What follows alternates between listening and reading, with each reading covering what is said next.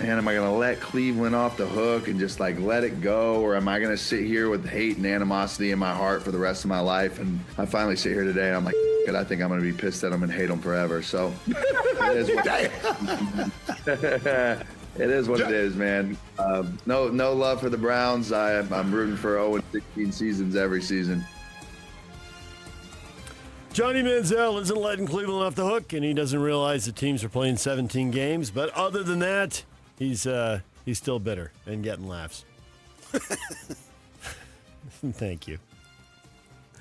Steelers defensive end Cameron Hayward won't be held back despite his limited participation in training camp and the preseason. According to head coach Mike Tomlin, Hayward's been holding in. He wants to renegotiate his current deal. Tomlin said he expects Hayward to be ready on Sunday.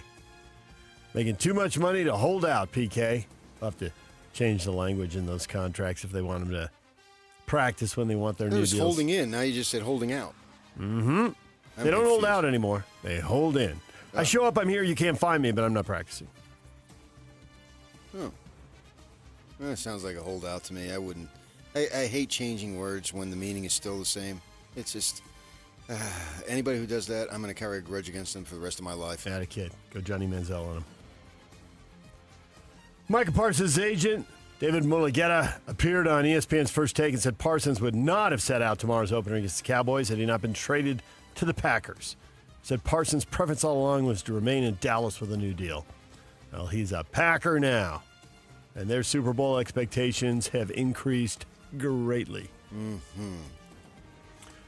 Tampa Bay Buccaneers signed their right tackle Luke Goedeke to a 4-year, $90 million contract extension with $50 million guaranteed. He's a second-round draft pick from 2022, and he's hit it big, starting 31 games already.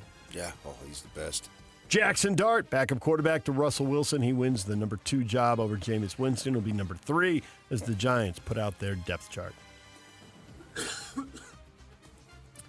Figured by midseason he'll be starting, or maybe a little later. Oh, I don't know. Why, you think Russell Wilson's no good? I think if the Giants don't pile up some wins quickly, they'll try the younger guy. I think Russell Wilson is okay at this point in his career. Whether he has enough around him to win in New York, I would doubt it, but I guess time will tell. Then how would Jackson Dart have enough around him to win in New York? I don't think he will, but it'll be start getting the young guy experience and get ready to move on and build up. The coaching staff cares about getting him experience when they'll be gone? Nope. So who's making the decision? Well, if they don't win enough, the coaching staff will be gone. Or they'll be ordered to do it by the front office. They'll be ordered? Ordered by the front office and or ownership. Okay. We'll see. DJ and PK. Hashtag college football. That is a physical group. It's a very smart quarterback. They're going to be a problem. And they got some explosive dudes. And it was a hell of a game down to the last play, right out of the gate. It's like getting the final exam day one of class. They made a 65, we made a 58. Neither one of us were great. We dominated him in the second half. So he's either a really good grader for, giving himself a 58, or he's a really hard grader on us, or he didn't see the second half, which that might be the case. He might not have wanted to see the second half. Dabo Swinney, Brian Kelly, their Monday media availabilities or Tuesday media availabilities, their different analysis of their big showdown. LSU coming back to win that game 17-10. You enjoy that, or was that blah, blah, blah? I didn't understand it. He didn't see the second half, or he didn't want to see it? What? I don't know. What does that mean? We dominated them, and I think Swinney I think that Brian Kelly thinks his LSU team is much better than Was the score like 17-10? 17-10 final. And they dominated? 14-0 in the second half. They're down 10-3 at the half. So they scored a touchdown in each quarter? Yes. I'm trying to figure out where the domination is. The fact that they got shut out in the second half and got outscored 14-0. That would be Brian Kelly's version of domination. And then I had Deshaun Foster said he looked at the film and we were close? Yep. People see what they want to see. Spin it afterwards.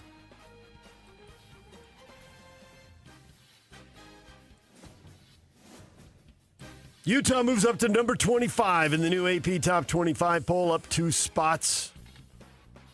BYU, the very next team in the AP poll, right where they were, top team without cracking the top 25, others receiving votes. Meanwhile, in the coaches poll, BYU dropped from 23 to 25. Utah is the next team just outside in that poll. Just blatant disrespect for the Cougars.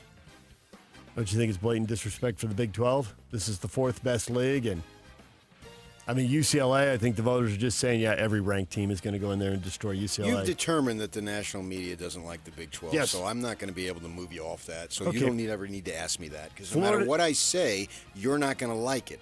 Florida State just jumped about 25 spots. I think they beat a team that's a little bit higher profile. I'm not sure about that. You'd have to check. But I mean, it's pointless for you to ask me if I think the Big 12 is under-respected, because you clearly do, and there's nothing that I can say is going to change your mind. Ohio State's a new top-ranked team, while Texas fell to number 7. Alabama dropped to number 21 in the AP poll after getting hammered by Florida State. Pair of Vanderbilt football players among 10 athletes suing the NCAA to force the association to allow college athletes to compete for 5 seasons rather than 4. The lawsuit's a class action suit filed yesterday in federal court, claims the NCAA's eligibility rules violate antitrust law. They want one more year of NIL. Oklahoma coach Brent Venables said he's impressed with Michigan's freshman starter Bryce Underwood and compared the Wolverines quarterback to former Clemson star national champ Trevor Lawrence. He's a little different. It does remind me a lot of Trevor Lawrence. Quick, decisive, accurate, poised, tough, consistent. There's a reason he's the number 1 player in America. And he's got a maturity and a work ethic and leadership agility to go along with that. You ever hear of leadership agility? I don't know what that means. Yeah, I don't either. That's an unusual combination. DJ and PK. Hashtag Major League Baseball. High fly ball. Altuve back on the track, looking up. See ya! A grand slam for Grisham. His magical season continues. It's 6-0 Yanks. 2-0 pitch. Swing and a high fly ball. Left center field and deep. Friedel in a jog, and Springer has done it again. 2-homer game for George Springer. His 2-run shot gets the Blue Jays to 10 runs. They lead it 10-6. The pitch. Swinging a high fly ball to the left. Going back, Arozarena. This is 40. Junior Caminero becomes just the second player in the history of the Tampa Bay Rays with a 40-home run season. And the Rays beat the Mariners 6-5. That's 40 home runs and 100 ribbies for Junior Caminero. In the age of analytics, do people care about ribbies much anymore? Sure, why not?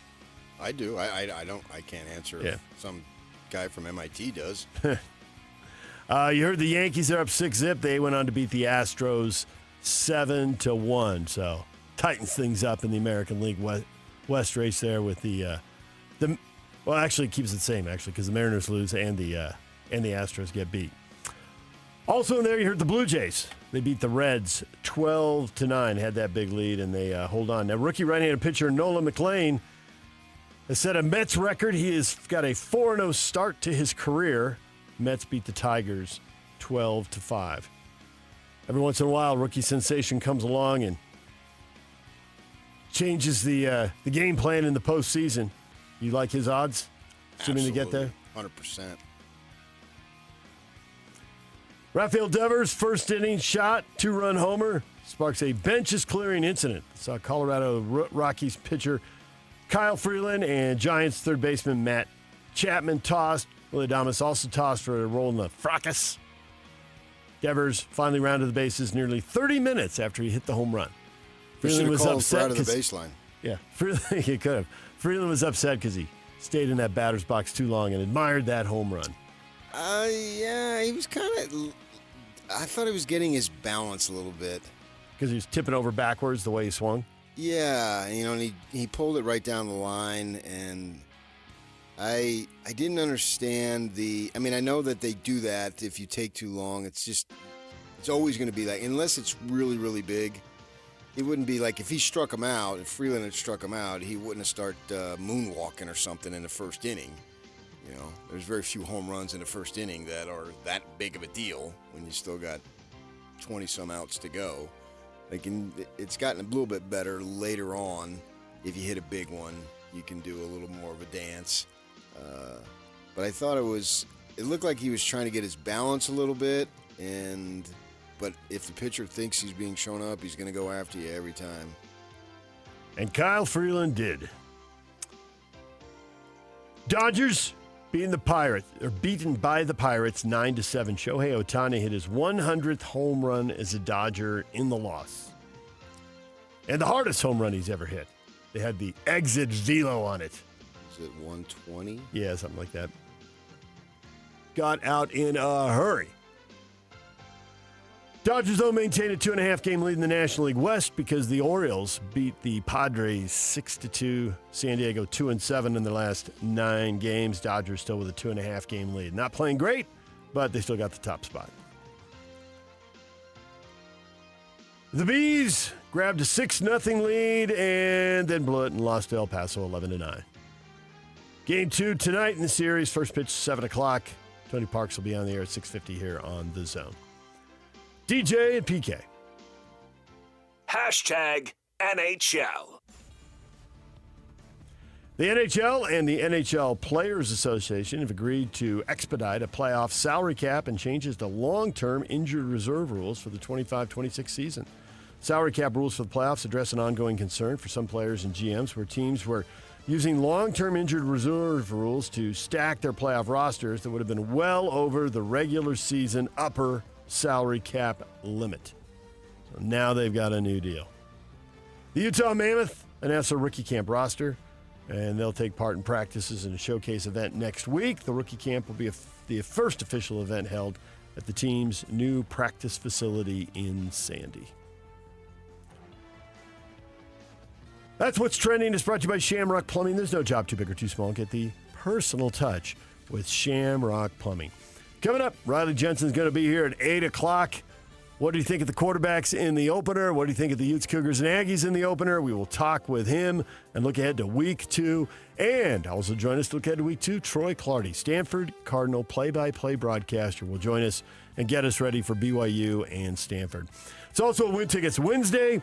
We're going to be giving away tickets to see the Utah State Fair. We'll do that coming up in the 8 o'clock hour, so get ready for that. DJ and PK.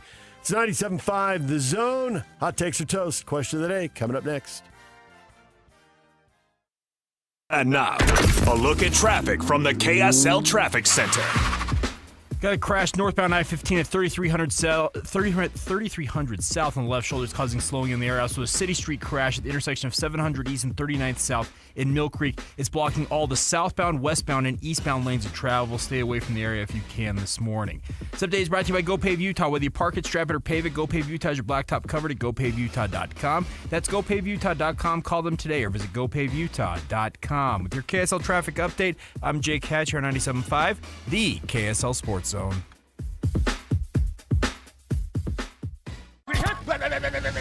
It's game week for the Aggies, and the KSL Sports Zone is getting you ready for kickoff.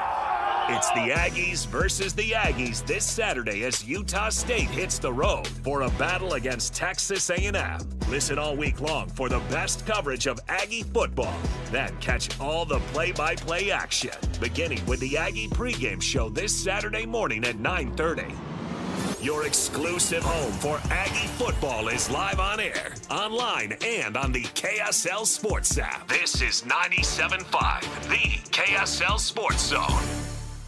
This message comes from Viking, committed to exploring the world in comfort. Journey through the heart of Europe on an elegant Viking longship with thoughtful service, destination-focused dining, and cultural enrichment on board and on shore. With small ships that bring travelers closer to the destination, there's more time to explore. And every Viking voyage is all-inclusive, with no children and no casinos. Discover more at Viking.com.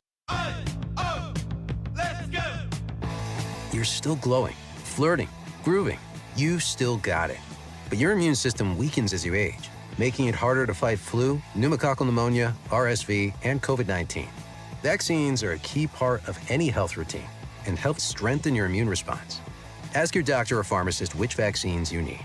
Schedule in minutes at vaxassist.com. Sponsored by Pfizer.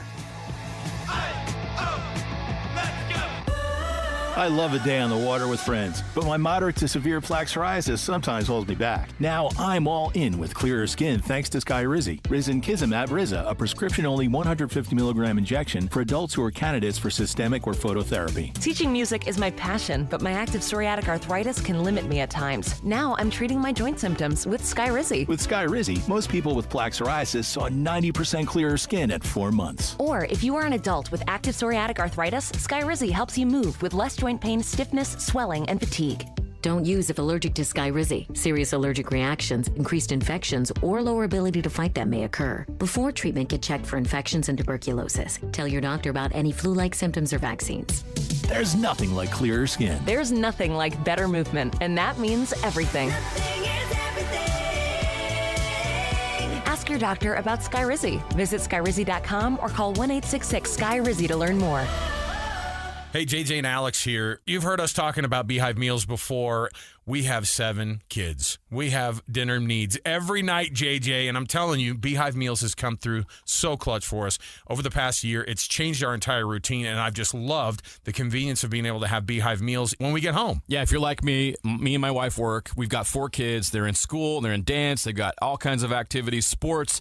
It's so nice to not have to go out and spend a bunch of money on fast food, eat garbage. Instead, we can come home to a nice home-cooked meal waiting for us in the slow cooker. Beehive Meals is a game changer for you. Beehive Meals, Utah-based meal prep service. You know these folks. They have been doing this for a while now, and they just revolutionized how to be able to make that dinner time so much more simple for you. Let me give you even more incentive to be able to do it. All you have to do is type in the promo code THEZONE at beehivemeals.com. That's THEZONE. Just tell them that JJ and Alex sent you, and you're going to get that discount, and you're going to love it, just like we have. Just go to beehivemeals.com. Napa Auto Parts is opening a new store in Riverton at 3331 West, 126 South, starting Thursday, September 4th through Saturday, September 6th. Napa Auto Parts is offering free wiper and battery testing, plus Napa conventional motor oil for $2.99 per quart. There's a limit of 36 quarts on that amazing deal. Join us in celebrating the grand opening of Napa Auto Parts, Riverton, September 4th through 6th, for free food, fun, and great deals. Our climate is dry. After all, we live in a beautiful desert state made up of high mountains and red rocks. Grass drinks up a lot of water, but Waterwise Landscaping thrives while using less. And the best part? You can get paid to make the switch. Visit slowtheflow.org to learn how to replace your grass and earn cash incentives. Save water, save money, and design a yard that works for Utah. The KSL Sports Zone and Hercules Credit Union are highlighting people that impact youth sports. Nominate the youth sports volunteer you know for the Hercules Hero of the Week at KSLSports.com. This is your Cougars at 30 update. Presented by Kenny J's Barbecue on 97.5, the KSL Sports Zone.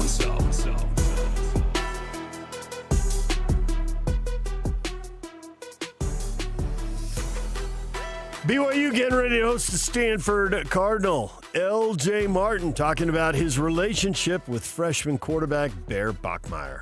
He's right next to me in the backfield, so just talking to him and watching film with them and, just going and hanging out, going to go out and eat with them, milkshakes, so just stuff like that, just little things, and just getting to know him and just kind of just telling him it's no different from high school. It's the same football game we've played since we were younger, so he shouldn't really be worried no matter who's out there.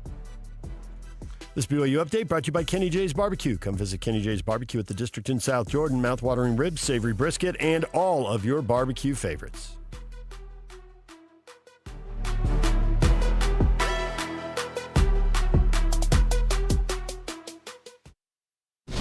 Nobody brings you better coverage of the teams you're passionate about than these guys. Try some more. This is DJ and PK on 97.5, the KSL Sports Zone.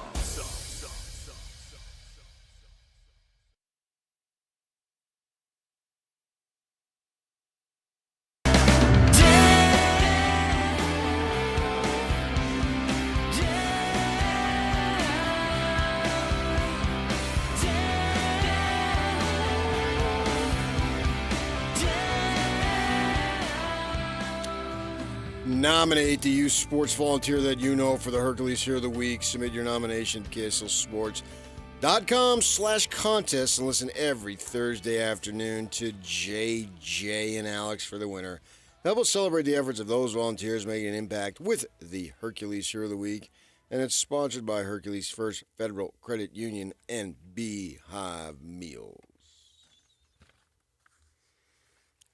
It is time now for Hot Takes or Toast. Question everyone is debating on our Facebook page, DJ and PK. Join the debate right there. Utah's getting all the love, but what about BYU? Oh, they about to find out. Who said that? Coach Satake.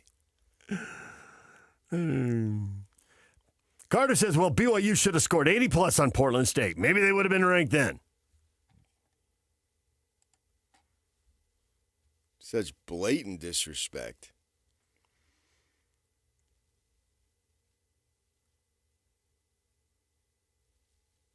Justin says, love me some BYU football, but you are not going to move up in the national polls playing Portland State. Beating UCLA and LA, much more important of a game there. But also, Cal Poly's not going to move the needle for the Utes next week, so, give and take. We'll see. Justin shrugging it all off in August and September. I'm not so sure about that. Larry says 2 5-7 teams played in LA. One team has improved, the other not so much. On the other hand, 11-2 team played at home against far lesser competition, doing what was expected. Winning large. Nothing to see here. You're talking about nothing to see here. That doesn't make any sense. There was plenty to see. Freshman quarterback coming out there. I mean, it's a new quarterback. And Utah, the fact is, gets more national love than BYU. I think that's a fact. It has been a fact, but do you think it will be a fact going forward? It's a fact right now. We're talking today. We're not talking tomorrow. We're talking today. We're talking today, right aren't now. they getting about the same amount of No. love? I mean, the polls just came out, and they're 25-26-1, and exactly reversed in the other. No, man. You just look at some of this national stuff that's on social media, and they're getting way more buzz there. Well, then that's what I'm talking about. But that's because they just played UCLA and they played Portland State. You don't think BYU will be talked about when they beat a Power 4 team? They were barely talked about last year. They did more than enough to be in consideration for playoffs. And they were not. And if Utah had done the same, there's no doubt in my mind they would have had more buzz for a possible playoff bid. I think there's no question about that. So I stand by my statement that Utah gets more love. Now, you could say they've earned it. I've got no problem with that. Yeah. Well, Utah certainly got a lot more for all the Pac-12 title games and the 2 Rose Bowls, and BYU as an independent couldn't create that kind of interest, late in the season when everybody's getting all fired up with their hot takes.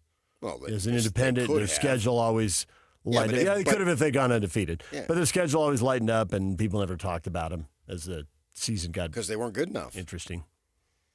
It wasn't a schedule thing. It was They had team talent. They had double-digit win seasons. They had a couple of them as independent. But I think being in a Power 4 league, they got a chance now to play bigger games in November, and that's really and later, and that's really when you shape people's opinion of your program. I mean, it's cool to start fast, but well, yeah, but it's more important to win big games in November and December. Oh, I think there's 12 of them, and they all add up the same. That's a Majerus line. Tell me one that gives me 2 wins for one game, and then I'll consider that a big game. So I think they all add up. You're sitting there at 4-5, and you have a big win in November. Whoop-de-freaking-do. It's on the other team that lost, not you. Right, but the Utes had big wins beating USC and Oregon in the Pac-12 title game, and it changes their rep nationally. You said that wins are bigger at the end of the season. I think they all count the same. Now, a postseason's another story. I mean, they beat Oregon and SC in the postseason. So, I mean, obviously the postseason is much bigger than the regular season in any sport throughout the history of time. It's the way it is. Yes. All of And our it should interest be. gets locked in then. Yeah, that's the peak, the postseason. And as an independent, BYU couldn't play those games. Now they've got a chance to change that. I mean, if tiebreaker didn't work out for them last year, but get back after it this year. I think they did have a chance. They just weren't good enough. Beat Kansas. No, or I think ASU. As an independent, they were afforded the opportunity if they were good enough, but they weren't good enough. Yeah. That was a pretty narrow window to hit, and you're right. They weren't good enough to hit it. I mean, as an independent, they had to get to 11 or 1 or 12. They have to do what Notre Dame does. Yeah. And they weren't good enough. Now, I think the reason why they weren't good enough was because they weren't independent. So chasing the tail there. Here, right. But because that lowered their ability to compete in recruiting in that era. There's just zero question on that. But now they get to recruit to the Big 12, and that's giving them a boost. And they got money. We'll see if they can cash in on it. Yeah, and money in this era. They've with got the rules everything changing. they need now to be on a national stage. They've got to go ahead and earn it. The thing about it is, as I see it, is they've got to go earn it in the manner that Utah earned it. But Utah does get more national love than BYU does right now. I don't think there's any doubt. But BYU, they're about to find out.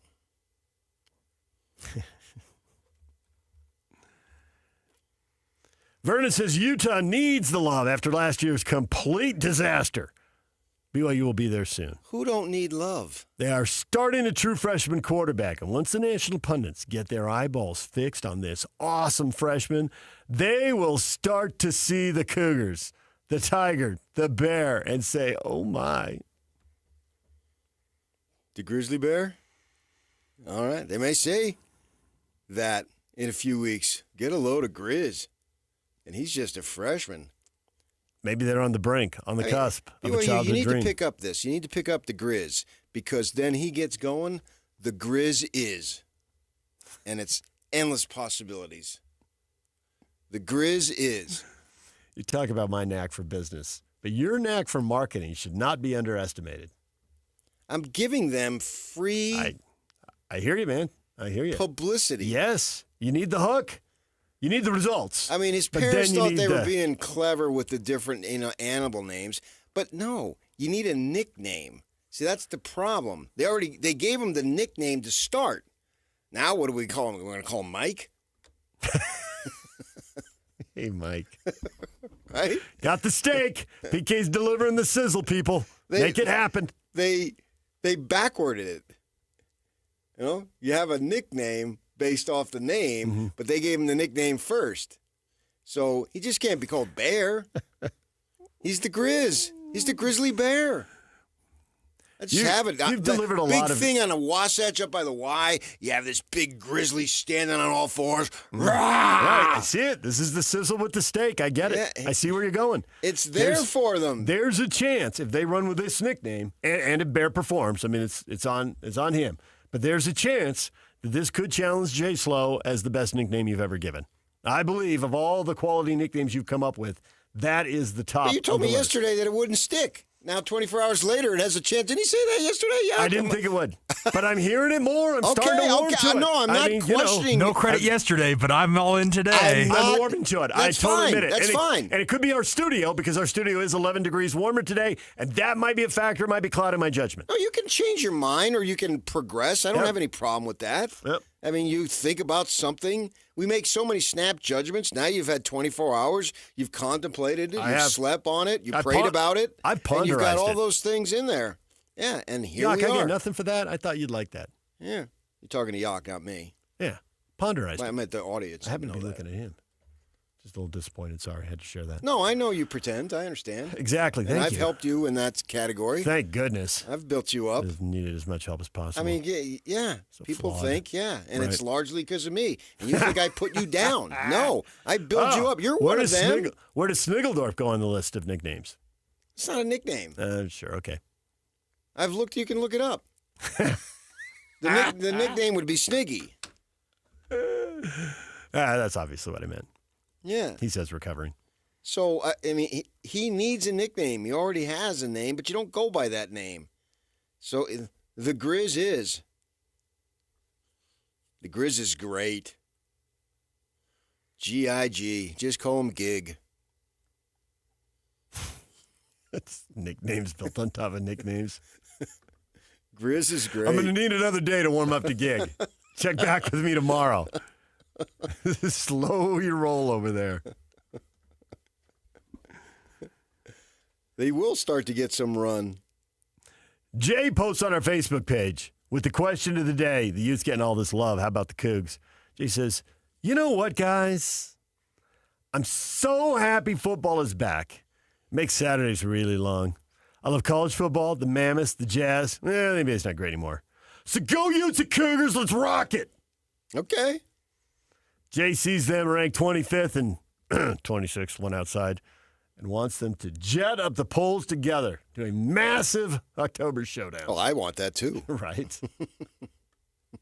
There's no question I want that. Yeah. I'll be the first to admit.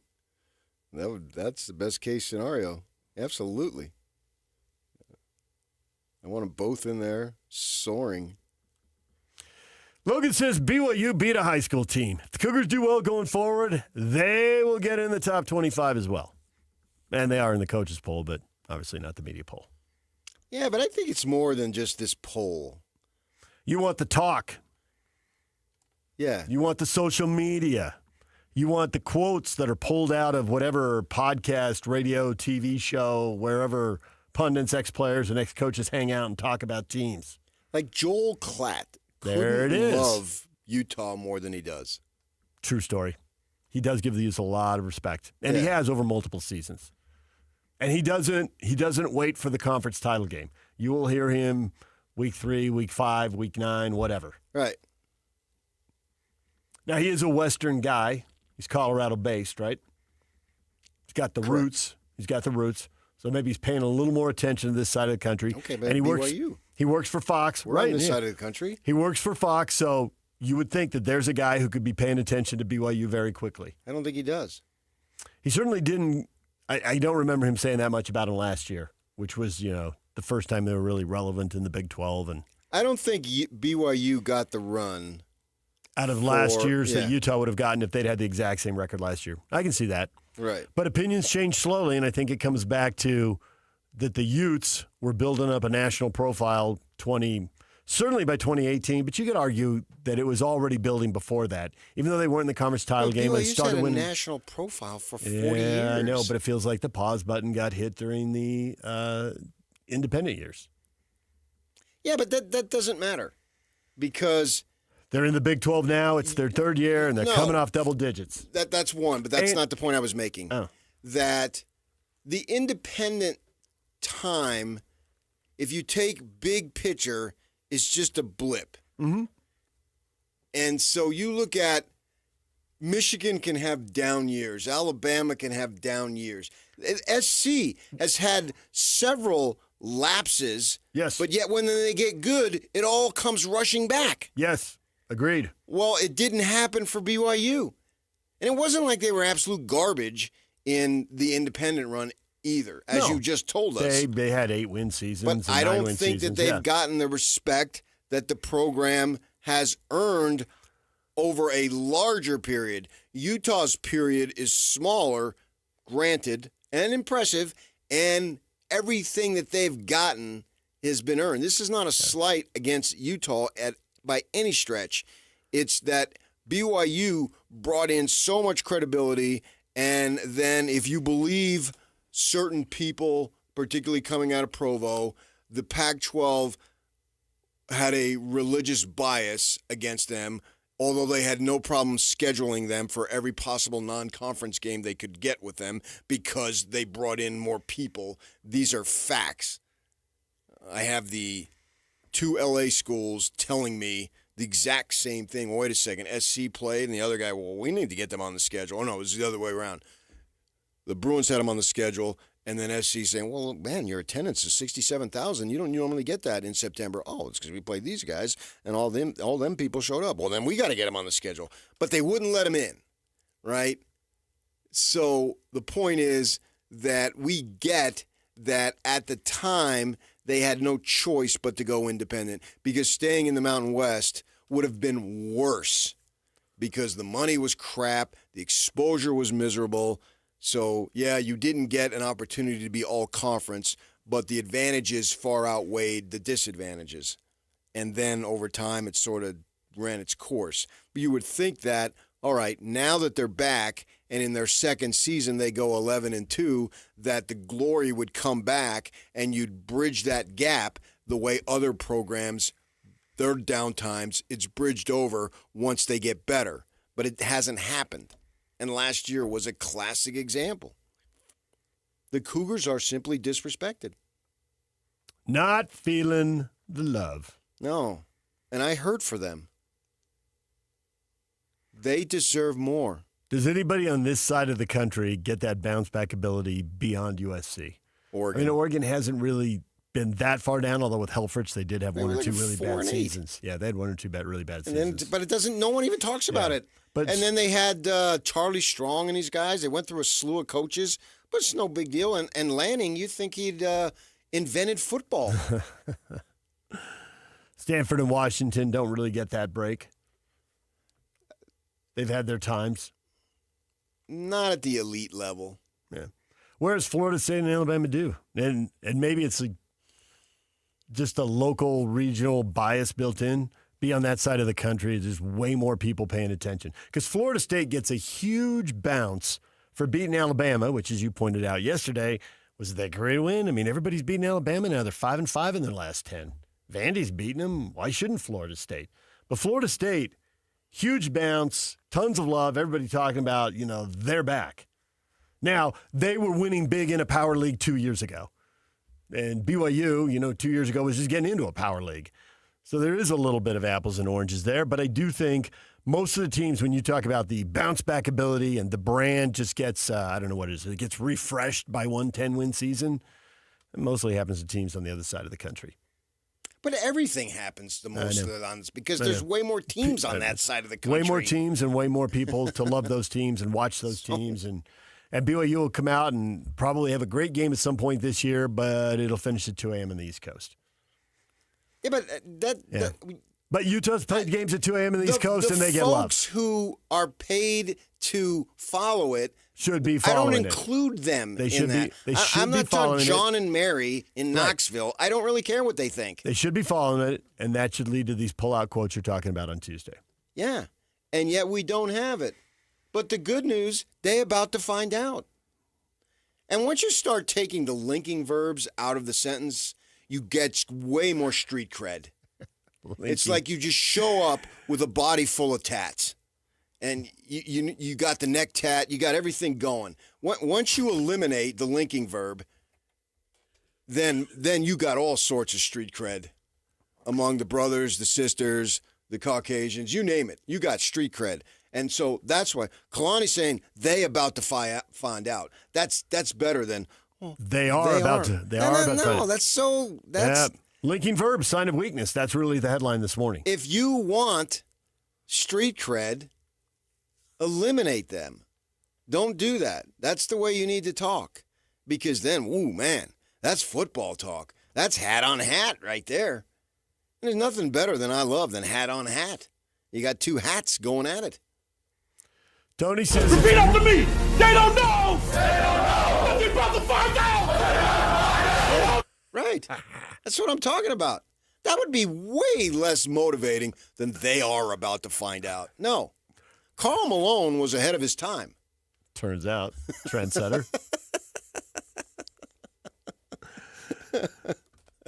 Tony says week 1. Who cares? Talk to me in mid-November. No, you don't have mid-November without the success now.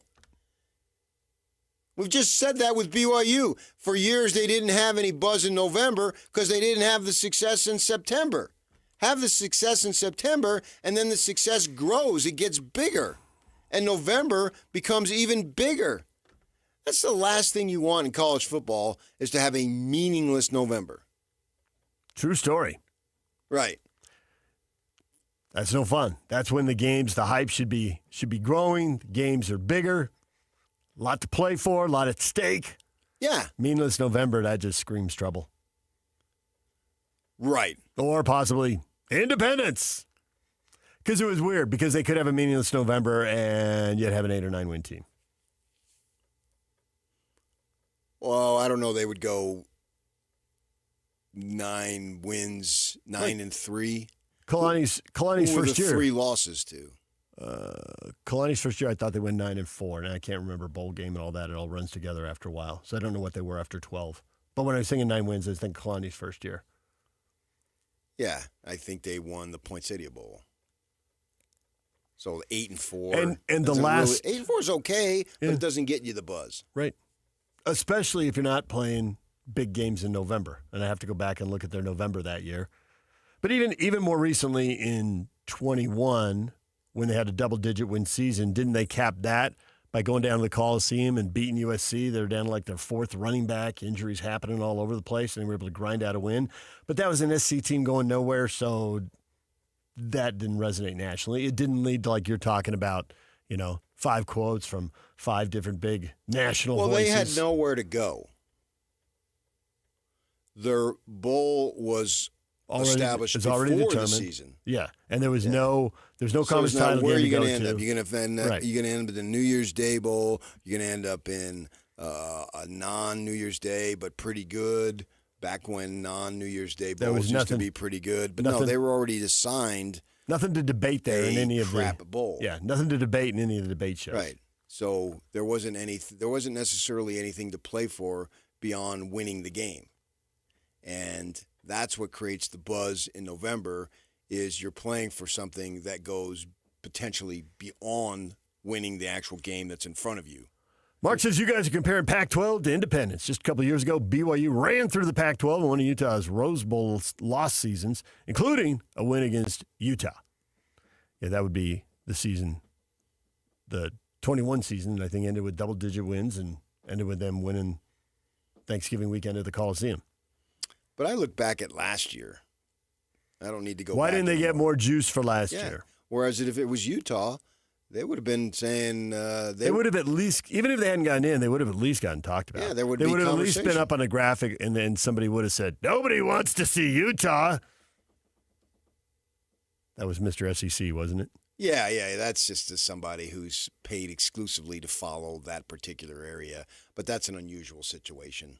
He will talk up the SEC nonstop and dismiss everyone else. I don't know how much influence he has. I mean, he's running out there telling us Arch Manning is all that, and Arch Manning looked crappy. Did not look like all that. So he basically is the sports version of MSNBC and Fox. You don't really take him seriously. See ESPN and Fox when it comes to college football, but I get your point. Yeah. He's not going he's not going to discuss the issue. He has an agenda. He's not going to convince anyone. He's going to, Yeah. speak. I mean, for the life of me, I don't know why anybody watches those shows. You know what's coming. They completely have an agenda. Yeah. And it's the same thing over and over and over again. It never stops. And that's with him. So I think he doesn't have as much credibility as he would like to, certainly on this side of the country. He's preaching to the choir back over there. Yep.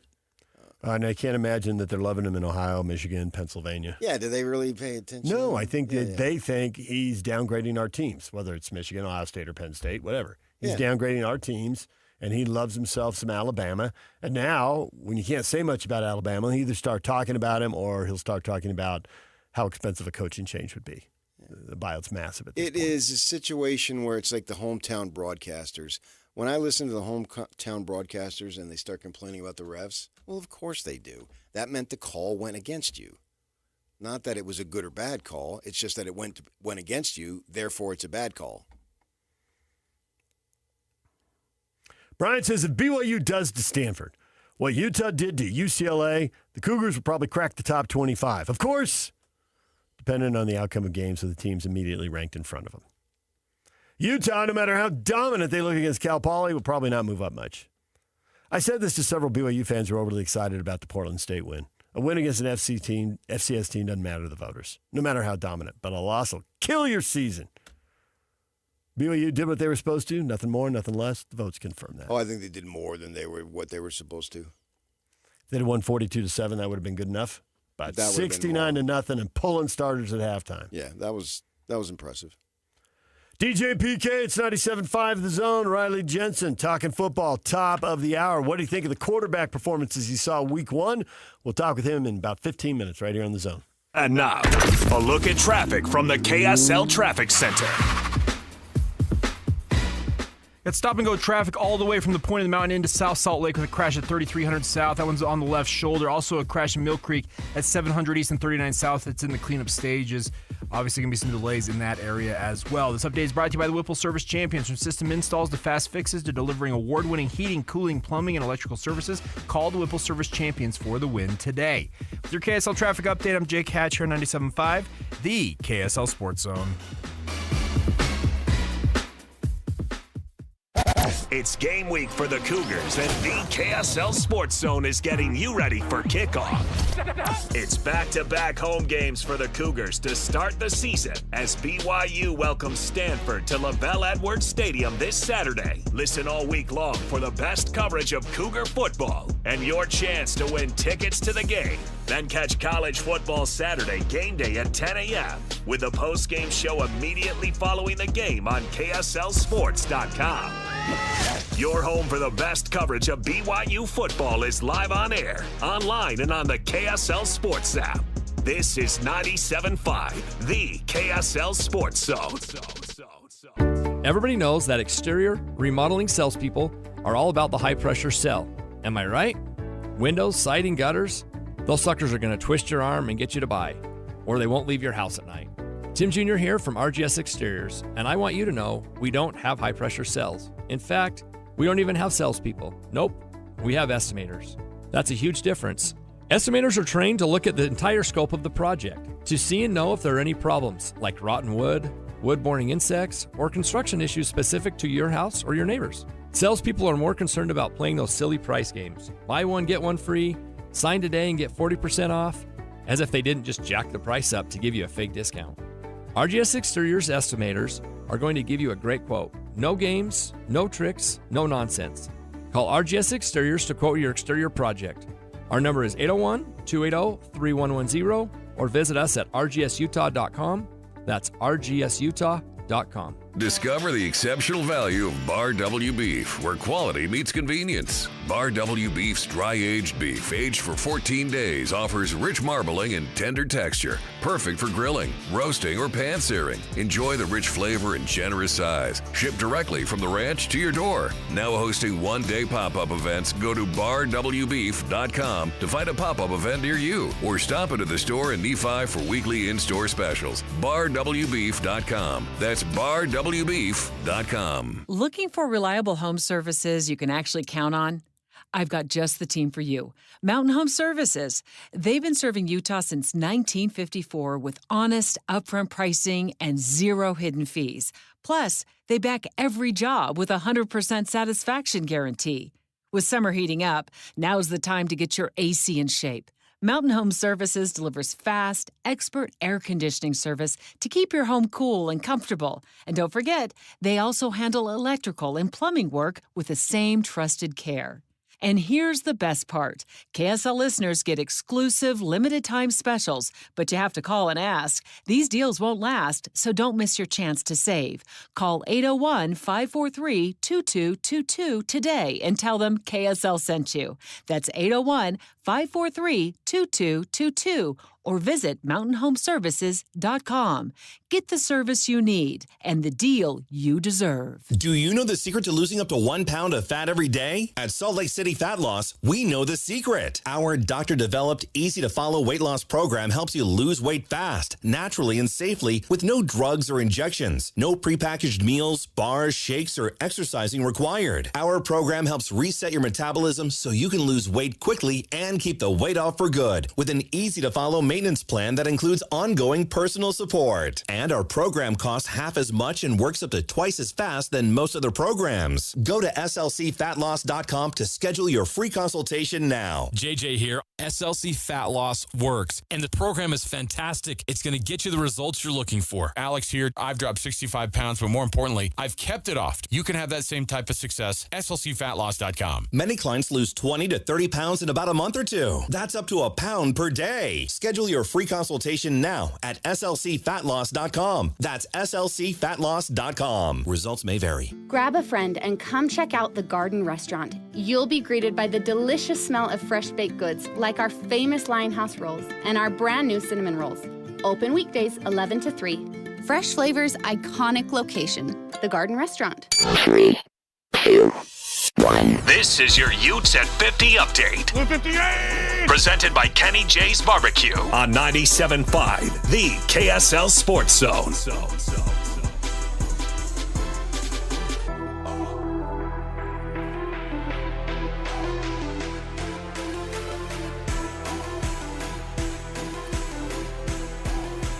Utah getting a great performance from Devin Dampier. Spencer Fano asked about how Dampier has changed things for him. It makes it so I have to block a lot longer every single play. Yeah, there'll be plays where I'll have my guy there for like 5 seconds, and then I'll look around and Devin's like running back, so I have to hurry down the field to help him out. It definitely gives me some good conditioning. I'd say that's how it makes me better. This Ute Update brought to you by Kenny J's Barbecue. Come visit Kenny J's Barbecue at the District in South Jordan. Mouth-watering ribs, savory brisket, and all of your barbecue favorites. This is Utah's best coverage of the Utes, Cougars, Jazz, and Mammoth. Here we go. From the guys who have been there for all the biggest moments in Utah sports history. You're listening to DJ and PK on 97.5. The KSL Sports Zone.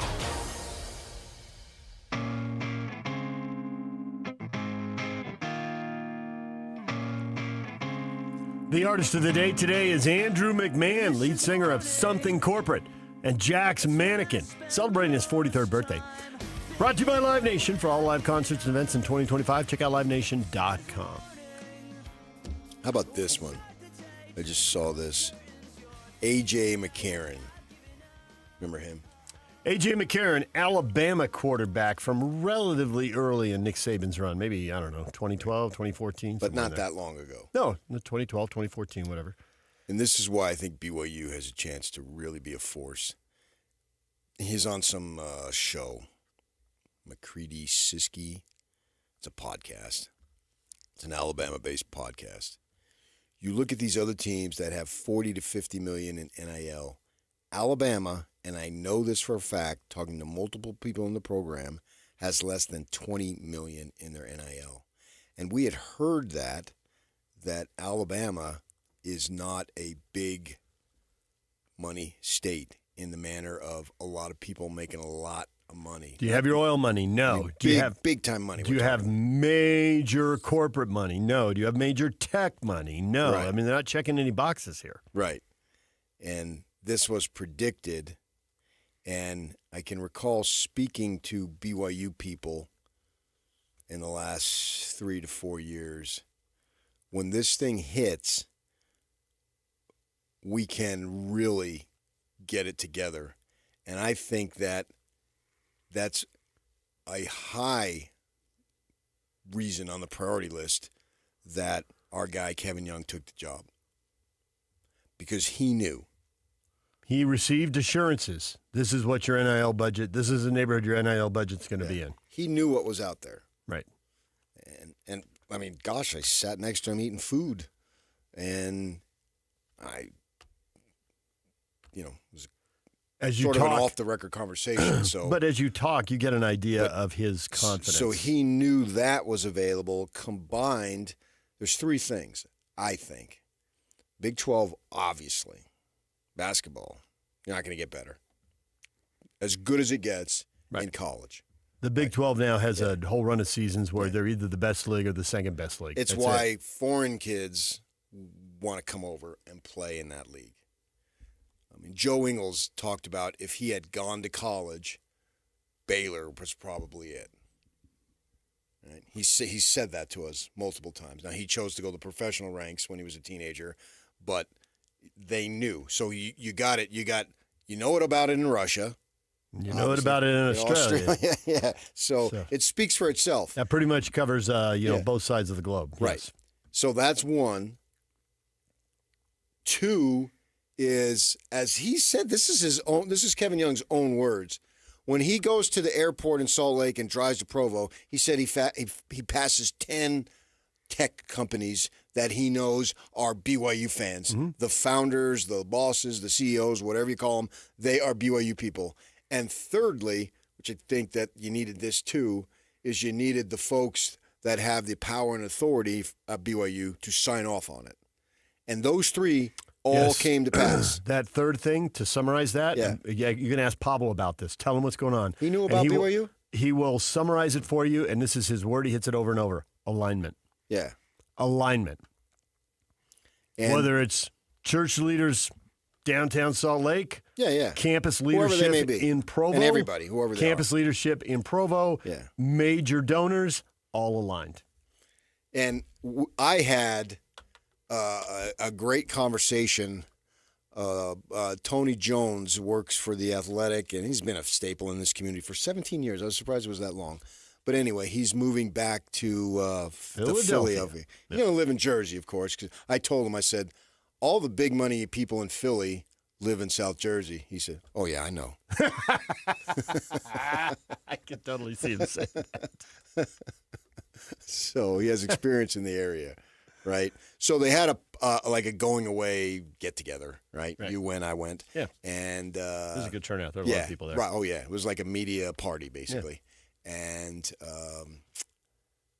I'm talking to guys like Aaron Falk, a sports editor of the Tribune. He's been a writer there, great writer, great journalist, right? And a good guy. And I've known these guys for years. Right. And we're talking about how...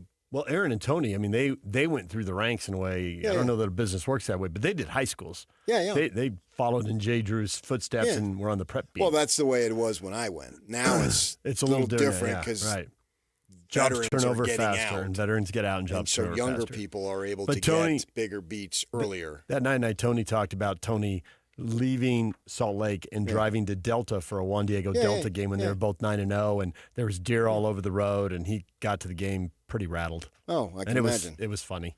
Yeah. He laughed about it. Yeah. And we're talking about BYU and the money that's available, and how a lot of them, the BYU storyline is, well, we're not going to be the highest bidder. And then, of course, we're sitting there in unison saying, they don't need to apologize for that.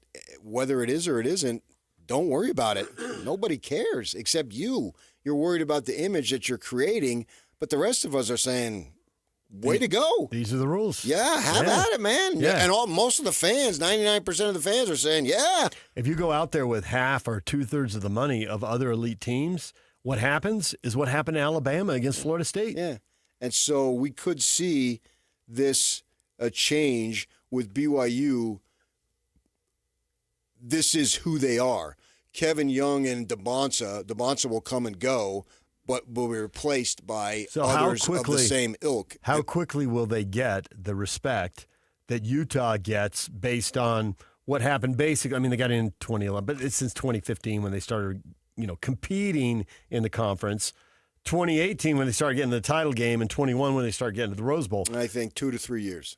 No, 2 to 3 years. Because if Grizz is who we think he is, and Grizz is. By the time he's a junior. And then, what's the other kid's name? Lyons. He comes back. He's throwing for like 500 yards a game, and they take him out in the middle of the second quarter. So he comes back from his abbreviated mission, which I'm not making any judgment on it. He can do whatever he wants. I don't care. I support him either way.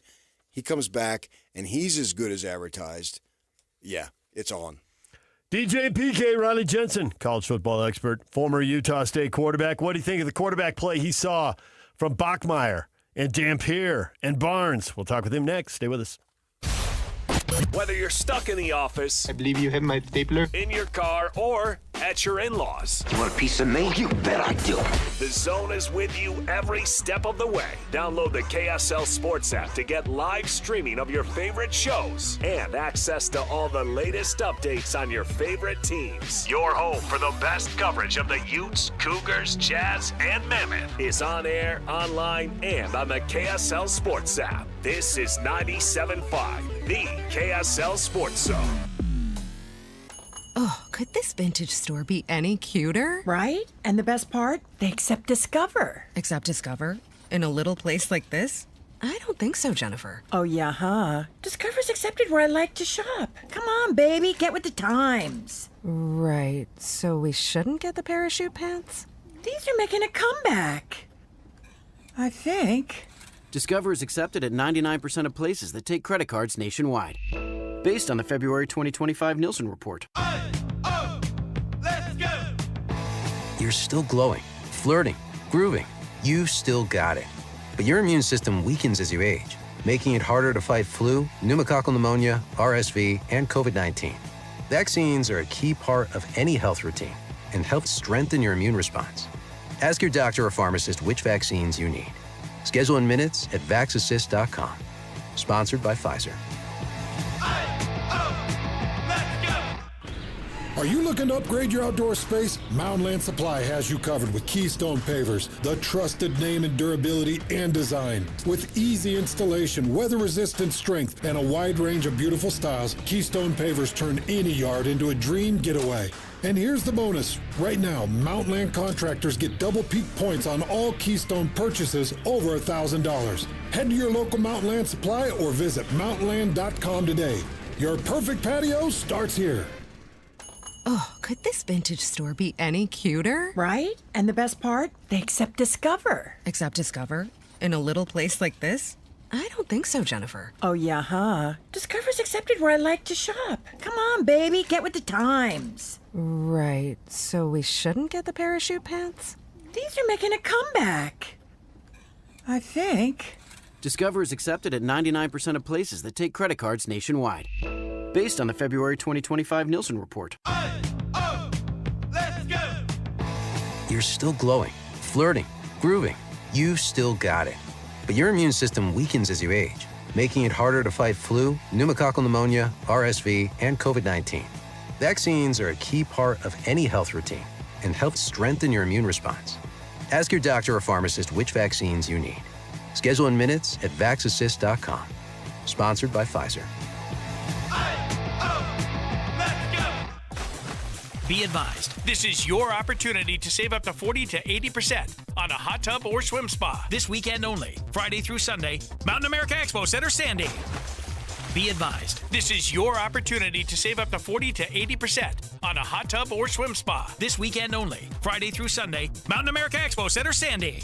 18-month interest-free financing. Our factories have demanded we sell 1,000 hot tubs and swim spas this weekend. Mountain America Expo Center, Sandy. Huge factory incentives, factory rebates, this weekend only. Mountain America Expo Center, Sandy. We can remove your old hot tub. Free delivery of your new hot tub. Hot tub starting at $2,999. Mountain America Expo Center, Sandy. Free delivery of your new hot tub. Just relax and enjoy. Mountain America Expo Center, Sandy. Friday, 2 p.m. to 8 p.m. Saturday, 10 a.m. to 8 p.m. Sunday, 10 a.m. to 6 p.m. Free admission, free parking, free delivery. Mountain America Expo Center, Sandy. Call 833-SPA-SALE or visit hottubandSwimSpaSale.com. Any Hour Services can help with any size plumbing project around the house. All you have to do is call Any Hour Services or schedule an appointment at anyhourservices.com. Help with plumbing maintenance or plumbing repairs are closer than you think. Call Any Hour Services or visit anyhourservices.com. The KSL Sports Zone and Hercules Credit Union are highlighting people that impact youth sports. Nominate the youth sports volunteer you know for the Hercules Hero of the Week at KSLSports.com. Broadcasting from the Mountain Home Services Studio, this is 97.5 KZNS FM Colville, 1280 KZNS AM Salt Lake City, and 102.7 KSL FM HD2 Salt Lake City Midvale. This is 97.5, the KSL Sports Zone. Over 2 decades of sports radio dominance in Utah. My favorite. This is DJ and PK on 97.5, the KSL Sports Zone.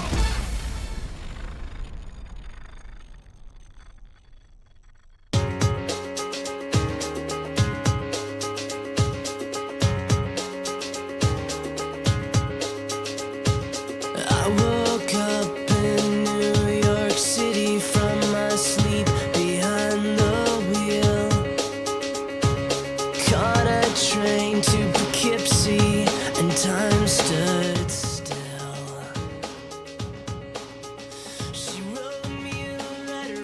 Join hands at Scotty Wednesday for the Cougar Preview Show, brought to you by Beehive Meals.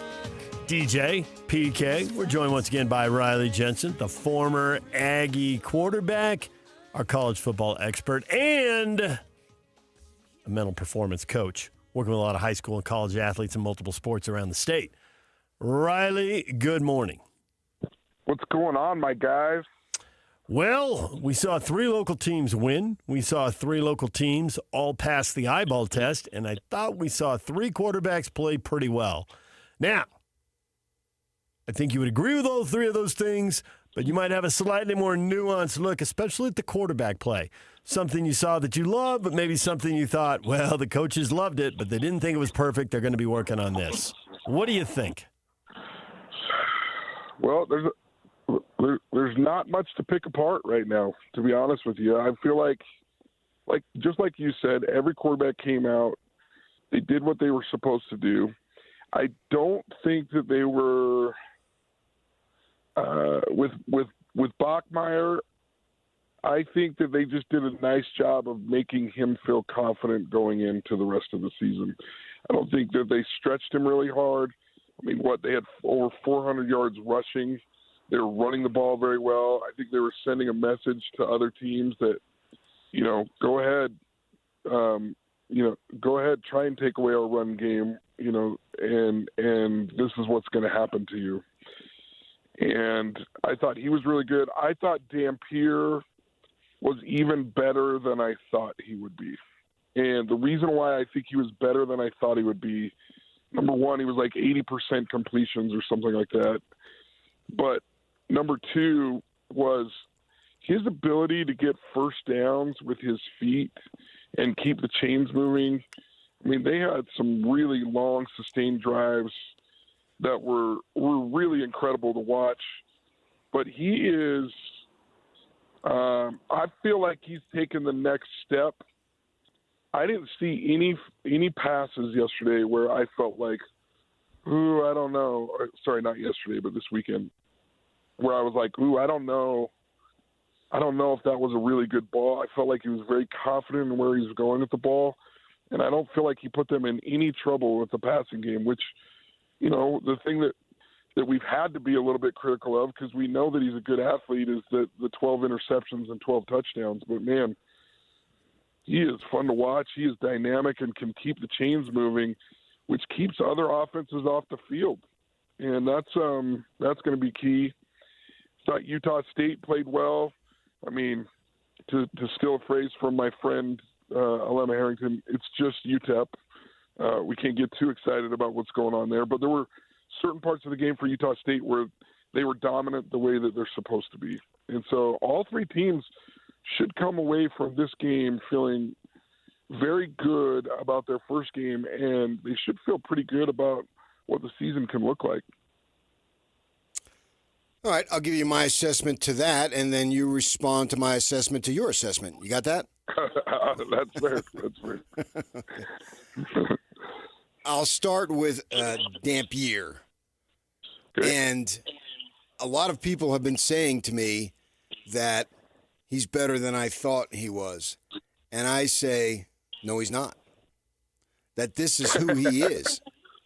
That right. Having watched him play 4 to 5 games last year, and I need to go back and see if it was 4 or 5. I think it was 5.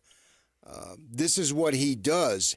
And where I'm going with the passing is last year with New Mexico, he knew I have to get us in the end zone virtually every possession for us to have a chance. And so here with Utah, there's not that pressure to we better score a touchdown right now because our defense is going to allow a touchdown right now. And so with him, and I asked him this after the game, that he was running around behind the line of scrimmage, but he didn't feel the need to force anything. And so he'd look, and he also wasn't quick to take off, whereas last year he had to be.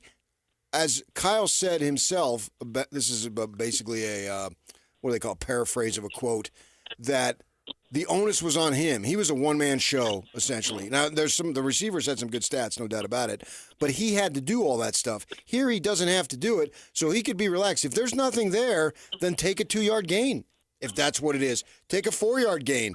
You don't have to make the big play. If the big play's there, you can do it easily. And yes, on the short yardage, it looks like with his ability, they're going to convert 3rd and 4th downs less than 2 or 3 yards a ton of times, right? So that's my thought on that, and respond. And the other two, Bachmeier, I mean, it was lousy competition, but he passed the test. The test was a pass-fail. It wasn't an ABCD. It was just a pass-fail, and he passed it. I talked to the coaches after the game on Saturday. Yeah, he passed it. And then with Barnes, I think Barnes and Miles Davis, they don't have to look over their shoulder. They're going to play. They're just going to be relaxed. Yep. Those are the guys. So that's my assessment to your assessment, so assess my assessment. So I think I don't think you're wrong. Thank you. I'm not going to disagree with you. I prefer a little stronger, but I'll live with that. But what I still think we have to give Dampier credit for is it's not easy to take that playmaker out of you when you are so used to having to do it. The pressure when you're a quarterback at New Mexico to make plays like you're saying, and where I was a little bit concerned about him is when you watch the Auburn game and the Arizona game last year, there were some interceptions and there were some really scary throws sometimes for exactly what you're talking about, where he felt the pressure like, we've got to score on this drive, and if I don't find a way to do it, then we don't win. And although they scored a lot of points against Arizona, they ended up losing like 39-56.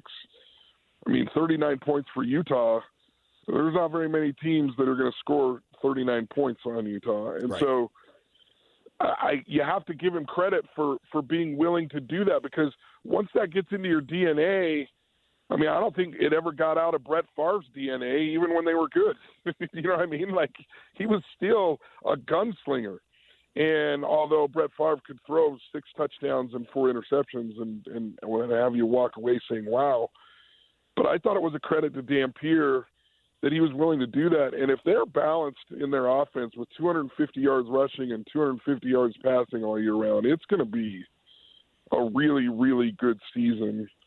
But I thought it was cool that he took that next step forward, because I don't think it's that easy to do once it's in your blood. Okay. Yeah. All right. All right. Now that you have assessed his assessment of your assessment, I'm going to nitpick. It sounds even funnier when you say it. Thank you. Riley, did you hang up? Are you ready for nitpicking? Yeah, I think we lost Riley. He's only here for assessments. He's not here for nitpicking. I heard it drop. Oh. There's a little subtle background noise that's gone away. Totally quiet. Oh, I didn't hear that. Just a little of that, hiss in the line, they used to say. Not that we have lines anymore. Line, hiss in the line. Solid assessment by you, though, while we wait for him to get back. And love the assessment of the assessment. Right. And I do think there's a lot to the whole he's got the lead, there's no pressure kind of thing. So now that we're done assessing the assessments to the assessment, I want to nitpick. And I really can't at BYU because there was just too big a talent gap there. They were scoring touchdowns every 4th play once they got past the first drive. So we'll set that aside. But my thought with Dampier and Barnes is they looked so good. And in this era when quarterbacks aren't willing to sit, it's so hard to come by quality backup quarterback play. 15, 16 carries for these guys? Hey, if you're running through the end zone on 4th down like Dampier was, that's awesome. You didn't get hit. And, but the 6 sacks for Barnes, huge red flag. And I think there might be a couple other carries where it wasn't a sack, but he only picked up a yard or 2 and took a hit. So I think that's a red flag. And I thought with Dampier in the second quarter, and I don't know if you can recall these 2 plays, but I went back and looked at them. There were 2 plays. They're kind of around midfield. And he talked about this after the game, and I think he can replicate what he did because he talked it through so smoothly. It's like, okay, none of this is an accident. He's been coached up, and it's the coaching is in his DNA, whether it was high school, New Mexico, or Utah, whatever. It's baked in. He's got it. He said, normally you have the 3-second clock. The line was so good that at 3 seconds, I could still hold the ball, and the pocket was still good. And he had this one play where he did literally hold it like 4.5 seconds before he left the pocket. And when he did, he just drifted to his left, created kind of that space, bubble around him. Nobody's going to get to me right away. He's giving his guys time to get open. They still don't get open. So at like 6-7 seconds, he takes off downfield, runs for 10 yards, gets the first down, steps out of bounds without getting hit. That is Kyle Whittingham's dream pass play, and there was no pass in it. Right? But he gave the receivers all kinds of time. There was no way there was going to be a strip sack or he was going to get hit. And he got the first down and got out of bounds. But there was also a play in the second quarter where he took off, and I'm honestly, I had Cam Rising flashbacks. Ute fans probably have PTSD with me bringing it up. He got hit by multiple guys, and his helmet came off. No. And I mean, it's one play. I'm nitpicking. I get that. And PK will say right away, hey, it's football. He's going to run. He's going to get hit. I totally agree. But not those hits, and let's minimize how many times you get hit. Now, I'm nitpicking, but what do you think? So I've been very curious about this, and the college coaches that I've talked to about this, they're at the point where they're feeling okay with about eight called runs for their quarterbacks and anywhere from 11 to 15 scramble runs. Because those scramble runs that you're talking about are Kyle Whittingham's favorite play, right? Like you're looking downfield, you still get positive yardage. It breaks the defense's back, and then you scramble out of bounds. So I think if I'm listening to the code right from the coaches that I'm talking to is they feel like 8 runs that they can call are a good amount and enough where if their quarterback takes hits on 8 plays a game, 8 to 11 plays a game, they're okay with it. They're not okay with much more than that, and they feel like a scramble is a play where the quarterback can get out of bounds. So as long as the quarterback's getting out of bounds, they're going to be okay with 15 runs, right? But if it's 11, 12, 13 runs and you're just getting pummeled, they're gonna call it off, and they're gonna say, "Hey, dude, you need to get out of bounds, or you need to throw the ball away." And I think in this game with Dampier, I think he made a mistake on the one where he got his helmet taken off. But I think for the most part, he made really smart runs and runs that he could get down on and get first downs and got out of bounds. So I don't think he took that many hits. Now with Barnes, those 6 sacks are a problem. Like that's a real problem, and you got to go back and you got to look at film. You got to find out why he's getting hit 6 times when he's not looking at it. But these coaches are okay with 8 to 10 runs where they get hit now, and so they're managing it. In fact, one of the coaches that I talked to, they actually they have a person on staff who's keeping track of hits, not just runs, but hits. And as soon as those hits are done, they're done. Now, they might call it they might say, hey, look, we're in a rivalry game. We're playing in a rivalry game. We can do 20 because we want to win that game, right? But for the most part, they're keeping track of hits at 8 to 10 a game, and then they're calling off any quarterback runs or any of those sorts of things. And so I'm sure there's this sort of tally going on with Dampier and with Bachmeier and all these things with these quarterbacks.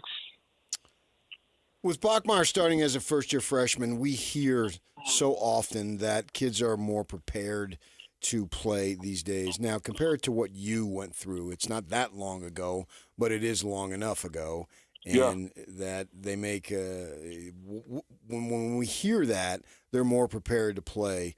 Take us inside what that actually means. What is their regimen? What is their schedule in terms that allow them to be more prepared to play, even back to your day?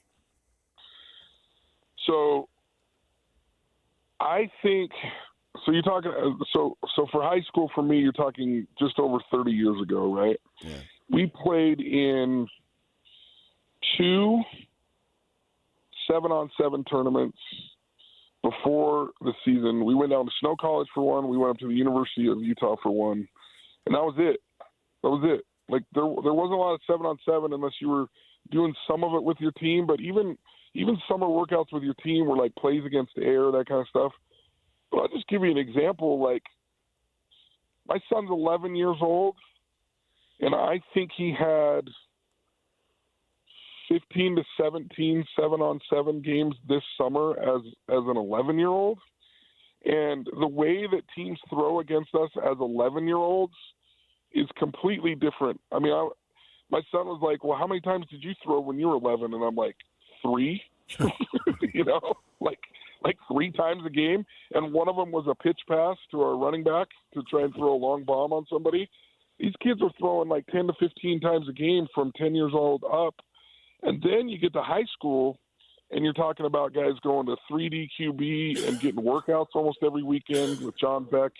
You're talking about 7-on-7 from March through the summer. You're talking about high school coaches who are now running college offenses with college-type terminology. With me, there was none of that. There was none of that. And what you're seeing, though, and so where I think it's a little bit different is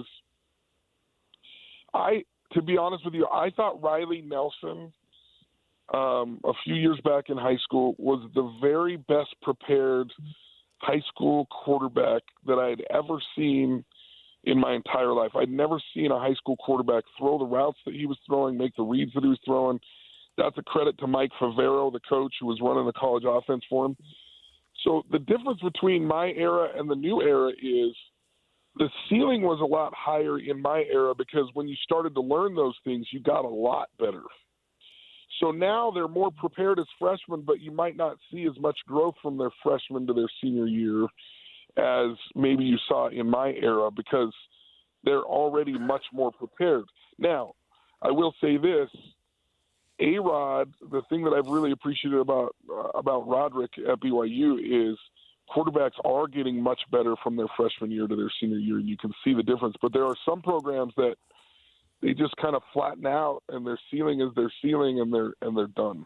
And so there's so much going on. There's even more specific weightlifting and taking care of your rotator cuff and your arm and how you're throwing and when you're throwing that it's just so much different than when I was in high school. Now, I got a lot better with coaching in college. I mean, my college career was much better than my high school career, but they are well prepared and they have the mindset and the ability to get the ball off in 2.5 seconds and throw it to the right guy and throw it accurately now. I've read multiple times, and I just wanted to see how much of a factor you think this is, whether it's true or not, and then to what degree it's a factor if it is true.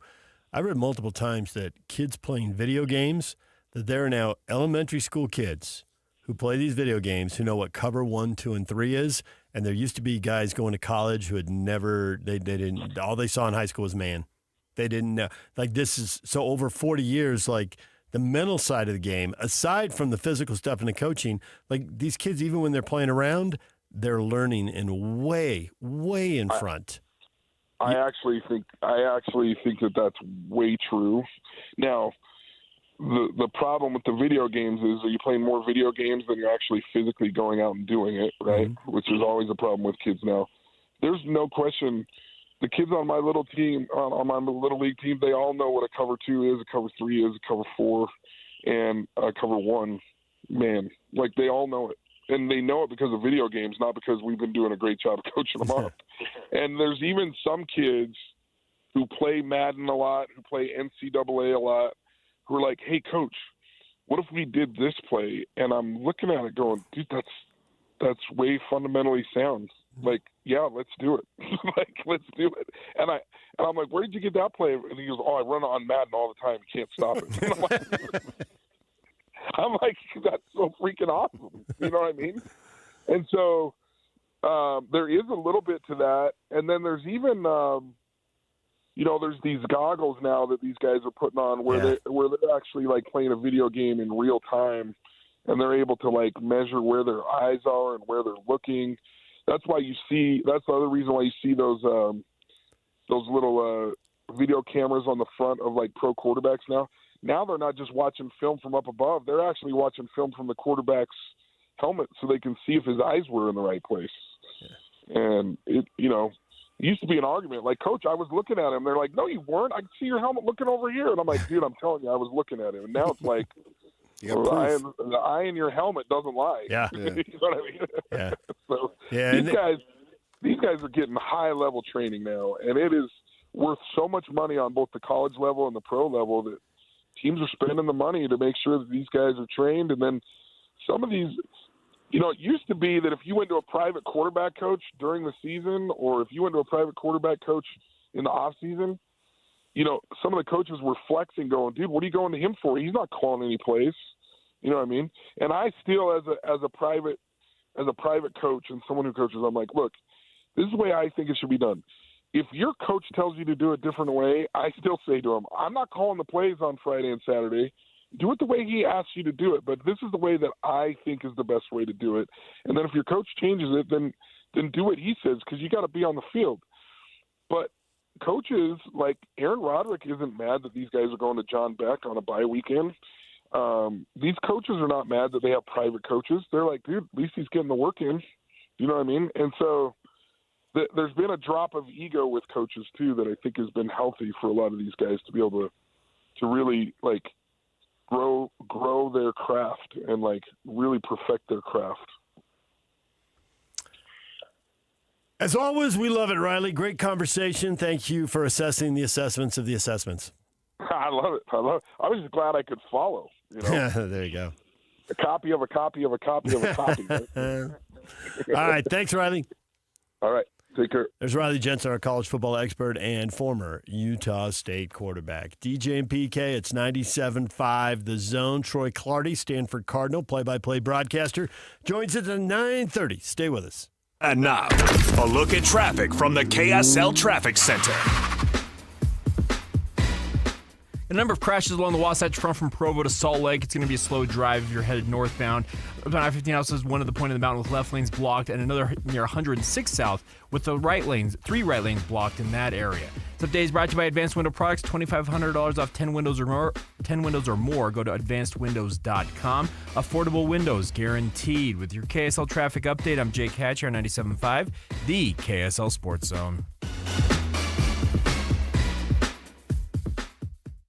You've been listening to The Zone for decades. Yeah! But now you can watch the guys break down your favorite teams. Some viewers may find the following video disturbing. Viewer discretion is advised. Catch the video stream of DJ and PK, Jake and Ben, Hanson, Scotty, and JJ and Alex right now at KSLSports.com or by searching KSL Sports on YouTube. Utah's best sports radio is on air, online, and on the KSL Sports app. This is 97.5, the KSL Sports Zone. The Utah RV Super Show, the premier RV event of the year, is back at the Mountain America Expo Center Thursday, September 11th through Sunday, September 14th. Come see new 2026 models and special closeout pricing on all 2025 models. The Utah RV Super Show is offering family passes Thursday, September 11th for $10 per family. Unplug from distractions and plug into family at the Utah RV Super Show. Discount passes at UtahRVSupershow.com. Hans and Scotty and Hans, it's hard to get the family together with a good home-cooked meal. Well, guess what? Beehive Mills is ready to step up and take care of it for you. They're so convenient. They're delicious. You cut the top off, they're frozen, you put it in a slow cooker, you walk away, and you're going to have that perfectly fresh, delicious cooked meal that's wholesome and hearty for your entire family in just a matter of hours. This is a Utah-based meal prep service specializing in preparing convenient, slow cooker freezer meals designed to simplify dinner and bring the family together. Hands, these meals, by the way, are just incredible. Well, I got my box. I've got the chicken Alfredo, the chicken burrito bowls, the chicken noodle soup. I've got honey mustard chicken. I got the Hawaiian pork that I'm so excited about. Meatball marinara. The meals are great, and it goes on and on and on. These menus are are constantly changing, so you always have an incredibly fresh and unique meal. So get to BeehiveMills.com and use the promo code THEZONE to get $20 off. That's THEZONE at BeehiveMills.com. This message comes from Viking, committed to exploring the world in comfort. Journey through the heart of Europe on an elegant Viking longship with thoughtful service, destination-focused dining, and cultural enrichment on board and on shore. With small ships that bring travelers closer to the destination, there's more time to explore. And every Viking voyage is all-inclusive, with no children and no casinos. Discover more at Viking.com. When your name's on the paint job, your primer better hold up. Painters trust Kills primers for serious adhesion, stain blocking, and a finish that lasts.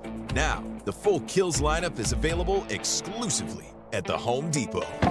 Need it fast? Get same-day or next-day delivery, or order online and pick it up in-store. Kills primers. Pro results. Faster. The Home Depot. If you're a pro, you know. Hey, it's Ryan with the Dish Professionals. Are you ready for the best promotion Dish has ever offered? And just in time for football?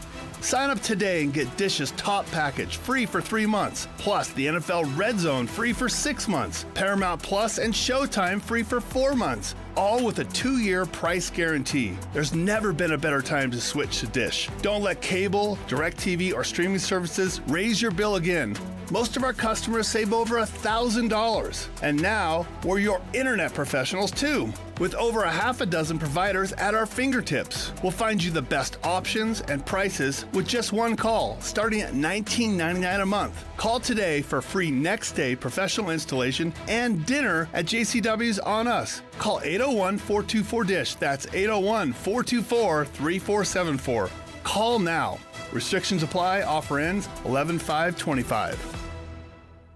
Hey, Benjamin, we've got a surprise for you. What? You have a brother.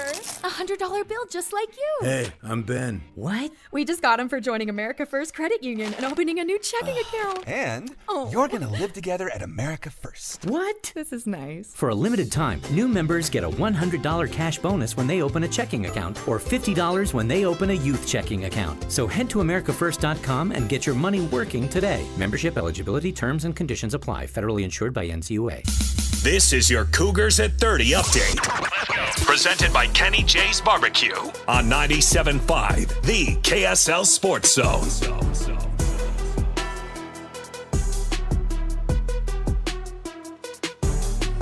BYU getting ready to host the Stanford Cardinal. Kalani Sitake on the recruiting rivalry. The Cougars and the Cardinal go head-to-head quite often.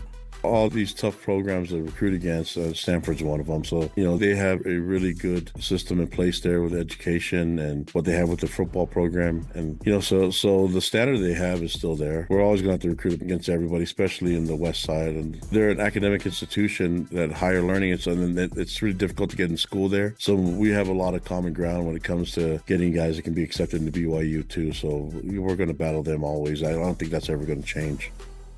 This Cougar Update brought to you by Kenny J's Barbecue. Come visit Kenny J's Barbecue at the District in South Jordan. Mouth-watering ribs, savory brisket, and all of your barbecue favorites. Nobody brings you better coverage of the teams you're passionate about than these guys. Try some more. This is DJ and PK on 97.5, the KSL Sports Zone.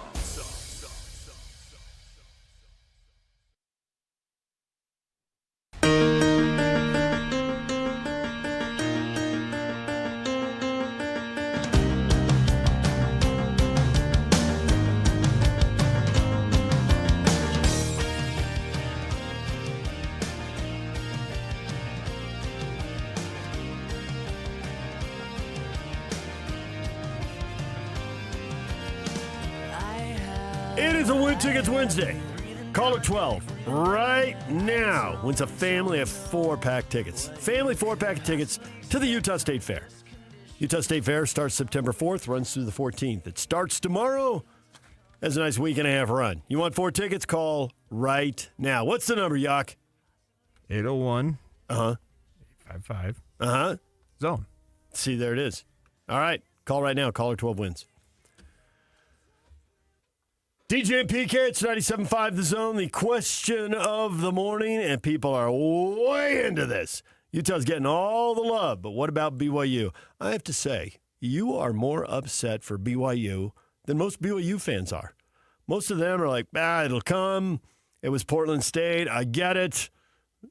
No, they're trying to cushion the blow. They are confident it will come. Whereas you want it already. You're 12-2 in your last 15 games. Yep. And BYU is not ranked, and Utah, which is 6-7 in its last 12 games, they're ranked. Identical flip-flop rankings, is that possible? In the coaches and media poll. Utah 25-1, 26 in the other. BYU 25-1, 26 in the other. That is blatant and wanton disrespect. So you think the rankings this year should reflect what happened last year? Or you just know they do, so why deny it? That's what they're leaning on. Well, particularly early in the season when you've only played a game or haven't played any game. What are you basing it on? Rep, brand, strength. But in that case, Utah has the better win, and with the brand strength... How do they have the better win? Because I think UCLA would beat Portland State. That makes it a better win? Yes. And it was on the road, not at home. Okay, so that's nice and convenient. But believe me, it was at home. I was there. I can't argue UCLA's home field advantage. There's things I can argue with you. I can't argue about the passion of the stoned UCLA fans in the end zone, just hanging out. One arm over one chair, one arm over the other, feet over chairs in front of them, all spread out.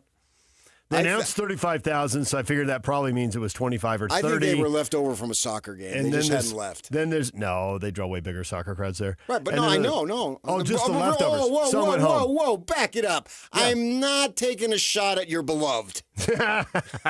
So take it easy there, okay?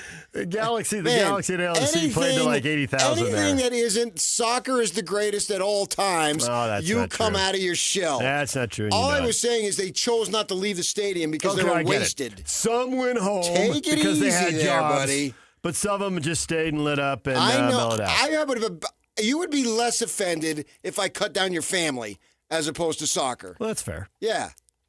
I mean, believe me. You want to start with my parents or my brothers? Or, your you want to go spouse and kids? Oh, okay. I didn't know. I hit home. Well, I don't go to the periphery. I know all about the Sniggeldorf family tree. I go right for the crux right off the bat. I'm surprised that you want to debate me that the Big 12 doesn't get the short end of the stick in these rankings. They have 4 or 5 teams ranked to start the season. That's impressive. That's pretty good. They've got one team, ASU at 12. They got none in the top 10, and the next team is A&M at 19. Even AACC, I mean... Who's the next team? You said A&M. Excuse me, you're right. What am I? Gave them the wrong Texas school. Text down at 24. My bad. I got distracted. I'm blathering away here. Iowa State's at 16 now. They bumped up with the second win. But meanwhile, you got Miami, you got Florida State, you've got SMU. I mean, the ACC teams are ranked higher. Why is SMU 17? Because they're disrespecting BYU. I think they're disrespecting the entire... Why is Tech 24? Why is Utah 25? Because they tally up the votes, and then you assign a point scale to it. Yeah, thanks. That's the best you can come up with right now? I mean, it was good. I like it. You at all times. Just I got another one. And it's hot in here. It really is today. It's been in the low to mid 60s for months, and now all of a sudden it's 74 in here. We'll be doing a shirtless show here shortly. 77. Is it 77 now? That's what it says. Oh, it was 74 when I walked in. Okay. Yak, you told me the heat was off, and yet it's heating up. The heat is on. The heat is definitely on. It's still going, but it's not as bad as it was earlier. Now, across the way, it was like 86 a couple weeks ago, so who knows where this is going to go. Stay with us. We'll keep you Dewey Hopper indoor weather updates here from our studios. Jeez. Get it right. You may lose me if you don't get it right. That's all I'm saying. You going to walk or you going to keel over? Just pass out. I might find other things to do. ASU at 12, Iowa State at 16, and it looks like it's down to Texas Tech and Utah 24-25. You're debating numbers. It's what happened last year. That BYU got disrespected. Yes. Yes. And so did the Big 12. I don't think the Big 12 did. No. They should have had multiple teams in. BYU should have gotten in. Majerus would talk about, why do I give a crap about the conference? If I do what I'm capable of doing, I'm going to get what we want. And that's exactly true. So I'm not, the conference. So then BYU didn't do what they were capable of doing, so they didn't get what they wanted. UNLV, no, they were disrespected. That's my point. They were disrespected. Thank you for making my point. So a team can be disrespected, but a conference can't. Sure it can. But I don't care about that. I care about BYU. When UNLV was in the PC 3A, who cared? That was the PC 2A. Right. And because UNLV was there, they added another grade, and it was an A. So it was PC 3A. And became the Big West. Right. But was Tark worried about what Irvine got? No. Who cared? You need to beat ranked teams to climb, and because of disrespecting the league, it's going to be harder for the teams that are ranked. Though. It's going to be harder for the teams to rank. Next week they'll have 5 teams ranked. That's fine. You beat ranked teams. You play ranked teams, and then but the leagues are so big now, you don't even know if you're going to play them because I don't think that Utah doesn't play TCU, right? Double check that schedule. I believe you're right. Yeah. So, but they're so big, I can't keep track. They do not play TCU. Right. Right now, Utah's playing Tech and ASU, who are ranked, as we sit here right now. Mm-hmm. And they got to play both Kansas schools, who are not ranked, as we sit here right now. And the Cougars aren't ranked. So, in the end, will they play right? And that's up to the conference. That's sort of random how that plays out. They'll play 2 or 3 ranked teams probably when it's all said and done. I mean, it might be 4, but and they actually need to play more. I know. But the Big 12 is disrespected, so they won't get to play more, which is my point. No. Well, they're not ranked to be able to play. If you're not ranked and I play you, I'm not playing a ranked team. The Big 12 needs to figure out a way to have a schedule that does this, but at the same time, they're trying to maneuver it to get 2 8-1 teams in there, so they're playing a cat and mouse game. They are definitely playing a cat and mouse game. We're trying to protect your record, but we're trying to give you big games, but not so many big games that we can't protect your record. Right. So which is you get buried in the weeds here. They did decide to do a 4-year cycle, so they're a little beholden to that to make sure everybody plays. Blah blah blah. They can change it. They could. I don't think they will, it's but not they could. a federal law if they do this or that. I think the thing they're Believe finding me, the is National Guard is not going to go to Dallas and start investigating the Big 12.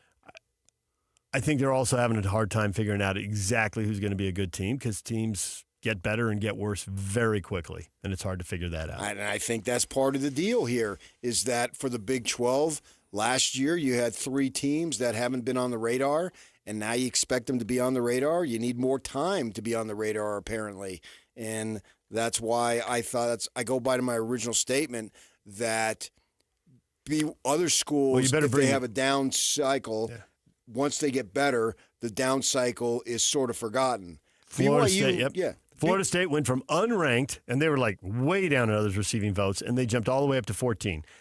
All was forgiven, and their brand powered. Oh, they were good 2 years ago. Last year, they beat Alabama, which Alabama's BYU has a brand 5-5. name. They deserve more respect that's coming their way based on what is available. And the evidence that is available right now is last season and 69-0. That deserves more respect. I realize Portland State bites, or as you would say, pay attention, Yak, Portland State is finding themselves. They are not finding themselves. I'll give UCLA a chance to find themselves. I will not give Portland State a chance to find themselves. Everyone is out there finding themselves. It's a perpetual battle. I'm still lost. And look at me. You had me retired on Monday. So... He did, didn't he, Yak? You brought it up. I did not reacted. Go back and listen to the tape. I can't watch the tape. I can listen to the tape. I will say that... you told me years ago, never, ever say the R word in this building, and then you blurted out on the air. Yep. After you'd already blurted it out. You already I had not blurted it out. I want a long-term contract, buddy. Not a kid. Now you're talking. Yeah. I'm freaking Bill Belichick. Minus the 24-year-old. That's the only difference between the two of us. The 24-year-old? Yes. We're both crusty, curmudgeon-y. Yeah. The difference is I'm a little more age appropriate. That's the only difference between the two of us. That and a few Super Bowl rings. Well, yeah, but I've got my own, in a sense, Super Bowl rings. Okay. For some of the phenomenal work that I've done. You ain't exactly Tom Brady over here, buddy. Tell me about it. DJ PK, coming up, 9 o'clock hour.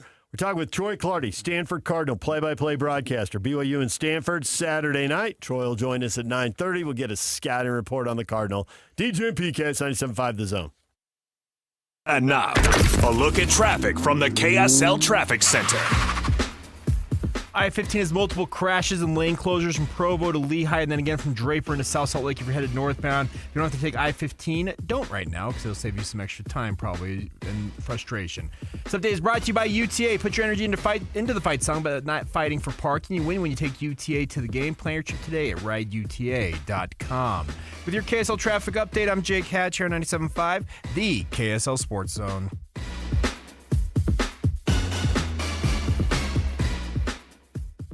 Hey, bro. You hear us every day with our crazy opinions. Hey, what you doing? Well, now, it's time to hear from you. Hey, great show. Download the KSL Sports app and fire off your thoughts with the call-in tab on the bottom of your screen. Your show is fantastic. It's the one that captivates me the most. You can tell PK to stop singing. Cheap bangs! Let Jake and Ben know what you really think of the Jazz. Woo! Tell Hans and Scotty about your favorite barbecue spot or what color of tie JJ should be wearing on TV. The best entries will be played on the air. Download the KSL Sports app now and hit the call-in button to let your voice be heard. I think you guys do an incredible job. This is 97.5, the KSL Sports Zone. Do you have visions of what your life is going to be 5, 10, 15, 20 years from now? Yeah, I think we all do. Well, as you progress along the timeline, you want those dreams to actually become reality, the visions that you have for yourself and your family. And, you know, we're all different, so we all got different objectives as far as that goes. But the one thing that is universal is you're most likely and definitely going to need money to be able to accomplish those things, right? Imagine retirement. What do you see? Well, with that in mind, you need to get with experts who can help you on the line of financial planning, right? When you think about it, man, choosing a financial advisor and choosing the right financial advisor is one of the best investments that you can make for your financial future. That makes sense, doesn't it? Let Trajan Wealth's fiduciary advisors help you craft an income plan that will meet your goals. Get with folks who do this every single day. You can focus on what matters most, going to work, earning the money, and then having the money be tied up and put in investments that will make money for you as you work 5, 10, 15, 20 years. As I said, call Trajan Wealth today to learn more because they can help have that money make money, and that's the best way to do it. Have the money be earning money while you sleep. You can't beat that. Give them a call at Trajan Wealth. The local phone number for your local trusted financial fiduciaries is 801-899-7600. 801-899-7600. Places to meet with them? Yep, great locations. Both sides. North Farmington, South Draper. Website, a lot of information available literally right now. TrajanWealth.com is the website. TrajanWealth.com. Advisory services offered through Trajan Wealth, LLC, an SEC-registered investment advisor. Paid advertisement. Get 2 Icon passes and pay nothing down when you lease a new SUV from Riverton Chevy. No way! Yes way! Lease a Trax for $299 a month or a Trailblazer for just $399 a month with nothing down. It's an iconic deal from Utah's iconic Chevy dealer. Together, let's drive Riverton Chevy. The Chevyweight champ, Riverton Chevy. On approved red stock number 2520272R and 2520326 on 10,000 miles per year, 48 months, new 25, 26 vehicles only based upgrade Icon pass. Some restrictions apply. See dealer for details. Valid until 10/31/25 or while supplies last. Hey, JJ and Alex here. You've heard us talking about Beehive Meals before. We have 7 kids. We have dinner needs every night, JJ, and I'm telling you, Beehive Meals has come through so clutch for us. Over the past year, it's changed our entire routine, and I've just loved the convenience of being able to have Beehive Meals when we get home. Yeah, if you're like me and my wife work. We've got 4 kids. They're in school, they're in dance, they've got all kinds of activities, sports.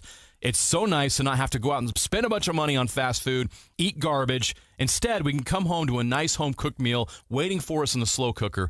Beehive Meals is a game changer for you. Beehive Meals, Utah-based meal prep service. You know these folks. They have been doing this for a while now, and they just revolutionized how to be able to make that dinner time so much more simple for you. Let me give you even more incentive to be able to do it. All you have to do is type in the promo code THEZONE at beehivemeals.com. That's THEZONE. Just tell them that JJ and Alex sent you, and you're going to get that discount, and you're going to love it, just like we have. Just go to beehivemeals.com. DJ PK and John from J. Brooks Jewelers. John, you refer to yourself as a full-service jeweler. What does that mean? Once upon a time, before national stores and online sites flooded the market, your local family jeweler was the expert in your life that handled all your jewelry and watch needs. J. Brooks is that full-service jeweler today, where everything is handled by us, including appraisals, jewelry repair, watch repairs, as well as general service of all Swiss brands, and the most beautiful custom creations, including our new JBJ Bridal Collection. We can take your existing jewelry and freshen it up, or we can repurpose it completely with a fresh design, but using all of the sentimental parts that you already own. And of course, if she's ready for the upgrade you always promised, we can help you with a selection of a new larger diamond to say, I love you more than ever. So whatever your celebration is, let J. Brooks help you any way you may need. J. Brooks Jewelers, Murray and Lehigh, and online at jbrooksjewelers.com, where women know what women want. Adventuring in the Wasatch Back this summer? Stop into Dairy King in Heber, now serving pumpkin shakes. And check out their huge gluten-free menu. Dairy King, on Main Street, home of the trade and best of state shakes. Listen every Monday morning to DJ and PK and Monday afternoon with JJ and Alex for your Chevy Strong Play of the Game. Win great prizes from Rocky Mountain Chevy. 3, 2, 1. This is your Utes at 50 update. 58! Presented by Kenny J's Barbecue on 97.5, the KSL Sports Zone. Utah welcoming Cal Poly to Rice-Eccles Stadium Saturday at 4 p.m. Ron McBride's going to go into the Ring of Honor. Kyle Whittingham on what Mac means to Utah. Coach Mack was responsible for the resurgence of Utah football, did a phenomenal job recruiting, got really good players into the program, masterful recruiter. If you just say what is Coach Mack's strength, it was recruiting, and in college that's the most important aspect of your job, so you can say he was the best at what was the most important. Had a great rapport with his players loved him, passionate coach, loves the game. He really put Utah football back on the map. This Ute Update is brought to you by Kenny J's Barbecue. Come visit Kenny J's Barbecue at the District in South Jordan. Mouth-watering ribs, savory brisket, and all of your barbecue favorites. This is Utah's best coverage of the Utes, Cougars, Jazz, and Mammoth. Here we go. From the guys who have been there for all the biggest moments in Utah sports history. You're listening to DJ and PK on 97.5. The KSL Sports Zone.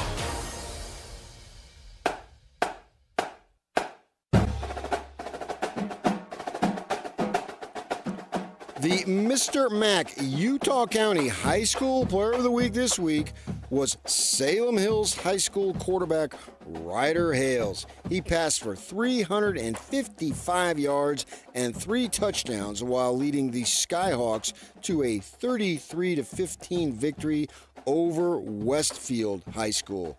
Don't miss the KSL Sports Game Live Game of the Week this week as the Lone Peak Knights face the Bishop Gorman Gales. Catch the action Friday night on KSLSports.com, the KSL Sports app, or here on the KSL Sports Zone. The Utah County Player of the Week Award is proudly presented by Mr. Mack. No one buys, no one sells, no one cares the way they do. Absolutely no one. I'm here to tell you.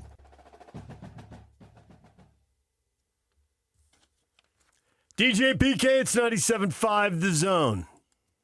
What's it going to take for BYU to get the love? The warm embrace of college football insiders. Which I already give them. The former coaches and players, the national media members. Joel Klatt. Who have the loudest voices.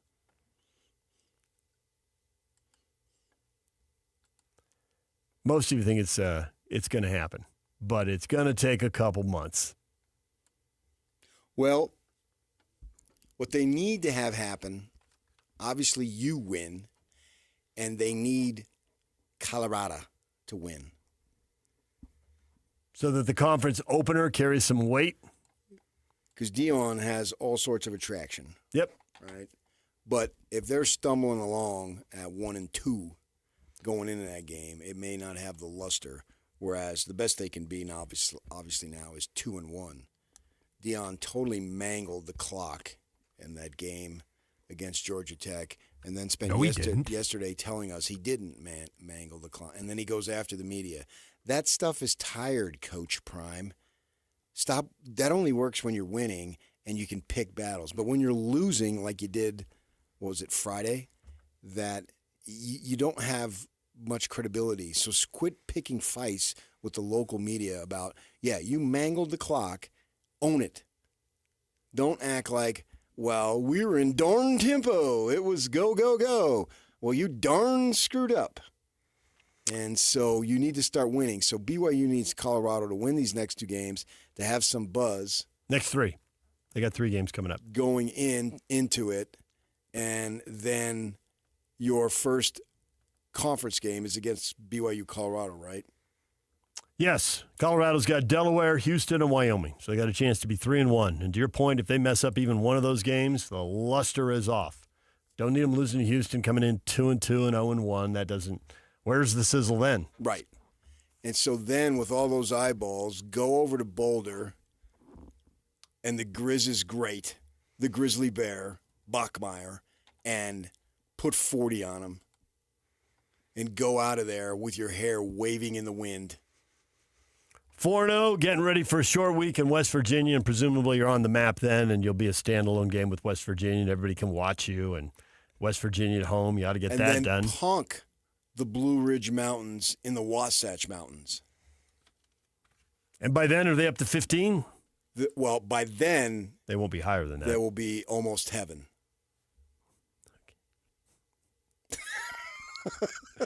DJ PK, it's 97.5, The Zone.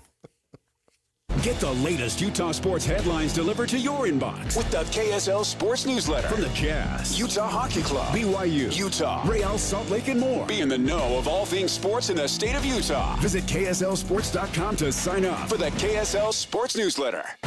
Want to get the latest info on Utah's newest sports franchise? Sign up for the Utah Mammoth newsletter. Get exclusive analysis, plus the latest news and notes on the Utah Mammoth. Sign up today at KSLSports.com for the Utah Mammoth newsletter. Looking for reliable home services you can actually count on? I've got just the team for you. Mountain Home Services. They've been serving Utah since 1954 with honest, upfront pricing and zero hidden fees. Plus, they back every job with a 100% satisfaction guarantee. With summer heating up, now's the time to get your AC in shape. Mountain Home Services delivers fast, expert air conditioning service to keep your home cool and comfortable. And don't forget, they also handle electrical and plumbing work with the same trusted care. And here's the best part. KSL listeners get exclusive limited-time specials, but you have to call and ask. These deals won't last, so don't miss your chance to save. Call 801-543-2222 today and tell them KSL sent you. That's 801-543-2222 or visit mountainhomeservices.com. Get the service you need and the deal you deserve. Hey, Benjamin, we've got a surprise for you. What? You have a brother. $100 bill just like you. Hey, I'm Ben. What? We just got him for joining America First Credit Union and opening a new checking account. And you're going to live together at America First. What? This is nice. For a limited time, new members get a $100 cash bonus when they open a checking account or $50 when they open a youth checking account. So head to AmericaFirst.com and get your money working today. Membership eligibility, terms, and conditions apply. Federally insured by NCUA. Be advised, this is your opportunity to save up to 40 to 80% on a hot tub or swim spa. This weekend only, Friday through Sunday, Mountain America Expo Center, Sandy. Be advised, this is your opportunity to save up to 40 to 80% on a hot tub or swim spa. This weekend only, Friday through Sunday, Mountain America Expo Center, Sandy. 18-month interest-free financing. Our factories have demanded we sell 1,000 hot tubs and swim spas this weekend. Mountain America Expo Center, Sandy. Huge factory incentives, factory rebates, this weekend only. Mountain America Expo Center, Sandy. We can remove your old hot tub. Free delivery of your new hot tub. Hot tub starting at $2,999. Mountain America Expo Center, Sandy. Free delivery of your new hot tub. Just relax and enjoy. Mountain America Expo Center, Sandy. Friday, 2 p.m. to 8 p.m. Saturday, 10 a.m. to 8 p.m. Sunday, 10 a.m. to 6 p.m. Free admission, free parking, free delivery. Mountain America Expo Center, Sandy. Call 833-SPA-SALE or visit hottubandswimspasale.com. Are you looking to upgrade your outdoor space? Mountainland Supply has you covered with Keystone Pavers, the trusted name in durability and design. With easy installation, weather-resistant strength, and a wide range of beautiful styles, Keystone Pavers turn any yard into a dream getaway. And here's the bonus. Right now, Mountainland contractors get double peak points on all Keystone purchases over $1,000. Head to your local Mountainland Supply or visit mountainland.com today. Your perfect patio starts here. Discover the exceptional value of Bar W Beef, where quality meets convenience. Bar W Beef's dry-aged beef, aged for 14 days, offers rich marbling and tender texture, perfect for grilling, roasting, or pan-searing. Enjoy the rich flavor and generous size. Shipped directly from the ranch to your door. Now hosting one-day pop-up events, go to barwbeef.com to find a pop-up event near you, or stop into the store in Nephi for weekly in-store specials. barwbeef.com. That's barwbeef.com. These days, many companies have turned to influencers to tout their products or services. But here at John Watson Chevrolet, the only endorsement we need is from our customers. Because of their feedback, we're proud to be Utah's best reviewed Chevy dealer. Visit us today to see why we get reviews like, "Their sales team is the best. Didn't put on any pressure, just super helpful and fun. They made the process a breeze." John Watson Chevrolet, your 5-star Chevy dealer. 3535 Wall Avenue, Ogden. Chevrolet. Together, let's drive. Tune in Thursday for your chance to win free tickets to Corn Bellies and Spanish Fort. Don't miss the Sunflower Fest and Pumpkin Fest, going on now through November 1st. Right now, enjoy more than 1 million flowers while they're still in bloom. Listen Thursday at 8:30, 11:30, 2:30, and 5 for your chance to win. Broadcasting from the Mountain Home Services Studio, this is 97.5 KZNS FM Colbert, 1280 KZNS AM Salt Lake City, and 102.7 KSL FM HD2 Salt Lake City Midvale. This is 97.5, the KSL Sports Zone. Over 2 decades of sports radio dominance in Utah. My favorite. This is DJ and PK on 97.5, the KSL Sports Zone.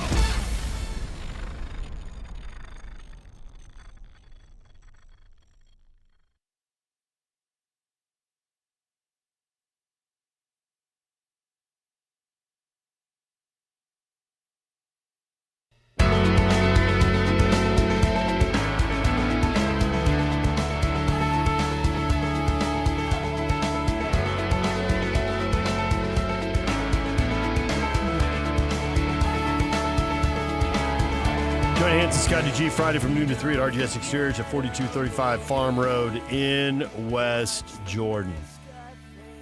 DJ PK, cheating PK. If you ain't cheating, you ain't trying. And right now there are allegations, apparently backed up by some legal documents, that the Clippers could have been cheating with Kawhi Leonard. A $28 million payment for a no-show job. Pablo Torre finds out. Pablo Torre on a podcast. Is that Joe's son? I do not believe he's Joe's son, no. The story here says that, quoting liberally from legal documents, there were a couple clauses that in the contract he got a hold of. Essentially, Leonard could decline to proceed with any action desired by the company. And there's another clause in there that he would only be paid if he remained a member of the Clippers. And it was a tree planting company that's gone out of business. They ran out of trees? Or they planted them all? I don't believe they planted all the trees. That stops pollution, doesn't it? It could help you, I guess. Well, you're into that science. stuff. You're getting into science I don't know about. That's one of your causes, isn't it? Plant a tree? I've not made planting a tree a cause. I'll work on that. I'm more about cactus. Oh, yeah? Does that clean the air? Absorb carbon? No. It pricks you, though, when you touch it. Yeah, if you touch it, it hurts. Ow. Got to be careful on that one. Yeah. Well, You like all cactus or just the saguaro? Saguaro. Yeah. Your allegiance is very narrow in the cacti world. Yeah. I mean, I don't dislike the other ones, but saguaros in the winter in the valley, oh, beautiful. And then if you go out a little bit where there's dozens and dozens, I actually think that is very beautiful. On the freeway driving in from California, I've seen them a couple of times making that drive. Yeah, so you got that going on there. But, yeah, I mean, investigate it. They got them rules, and you can't be breaking them. This seems like if true, a flagrant violation. But how much freaking money does Leonard need? I don't know. My gosh. And he's not that good of a player. And he's hurt most of the time. He's hurt most of the time. At his peak, he's helped 2 teams win championships, so people are banking on that. One with the Spurs and one with the Raptors. But we're getting away from that. We are now. getting away from that. That's 6 years since the last one, I think. And to your point, not 6 82-game seasons, not 6 72-game seasons. And he misses a lot of games. Yeah, he's a part-time player, and you just have to hold your breath that he's healthy in the postseason. He signed a 3-year, $104 million deal, re-upped with the team for 4 years and $176 million, then signed another 3-year extension. So, man, they just keep piling on the cash. Yeah. And he needed 28 more to do what? I don't know. That's over $400 million worth of money from the Clippers there. So. Oh, my gosh. Even when you lose half of it to taxes, that's still over $200 million worth of money. What were you going to do? Right. Man, he's not that good. So this apparently isn't the first time something like this has happened. Or at least there have been allegations of this happening before. There's a guy named, the hilarious nickname of Uncle Dennis Robertson. He's Leonard's advisor, and he was investigated by the NBA in 2019 for asking for impermissible benefits. The NBA completed that investigation, reading from the Yahoo story here, into those charges and found no evidence the Clippers granted illegal benefits to Leonard while pursuing him in free agency. But they do point out that Adam Silver considers the issue a cardinal sin of the NBA. That's a quote from Silver. And that the league would reopen its investigation into the situation if more evidence came into light. This would seem to qualify as more evidence. I would think they would want to get their hands on whatever legal documents Pablo Torre was able to get his hands on that he was reading from in his podcast. Adam was at the Yankee game the other day. Oh, yeah. They showed him. Yeah. Those clauses, you can refuse to do anything, and another clause that says you don't get paid if you leave the Clippers. Those seem to be 2 pretty big red flags. I don't understand why you would do that. What is the point of doing that? That doesn't make any sense to me. At the point they did that, did they think they were going to lose Kawhi Leonard and he was the difference between winning and losing? Well, where was he going to go? All in on him. I don't know. I don't know the answer to that. You'd have to know what year this started. I mean, he was there in 2019, but there have been 2 other contracts, or at least contract extensions. And what's really bizarre is cardinal sin is a term associated with Christianity, and Adam Silver's Jewish. Aha! Well, it's one of those phrases that's in the lexicon, I guess.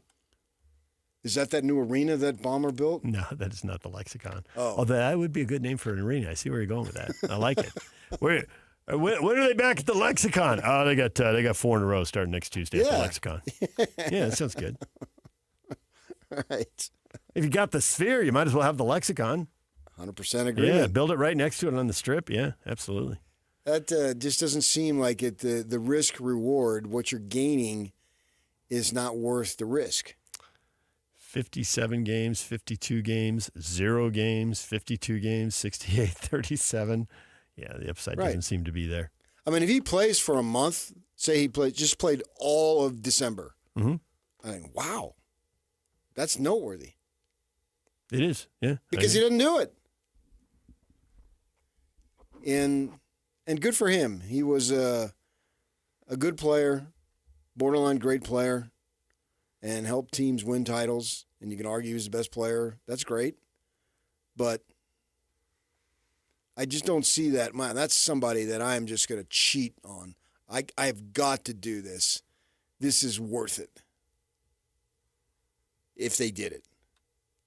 If it turns out that it's true, it just seems like that seems so stupid because the penalties, the draft choices, if they take them away, those are, of all the sports, and they're all important, I think basketball is the most important. I mean, it's the one sport where teams literally lose as much as possible. And I realize it's been done in baseball, but you have to have all things come together. And the Astros did it, and I think it was in Sports Illustrated, predicted several years earlier that they were going to go do that and that they would win the 2016, was it, or whatever, 2018, and they did. But there's so much that goes into it, and even if you hit on every one of your draft picks in baseball, which no one does, but if you did, you still have to supplement your roster through other ways. In basketball, you can almost build exclusively for the draft and get yourself in a great position that you can add a Drew Holiday. Drew Holiday on his own is not going to win you anything, but when you add Drew Holiday to the mix, he can be the missing piece of the puzzle because he's a good piece, and we've got 2 test cases where it worked. Right. Milwaukee added him and they won one. Yeah. Boston added him and they won one. Right. But he didn't come close to winning anything when he was in New Orleans. No. And the penalty of losing draft choices, at least to me, seems like it would be most severe in basketball. So that would be the one sport that I wouldn't want to do that, because if I'm losing my draft picks, that can be devastating. And it hurts no matter what sport, but when you're drafting 20 rounds and they don't even draft foreign players in the sport. In baseball, you can really get away with it. Yeah. And football is a significant penalty, depending on which pick they take away. It hurts. Right. Basketball depends on how good or bad you are. You can get a 6th-round pick who's better than the 2nd-round pick. You can. It happens all the time. And plus, in football, there's plenty of guys who don't get drafted who make your team and start. Kearney Reed. Undrafted free agents, the old UFAs. You can go into being competitive through other methods besides draft choices. It seems like if you want to win an NBA title, outside of LeBron, you have to score on your high draft picks or get lucky and have a Giannis later, have a Jokic later. Right. But they're all the crux of these teams. But the Warriors titles, 4 of them have been built on that. Yeah. And you're right about Denver, Milwaukee, and Boston was absolutely built on that. And even OKC, I realized their best player was acquired via trade, but the other guys were all draft choices. And then Dort's an undrafted guy. So away you go there. It just seems like that's not anything I want to get involved in. And plus paying that, I realize for Ballmer, $28 million, it's just all play money, so what's the difference? But it doesn't seem to be worth it to me. I don't know why you would do that. And it's not like he is a player that you can count on to be there when you need him the most. He may not literally even be in uniform when you need him the most. That has been a story with him for almost a decade. It started in San Antonio, and it's followed him to 3 clubs now. Right. That's why the Jazz losing to the Clippers that time was the worst playoff loss they've ever had. It certainly goes back to 2017. Oh, yeah, that's a great example. Right here. Yeah. Yeah. He goes down in what, game 2, game 3? And I thought it was 4, but whatever. Was it 4? Okay. I'd have to go back and look. But, yeah.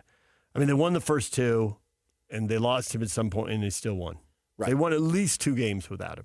That was bad. That was right. That was all the biggest gag. All the Jazz cliches as far as losing. You ought to be able to win at home. It's hard to beat a team 3 times in a row, and you dropped 4 straight games. And the 4th game, it was Groundhog Day in the second half. What are they going to do? How are you going to react? How are they going to counter it? And splash, there goes another 3. Of all the playoff losses they've had, that one drives you the most nuts. No question. Right.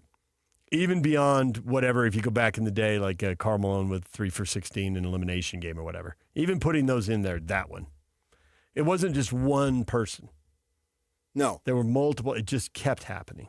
Yes. They had the better team. Was that the year they had the best record? Yeah. Yeah. They had the freaking better team. They beat the Grizzlies, who were the 8th seed. Donovan sat out one game. Yeah. Right. That to this day. Yeah. That gets under my skin. And it was so out of the blue. I mean, they've just won 6 playoff games in a row. They're the one seed. I know.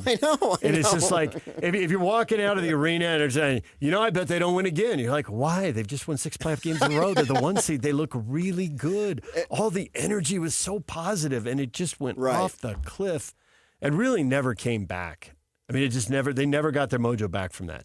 And then you end up with blowing it up with the trades. And right. You can just trace it right back to that. Like, and the fact is, like, everyone walked out of the arena and nobody knew it was coming. I mean, it is why we love sports, even though in that example, it's why we hate sports. But it's why we love sports, because it's unscripted. You never know what's going to happen next. And that is, like, one of the most out of the blue things that could have happened. Now, I think there's a difference between what bothers me and what is painful. A lot of Jazz fans, in terms of winning and losing, I'm a Jazz fan, but I kind of cut it off at the winning and losing part, which I know most folks don't. I get that they would go to the finals. I understand that. That was very painful. I get all that. It was different. But somehow that didn't bother me because that Bulls team was elite. The Bulls team was elite. The Clipper team was not elite, and you had the best record. And also, you were on the come. Yeah, and also that one thing Sloan always preached, and Stockton Malone and then Hornacek, when they were all excellent at doing, was like, whatever happened, there's no carryover. You don't get beat once and have it turn into 2, 3, 4 losses. And it happened to them occasionally, and it did happen to them against the Bulls in the finals, because when they lost Game 2 at home, they really laid an egg in Game 3. But there are very few examples of that. They were very good at taking a punch, taking the hardest, toughest punch, getting knocked down, and getting up again. When they lost in 97, they it's get painful. knocked down, they get up again. Sing it. Chumbawamba. Let's go. 98. Even in 99, they're battling for the top seed right down to the end of the season, even coming off the 2 finals losses. They never went away. But that team, that was, I don't know, that was the old glass jaw right there. Everything's going your way. And even when you lose a game, Kawhi ends up going down, so you still ought to rally and win the series. You wouldn't be the first team to win 2, lose 2, and then win in 6. I mean, pull yourself together. Happens all the time. All these champions we just listed, we can go back and find either I've seen it before. It happens all the time. You're closing the door. You leave the world behind. Nice. You're digging for gold. You're throwing away. See how many more lyrics I can trigger in this They segment. ended up being cold as ice. That bugged me. Bugged me big time. Still bugs me. And now that I think about it, it bugs me even more. No, it doesn't. It does too. You're over it. No, I'm not. The rebuild has begun. Right. Next. But they're in the throes of losing. And you can argue, well, if that didn't happen, then we wouldn't be here. Yeah. Right. Yeah. Right. And we wouldn't be, are we going to get A.J. DeMonta next year? That's where we're at. Now, there's more to it than that. And they have a lot of younger players, and you get to see them develop. And I would encourage people to jump on board with that and use that as your impetus or motivation to watch, because then when it comes to pass that nobody stays out of the playoffs for 40 years. It just doesn't happen. So they will be a playoff team at some point, and you can take a little bit of, hey, I was there when I saw Ace Bailey as a gangly teenager, and now look at him. He's a 25-year-old man specimen. For old enough fans who remember Keith Van Horn as a freshman, remember Gordon Hayward as a rookie, and then go look at their bodies 3, 4, 5 years later, not even the same person. Facially they are, but everything else, they're muscular, they're physical, they're matured, and they're very good players.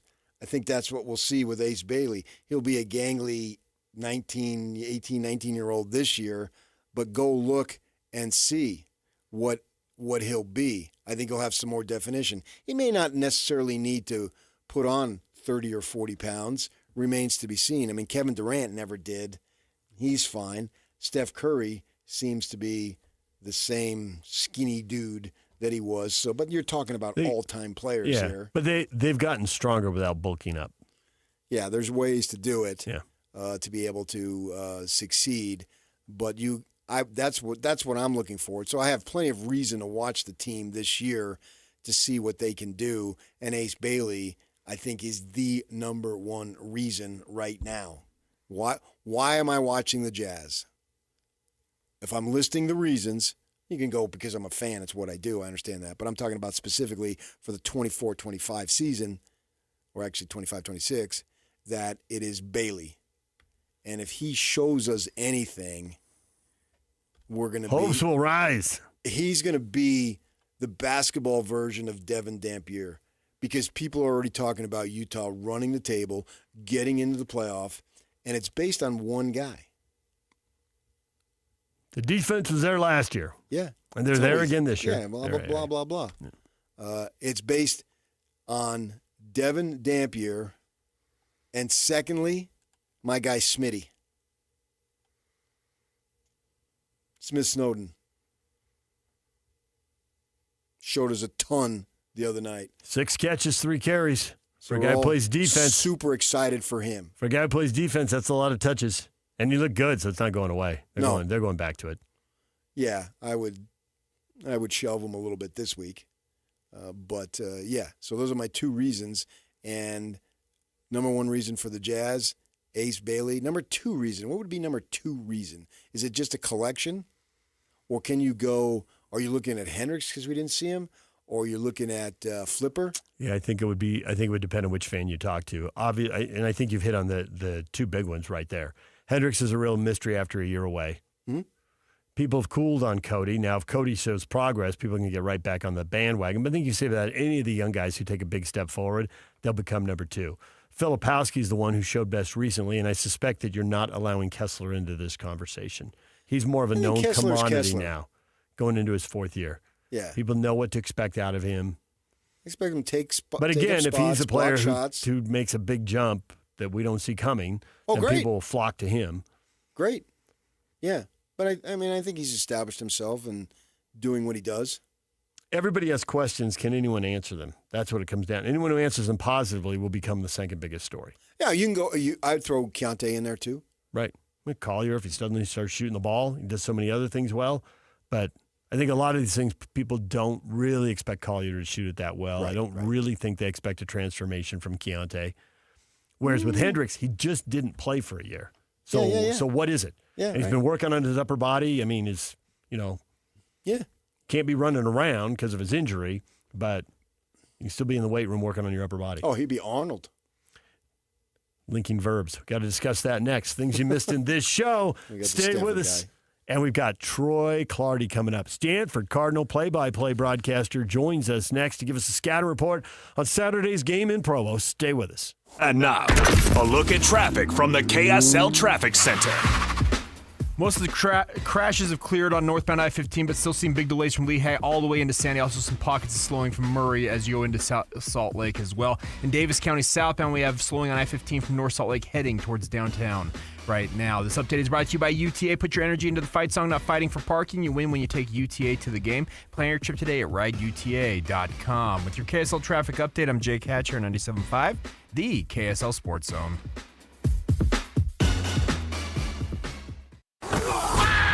It's game week for the Utes, and the KSL Sports Zone is getting you ready for kickoff.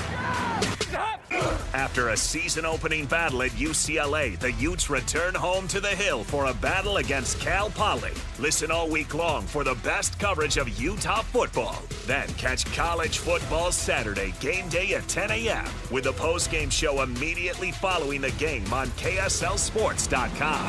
Let's go then. Let's go, baby. Your home for the best coverage of Utah football is live on air, online, and on the KSL Sports app. This is 97.5, the KSL Sports Zone. The Garden Restaurant has been open for a few months, and if you haven't stopped by, now is the time to get downtown and check out what everyone's been raving about. And if you have visited the new space, schedule a time to come on back. Grab a friend and come visit one of Salt Lake's best gathering spots for lunch. You'll be greeted by the delicious smell of fresh baked goods, like our famous Lionhouse rolls, perfect for taking home for family dinners. Or maybe you have a sweet tooth and are craving one of our brand new cinnamon rolls. They're the size of a dinner plate and perfect for sharing between a group of friends. Come smell and taste the garden for yourself. Enjoy the beautifully reimagined space and convenient location with new street access on the ground floor of the Joseph Smith Memorial Building. Open weekdays 11 to 3. Choose from healthy and delicious options like the turkey pot pie, jalapeno pork and grilled cheese sandwiches, tomato bisque soup, and nut and berry salad. All favorites not to be missed. So much to choose from. Check out the menu at thegardenslc.com. Fresh flavors, iconic location. The Garden Restaurant. Hey Ryan, you remember that trip we took in our tent trailer down to Southern California? Oh, that was the best. Making memories with Paris RV. Hook up to the 2025 Forest River Rockwood 16 OTG for only $9,195 or $148 per month, zero down. Or the 2025 Highland Ridge Open Range 177 BH for only $14,995 or $171 per month, zero down. Or the 2026 Coachman RV Catalina Summit Series 7 134 BHX for only $14,995 or $171 per month, zero down. Take your family out RVing with Paris RV. Paris RV is your locally owned, family-run RV dealership. We strive hard to find the very best RVs for the price. With 4 locations, over 1,000 RVs in stock, 42 service bays, and 4 super parts stores. We're sure to help take your family on the best RV vacation. Check out our perfect family bunkhouse trailer, the 26BH, that sleeps 9 for $19,995 or $227 a month, zero down. Life is short. Enjoy it. North Murray, South Murray, Payson, and Pocatello. ParisRV.com.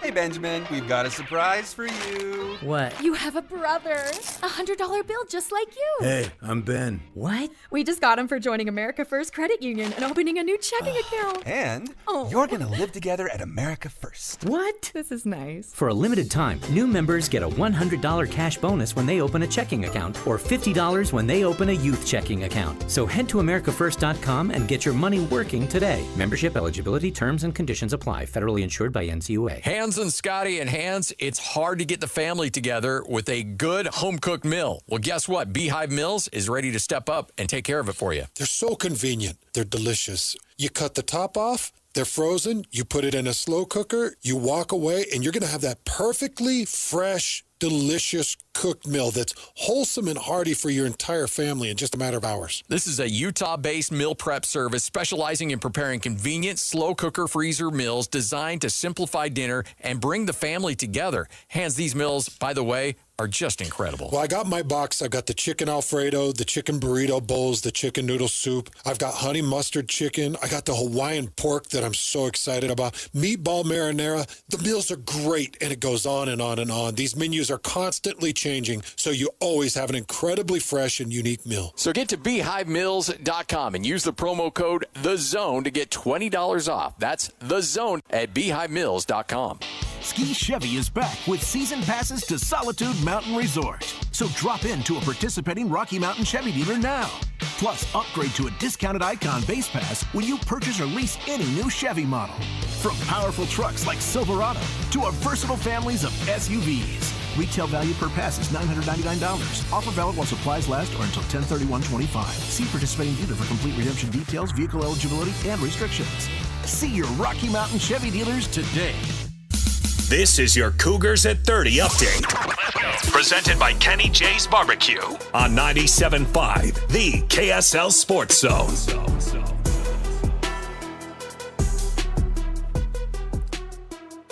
BYU hosted Stanford Saturday. Frank Reich doesn't think the Bachmeier brothers transfer is an advantage. I really don't think so. My experience with that kind of thing is that it usually gets overrated both ways on what we know about Bear and Tiger, but on what they know about us. And I'm not particularly worried about what they're telling them about what we do, because honestly, we've changed a good bit from when they were here as well. And they run a different scheme than we run. And so I think right now, we're early in the season. I think both teams are focused on our players and what we do more than anything else.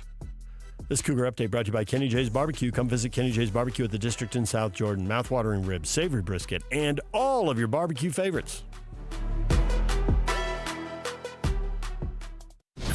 Nobody brings you better coverage of the teams you're passionate about than these guys. Try some more. This is DJ and PK on 97.5, the KSL Sports Zone.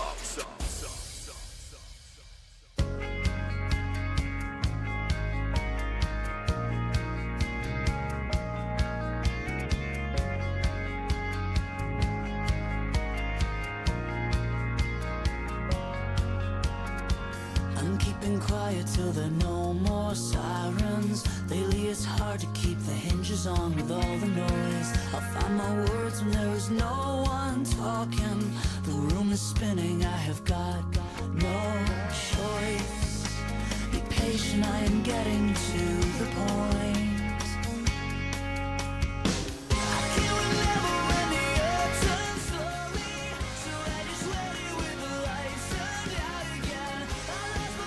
DJ PK, it's 97.5 The Zone. We are brought to you in part by Trajan Wealth. Call Trajan Wealth today, your local trusted financial fiduciary, 801-899-7600. Visit the website at trajanwealth.com. We're joined now by Troy Clardy, Stanford Cardinal, play-by-play broadcaster. Troy, good morning. Good morning to you guys. Hope you guys are doing great. And it's going to be kind of neat to actually hop on a plane and actually only go about an hour and a half. I forgot what this felt like. With the ACC, yeah. ACC road games and then a season opener in Hawaii. Yeah, you've been on some long plane flights.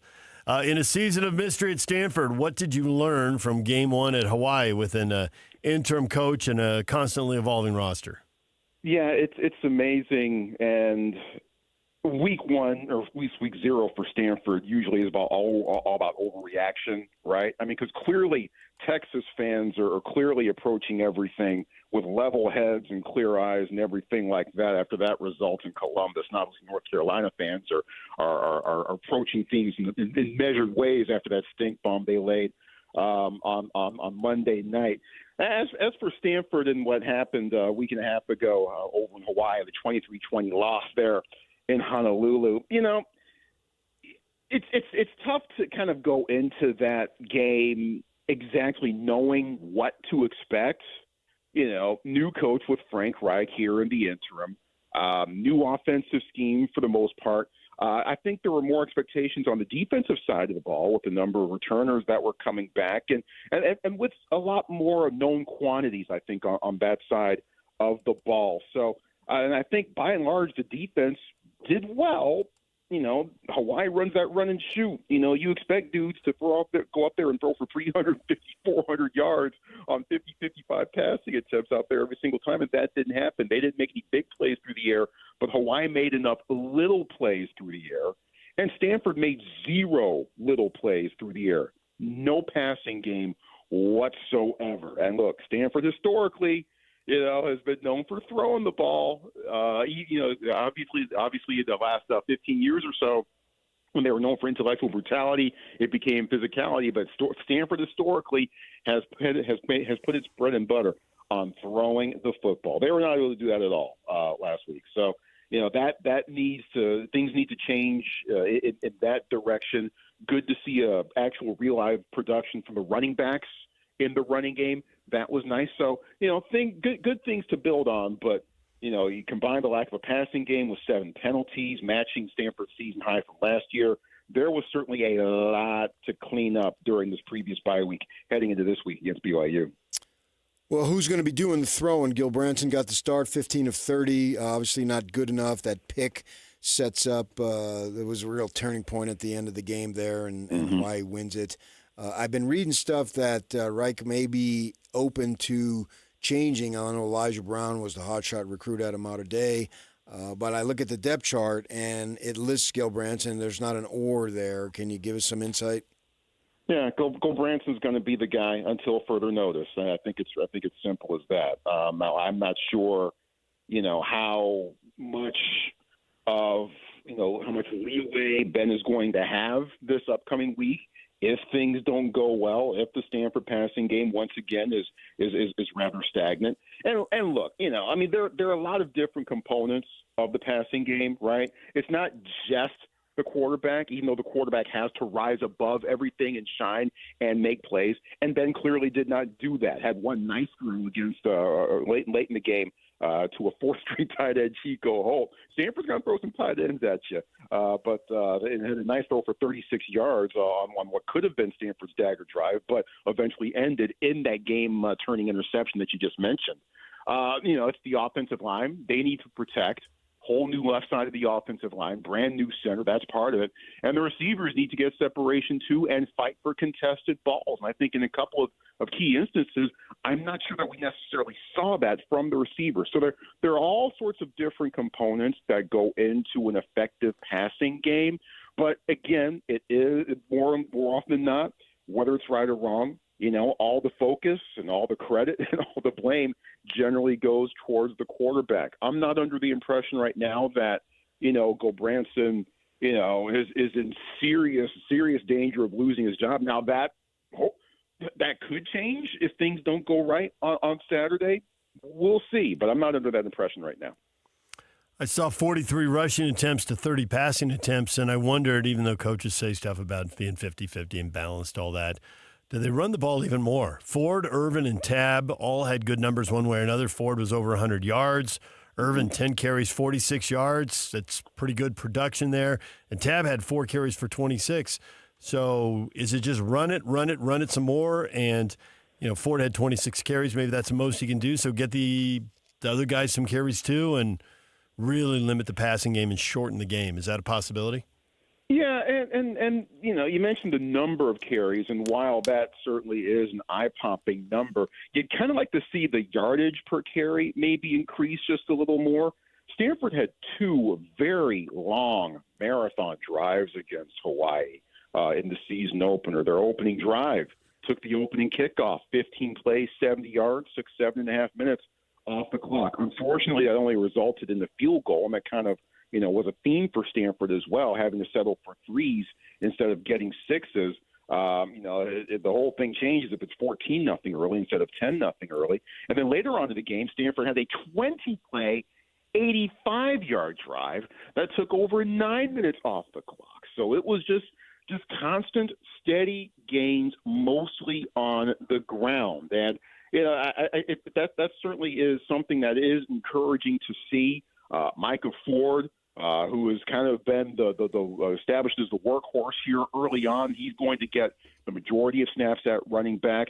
They're down Chris Davis Jr., who was injured last week and not on the trip to Hawaii. He's not even on the depth chart this week, and that also affects special teams as well, as Chris Davis was supposed to be the main kick returner and punt returner as well. So that kind of affects things in that respect too. But you still have Cedric Irvin, you still have Cole Tab, and you also have Champ Hampton who can maybe come in reserve as well. So there certainly is a very deep running back core. You don't necessarily like to have that depth tested, right? Because certainly if injuries can certainly wipe out entire rooms quick, fast, and in a hurry. So it'll be intriguing. And look, you guys know BYU's defense, one of the best, one of the most active, certainly west of the Mississippi, maybe one of the best linebacking groups in the entire country. So that's going to be a tough nut to crack. And I'm not exactly sure if Stanford is going to be best served by,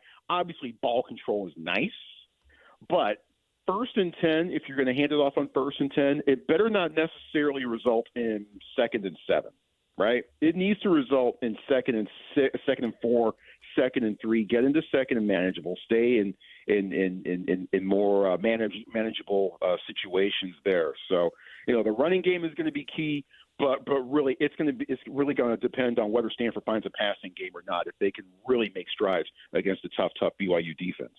You speak of that new offensive line, and you got a bunch of transfers, which is unusual because I think last year Stanford only took 4. This year they took 17 transfers, and you've got, as I say, transfers along the offensive line. How do they handle the transfers there? Because a lot of programs bring in way more than Stanford does. Well, obviously the big thing here with Stanford is that it's the admissions office, and Stanford has some of the most stringent admissions requirements in the country, and by and large, those are not going to change because that kind of helps make Stanford the university that it is. Now, that being said, the big thing wasn't necessarily, lessening the standards, dropping the standards down to be able to be able to bring in more transfers. That wasn't the problem. The standards were not the problem. The issue was the process. And the Stanford admissions office was probably a little bit slow in coming around to being willing to streamline their process a little bit, speed up their process a little bit, instead of saying, hey, look, we only make all of our decisions in the spring and maybe some early entry kids, and that's it. Obviously, that doesn't necessarily work in this day and age on an athletic timeline, because that means you can't bring in guys, after the spring transfer portal window was done. You can't bring in guys in June and other parts of the year as well. So it wasn't necessarily the standards, it was the process. And there has been progress made on that front. New president for Stanford came into office a year ago. He certainly has been much more embracing of what athletics can do and the positive things that it can bring to a university's ecosystem. He was behind bringing on Andrew Luck as the general manager, and Andrew's done a lot of hard work in trying to restore the program, restore awareness of the program, get the word out about the program, and just kind of re-energize and restoke the fan base here a little bit. So, really, there are so many different things that go into having a successful program, right? And a lot of those things don't just happen in the football office itself. You need the support from other facets of the university as well. And at Stanford, that includes the university leadership, and it also includes the admissions office, because they have a lot of sway in how things work on that campus. So now with both of those areas involved, it's been a little bit more, it's been a bit easier to get the transfers involved. 17 transfers in. They only brought 13 transfers in total from 2020 to 2024. So that's big-time progress in that area. At the last Pac-12 Media Day, I remember Stanford and Cal players both echoing we're not really in NIL here. Getting a degree from these schools and knowing these alumni, that's the real prize. And I get it. There is real value in those degrees and real value in knowing the alumni. But players still want cash in the here and now. Is that changing? That appears to be changing just a bit. Now, I'm not quite privy to all of those, to that side of things.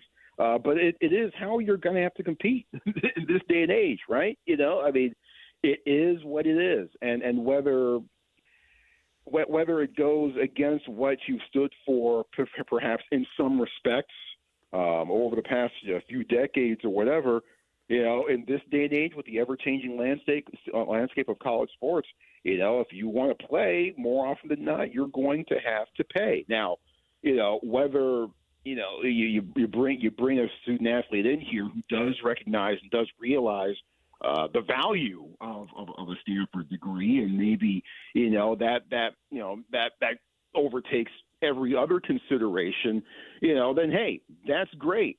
How many of those guys are out there? How many of those guys are top-notch, football players and can maybe turn around the program and have an impact right away? I don't know, but it certainly is going to be something intriguing to watch and see, and see. I'm not sure if this is something that's going to necessarily turn around, overnight, right away. We just talked about how slow the admissions office was to turn around, but certainly maybe it's a bit easier to turn that around a bit more quickly. But that might be a bit of a process. We'll see. We see that BYU plays Portland State and puts 69 on them, and they start Bachmar, the freshman who spent the spring practice up there with Stanford and then takes off, and he doesn't play the second half. And it's like, okay, well, we had to get through this.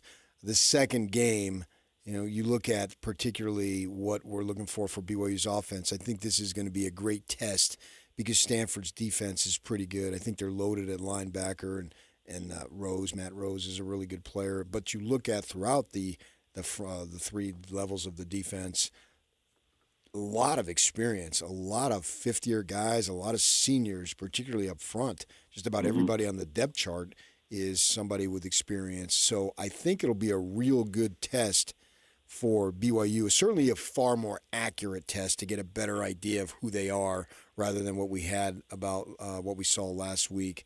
Just explain to us what you think of Stanford's defense, because it looks like they're pretty good. Yeah, boy, I hope it's a more accurate test for BYU's offense this time around than certainly it was last week. I mean, I saw that final score, and I was like, okay, well, that was a bit worse than I thought it would be, and I'm not exactly sure how much I'm going to learn. And when I go back and try to piece together some things here, but I think you're right, and I alluded to a bit earlier in this chat. Certainly a lot fewer question marks on the defensive side of the ball for Stanford than there have been and still are on the offensive side.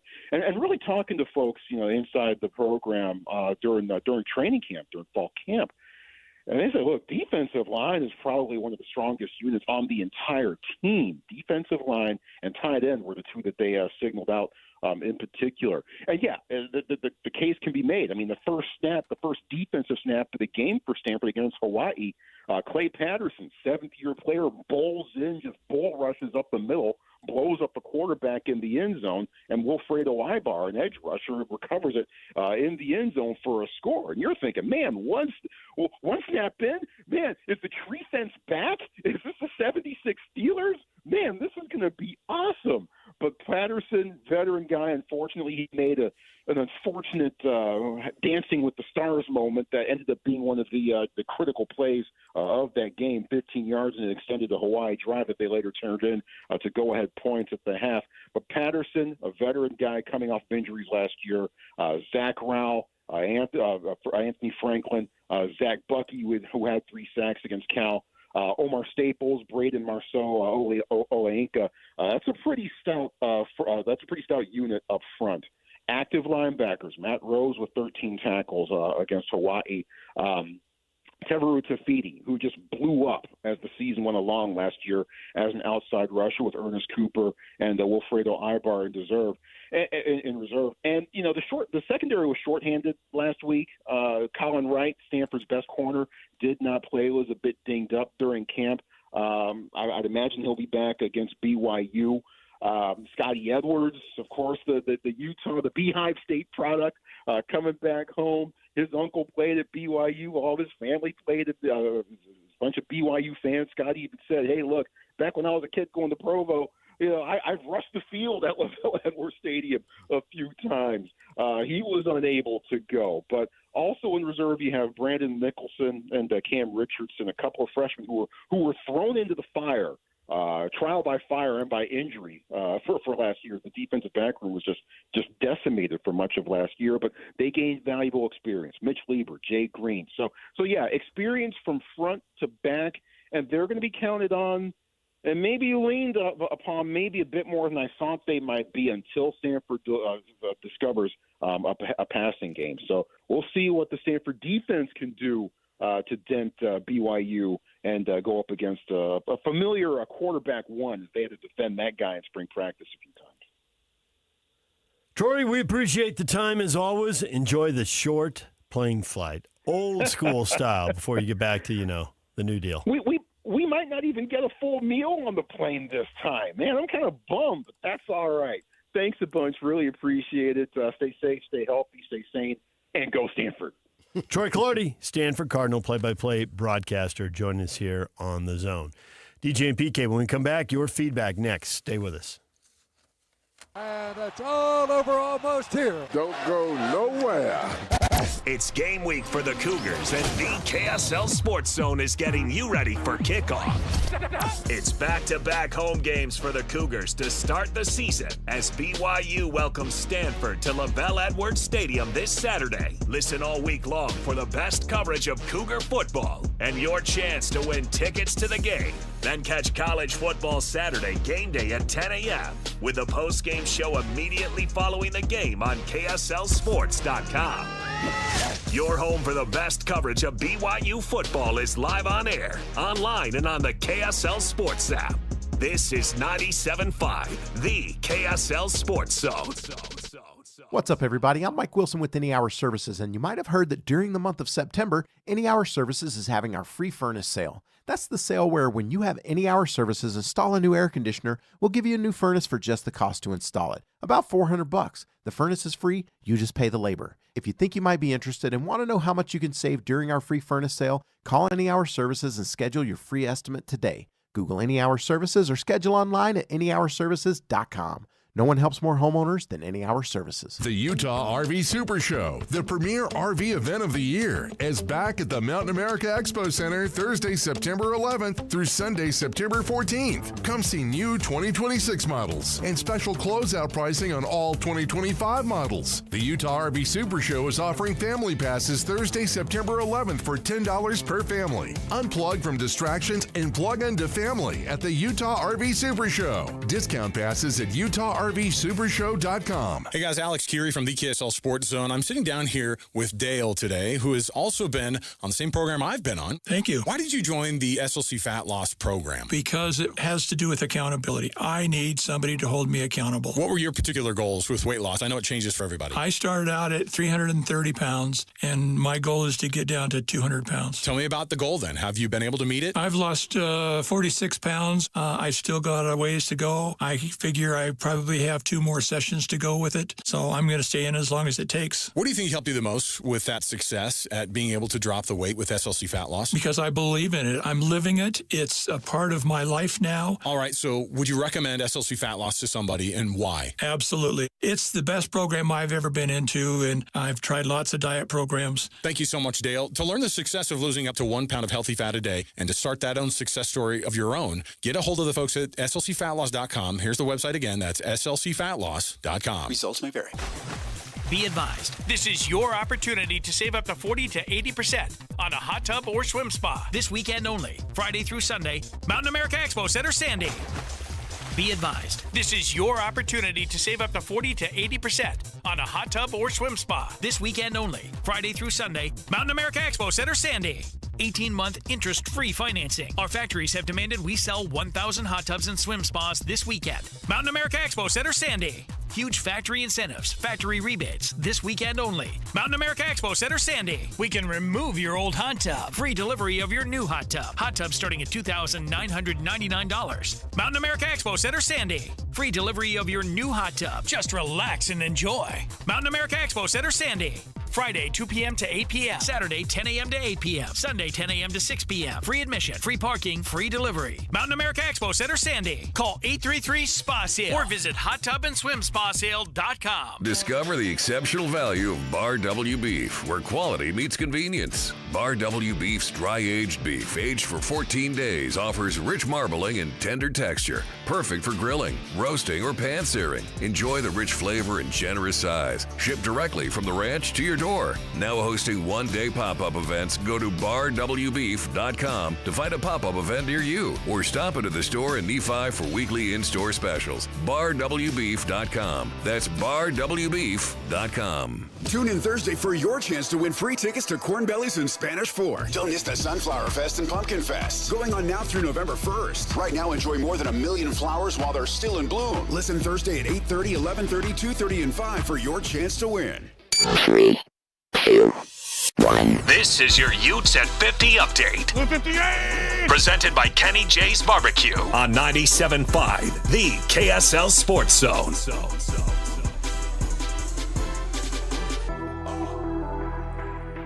Utah defense coming off a strong performance against UCLA. Logan Fano on what the defense takes the most pride in.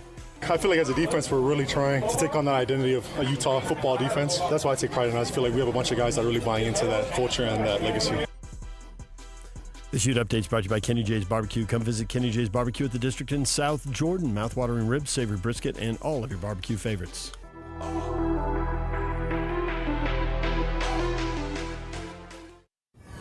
And now, enough of us. It's time to hear from you. From all your texts, tweets, and posts. This is the best feedback of the day. Ooh, I was there. It's the best game of my life. With DJ and PK on 97.5, the KSL Sports Zone.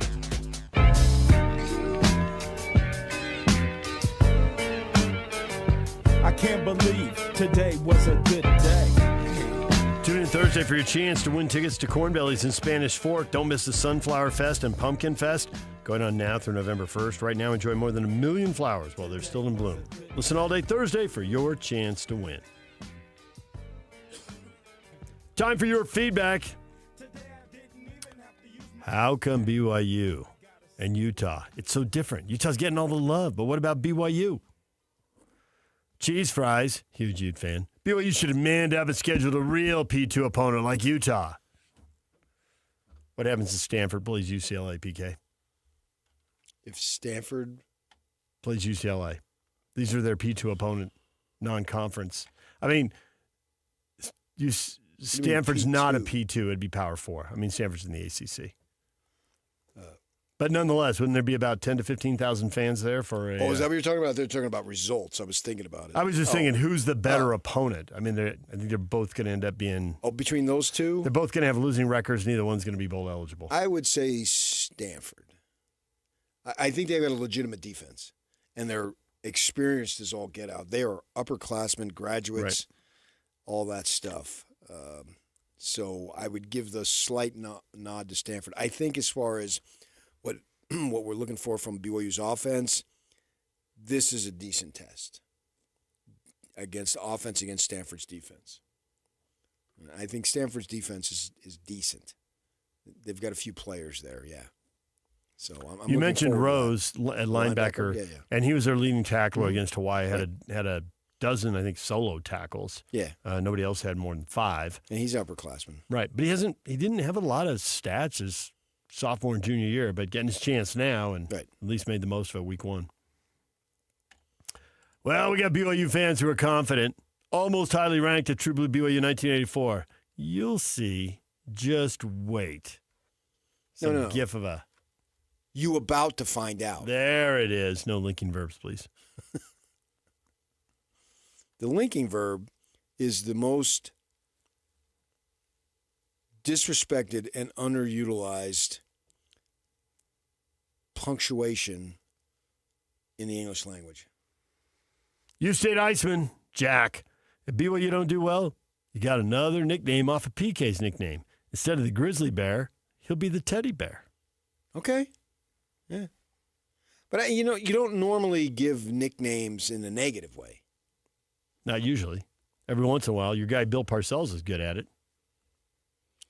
Yeah, but I never liked Parcells. That's not true. You loved him. You remember the best negative nickname I can remember was there's a cornerback, Elvis Patterson, and he called him Toast because he got burned so often. Yeah. Elvis Toast Patterson, and it stuck. Sure. I don't believe in motivation by negativity. Since when? Right now. Okay. Petty Ute fan. Everyone outside of Provo knows last year was a fluke for both teams. That's why Utah's getting national respect and BYU isn't getting any. Was last year a fluke? Well, I believe if I were talking to a BYU coach, they might say something like, well, it was the 3rd double-digit win season in the last 5 years. How many do you want to dismiss? Yeah. The first one was, well, it was the pandemic. It was a mostly G5 schedule. And then the second one, well, the Pac-12 was down. They cleaned up on a bunch of power teams, mostly Pac-12 teams. BYU, but... The third one, they're in the Big 12. Yeah, they had a lot of nice wins. At some point, you just got to it's what you did with Gonzaga basketball and Boise State football. At some point, I get the league isn't that good, but if you're going to win that much, that often, and when you get your chance on the big stage, if you come through a few times, at some point you just got to tip your cap for the Sweet 16s or the Fiesta Bowl wins or whatever it is. Multiple double-digit win seasons. Yeah, that's what made the losses so excruciating. There was so much winning. Yeah. So much winning and such high hopes. Right. And their losses came late, so they were more painful. Well, yeah, exactly. If they were, 8-4, 7-5, you lost those games. It happens. One possession. And that's kind of how Ute fans reacted to their season 2 years ago when Barnes was the quarterback and they went 8-5, 8-4 with a bowl loss to Northwestern for the 5th loss. Yeah. It was like, hey, it was a backup quartherback. It was pretty solid, and it happens. Yeah, and the bowl loss was a backup to a backup to a backup, right. And they had, they beat the bad teams. They were able to grind out wins and win in dramatic fashion against some decent teams. But when they played the really highly ranked teams, it wasn't happening. There was no woulda, coulda, shoulda. They were beat. Right. All right, DJ PK, we're out of time. Jake and Ben are next. Show's over. Show's over. Well, I've so enjoyed our little chat. Will you get going? Goodbye. You're wasting my time, so get out. My suggestion to you is that you try again tomorrow. I'll take that advice into account. Get going. See you. See ya. It's so hard to say goodbye. Get the latest Utah sports headlines delivered to your inbox with the KSL Sports Newsletter. From the Jazz, Utah Hockey Club, BYU, Utah, Real Salt Lake, and more. Be in the know of all things sports in the state of Utah. Visit KSLSports.com to sign up for the KSL Sports Newsletter. The Missionary Starter Package now at Mr. Mac is everything a missionary needs at an unbeatable value.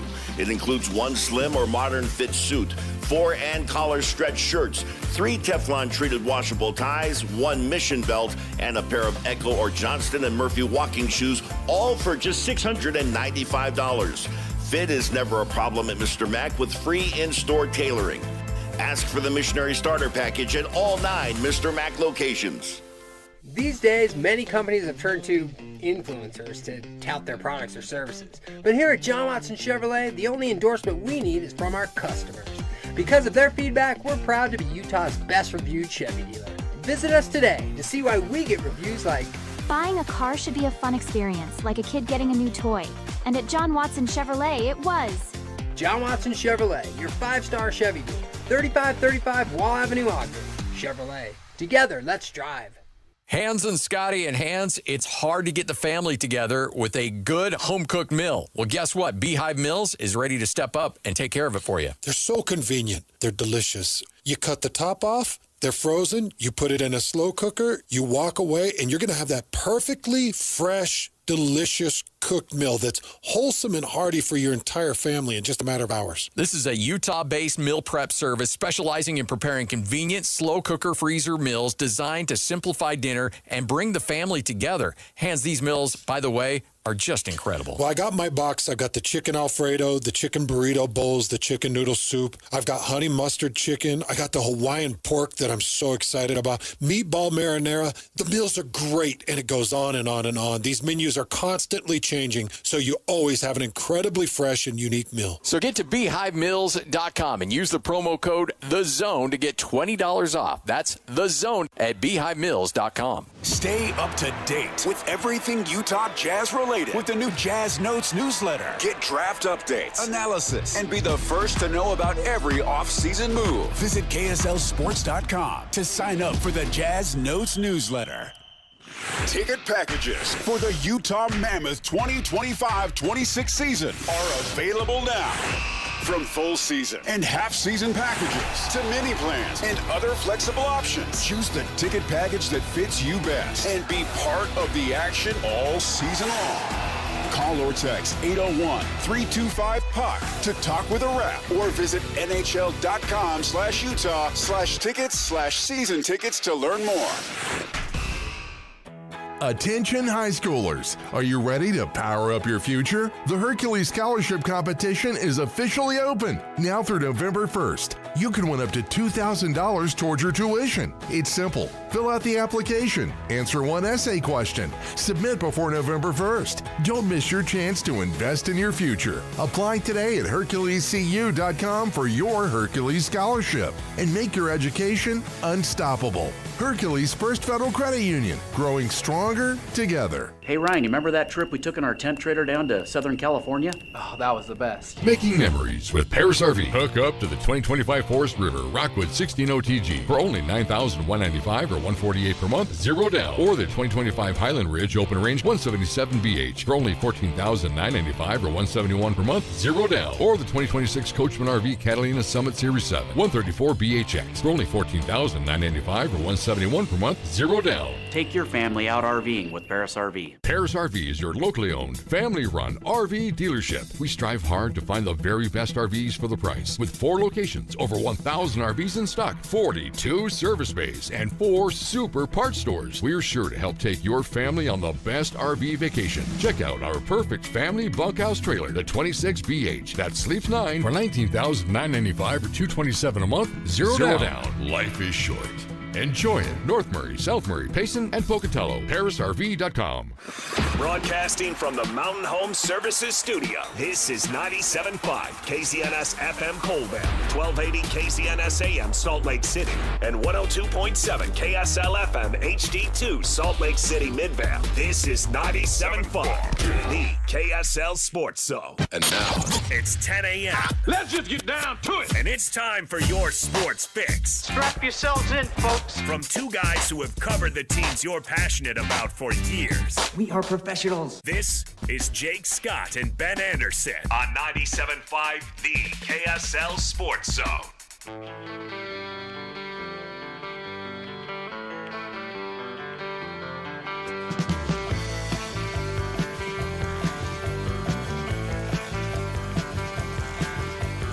All our times have come here, but now they're gone. Seasons don't fear the reaper, nor do the wind, the sun, or the rain. We can be like they are. Come on, baby, don't fear the reaper. Baby, take my hand. He's back, everyone. Jake and Ben, 97.5, the KSL Sports Zone. Jake Scott, Ben Anderson. Ben's I'm back. Vacation is complete. And I'm hot. It's hot in here. Yeah, it's hot in here. I'm not good looking. I'm just saying it's warm. No, listen, I'll take the blame for this. I will. It's my fault. I regret it. We just haven't gotten the HVAC issues figured out in this studio, which is fine. Uh-huh. And it was like icy cold for a very long time. And people have been working on it, which tip of the cap to them. But we may have overcorrected, and now it's really hot in here, and it's way worse. It is. It's quite warm in here. Hot in here is way worse. It says 78. I don't cold in trust it. I keep my house in the mid to higher 70s, and maybe my house thermostat is off. But yeah, this is toasty. This is warm. Man, I keep my house on the cooler side. I gotta admit, and we have a walkout basement, so part of the basement is underground, and that's where my daughter's room is in that back part of the basement. And I mean, she has to have a full quilt. Got a coat on to sleep 365. Yeah, and I'm quite jealous of her, to be honest. Yeah, because I'm upstairs and it's not as cold bedroom's great. Is the best. Yeah, but coolish studio is better than warmish studio. Well, and honestly, again, we've talked about this. There is a reason for it, though. It doesn't really make sense in here because we don't have the equipment in here. But you keep radio studios cold because the equipment runs so hot that it will literally fry it. It will ruin the equipment. Yeah. And it's expensive to have radio stuff. But I don't think it's all in here. No. So. But whatever. I should just, you know what? Whenever I think I'm going to complain about this, I should just shut my pie hole. You know what I mean? Uh-huh. Just, you know what? I'm going on about my day. How was your vacay, Ben? It's excellent. Always good to get away. Appreciate you letting me jump away. Oh, yeah, no worries. You said it was not like crazy at Bear Lake over Labor Day. I was surprised. Yeah, shockingly dead. You can usually tell, we go into the grocery store the first day we get there because they've got a nice big grocery store now. Shout out Mike's. And just nobody there, which is usually the tell. You can go walk in there and see, is there, this could be a long line. This could be a long weekend. Everyone in town is here. And it felt like I saw a lot of cars driving up and then got up there and the produce section was totally empty. It's great. So that's nice. Yeah, I'll take it. All right, buddy. Well, we're glad you're back and relaxed and ready to talk some sports. Happy to be back on the Jake and Ben show. Yeah. I was telling you what you missed when you were gone. You did miss an awkward moment with a guest. That's what I heard. I did call Weber State, Utah State yesterday. No, to Coach Mental? No, it was after. Thankfully, it was after I talked to Coach Mental. I brought up Johnny Football with Coach Mental, which I thought was fun. How do you think Bill Belichick's girlfriend will do in her coaching debut tonight? All right. All right. All right. And that was it. Okay. All right. Okay. So I don't know. Christian works hard to book guests for the show, and I do feel bad when I submarine the relationship with one of them. Yeah, because you got to delete it out of the Rolodex. Well, I mean, I suppose we could have Chip on. I mean, maybe if he would say yes, but he didn't like my joke. Yeah, I did. Who was the other guest that really didn't like my joke? Eric Pincus. Eric Pincus. Because I made a Tim Hardaway Sr. joke. And he didn't think that was funny. I I thought that one was funny Could too. go a lot of different directions with Tim Hardaway Sr. So okay. No, it was about the Clippers or something signing all these old players, and it was like I think they're going to sign Tim Hardaway Sr. next or something like that. Okay. And he just didn't pick up on it. He just didn't find it funny. Okay. I guess. Okay. Christian's looking for it. You can. Yeah. I think you were there that day. Christian and I have a pool going on who the Clippers' next signing would be, and I said Tim Hardaway Sr. Sorry, I had to get that joke in. Eric, you are great. You weren't there that day. Man, why I does wasn't. this? You're talking about you and Christian, yeah. Why? Yeah. Why is it when you're gone? You get a little loose when I'm gone, apparently. Meh. It's a good noise. Meh. That was a funny joke. Can we hear meh again? I like the noise alone. Come on, It is funny. That's I'm a with funny you. joke. Now, here's the thing. It is a very Jake joke. Okay. Right? Which is like, it's almost so stupid it's funny. It's almost so obvious and on the nose. That's the point. That's your thing. And I the think point. some people don't really know how to react to that. And once I have some Jake shorthand, I've just done this with you enough, I recognize where it comes from and how it fits in everywhere else. I enjoy it. Otherwise, you're going to get a lot of these reactions. Tim Hardaway Sr. It is funny. It's funny. No, I'm with you. It's funny. Because his son's in the league. And again, so much of our show, which is why if you listen to it for the first time, I don't think you're going to like our show. But if you listen to it for a month, maybe you'll start to like it. You're going to like it immediately. Stop it. It just takes you a minute to get to know it. It's just got a lot of bits. And Bill Belichick's girlfriend, not that she has not been a huge story across the country, but how we view her role at North Carolina, I don't think is necessarily how everybody views the role. Listen, I didn't call her an adult novelty heiress. Sure. Because I've called her that before. You have. Because that is true. Correct. I just made it, that's been in the news. It's been relevant. They've had to answer questions at North Carolina, is she actually coaching the team? Because she was around the team all the time. So I can make a joke. It's right out of the headlines. You didn't say anything inappropriate, but I recognize why it caught them off guard. Do you think that Michael Jordan and Lawrence Taylor and who else was there? Roy Williams. Do you think that they were really bummed they showed up for such a drubbing? It's like you're in the booth. They're doing all the cutaways to you. Legends. Look at all the legends that have played at North Carolina. Unbelievable. It's the GOAT, Michael Jordan. And then they watch a 30-point loss. Yeah, I can't believe they got Michael out, in all honesty. If you were to tell me Sheed was there and Vince Carter was there and, any number of, not a whole lot of NFL players from North Carolina showed up, that would be one thing, or Bill Belichick supporters. But Michael's, it's hard to get places. No, now, it's he's not. a North Carolina guy. That has nothing to do with it either. It's North Carolina is a Jumpman school. Okay. There's a high probability that Michael Jordan himself is paying Bill Belichick. He's our guy. Right, and they're going to be on national TV, and his brand's on national TV, et cetera, et cetera. Michael was going to be there 1,000%. That's making him money. Maybe. This was pretty embarrassing. That was embarrassing. That was an embarrassing showing. Oh, yeah. Result, yeah. But I had the Chip Pattersons of the world coming on the radio who were telling me that they were going to be great. But even though the rest of the world is like, no, they're not. Yeah, no, they're not. No, they're not.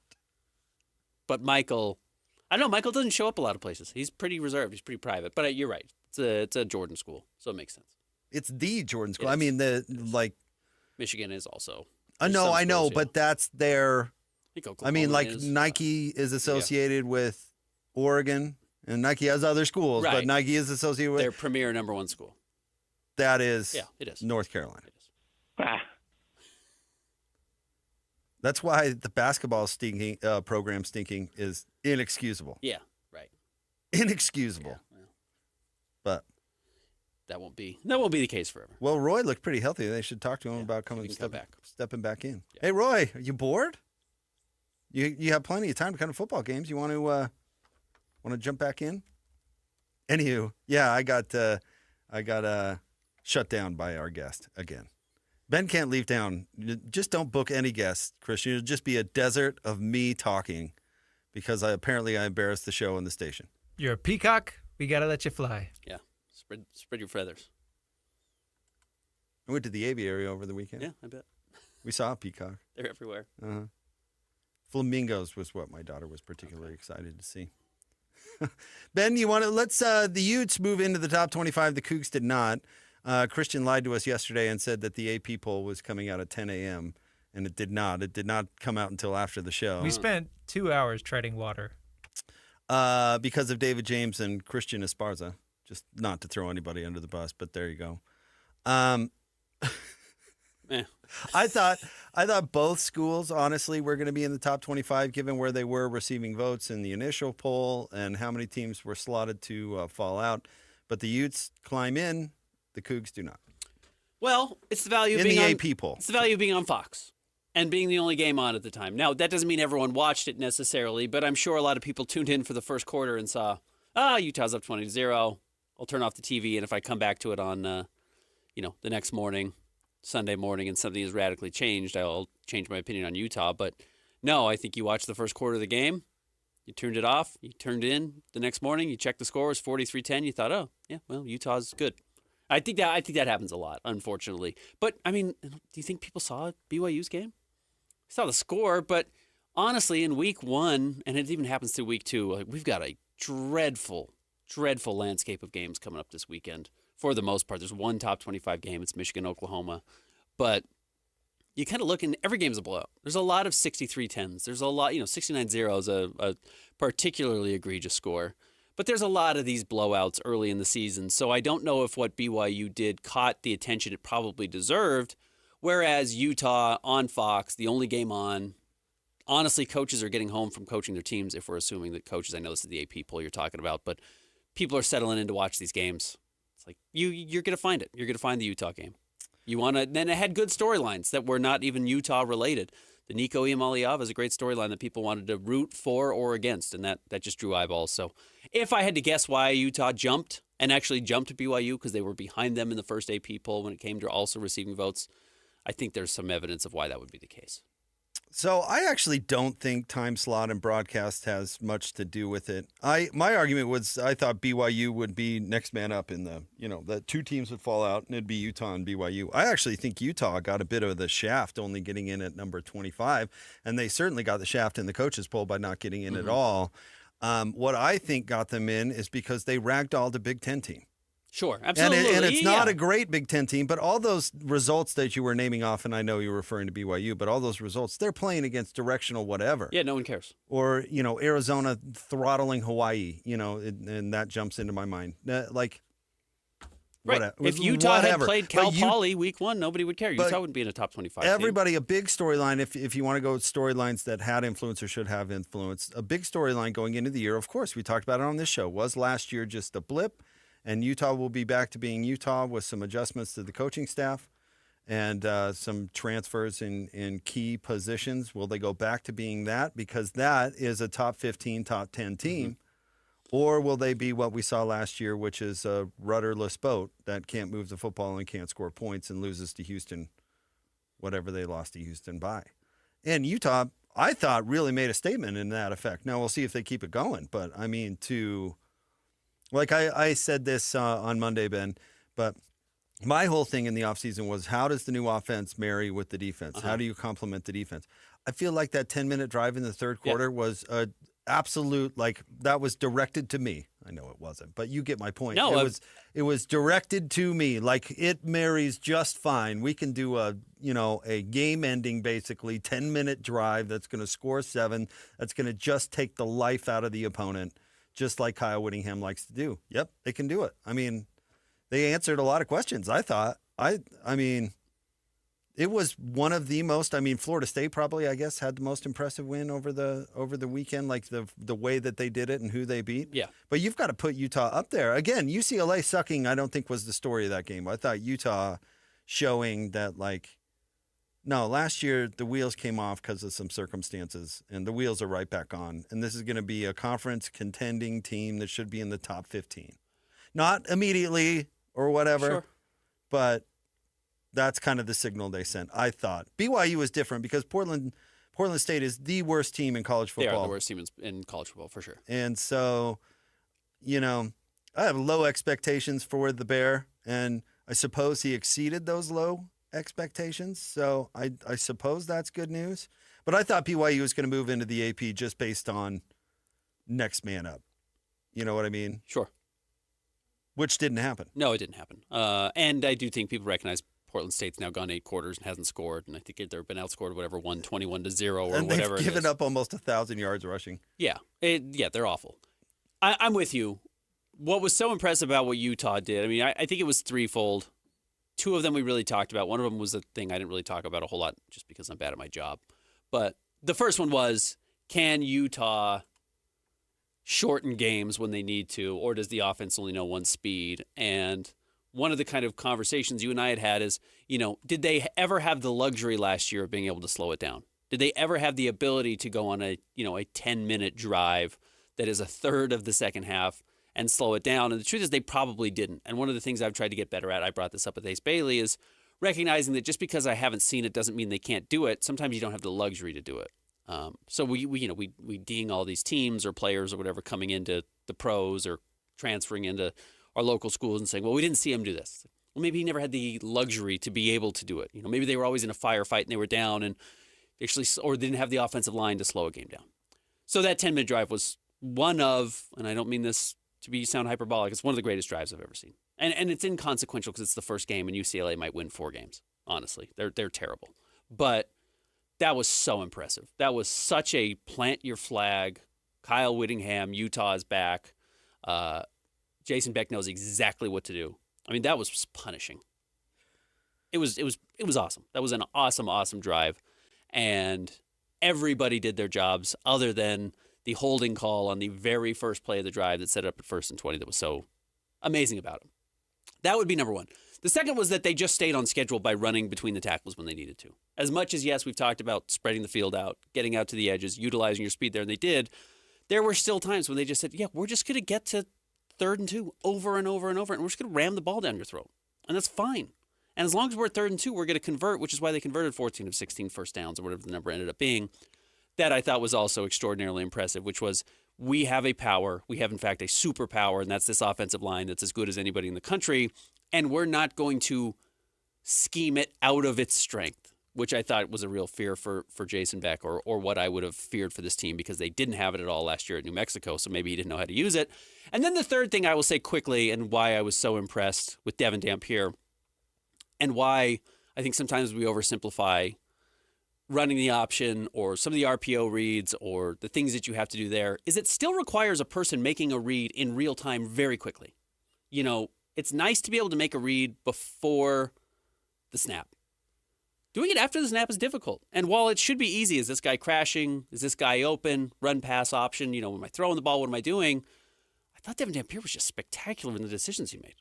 You can go back and watch the plays and say he had other options, and he seemed to make the right one seemingly every time. And even on his, 4 incompletions, you go back and it's like, yeah, it's 2nd and 1, and he takes a shot. It's like, well, yeah, that's a great decision. Because if it's incomplete, which it was, you have 3rd and 1 and you're fine. You're still on schedule. You're going to be just fine. You're going to keep this drive alive. So I thought his ability to make good decisions within the offense and with what was in front of him at the point in the games at which he did it was maybe what I was most impressed by because I didn't know if he'd be able to do that or if at times he just out-athletes everybody in the Mountain West Conference, which is what he could do last year and you can't do in the Big 12. Now he was doing it with his decision-making. That's what I thought was probably most impressive. Yeah, he was really good. I don't think. Sorry, that was a rant. No, I don't think there's a whole lot of criticism other than he was only making 1 read throws. I know that's not what you're saying, but I'm just clarifying. Like he wasn't standing back he's not. and checking down. That's not. No, what but he's knowing when to pull the ball. But the option and all that stuff and the RPO stuff, I couldn't agree more. Last year, going back to your take about last year they didn't play fast. They should have played faster. Andy Ludwig was a notorious. No, I'm talking about New Mexico huddler. Played fast. Oh, New Mexico. New Mexico I thought you were talking had about no Utah. choice but to play fast because every game was a firefight. Utah's problem last year was they could do a 6-minute, 7-minute drive, but their problem was they were down 14. They needed to do a 3-minute drive. And they were completely ineffective in the red zone. And make some plays, and they didn't have the ability to do that. So Utah jumps into the rankings. BYU does not in the AP, but does in the coaches. And then Utah didn't move in the coaches poll. But I don't know about you, and listen, this is all a silly exercise, right? But I pretty much discard the coaches poll. Yeah, it doesn't until the college football playoff rankings come out. It doesn't really matter. Not for that reason, because the coaches aren't voting. Sure, right? Yeah, of course. They're not watching. Some person in their office because they're not going to be bothered with voting. Are you kidding? The only time they vote is on the last one, whether they try to vote advantageously to get their teams wherever. Right. But you think how many coaches actually made the vote in this of the poll? 125 this or whatever week? it is? Yeah. 135? Yeah. 0. 15. Honestly, there's probably some dorks that are, with all due respect, this is my first year coaching. I've been wanting to have this vote for a long time, and by week 3, they're not voting. No. In fact, I bet it's a thing in the coaching world. Oh, you look at that? Yeah. Right. Oh, you badge of honor to not care. I gave that to my 12-year-old. And you know what? Rightfully so. How are they supposed to vote? They're supposed to know what 25 other teams are doing, week in and week out. I don't expect that. So I always kind of disregard the coaches poll. The media poll, you're supposed to get at least a large enough sample size you can get some sort of accurate look at it. All right, stay tuned. Top 3 stories of the day. I don't think it's inaccurate. I don't think the poll. I mean, again, we're a week in. You know, what do we know? We're it doesn't mean anything. Michigan being good. We don't know if Michigan's good. Stay tuned. More next. 97.5, the KSL Sports Zone. It's game week for the Utes, and the KSL Sports Zone is getting you ready for kickoff. After a season-opening battle at UCLA, the Utes return home to the Hill for a battle against Cal Poly. Listen all week long for the best coverage of Utah football. Then catch college football Saturday, game day at 10 a.m. with the post-game show immediately following the game on KSLSports.com. Let's go then. Let's go, baby. Your home for the best coverage of Utah football is live on air, online, and on the KSL Sports app. This is 97.5, the KSL Sports Zone. The IRS finally caught up with Louie. I hadn't paid my taxes in 8 years. I owe the IRS a lot of money. Louie was in deep trouble. We're going to take your house, put a lien on your bank account, garnish your pay. They don't care. They're going to take your paycheck. Louie found out about Optima Tax Relief, the leading tax resolution firm. A-plus rated by the Better Business Bureau, they've resolved over $1 billion for their clients. Optima Tax, they help me. They calm me down. They make me feel comfortable, and I trust them. Louie has a lot to be thankful for. I don't owe the IRS anymore, and I'm able to live a comfortable life, a lot better life. It was because of Optima Tax. For tax help you can trust, call Optima now for a free consultation. Take it from Louie. If you owe the IRS, don't go it alone. Give Optima Tax a call. They can help you. Call 800-343-6460. 800-343-6460. 800-343-6460. Optima Tax Relief. Testimonial from an actual client. Some restrictions apply. For complete details, please visit OptimaTaxRelief.com. Are you looking to upgrade your outdoor space? Mountain Supply has you covered with Keystone Pavers, the trusted name in durability and design. With easy installation, weather-resistant strength, and a wide range of beautiful styles, Keystone Pavers turn any yard into a dream getaway. And here's the bonus. Right now, Mountain contractors get double peak points on all Keystone purchases over $1,000. Head to your local Mountain Supply or visit mountainland.com today. Your perfect patio starts here.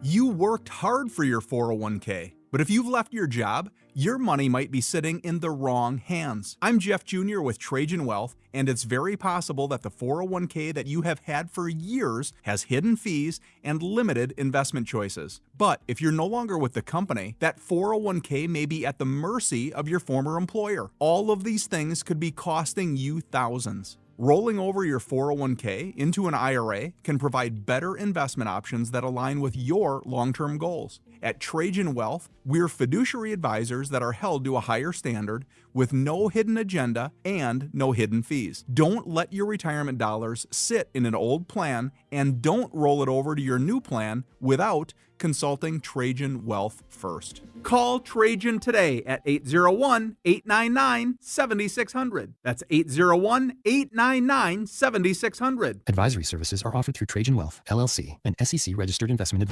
Napa Auto Parts is opening a new store in Riverton at 3331 West, 126 South, starting Thursday, September 4th through Saturday, September 6th. Napa Auto Parts is offering free wiper and battery testing. Plus Napa conventional motor oil for $2.99 per quart. There's a limit of 36 quarts on that amazing deal.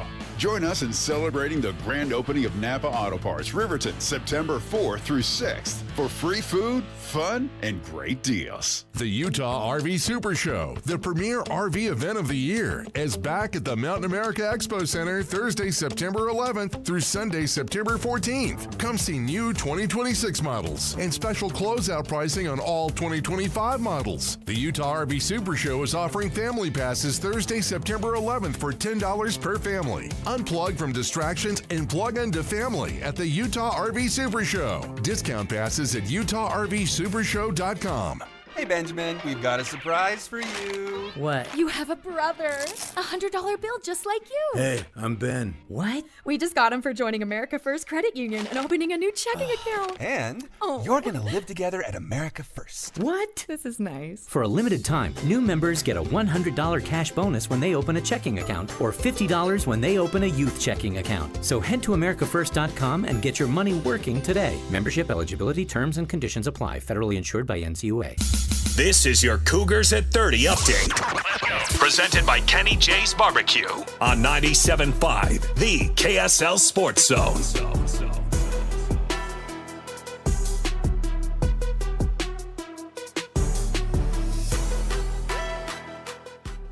All right, it's your Cougs at 30 update here on Jake and Ben. Here is Coach Satake, appreciative of the Rock showing up big week 1. We keep talking about it. I keep hearing the players talk about it in the locker room after the game. And even today, you can hear the buzz going around about how amazing our fans were. School's not even in session yet, and the Rock was amazing. And so seeing the student section and all the fans and everybody supported, and they were loud too. So that was really impressive, man, to have that type of atmosphere. This update is brought to you by Kenny J's Barbecue at the District in South Jordan. Mouthwatering ribs, savory brisket, and all your barbecue favorites. It's Kenny J's.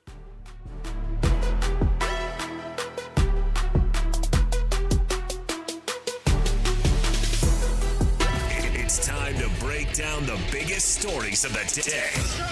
This is the top 3 stories of the day on KSLSports.com. 97.5, the KSL Sports Zone.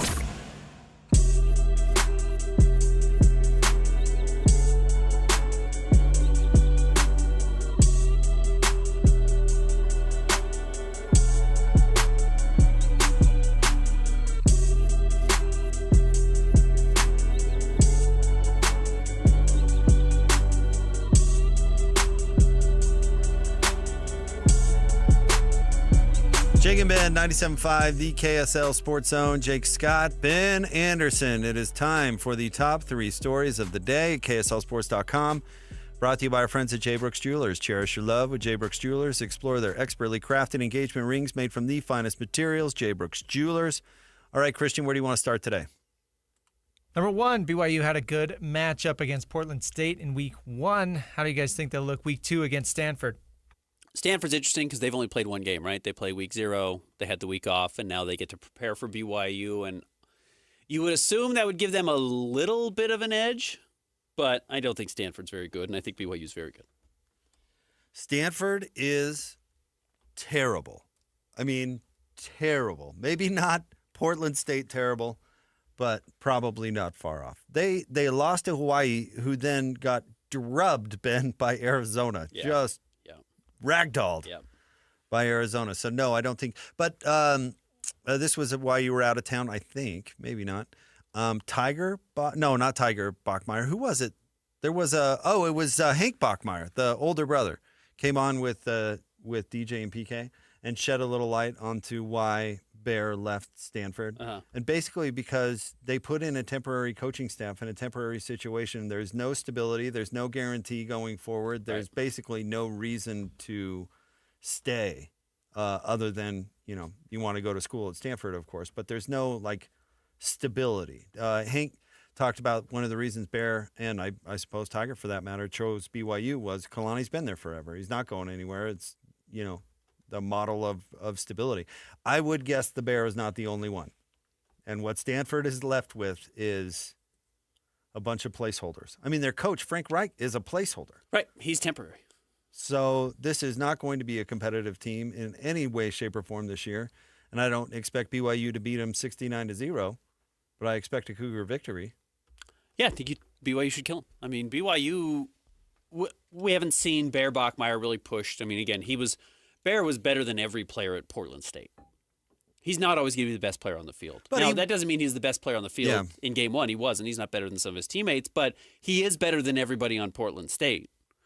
That's not always going to be the case. In fact, Stanford probably has some players that are better than he is. So he is going to run into that at times, and how does he adjust there? And we still don't really know. I'm not taking a lot from Portland State because that's not a football team. You know, that felt like a team that should be shut down, and I don't want that. I want all those kids to have scholarships and whatever, but obviously that was not a close to competitive game, and it was over really before it started, though I know BYU got off to a bit of a clunky start. Yeah, we'll learn a little bit more against Stanford. I don't know if we're going to really learn a whole lot until they're on the road against East Carolina in what will be week 4, technically. My take coming off the BYU game against Portland State, and I think it still applies to Stanford, is take the Bear out of it for a second. The rest of the team is awesome. Yeah, they're great. Yeah, they're really, really good. The defense is really good. LJ Martin is really good. So, I mean, that's going to win you games. It's how many games does the freshman quarterback lose you? That's the question. And I don't think that's going to happen against Stanford. No, there's a real chance it doesn't happen for several weeks. I mean, I don't think Colorado's any good. I don't know if West Virginia's good. I don't know if Arizona's good. So, again, and I know Coach Mack came on the airwaves and said this last week, but there's a real chance they're undefeated going up against Utah.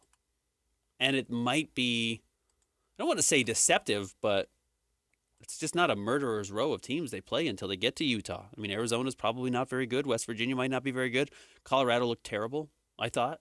So, yeah, there's some green lights in front of him. He should be able to gain some momentum. We got to talk about Dion pulling a wit and not giving in on he mismanaged the clock. Yeah. Digging in his heels. Yeah. Which is kind of funny. We can get into that a little bit later, but what is next? Number 2, Boardman gets paid. Apparently under the table. So Pablo Torre, who has gone on a tear since Bill Simmons called him not a real journalist, of just exposing people, including he's kind of the headache that caused all the NFL Players Association stuff, the collusion with the NFL. I love this turn for him. Yeah. That he's become a true sports investigative journalist, which is something that actually I think has been missing somewhat from sports media. I mean, remember Bob Lee and his and all of that stuff? It's kind of gone by the wayside. So I love this turn for him that all of a sudden he's going to be the sports investigative journalist. But this is not surprising. So what he found is there was basically a sham tree planting company that was in part, if not entirely, owned and funded by Los Angeles Clippers owner Steve Ballmer, who we know is a super trillionaire. He just has so much money. And one of the people they hired to represent the tree company was Kawhi Leonard, and what seems to have been a quote-unquote no-show job, meaning he doesn't have to show up. He was never asked to do anything. He didn't have to make any appearances. It was supposed to be an endorsement, but he never did anything. He never did any of that. It's a lot like name, image, likeness right now in college football, but ideally you do have to show up with your name, your image, or your likeness to the car dealership or the car wash or the mattress company or wherever to say, hey, look, I'm earning this money. And it's not just that he got paid, it's that he got paid a huge sum of money. It was $28 million. So $7 million a year in a contract that would be terminated the second he left the Clippers, which my understanding is it's not that uncommon. You know, we've talked about the Karl Malone and John Stockton car dealerships here. But you have to at least ideally show up and do some work and use your name and be a part of something and show your face, and that's part of it. And Kawhi never even met kind of those low standards, at least that Pablo Torre could find out. Now, it's a little more devious, too, because somebody's gone to jail for wire fraud from this from this company. Well, the company went bankrupt, which is how all this information got out. Right, and I believe there was some fraud that was in there somewhere, and then even, I guess, more delicious is that Uncle Dennis is surfacing once again, that Uncle Dennis was calling the company to shake him down for the dough. Uncle Dennis is the guy that is Kawhi Leonard's uncle, quite literally, that kind of reportedly ruined the whole relationship with the Spurs. He wanted more and more and more, and the Spurs kept telling him no, or saying, well, we'll find it elsewhere. So the way I hear it, and I've heard it from multiple people that weren't there, I suppose, but would kind of know at least the scuttlebutt, is that Kawhi had an agent right out of college that Uncle Dennis has always been a part of the picture, but Kawhi had an agent right out of college that played the middleman, like actually good agents do, of going between the franchise and Kawhi. And that lasted basically until the famous quad injury where Uncle Dennis pushed out the agent, and then Uncle Dennis was running the show and then forced his way out of San Antonio, played the 1 year in Toronto. Now, if you remember, Ben, you remember this made reports that there were, I guess, rumors, or I don't know how you want to put it, that Toronto was going to give Kawhi all sorts of perks to stay, including a condo in an exclusive building or whatever. And since it never happened, nobody ever got in trouble for that. But it did kind of get out there and become public. So, but Uncle Dennis apparently was going to this company and demanding payment, even when they couldn't pay employees or bills or whatever, and they made the priority to pay Uncle Dennis. So this goes even deeper than Ballmer's connection to it. This could be really bad. It could be. It could be really bad for the Clippers and for Kawhi. Now Kawhi probably gets off scot-free. He says, "You paid me whatever. I'll be suspended 30 games." He's great. I only play 50 games a year, anyways, at most. My gut tells me nothing's going to come of this because it's a black eye for the NBA, and as we just saw with the collusion with the NFL, they try to bury these things because it is such a bad look, especially when it's a star, especially when it's in a major city, especially when it's a team that they would like to be a better face than it has been historically. But if they realize that, this is bad, and this is unique from even some of the other deals that are handed out in the NBA, which are essentially no-show deals, but ways to sweeten the pot for star players, and they come down on them, and the last time we saw this was Joe Smith with the Timberwolves. With the Minnesota Timberwolves. They lost 5 first-round draft picks. Yeah. I mean, they got hammered. It's part of the reasons why the Timberwolves were such a disaster for so long. Yes, bad ownership. Yes, a new team. But they lost a lot of draft capital at a time when you needed it to be good, and they didn't have any. So this could potentially really be a huge setback for the Clippers. I don't even know where you're sitting at. So we'll see. Nobody wants that guy to endorse anything. Correct. Yeah, he's not Mr. $20 million Mr. Magnetic for an endorsement deal from Kawhi? You mean the NBA's least popular good player? Yeah. But it's really impressive work by Pablo Torre to uncover this. He's done a really good job. So it's on his podcast. Pablo Finds Out. I remember when I said when TMZ decided to make delve into sports, and I said, this is bad news for a lot of athletes. This is really bad news. Yeah. And you know what? Pablo Torre, going investigative journalist, it might be bad news. Yep. But to your point about why punishment may not come is because everybody's doing this. And it's that whole, well, if we go after Ballmer for doing this, then all of a sudden when somebody finds out that we're doing it, then it's. What does Ballmer sue? Ballmer says, okay, then we want discovery for every other team in the NBA to see if everyone else is doing this and see if we're actually doing anything out of the ordinary. And then the league says, ooh, we don't want that. But if it gets bad publicly, then they have to do something. That's usually when kind of something turns. I don't remember. The Joe Smith thing happened right before the lockout. So I don't know if the timing of that had anything to do with. I honestly don't know much about the backstory other than they were paying him under the table. And Joe copped to it. Well, they knew what was coming in the lockout, and so they paid him. Right. They paid him up front. Right. They paid him. They're like, we're going to give you this huge deal because we know the parameters are going to be different when you come back from the lockout. Right. So, interesting stuff. But, yeah, Kawhi, $20 million to endorse a tree planting company. It would be. It would make some sense of why Kawhi chose the Clippers over the Lakers and some of the teams he picked. Next.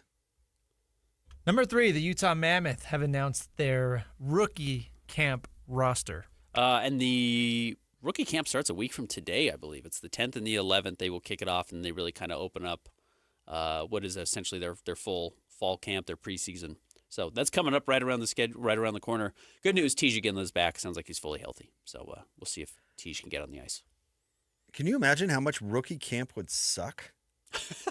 Can you imagine what they're having those rookies do? I mean, in the work your way up atmosphere that is NHL hockey, imagine what rookie camp is like.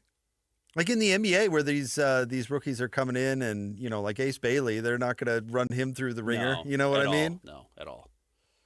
But you're trying to make the NHL squad. You're the rookie group. Can you imagine how hard those guys are working? It's got to be brutal. Again, these kids are drafted when they're 17, 18 years old. I mean, they are little compared to the grown men that they become once they're 28, 29, 30 and still playing in the NHL. These are not huge people. So, I'm sure that's tough. It's also probably why they do such an extensive rookie camp, because you throw a 19-year-old out there, in the real NHL, it gets really difficult. Day one. It's why only a handful of players start in the NHL right out of if they're drafted right out of high school, and usually they've at least gone to college for a year or played in a lower league. Yeah, well, it just doesn't happen very much, period, where rookies play. Yeah. I mean, where are the Roadrunners located again? Tucson. Usually they're there. Yeah. So, I don't know. And something tells me the Bear runs a good camp. Different Bear. I think, different Bachmeier. This is not Bachmeier. Coach Tierney.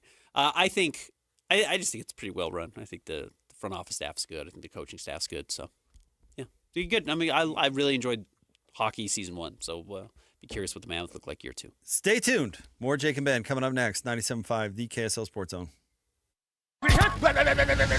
It's game week for the Aggies, and the KSL Sports Zone is getting you ready for kickoff. It's the Aggies versus the Aggies this Saturday as Utah State hits the road for a battle against Texas A&M. Listen all week long for the best coverage of Aggie football. Then catch all the play-by-play action, beginning with the Aggie pregame show this Saturday morning at 9:30. Your exclusive home for Aggie football is live on air, online, and on the KSL Sports app. This is 97.5, the KSL Sports Zone. When your name's on the paint job, your primer better hold up. Painters trust Kills primers for serious adhesion, stain blocking, and a finish that lasts. Now, the full Kills lineup is available exclusively at the Home Depot. Need it fast? Get same-day or next-day delivery, or order online and pick it up in-store. Kills primers. Pro results. Faster. The Home Depot. If you're a pro, you know. All right, gentlemen, this is Emmett Smith on behalf of Depend, and I've got the perfect play. Run straight to your doctor's office for a life-changing catch. Because when prostate cancer is caught early, it's up to 99% treatable, and one blood test might be all it takes. And now through November, Depend is donating to the Prostate Cancer Foundation for select purchases. Talk about a great play. From September 1st to November 30th, Depend is donating 25 cents to the Prostate Cancer Foundation for Depend Shields Guards Real Fit products purchased in the U.S. up to a maximum of $300,000. Or in Mississippi. Hey, it's JJ here. I love hearing from listeners that have also had success with Salt Lake City fat loss. I'm here with Blair. Thanks for coming in. Pleasure to be here. It's so great to see you. So how much weight have you lost? I've lost an amazing 52 pounds in just 60 days. That's incredible. How do you feel? Oh, I feel great. I have more energy. And the GERD and acid reflux is gone. Talk about the scale for a minute. Were you surprised at how quickly that number went down? It was astonishing to me as I'd get on the scale, even in the very beginning when I saw, 2-3 pounds drop off. But I ended up looking forward to getting on the scale to see how much I'd lost in the last day. Tell me about the biggest benefits that you've seen with Salt Lake City fat loss. I have much more confidence in myself, lots more energy, much more adventurous walks with my dogs. Thanks so much for sharing another great success story with Salt Lake City fat loss. Learn the secret of losing up to 1 pound of unhealthy fat per day and start your own success story at slcfatloss.com. That's slcfatloss.com. Results may vary. I'm Walker Kessler, and I play basketball for a living. So I know how important it is to have the support of a team you can trust. That's why I love UCCU. UCCU is more than a credit union. They're a true financial partner, a local team of experts your entire family can trust at every step of your financial journey. Just visit uccu.com and elevate your banking experience. Be advised, this is your opportunity to save up to 40 to 80% on a hot tub or swim spa. This weekend only, Friday through Sunday, Mountain America Expo Center, Sandy. Be advised, this is your opportunity to save up to 40 to 80% on a hot tub or swim spa. This weekend only, Friday through Sunday, Mountain America Expo Center, Sandy. 18-month interest-free financing. Our factories have demanded we sell 1,000 hot tubs and swim spas this weekend. Mountain America Expo Center, Sandy. Huge factory incentives, factory rebates, this weekend only. Mountain America Expo Center, Sandy. We can remove your old hot tub. Free delivery of your new hot tub. Hot tub starting at $2,999. Mountain America Expo Center, Sandy. Free delivery of your new hot tub. Just relax and enjoy. Mountain America Expo Center, Sandy. Friday, 2 p.m. to 8 p.m. Saturday, 10 a.m. to 8 p.m. Sunday, 10 a.m. to 6 p.m. Free admission, free parking, free delivery. Mountain America Expo Center, Sandy. Call 833-SPA-SALE or visit hottubandSwimSpaSale.com. Adventuring in the Wasatch Back this summer? Stop into Dairy King in Heber, now serving pumpkin shakes. And check out their huge gluten-free menu. Dairy King on Main Street, home of the trade and best of state shakes. Listen every Monday morning to DJ and PK and Monday afternoon with JJ and Alex for your Chevy Strong Play of the Game. Win great prizes from Rocky Mountain Chevy. 3, 2, 1. This is your Utes at 50 update. 58! Presented by Kenny J's Barbecue on 97.5, the KSL Sports Zone.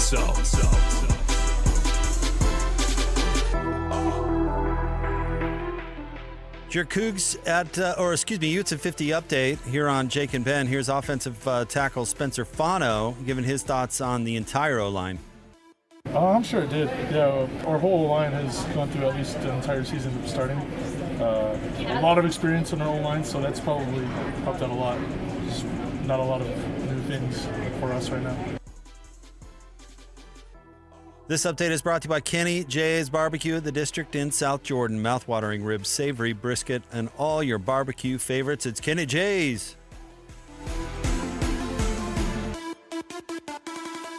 Let's go! Complete game coverage of the Cougars is right here on the KSL Sports Zone. The Cougars get set for a home showdown with Stanford this Saturday. Your home for the best coverage of Cougar football is right here on 97.5, the KSL Sports Zone. You're listening to Jake Scott and Ben Anderson on 97.5, the KSL Sports Zone. Woo!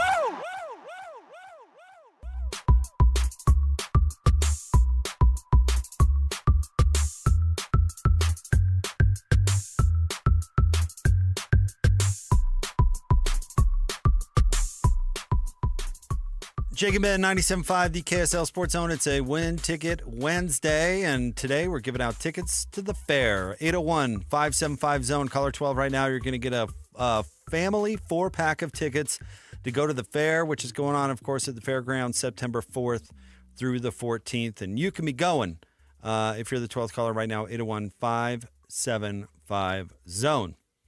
Ben, you and I in the background, we have a TV that's up. And it's usually on some sort of ESPN, and that's why we usually don't get to hear Armpit McAfee's show, but we get to see it. Lately, though, you know what's been on? The U.S. Open. And it seems like the celebrity at the U.S. Open has been particularly strong this year, Ben. But have you ever heard of the Honeydeuce? No. That is the signature cocktail at the U.S. Open. Okay. It is vodka, fresh lemonade, and a splash of raspberry liqueur. Okay. And then garnished with a skewer of 3 frozen honeydew melon balls. Okay, that's what people have been drinking. I've seen the honeydew balls, and of course, a honeydew is green, so you shave them down, they look like tennis balls. That's the idea. Yeah. Sounds like a refreshing beverage. Vodka lemonade with a little bit of raspberry. Uh-huh. Okay. And then the honeydew. Do you know what this concoction costs? Oh. Well, you know what? I've actually heard the U.S. Open's not like crazy expensive to get into, right? It's not like people can go. I've known people who have gone to the U.S. Open. So it's not Wimbledon. It's not impossible to get overseas and then much less get tickets to it. But now you're scaring me. Because a beer at any game you go to now is $19, $18. So I've got to imagine this is what, $25? $23. $23. But now, if you can kind of think about it, in 2024, how much money do you think they made from the Honeydeuces? Man, I really have no idea what the attendance of these matches is. Well, it's 2 weeks. It is 2 weeks. It's a long time. And it's a lot of casual day drinkers.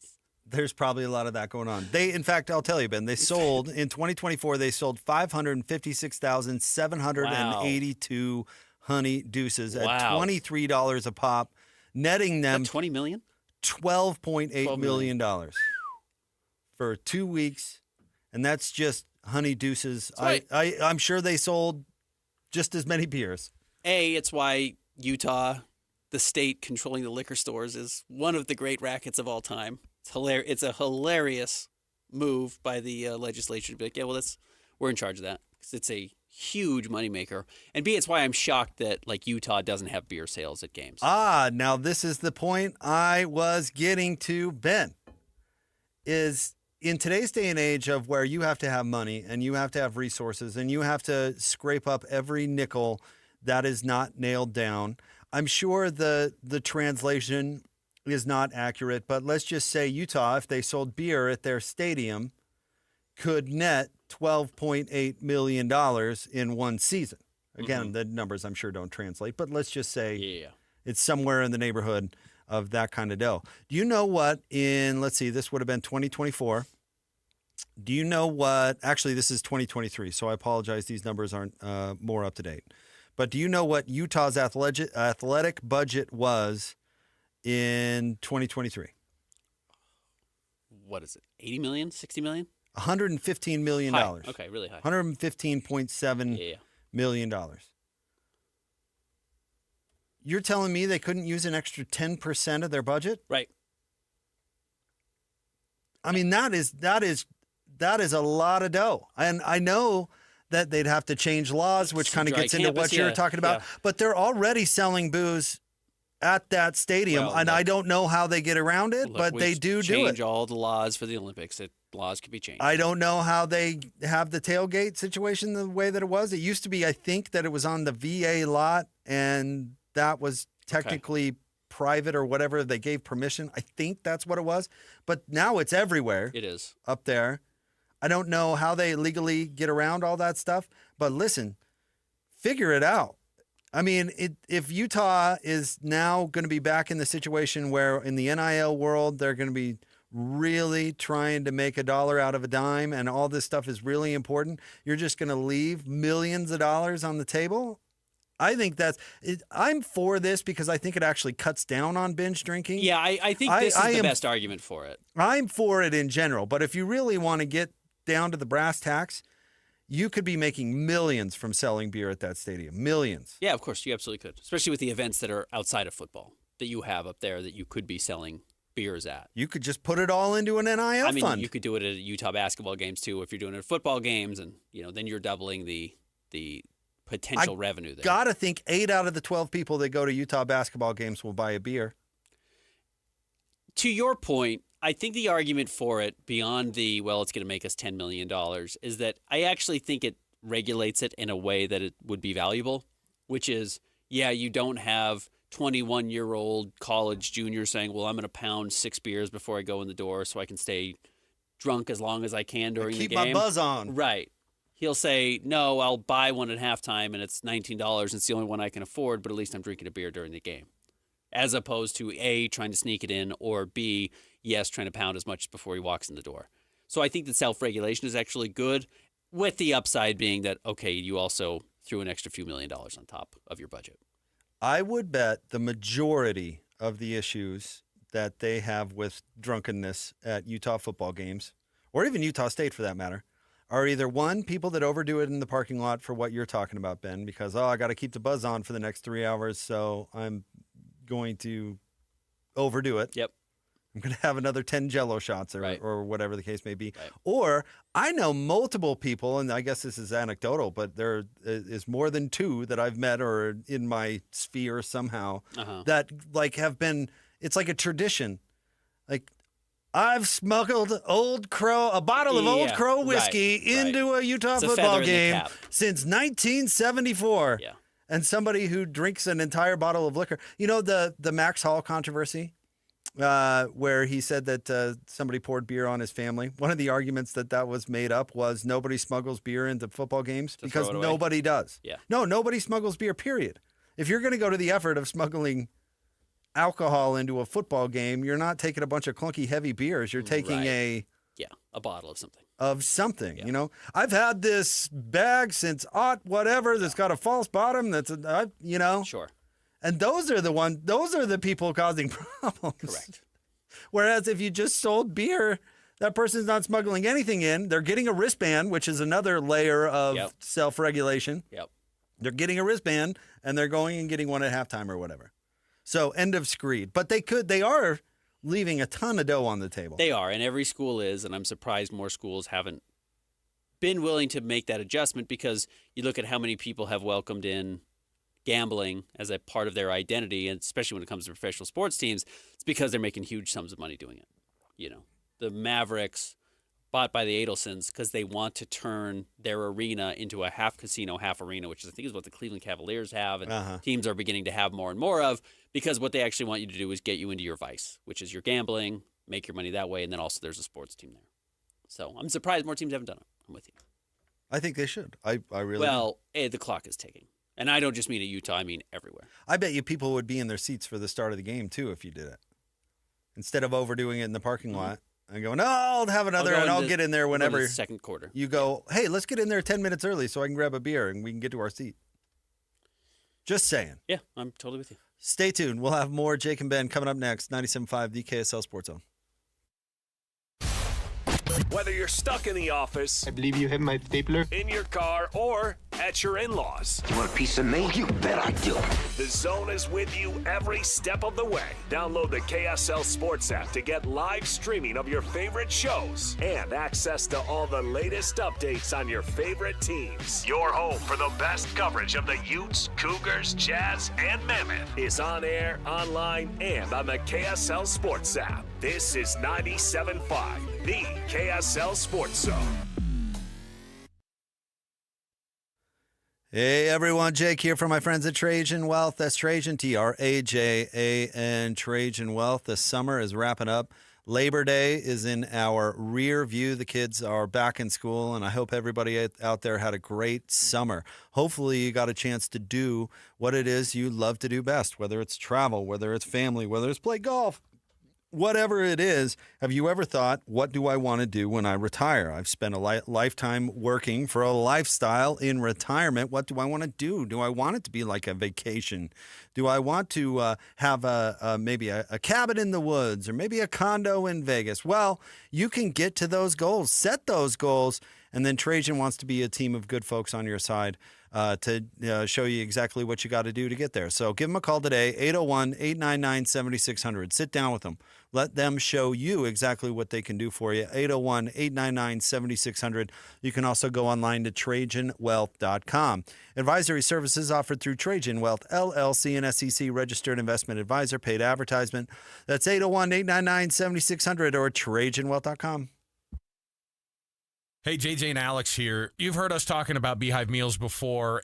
We have 7 kids. We have dinner needs every night, JJ, and I'm telling you, Beehive Meals has come through so clutch for us. Over the past year, it's changed our entire routine, and I've just loved the convenience of being able to have Beehive Meals when we get home. Yeah, if you're like me and my wife work. We've got 4 kids. They're in school, they're in dance, they've got all kinds of activities, sports. It's so nice to not have to go out and spend a bunch of money on fast food, eat garbage. Instead, we can come home to a nice home-cooked meal waiting for us in the slow cooker. Beehive Meals is a game changer for you. Beehive Meals, Utah-based meal prep service. You know these folks. They have been doing this for a while now, and they just revolutionized how to be able to make that dinner time so much more simple for you. Let me give you even more incentive to be able to do it. All you have to do is type in the promo code THEZONE at beehivemeals.com. That's THEZONE. Just tell them that JJ and Alex sent you, and you're going to get that discount, and you're going to love it, just like we have. Just go to beehivemeals.com. Tim Jr. here from RGS Exteriors. I want to tell you about our famous "You Don't Need a Warranty" warranty. That's right. It's a warranty you don't need, but we give it to you anyway. Let me explain. Most warranty problems for siding, gutters, and windows are caused by not installing stuff right in the first place. If you rush the work, cut corners, or use subpar materials, you're just begging for problems later. At RGS Exteriors, we don't tolerate careless workmanship. We slow down, focus on every detail, and use only the best materials. We prevent warranty work by doing the job right in the first place. That's why the 10-year everything guarantee we give you is also known as our "You Don't Need a Warranty" warranty. We absolutely will be there if you need to use it. But honestly, you probably will never have to. Done right the first time. That's the RGS way. For siding, gutters, and windows, call 801-280-3110 or visit us at rgsexteriors.com. Hey guys, it's Woodrow from Mint Medical Clinic. Are you struggling with ED? Well, you are not alone, and now there's a real solution that treats the root cause, not just the symptoms. Introducing our trifecta approach, a breakthrough combination of acoustic wave therapy, hormone replacement, and cryotherapy, all designed to restore blood flow, boost performance, and rebalance your hormones. Whether it's ED or hormonal imbalance, if you're ready to reignite your love life, this treatment helps bring back your energy, your drive, and your confidence. And right now, when you call, you'll receive a free consultation, a blood flow ultrasound, and an intimacy gift. That's a $650 value, absolutely free. And here's the bonus.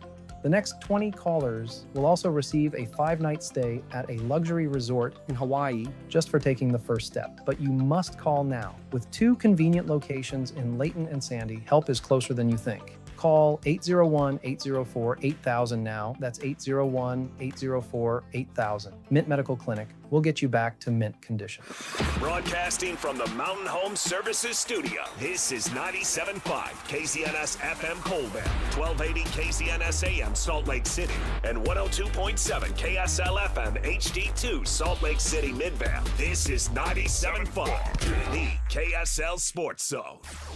Nobody gets you ready for Utah football more than the KSL Sports Zone. Ready?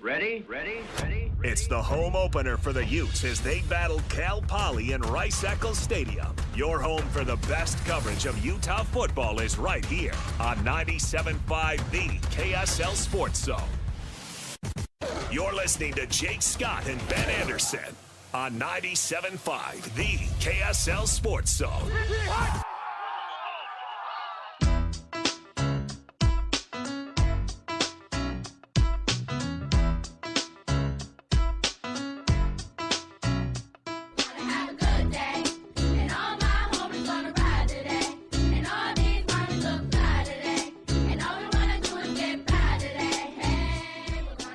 Jake and Ben, 97.5, the KSL Sports Zone. Join JJ and Alex coming up on Thursday. That'd be tomorrow from 3 to 6 in Napa Auto Parts. Their grand opening, free wiper blades and battery testing. Come join the celebration, 3331 West, 126 South in Riverton. Ben, interesting weekend, I thought, in the Big 12. Utah was the best performance. I feel pretty comfortable in saying every other school that played against a P5 team or P4 team, I guess, whatever, took an L. And Utah, even though they hammered a not-so-great UCLA team, didn't lose at home to Georgia Tech. No offense to the Yellow Jackets. I thought it was a pretty disastrous I guess weekend for the Big 12. TCU ended up winning. So TCU kind of made a statement too. Apologies, because that take kind of came out on Monday. TCU before beat the North game. Carolina, yeah. But if you paid attention to the end of the Colorado game, Dion kept, how many timeouts did he keep in his pocket? I think he kept 2. Yeah, they ran 3 plays on the last drive, and they could have run 6. And decided not to call the timeouts. And you wonder in these circumstances whether coaches, go back and look at the film and think like, okay, well, I could have managed that better, or what the response would be. I was curious to hear Dion. So let's go ahead and play that now. Let's just get the cat out of the bag, all right? First down, we throw a lateral pass, right? We lose, 4 or 5 yards? Do you call timeout there? No, you're right there. You don't call timeout there. You got to go. So you're running tempo, right? So the next play, you gain, I guess, 14 yards, whatever. Now you got 3rd and 1, right? Do you call timeout there? 3rd and 1. You get the first down, the clock stops, correct? So you get the first down, the clock stopped. Okay, he scrambled play. He ran out of bounds, the clock stopped, right? Now we throw the ball out the end zone. Clock stopped, right? So when was the time to call timeout? I was just asking about I'm just getting the elephant out the room, Gurney. You know what you want to say. I'm just trying to help you help me. Well, the 3rd and 1, yes, you absolutely use a timeout. Yeah, you stop the clock. Yeah, there's 2 reasons why you don't stop the clock in college football in the final 2 minutes. 1, an incompletion, the clock stops automatically. Or 2, you get a first down, and they have to move the chains, and the clock stops while they move the chains. That's it. Otherwise, if you're playing anything over the middle of the field or you don't get out of bounds, I guess I should say out of bounds, you get out of bounds, so there's 3 reasons. If you don't get out of bounds, you have to stop the clock, Dion. 3rd and 1, you have timeouts. Don't die with them in your pocket. It's about the number of plays you have to run. Correct, exactly right. It's about the number of opportunities you have to get into the end zone. It's basic stuff, like really basic stuff. And honestly, and I said this, it reminded me of Coach Witt, who lost the game by calling a timeout against Washington. Yeah. And then Chris Peterson said, "Oh, okay, if that's the game you want to play, well, I'll just march down the field and beat you." And Coach Witt defended that decision to the hilt the next week, and I never understood that because it just didn't make any sense. But I said this at the time about Coach Witt, and I'll say it about Coach Prime. You've got like one job. If you're the head coach during the game, you actually are doing very few things. I mean, you're looking upset for the camera. I mean, that's task number 1 is when a good thing happens, you celebrate, and when a bad thing happens, you look upset. Clock management is like it. Go for it on 4th down, clock management. Those are the most important game day things that a head coach does. Everything else is done beforehand or by somebody else. Yeah. And maybe you tweak a little bit, like, hey, I wish we'd call more run plays, or hey, we should blitz more, or whatever. But it's really your only responsibility is basically those things. And so if they get messed up, then that's actually something that falls squarely on you. Head coaches say, I've got to do a better job coaching. And then a lot of time it's to deflect from their players for not executing or whatever, or taking group responsibility. Well, clock management quite literally is your job. That doesn't fall on anyone else but the head coach. And if you run 3 plays when you could have run 6 and you lose, well, that's on you. There's nobody else. That's not on the poor reporter who just asked him about it, too. I'm going through the time left on the clock over this final drive. So they kick the ball off, touchback, 1:07 left. Their first play, which Dion talks about, a 2-yard play, it goes from 107 to 51. You've lost 16 seconds. That's, what, a fifth of the game that you have remaining? A fifth of the game. Yeah, I know it was a 2-yard pass. I get what you're saying. They were right there. You got to call a timeout. That play didn't take 16 seconds. Oh, it takes time to get the ball back to the middle of the field and get it set, and for the ref to stand there and get his moment in the sun. Timeout. Yeah. Now we have 1:03 left, or whatever it takes, however long that play was. We have 59 seconds left. And then, if you do have the 11-yard pass that gets you to 3rd and 1, you call another timeout. And you have 45 seconds left with a new set of downs or a 3rd and 1, and then you get the opportunity to stop the clock on the next play. It's just bad management. And again, it's about maximizing the number of opportunities you have, in addition to the added strategy of, we can actually throw the ball over the middle of the field now because we do have a timeout. And even then, ideally you throw the ball over the middle of the field because you're in a situation where it's a first down and the clock stops. So, it's just bad. It's bad management. And it is one of the areas where, again, I believe because there have been kids that have played Madden their entire life over and over and over, there are actually fans who are better at clock management than coaches are. And it's hard when the game's live and all the pressure's on and you're not paying attention. I think that's something coaches are actively bad at. Not all of them, but enough of them. That's the only thing they have to be good at. I often think there's just no excuse to bad clock management. And listen, a one-off thing, like traditionally Witt's really good at it, right? That Washington thing, he got caught up in the moment, to your point. But that was the exception, not the rule. You know what I mean? Yeah. You should be pert near 100% when it comes to clock management because allegedly you've coached a zillion games and you've been in all these scenarios and you know how to maximize the opportunities, which is the point, prolonging the game. General Washington knew how to retreat through New Jersey. You know what I mean? Right. You got to keep yourself going as long as you can to win the game. It's the idea. It's why your guy Harlan was so upset about that penalty against BYU. Yeah. The game's essentially over if not for that penalty. For Colorado, 2 plays, the 2-yard pass and the 11-yard pass, which still has not gotten them a first down. It just gets them set up for the 3rd and 1. They go from 1:07 on the clock to 28 seconds left on the clock. It's half the game. It's more than half the game you lost by not calling timeouts there. You should have had an extra 25 seconds. Which is indefensible. Yeah. Which makes me laugh about. Yeah. Why not just come out and say, you know what? Took a couple with me. I made some calculations. I thought we'd have the pass over the whatever. Yeah. It ended up being the wrong decision. You know why? Because we lost the game. And maybe if I would have managed it better, we would have given ourselves another opportunity to win it. Period. Nobody blames. No, everybody moves on with their life after that. Yeah, and it's not like Deion's at risk of losing his job over that. No. But it is indicative, I think, of what some coaches do when it comes to their own infallibility and thinking that they can control narratives and control everything, and it's impossible to do. And it only takes the biggest egos in the world to think that they can stand up and talk to people who are at least moderately intelligent. Yeah.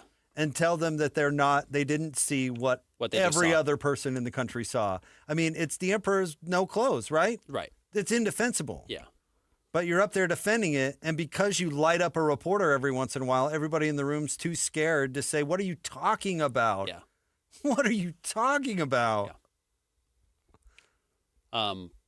They had 1 play to throw it deep. That's the problem. You had 3 seconds left by the time you got the ball to midfield where you could even take a shot at the end zone. But before that, they were at the 39-yard line. They truly didn't put themselves in a situation to have multiple opportunities to do that. Or if you move quickly enough or you have timeouts, yes, you can still throw the ball over the middle of the field with 15 seconds left in hopes of, getting yourself into range to take more shots downfield. We go back to a place where Witt did a very good job with clock management is Utah beats USC on the road when Bryson Barnes scrambles. It's like, well, yeah, they had that opportunity with I think 16 or 17 seconds left on the clock. Bryson Barnes has enough opportunity to scramble, get the first down, and if I remember correctly, I don't think Utah even clocks it. I think because they got the first down, which is send the special teams out there. We got 35 seconds, and they run out there, they kick the field goal to win it, and it happens so quickly. But it's like, yeah, that's good clock management. That's the job. You put yourself in a situation where you have 18 seconds left, where if the entire secondary or defense has backed off for a Hail Mary, boom, take off. Put yourself in a better situation. That's not what Colorado did. But Colorado's bad. They're going to be bad. I don't know if Georgia Tech's going to be good, but they beat them. I remember that, our conversation after that play. That is the most egregious offense to defensive football, maybe in the history of football. Which one? The Bryson Barnes scramble, where he was up for a half an hour scrambling down the field, like breaking tackle, and I know Bryson is faster than this and can move, but do you remember, I remember watching that play in real time being like, this is the slowest guy I've ever seen. And he's still going. Well, and everyone's doing the thing where you're like, how much going. climb is left on the clock and how far is he from the end zone? Is he going to keep going? He needs to go down or go out of bounds at some point. That play sums up why Stinkin' Riley has been a failure at USC more than anything else. Like, you don't emphasize, physical play and tackling at a place like USC. The home of Troy Polamalu is letting the pig farmer scramble in the slowest way possible to win the game. Crazy. But along those lines, it also, I have admittedly been devouring UCLA content over the last week because I listened to a lot of it building up.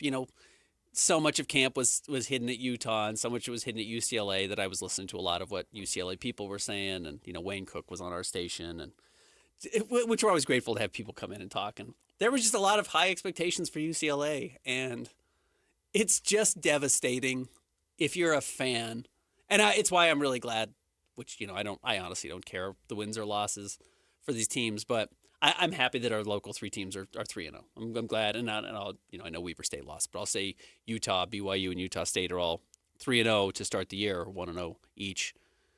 It does set you up for a much more pleasant season, and Utah fans, you can feel they've kind of got the monkey off their back from the last year and the last 2 years. But listening to UCLA, of just like they had built themselves up that there was an expectation here, there was some hope here that it was going to be different than what it had been for the last couple of seasons, but certainly last year under Deshaun Foster in his first season. And it's just devastation. And look, there are true, I don't want to say hit pieces, but like go read Bill Plaschke in the LA Times, just absolutely crushed Deshaun Foster.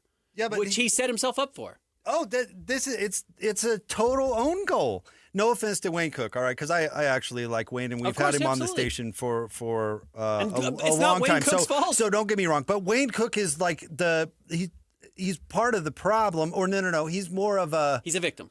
He's an example. He's an example of the problem. The only person that Deshaun Foster is giving access to at all are to former players or people in-house. And so then Wayne goes and talks everybody up and says, I heard it with the Stanford play-by-play guy on with DJ and PK this morning. You would think that Stanford is in the running for the ACC title. Right. And so if the only people out there are people who are saying, oh, wait till you see what Coach Foster has cooked up for this season. It's going to be amazing, blah, blah, blah, Nico this, and on and on and on. And then reality surfaces where it's not that. And then you have everybody else barbecuing you because you're not even close to expectations. That's your fault. It is. And if you shut the media out, which he quite literally did in a spiteful fashion, they're not going to give you an inch. Bill Plaschke isn't going to give you an inch. No, Are you kidding? Why would he? Yeah, there are two separate Bens that are beat reporters for the UCLA, and obviously I recognize their names. So they just killed him. I mean, they just absolutely killed him, which is exactly what we predicted. If you're going to do this, man, you better be Utah. If you're going to block everybody out and not let anyone have any access, you better come out and stomp UCLA, because if you come out and you look exactly like you did last year, which is what happened for UCLA and Utah avoided, everyone's just going to say, oh, the reason you were hiding is because you're terrible and you knew you were terrible and you don't know how to fix it. Well, Witt's a little different because he's got 20 years of relationships and credibility and all that Proof of stuff, concept. and he's Also, around. he's won. And he's at a program that has a lot of interest. Yeah. There's a ton of juice around Utah football. There has been since Urban Meyer basically got here, and even before that. Of course. There's been a lot of juice, but they've had their sellout streak and all that stuff. So Witt can get away with it more than Deshaun Foster's second year. And just because you're a legend at the school doesn't make you, as local example, ask Ty Detmer. It doesn't make you immune to that sort of thing. But if you have a more human relationship with people, including the fans, you're going to be better off. And maybe people would care about UCLA football, even though they suck, if you let people in. It just doesn't make a lot of sense. I think the Kalani Sitake approach, and Witt does it too, but less kind of overtly. Kalani he's his real self, which is a very genuinely nice person, but he treats people like humans. He does. And he gets a lot of the benefit of the doubt. And now he's been at BYU for 7 years, which is an eternity in the coaching world. And there were some times where the fan base could possibly have turned on Kalani. Not a lot of them, but there were some. And he got a lot of leeway. And he got the fans leaned on Tom Homo to give him multiple contract extensions because he's not like that. Yep. Like that. Like that? Anyways, I'm totally with you. You've got to be careful how much rope you give yourself. And Kalani has been smart, and he's built up equity with the fan base and with the people there and with his bosses and with the people he employs.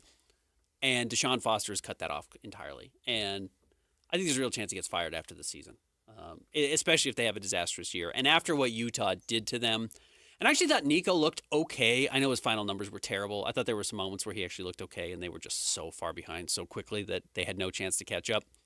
Nico might be an okay player. The rest of the roster's a true disaster. Defensive line was awful. I mean, I didn't think Nico was good. No, he's not a star. I mean, he's not the reason why Tennessee was good last year, but I think there's some tools there. Tennessee fans were taking victory laps. Absolutely, they were. Victory rightfully laps. so. That's part of the game. It was the whole snap talk narrative was this clown demanded $4 million. Right, and he looked terrible. Good and call. Utah made him look bad. And I think there are some tools there, and I think with better people, maybe he would look okay. The problem is for him is he's going to recognize that. So if he has a bad year, or UCLA has a bad year this year, and he's not going to the draft, he's going to go somewhere else, and he'll get paid again to go to another school to try one more time for a team that feels like, well, those physical gifts are pretty impressive. And they are. He's really big. He's pretty fast.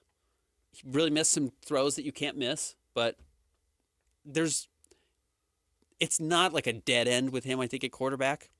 But, yeah, UCLA is going to be atrocious, and Deshaun Foster's going to have to pay for it. this is way off topic, but we're pretty much at the end of the segment anyway. ESPN just sent out a tweet about the Kawhi Leonard thing, and they actually tagged Pablo Torre on the tweet. Now, ESPN is notorious for not crediting other reporters outside of their umbrella, let alone their former employees. Right. Like ESPN won't even mention Rich Eisen's name. You know what I mean? Like, right. If you leave the mouse, you're dead to the mouse. I bet it was really painful to somebody to type at Pablo Torre on that tweet.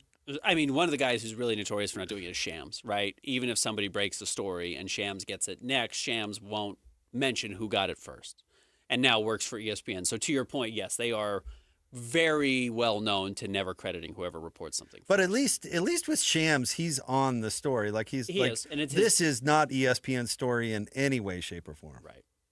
I will be curious where this goes. Certainly has gained some traction. Do you remember when ESPN got beat so badly on the Jerry Sandusky story that they immediately started reporting a story on Bernie Fine that turned out to be complete garbage? That he just had like a weird wife he had a weird personal life or something, but totally got raked over the coals to the point that I know Bernie Fine's name, and I think he was an assistant basketball coach at Syracuse. Yeah. Whoops. All right, stay tuned. We have What You Got Wednesday coming up right around the corner. It's going to be an interesting one today. Jake and Ben, 97.5, the KSL Sports Zone.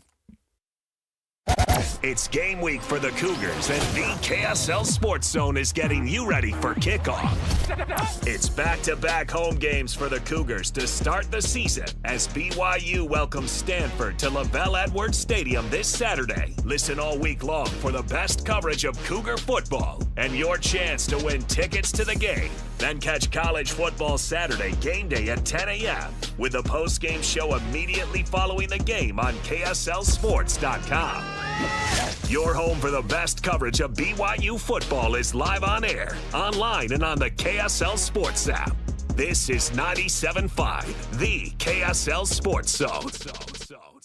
Hey, Benjamin, we've got a surprise for you. What? You have a brother. $100 bill just like you. Hey, I'm Ben. What? We just got him for joining America First Credit Union and opening a new checking account. And you're going to live together at America First. What? This is nice. For a limited time, new members get a $100 cash bonus when they open a checking account or $50 when they open a youth checking account. So head to AmericaFirst.com and get your money working today. Membership eligibility, terms, and conditions apply. Federally insured by NCUA. Be advised, this is your opportunity to save up to 40 to 80% on a hot tub or swim spa this weekend only, Friday through Sunday, Mountain America Expo Center, Sandy. Be advised, this is your opportunity to save up to 40 to 80% on a hot tub or swim spa this weekend only, Friday through Sunday, Mountain America Expo Center, Sandy. 18-month interest-free financing. Our factories have demanded we sell 1,000 hot tubs and swim spas this weekend. Mountain America Expo Center, Sandy. Huge factory incentives, factory rebates, this weekend only. Mountain America Expo Center, Sandy. We can remove your old hot tub. Free delivery of your new hot tub. Hot tub starting at $2,999. Mountain America Expo Center, Sandy. Free delivery of your new hot tub. Just relax and enjoy. Mountain America Expo Center, Sandy. Friday, 2 p.m. to 8 p.m. Saturday, 10 a.m. to 8 p.m. Sunday, 10 a.m. to 6 p.m. Free admission, free parking, free delivery. Mountain America Expo Center, Sandy. Call 833-SPA-SALE or visit hottubandSwimSpaSale.com. I'm still going for it, even with higher stroke risk from atrial fibrillation and a regular heartbeat not caused by a heart valve problem. Over a 3-year study, Eliquis apixaban tablets reduced stroke risk better than warfarin, and over 97% of Eliquis patients did not experience a stroke. A first stroke occurred in 2.9% of warfarin patients versus 2.3% of Eliquis patients. Don't stop prescription Eliquis without asking your doctor. Stroke risk may increase. Eliquis can cause serious and potentially fatal bleeding. Don't take if you have an artificial heart valve, abnormal bleeding, or antiphospholipid syndrome. While taking, you may bruise more easily or bleed longer. A spinal injection increases blood clot risk, which may cause paralysis. Get medical help right away for unexpected bleeding or bruising, or back pain, tingling, numbness, muscle weakness, or incontinence. Aspirin products, NSAIDs, SSRIs, SNRIs, and blood thinners increase bleeding risk. Tell your doctor about planned medical or dental procedures. Learn more at Eliquis.com or call 1-855-ELIQUIS. Saving for retirement was tough enough for us. Yes, and navigating markets can be challenging at times. I understand. That's why at Fisher Investments, we take a disciplined approach with your investments. Tell us more about that. We take an active approach to money management, positioning your portfolio for opportunities we see ahead. So all your clients get the same portfolio? No, we tailor your portfolio to your individual goals and needs. What about communication? We don't like being left in the dark. We check in regularly to keep you informed on the markets and your portfolio. Which means you'll help us stay on track. Yes, our goal is your comfortable retirement. And as a fiduciary, we always put your interests first, because we do better when you do better. At Fisher Investments, we're clearly different. Learn more at FisherInvestments.com. Investing in securities involves the risk of loss. Any Hour Services free furnace sale is going on right now. Schedule a free estimate by September 30th, and when you have Any Hour Services install a new air conditioner, we'll give you a new furnace for just the cost to install it. For more information, call Any Hour Services or schedule online at anyhourservices.com. This is your Cougars at 30 update. Presented by Kenny J's Barbecue on 97.5, the KSL Sports Zone.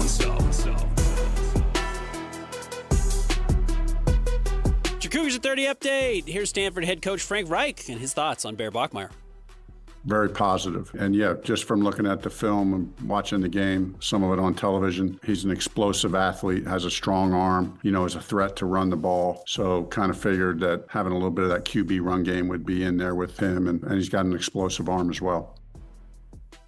Come visit Kenny J's Barbecue at the District in South Jordan. Mouth-watering ribs, savory brisket, and all your barbecue favorites.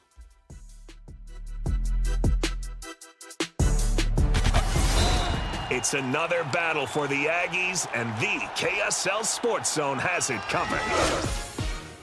It's a trip to College Station for Utah State as they take on Texas A&M. Your home for all the play-by-play coverage of Aggie football is right here on 97.5, the KSL Sports Zone. You're listening to Jake Scott and Ben Anderson. Let's lock in. On 97.5, the KSL Sports Zone. What you got Wednesday? What's the deal? Jake's got rules, Ben's out to steal. Bozo takes their spinning around. Flush it down, flush it down. Emo skater Ben with the devious. Jake and Ben, 97.5, the KSL Sports Zone. Join Hanson Scotty coming up on Friday at RGS Exteriors from noon to 3, 4235 Farm Road in West Jordan. It's time for What You Got Wednesday. If you're new to the show, every Wednesday, Ben and I go head-to-head in 2 5-selection drafts, one sports-related, one not, and then we put it out for a vote. Christian, what were the results of last week? Last week was pretty crazy. Both drafts, very lopsided. Best UCLA Bruins, Ben won 77-23. Best movies that take place in one day, Jake won 80-20. You get Ferris Bueller's Day Off, you get Die Hard, which are 2 really good picks. I'm not taking it away from you. You did a good job. At one point, I was blanking you in the movies. I believe that. I think you got some sympathy votes. They're like, oh, somebody's got to vote for this list of garbage that Ben drafted. Well, I put it in the family group chat, and they all go vote. Hey, everybody went and voted. Oh, that's good. All right, what is today's sports-related topic? The NFL season kicks off tomorrow, so let's go best NFL studio analysts. NFL studio analysts, so not color guys. You can't be in the booth. Not Tom Brady. Play-by-play. Studio. No John Madden. Analysts. I get the top. I get the number one pick here. Is there an obvious number one? I don't think there is. Christian, do you think there is? No, not overwhelming. I mean, no. I'll say no. Okay. I don't think there is either. And I'm trying to think. There's so many bad studio shows in the NFL. This is part of why this is interesting, because there's a lot of garbage. 5-person shows. But I'm going to take somebody that I really like, and ESPN should highlight more, and that's Randy Moss. Okay. He's really good. He's not afraid to say stuff. He's entertaining to watch, insightful. Yeah. I really like Minus Randy his Moss. health has been the biggest issue lately. Right. So it sounds like he's back, though, this year, and I know he was at the North Carolina game, and so hopefully Randy's doing okay. I really don't know, but it sounded like he was doing better. So that's a positive. That's a good pick. I like him a lot. You know who I like? I think he actually just does a really good job. I think he's insightful. He's better, obviously, than he was ever a football player. I'm going to take Dan Orlovsky. I think Dan's really good. I think he does. What does he do? He does ESPN's stuff now. But he knows what he's talking about, obviously. Haven't been there. So I'll take Dan Orlovsky. I'm going to take this next pick because I think it's going to get me votes, even though he was notoriously put very little effort into it. Steve Young. I actually thought Steve was pretty good, but did you ever read those articles that came out that described his Steve's he barely cares. He's actually at the games to entertain clients for his other business ventures. Yes, it's to recruit people to whatever his BC or whatever it is. Yeah, right. Steve is extraordinarily intelligent. He's really smart. He's just a really smart person. Uh-huh. So he recognized, I can get away with this, and did, and made a bunch of money doing it. He did. Steve's a good pick. I always liked seeing Steve on TV, Sunday Night Football, when they were doing it. Did he ever do Monday nights? He did Monday nights. nights. No, that was his last role at. He never moved to Sunday ESPN. and NBC? He was Did he always. ever do NBC? Nope, always ESPN. Okay. I'm with you. I always liked seeing him.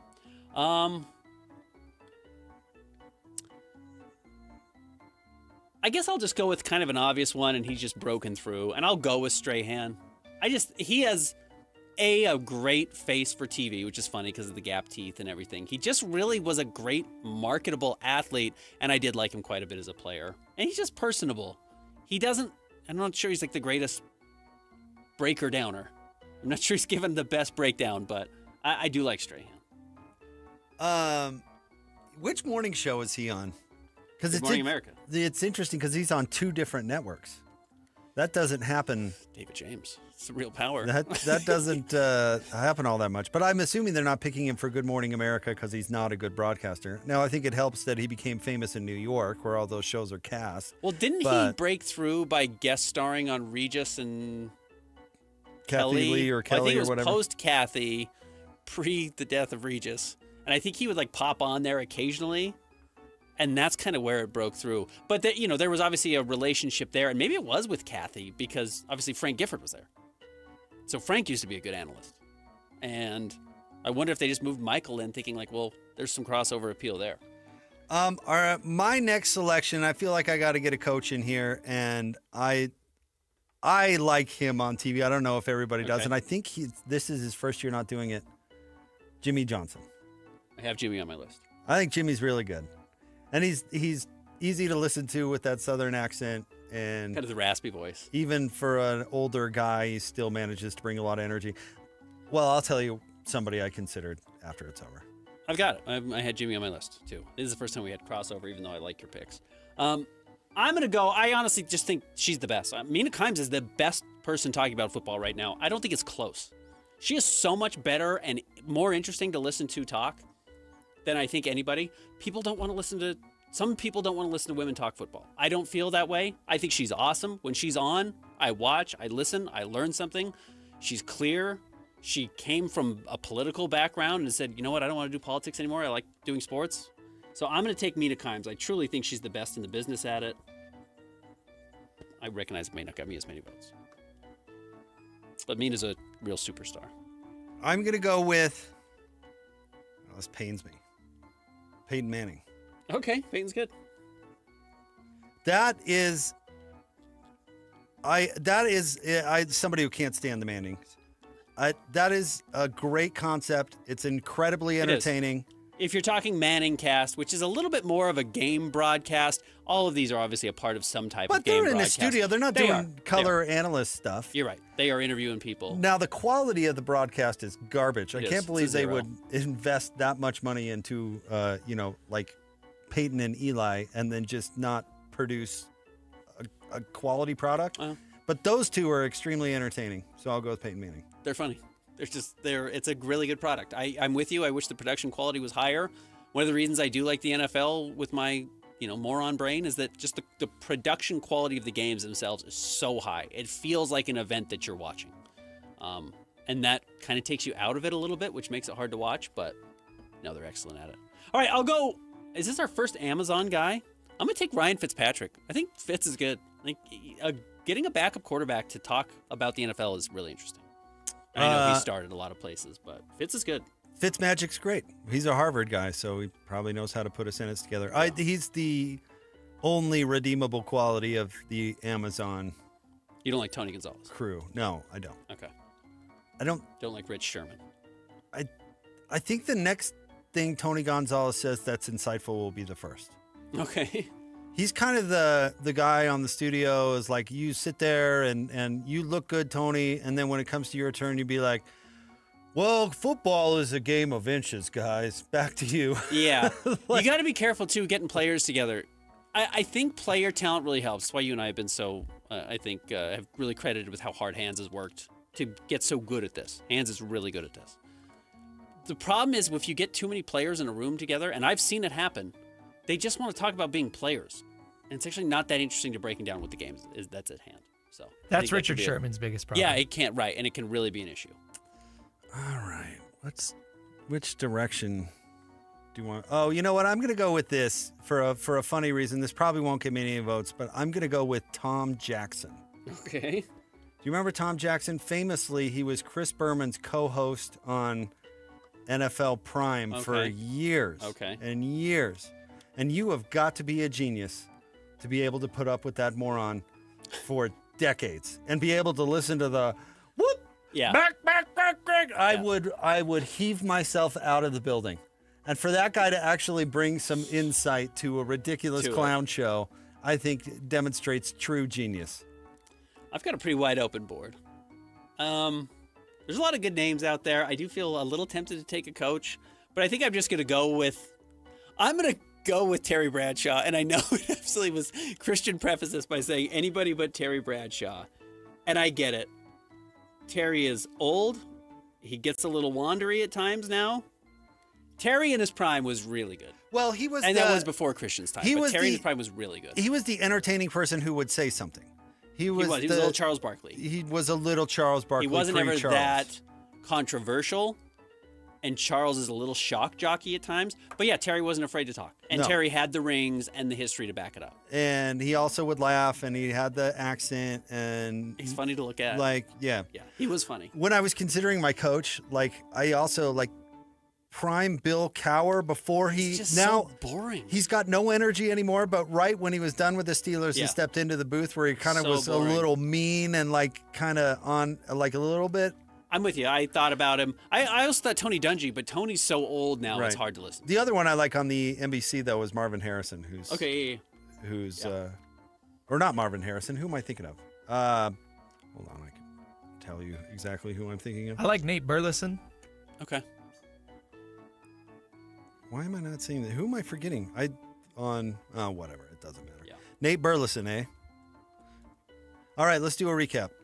Jake, you had the number one pick. You went Randy Moss, Steve Young, Jimmy Johnson, Peyton Manning, and Tom Jackson. Ben went Dan Orlovsky, Michael Strahan, Mina Kimes, Ryan Fitzpatrick, and Terry Bradshaw. All right. What's our next list? In honor of Cracker Barrel. It's been in the news lately. We're going to go with best fast casual restaurants. Yeah, and fast casuals maybe even a little bit. It's got to be chain. Yeah, it's got to be chain. Chain casual restaurants, but it's fast means fast food. Yeah, because Chipotle is fast casual, and Chipotle does not qualify. So I don't know what's the best. But we're throwing a rule in. You need a server. You have to have a server. I think there might be some wiggle room there. I don't know. How are we describing this? Chain restaurants. Yeah, not chain fast restaurants. Chain casual is what I put. Yeah, chain casual is great. Okay. Ben has the number one pick here. Is there an automatic numero uno? There was for me that jumped out to me. And I'm going to go with Texas Roadhouse. I do think Texas Roadhouse, legitimately is very solid. And I haven't been in several years. But among these opportunities to go to these places, Texas Roadhouse I always enjoyed. I like Texas Roadhouse. Yeah, it's fine. My number one, though, and my kids would kill me if I didn't pick this restaurant. Chili's. Chili's. Wrote it down before you even Chili's. said it. I They go got to the mac and Chili's cheese. so much now. Listen, you know the best thing? Actually, there are a couple of these restaurants I think that have done this. But the best thing that Chili's has done in recent years, make it so you can check out At the table. at the table when you're ready to go. When the kids are driving you nuts, you're not like, where is the server with the bill? You could just be like, bam, we're out of here. Let's go. I haven't been to Chili's in some time, but like every report is that they have really killed it by the way they've redone their menu, and they've done a really nice job like making it an attractive place to go when it felt like with some of these other restaurants in this conversation that were really teetered and some of them just went away. I hung out with Post Malone there. Yes, you did. You did hang out with Post Malone there. No big deal. True story. Okay, this one you guys, maybe I'm wrong. Maybe this doesn't count. Maybe this is too much Chipotle. Would you guys count Panera as one of these fast restaurants? food. I mean, you do have to walk through the line to order, but so do you have to do a Chipotle as well. It's a little bit more like the breakfast Chipotle. Now, there is a person who will come to your table and check on you. But it's like All right, that's fine. like the soup and salad place. What are they? What's the name of that? That absolutely is fast food. Okay. The one that I shouldn't say this. Yeah, Never that's mind. fine. I'm gonna move Yeah, on. that's great. All right, I will go with an easy pick for me. I'll go Olive Garden. The OG. Yeah. Ate there on Monday. Yeah, it's good. Olive Garden, consistently reasonable food.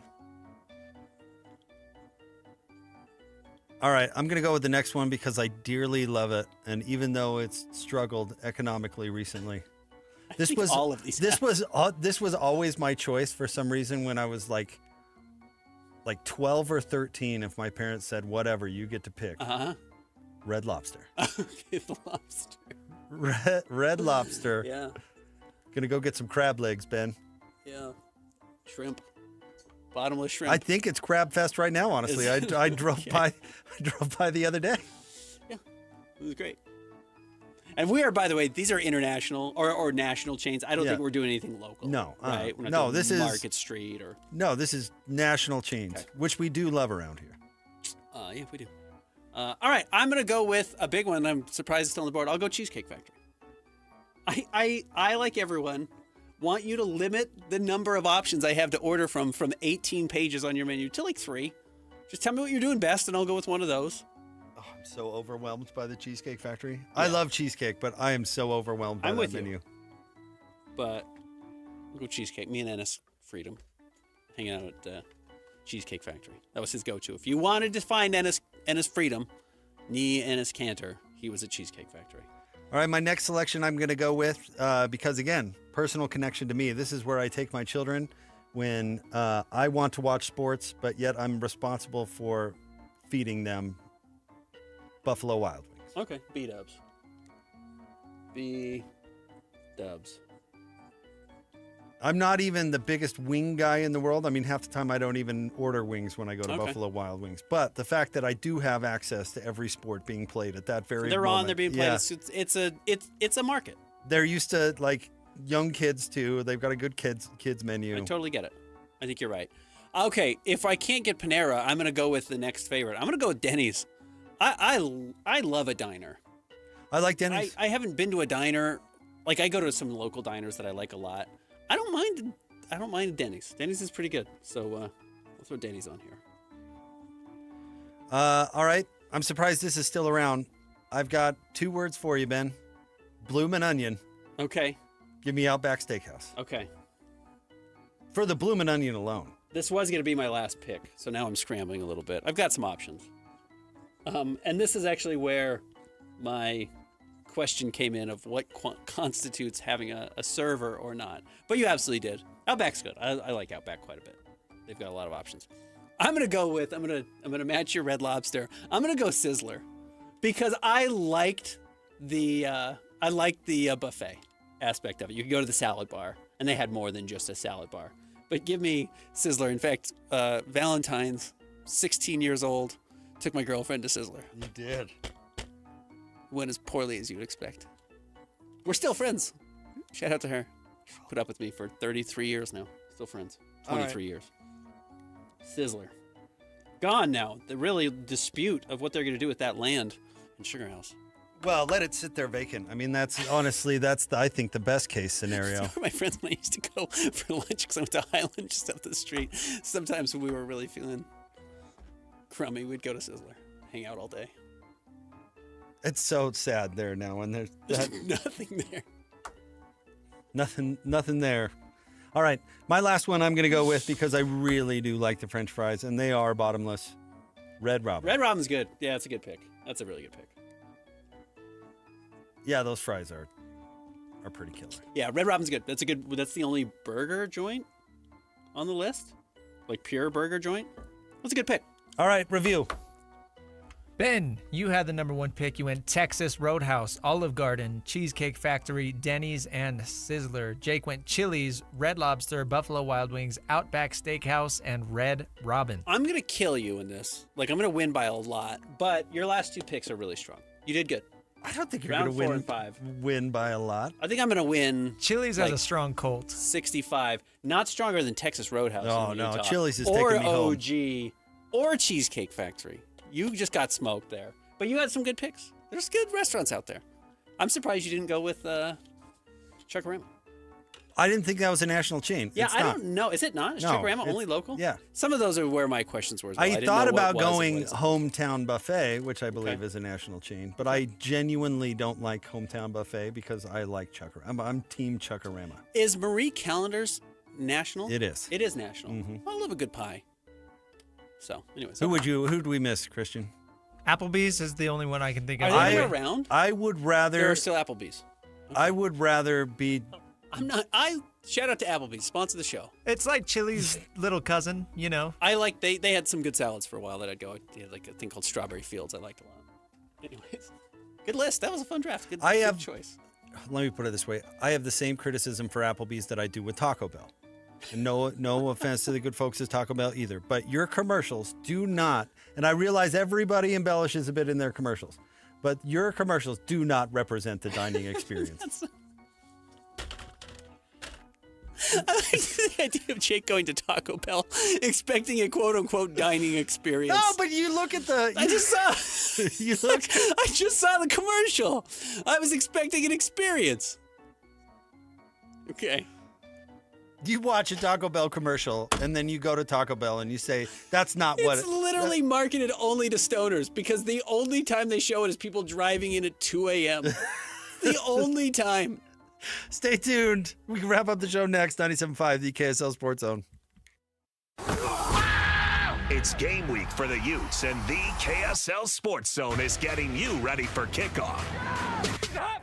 After a season-opening battle at UCLA, the Utes return home to the Hill for a battle against Cal Poly. Listen all week long for the best coverage of Utah football. Then catch college football Saturday, game day at 10 a.m. with a post-game show immediately following the game on KSLSports.com.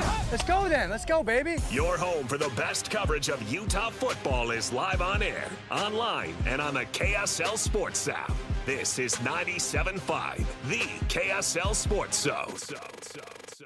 Hans and Scotty and Hans, it's hard to get the family together with a good home-cooked meal. Well, guess what? Beehive Meals is ready to step up and take care of it for you. They're so convenient. They're delicious. You cut the top off, they're frozen, you put it in a slow cooker, you walk away, and you're going to have that perfectly fresh, delicious cooked meal that's wholesome and hearty for your entire family in just a matter of hours. This is a Utah-based meal prep service specializing in preparing convenient, slow cooker freezer meals designed to simplify dinner and bring the family together. Hans, these meals, by the way, are just incredible. Well, I got my box. I've got the chicken Alfredo, the chicken burrito bowls, the chicken noodle soup. I've got honey mustard chicken. I got the Hawaiian pork that I'm so excited about. Meatball marinara. The meals are great, and it goes on and on and on. These menus are constantly changing, so you always have an incredibly fresh and unique meal. So get to BeehiveMeals.com and use the promo code THEZONE to get $20 off. That's THEZONE at BeehiveMeals.com. Hi, this is Derek Overstreet, president of the New Millennium Group and co-host of Stop Working, Start Living with KSL News Radio. Can you imagine what your life would be like if you could retire 3 to 5 years earlier than you thought possible? The things you could do, the loved ones you could spend time with, the memories that you could create. That's what our team at the New Millennium Group does. We'll walk you through the entire process every step of the way. If you'd like to get a copy of the 5-step proprietary plan that will help you retire 3 to 5 years sooner than you thought possible, give us a shout right now. 888-999-6370. That's 888-999-6370 or utahsfinancialplanner.com. Listen, most of our listeners right now have a tax problem, not a money problem. There's not enough money in Social Security Medicare as it is. Let us show you how you can significantly reduce your taxes. That's 888-999-6370. 888-999-6370 or utahsfinancialplanner.com. Discover the exceptional value of Bar W beef, where quality meets convenience. Bar W beef's dry-aged beef, aged for 14 days, offers rich marbling and tender texture, perfect for grilling, roasting, or pan-searing. Enjoy the rich flavor and generous size. Shipped directly from the ranch to your door. Now hosting one-day pop-up events, go to barwbeef.com to find a pop-up event near you, or stop into the store in Nephi for weekly in-store specials. barwbeef.com. That's barwbeef.com. The Utah RV Super Show, the premier RV event of the year, is back at the Mountain America Expo Center Thursday, September 11th through Sunday, September 14th. Come see new 2026 models and special closeout pricing on all 2025 models. The Utah RV Super Show is offering family passes Thursday, September 11th for $10 per family. Unplug from distractions and plug into family at the Utah RV Super Show. Discount passes at utahRVSupershow.com. After 30 years of plumbing experience in Utah, we've compiled a list of items we plumbers commonly find in sewer systems. First off, hair. Lots of hair. Like, so much hair. Oh. Roots, dental floss, marbles, and every other toy imaginable. Dentures, watches, coins, live animals. Also dead ones. Photographs, we assume from active and very healthy relationships. Wigs, kitty litter. Look, the point is, don't use the toilet as a landfill. This has been a public service announcement from your buddies down at Shamrock Plumbing. Ready or not, business owners, summer is here. So let's beat the heat while keeping energy costs down. With WattSmart from Rocky Mountain Power, get advice and rebates for smart cooling strategies, resulting in savings and a stronger bottom line. Earn cash incentives on energy-efficient equipment, enroll in programs designed to reduce energy consumption during peak hours, and cut costs without sacrificing comfort. Saving energy and money? Now that's smart business. Visit wattsmart.com today and start saving. 3, 2, 1. This is your Utes at 50 update. 58! Presented by Kenny J's Barbecue on 97.5, the KSL Sports Zone.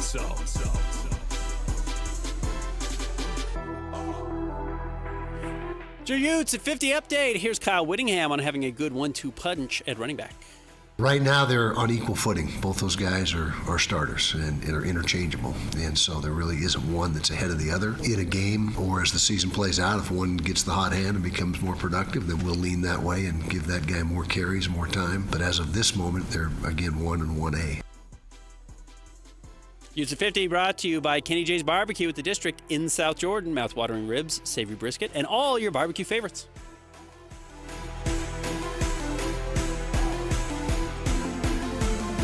Let's go! Complete game coverage of the Cougars is right here on the KSL Sports Zone. The Cougars get set for a home showdown with Stanford this Saturday. Your home for the best coverage of Cougar football is right here on 97.5, the KSL Sports Zone. You're listening to Jake Scott and Ben Anderson on 97.5, the KSL Sports Zone. Woo! Two amigos on the airways, talking sports. They got him and Jensen on soul. Loves his tie guy. Ben's got style with his scarves. Oh my.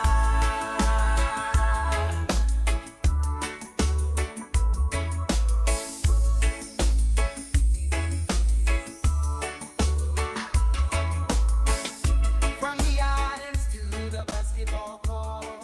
Jake and Ben, 97.5, the KSL Sports Zone. Join Hans and Scotty today for the Cougar Preview Show, brought to you by Beehive Meals. Ben, we went way over with what you got Wednesday. I don't agree with your assessment that you drubbed me in the restaurants, but we shall see. We'll get that up. The people will speak. I don't know people about. will back me up. I don't know about the NFL. I think you're in NFL too, probably. I think Jimmy Johnson brings it home. Jimmy's just a good pick. I was going to take him. He's got a cult following. Yeah. All right, we'll talk to you tomorrow on the Jake and Ben Show. Thanks, Christian. 97.5, the KSL Sports Zone.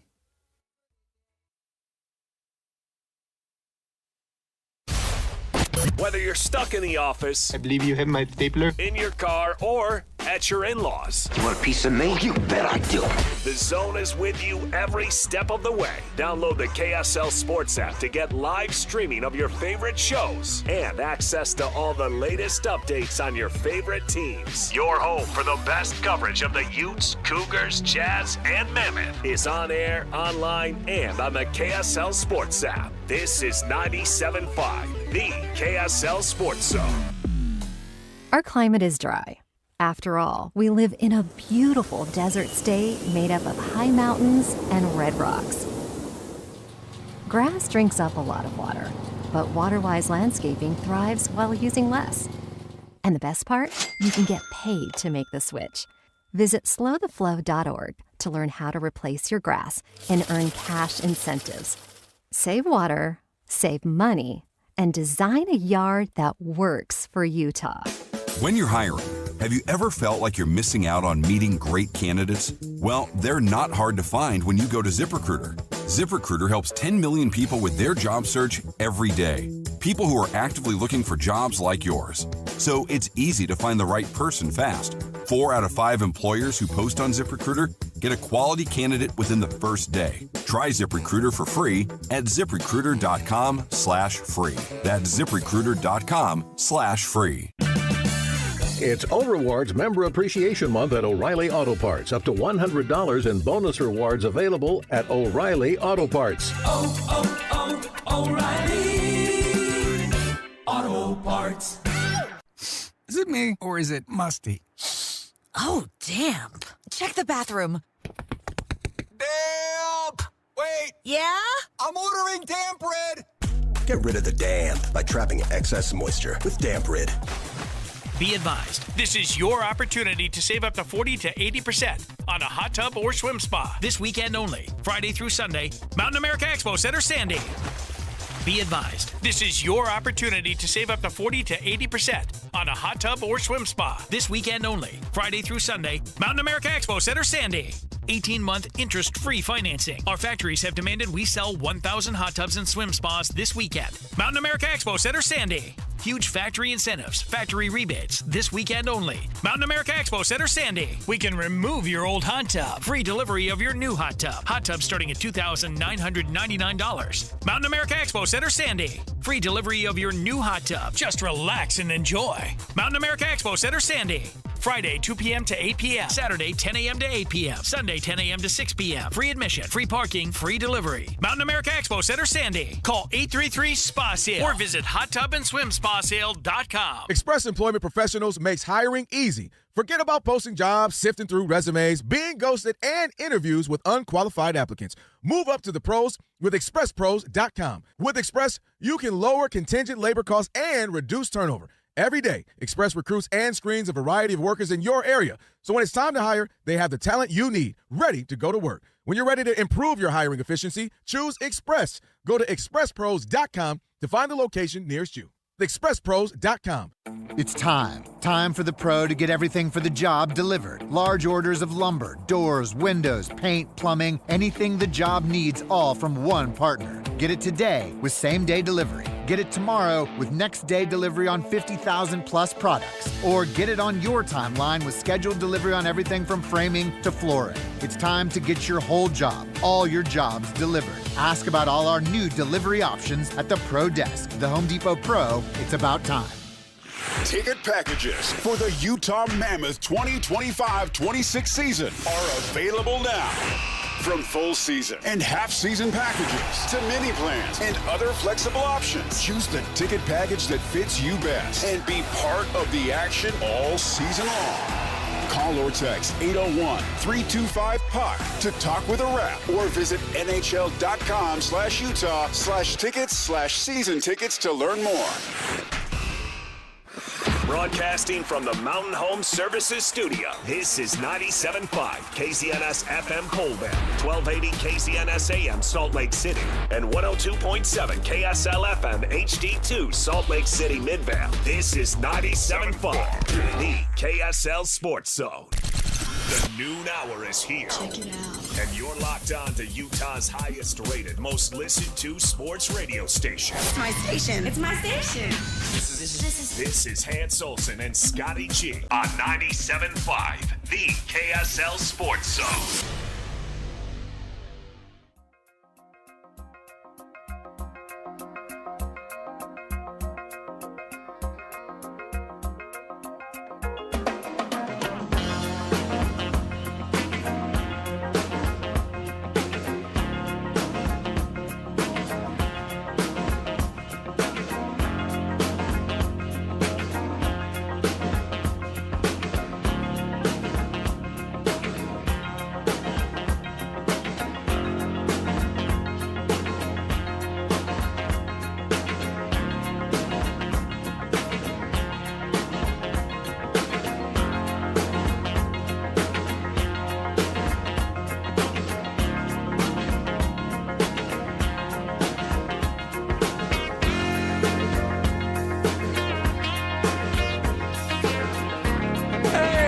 Let's do it, folks. It's a Wednesday. Hans Olsen, Scott Gerard, 97.5, the KSL Sports Zone.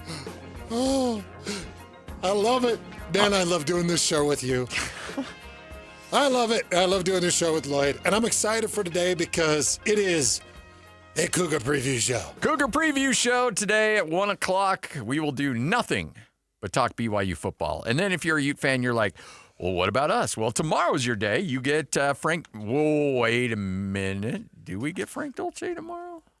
I don't know. Is we'll find Frank out. on remote with us? I'm hoping. Yeah, me too. Fingers crossed. Because I love and adore my Frankie. Yes, we all do. He makes it difficult sometimes, but we all still love him. There are very few people in this world I enjoy talking football with more. I love it. Because he's got hard opinions, got great insight. He sees it from a quarterback's eye. Yeah. Which I love because I see everything from trench eye. So it's nice to get that other eye. Speaking of Utah, Scotty, I got a couple of bold proclamations that I'd like to make coming out of the gates because I was watching some Utah film. Yeah. And I want to get into some of this. You know what, though? I'm going to overrule you. As the play-by-play voice of Utah State, we're going to do nothing but talk Utah State football for 3 hours. Aggies, ho! Whatever you decide, Scotty. Because even though Utah State and Logan is 8 hours away from Salt Lake City. I don't know what you're referencing. But if you want to talk Aggies, Aggies all the time. I'll be a shrill for them all day. That's my home away from home. I'm just what are you talking about? Oh, I don't know. I just I felt like Utah State has been so underrepresented on this radio station, and in particular you and I, that we need to spend more time. Did you catch heat from somebody? No. Oh. I wasn't sure if there was like a mandate. Oh, no. Right out. Hey, what happened? By the way, this did not come from Utah State. Utah State is very appreciative of everything we do, and I thank them for that. They're good people. Good people up there. Hey, by the way, speaking of which, and just real quick, next 72 hours are going to be very critical in the old AD search for Utah State. I'll just say that. Okay, now let's move to something else. Let's talk some Utah and BYU. Do we have any new candidates? No. Coach Matt caught me off guard with the Lewis Powell? The Rudy Gobert. Oh, Rudy. Sorry. Rudy Gobert. Yes, Jeff Rudy Gobert. Hey, Lewis, you're up for the AD job. Sorry. What? I'm a D-line coach. I was hoping for DC. You know what? I'd take Lou. Lou would make the trains run on time. I would take that dude for anything. Yeah. Anything. I mean, I'd have him be my housewife. Yes. Like Lewis will be amazing at whatever he's asked to do. But Jeff Rudy threw that name out there. Yeah. And that's a dang good one. That's a dang good one that I had not considered. Do you know every train that's on time at the University of Utah over the last 20 years? Jeff Rudy's had some part of that. Yeah.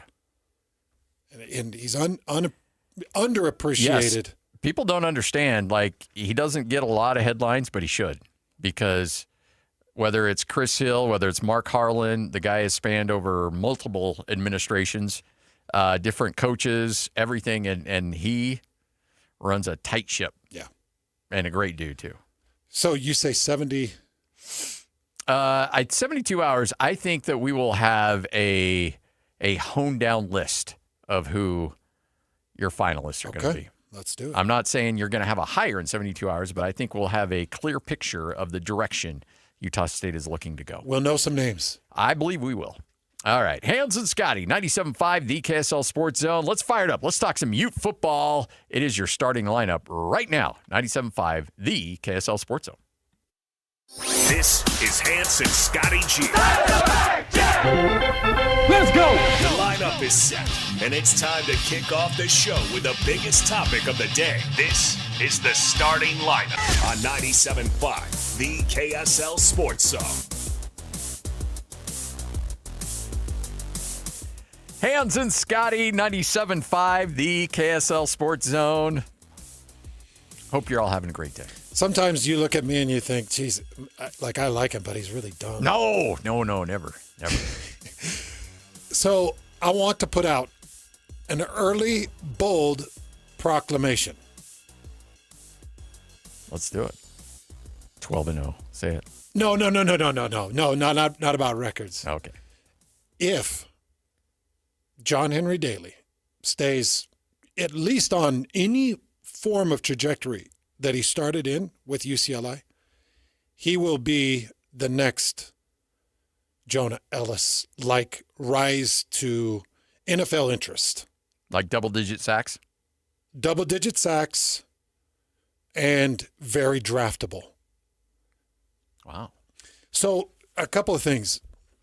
I did retweet a video. Yeah, and saw this one.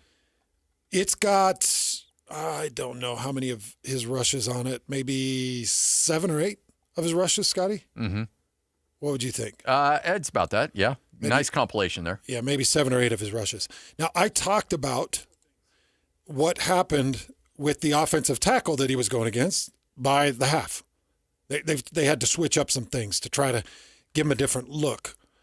But John Henry Daly is showing a mixture of jolted first step, great looping speed, twitchy inside moves, great dip and lean, and extreme shoulder and chest power to be able to extend an offensive tackle off of him.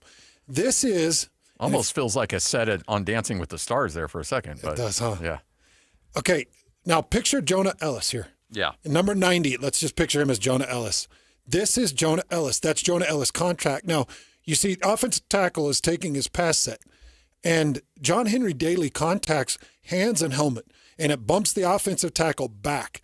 Now, John Henry has 3 or 4 different opportunities. He can push and pull to the inside. He can stay power to the outside, which is what he did to get a QB hit in a hurry. It's like everything he does, one arm pressed to the inside, he's got power. He shows spin. He shows dip and rip. I mean, there's a hold. That is a blatant hold and pull right there. So, to me, he showed signs in game 1 of a potential rise to stardom. Now, he plays in a defense where he's going to get full attention, especially with Jonah Ellis doing what Jonah Ellis is currently doing. Yeah. Everybody's like, geez, they took him early, but this might have been a bargain. So future Broncos draft pick is what you're saying. Broncos country. Let's ride. Hey, and let's not forget that this guy, watch him press to the inside on run react. Okay, so it's a running down, and instead of I've got B gap responsibility. He's going to press out his tackle, and he's going to run him 2 yards into the backfield and close all the way down to the opposite side A gap to make a tackle with the offensive tackle hanging on his back. That's power. And this is against a Big Ten tackle. You can't tell me UCLA is not bringing in at least talent on the offensive line, right? So let me ask you this. One thing that really jumps out to me, and I wanted to talk to you. I was actually going to talk to you about this off the air, but I think it's worth an on-air conversation, and I'm going to have a hard time describing this if you're watching on the video feed on YouTube or KSLSports.com, but he gets it. The old adage is there's offensive linemen. Once they get their mitts on you, you're done. Well, it looks like these guys are getting their mitts on him, and he's just shedding them like they're nothing. Yeah. How hard is that to do? It is extremely difficult to do. You're talking about just shedding a tackle? Yeah, like a big offensive lineman like that who seems like they're up underneath him, and he's like, okay, so I'll tell you the key to this. The total key to being able to shed an offensive lineman is to have a first step and a first impact that gets the offensive lineman on their heels, off balance. So being able to shed an offensive lineman has very little to do with just coming off the line, getting my hand placement, and impacting him. Because any offensive lineman worth his weight will sink his hips, get his paws on you, and hunker down, and you're done. That first step, whether it's a bit of a jolt or you're off the ball faster than him and you're making the impact, it throws him off balance just a little bit so that you can get the pressure. I was reading a couple of different stats. So let's see. So this one, Utah defense, 4 sacks, 5 TFLs, 24 hurries against UCLA. 24. 60% of their non-blitz snaps resulted in a pressure. 60% of their non-blitz stats resulted in a pressure. So what does that mean, non-blitz stats? Okay, well, let's really dumb it down. 60% of the time, I'm beating you on a one-on-one. One of my 4 across the front is beating you on a one-on-one, 60%. I shouldn't be able to beat you 20% on a one-on-one. You know what the snap is. You know what your pass set is. You know what help you're getting. Running back chip, guard help from the inside. Like, you know what I'm getting. And as a defensive lineman, I'm like, okay, so I've got a couple of stunts to maybe throw you off a little bit.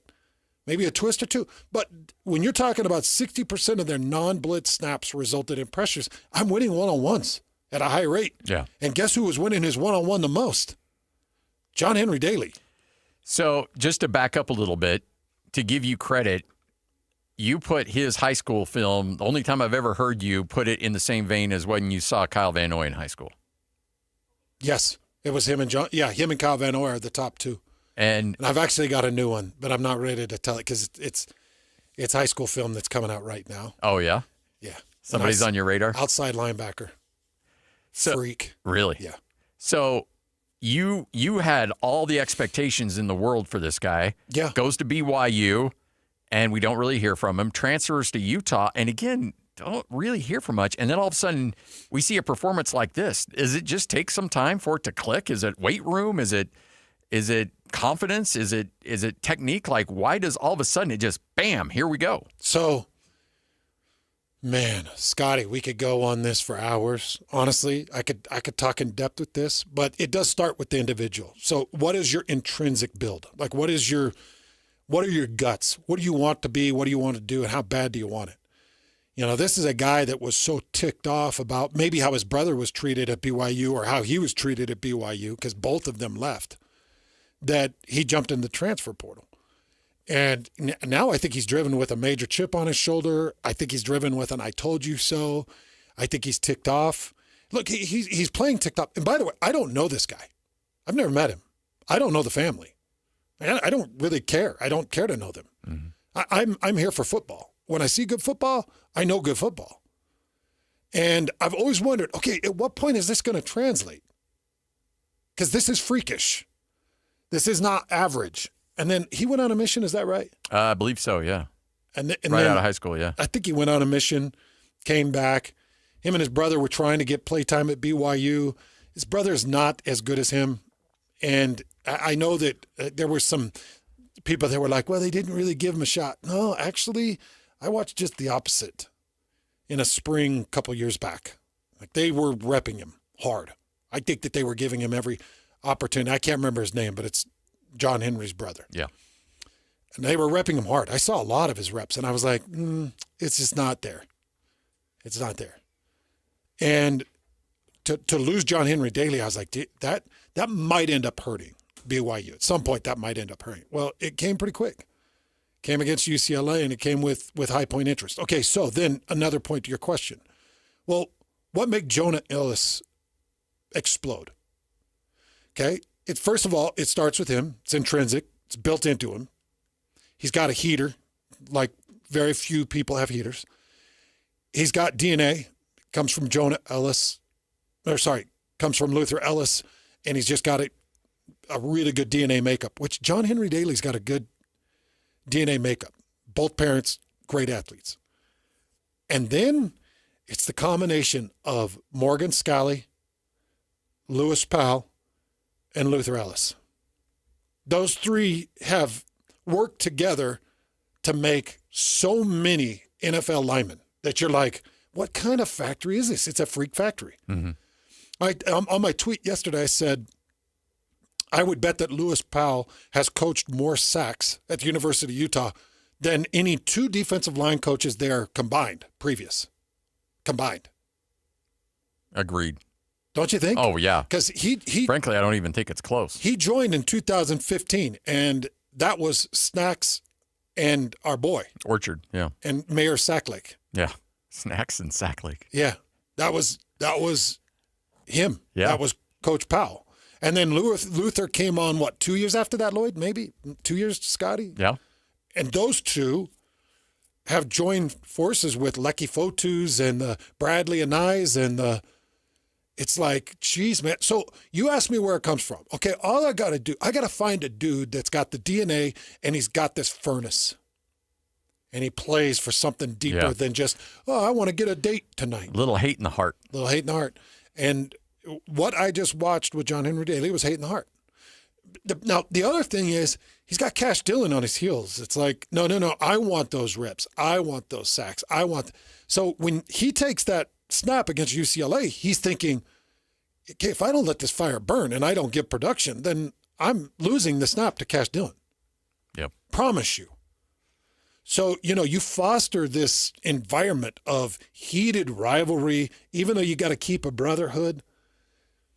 And then you find the DNA and the fire, and then you give them the right coaching, and this is what it turns out to be. And now it could flatline, and he could lose contain 3 times. He misses on a couple of assignments, and they're like, no, we can't have that. So we put in Cash Dillon, and we could see him disappear. Or we see the fire and the furnace continue to burn like we watched with Jonah Ellis, and we watch the NFL scouts show up, and they're like, who is this guy? 2 sacks, 6 pressures,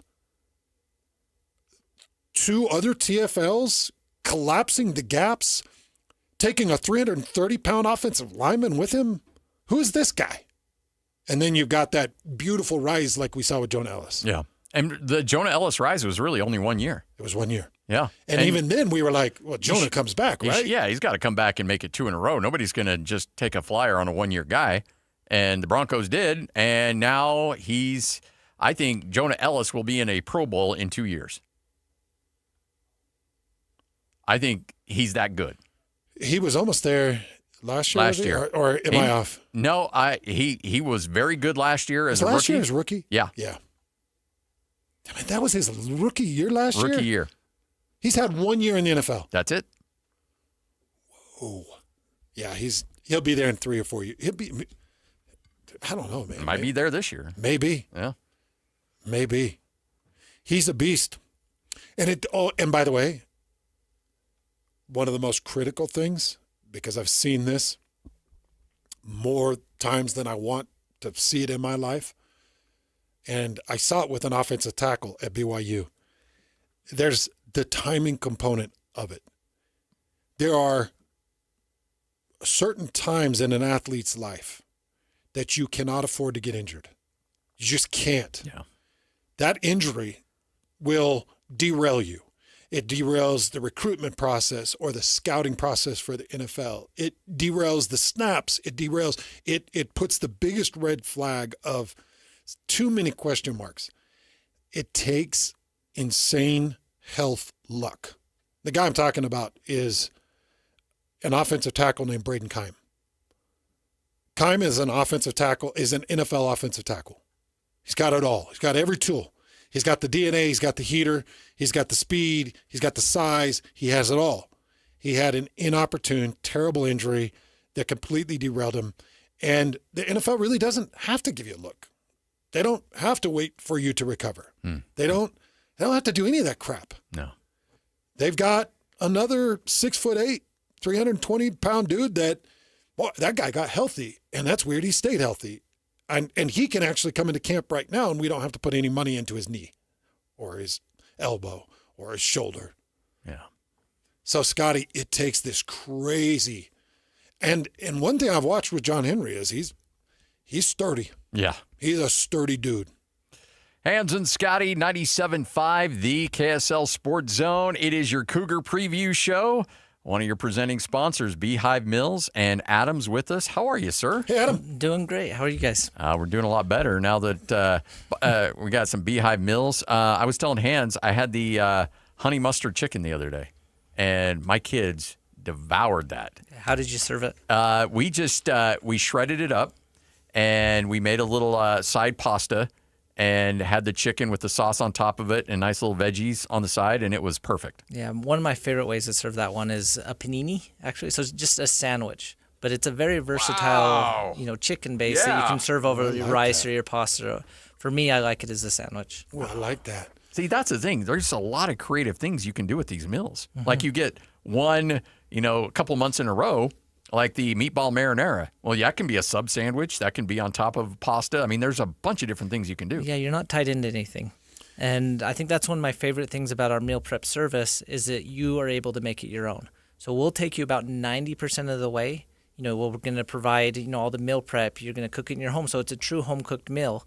But how you serve it is based on how you want. So we have a macro balance menu. One of my favorite things to teach is when you're eating a high-protein diet like you are, Hans, right now, you can serve it one way. Say you take, the chicken base, serve it over zucchini noodles, but your kids don't want that, so you serve it over pasta for them. And they so love it's still one meal and the same. You're not doing something for you, something for them, and making it overly complicated. It's still all together. I can't even tell you how much I love these meals. I told you I've got the sausage marinara in.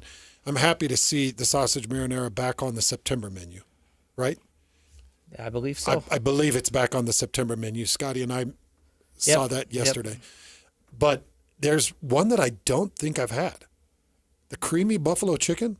It's a new one. That's why. Yeah, well, tell me about that. Yeah, we're fired up about that one. We talked about that yesterday. We're like, hey, what do we got here? It was on September's menu. And when we've talked about it before, that we have well more than 100 meals. But our R&D team is always coming out with new ones. So whether it's ones being developed internally or through collaborations like with Six Sisters, there's another company here locally called Clean Monday Meals that we work with just to develop stuff. This would be one that's probably come out in the last 6 months or so. Just, that creamy buffalo chicken. The picture that I see here is they've got it served over a baked potato. Do you just kind of hang out in the test kitchen and just be like, hey, I'm here for you, honey, whatever you need? Well, between the test kitchen and the marketing kitchen, there's always food coming in. Oh, I bet. And so there's always, good things to try. And often, we'll be in meetings and I'll be sitting with my wife, and she's the ultimate say as far as what gets approved, what doesn't. And they'll show up with a plate of 5 different, samples trying to figure out what it is that they're doing. She turned into like Gordon Ramsay, like, it's cold, and like throws it against the wall, like, do better. Not that dramatic. You'll never make it in this business. By the way, these are the perfect game day meals. Oh, yeah. This is something you wake up on Saturday morning, Sunday morning, if you're an NFL person, and you throw that creamy buffalo chicken in the crock pot, or you throw that sausage marinara in the crock pot, or you throw that chicken enchilada soup in the crock pot. I know that's on the September menu. And in a couple hours, when the games start kicking up, you're not, what have I got to do? I want to make something delicious that I can, it's just ready. And the house smells of, that amazing creamy buffalo chicken or that tortilla soup, and it's just delicious and it's easy. I don't want to get away from what separates Beehive Mills. Convenience, price per meal, and the amazing flavors. Those are the 3 things that I really hit with Beehive. So convenience is number 1. Every one of these, you just cut off the top, put it in your slow cooker, and you got a great meal. Go to beehivemills.com right now. Use the promo code The Zone. It's going to save you money. Subscription models available. That'll save you money. You can stack all of those on top of each other as well. beehivemills.com. That's beehivemills.com.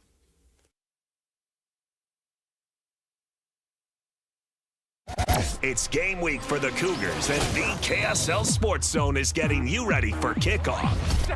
It's back-to-back home games for the Cougars to start the season as BYU welcomes Stanford to LaBelle Edwards Stadium this Saturday. Listen all week long for the best coverage of Cougar football and your chance to win tickets to the game. Then catch college football Saturday game day at 10 a.m. with the post-game show immediately following the game on KSLSports.com. Your home for the best coverage of BYU football is live on air, online, and on the KSL Sports app. This is 97.5, the KSL Sports Zone. Hi, this is Derek Overstreet, president of the New Millennium Group and co-host of Stop Working, Start Living with KSL News Radio. Can you imagine what your life would be like if you could retire 3 to 5 years earlier than you thought possible? The things you could do, the loved ones you could spend time with, the memories that you could create. That's what our team at the New Millennium Group does. We'll walk you through the entire process every step of the way. If you'd like to get a copy of the 5-step proprietary plan that will help you retire 3 to 5 years sooner than you thought possible, give us a shout right now. 888-999-6370. That's 888-999-6370 or utahsfinancialplanner.com. Listen, most of our listeners right now have a tax problem, not a money problem. There's not enough money in Social Security Medicare as it is. Let us show you how you can significantly reduce your taxes. That's 888-999-6370, 888-999-6370, or utahsfinancialplanner.com. So my mother is thinking of switching from Verizon to Pure Talk, but she's worried the deal sounds too good to be true. Michael, she said, how can those Pure Talk people offer me the same basic service as Verizon for so much less money? I said, Mom, go ask Google how much Verizon spends on advertising and promotion. A few seconds later, my mother said, oh my goodness, $12 billion a year? That must be a typo. I'll tell you what I told my mom. It's not a typo. Verizon spends $12 billion a year on advertising and promotion, and their customers are paying for it. Well, Pure Talk doesn't spend that kind of money on commercials. Trust me, I would know. Consequently, they can offer you and my mother unlimited talk, text, and plenty of data on a blazing fast 5G network for just $25 a month. Dial pound 250 and say the words Mike Rowe, and you'll get an additional 50% off your first month. That's pound 250 Mike Rowe. Pure Talk, everything you need and nothing you don't. Looking for reliable home services you can actually count on? I've got just the team for you. Mountain Home Services. They've been serving Utah since 1954 with honest, upfront pricing and zero hidden fees. Plus, they back every job with a 100% satisfaction guarantee. With summer heating up, now's the time to get your AC in shape.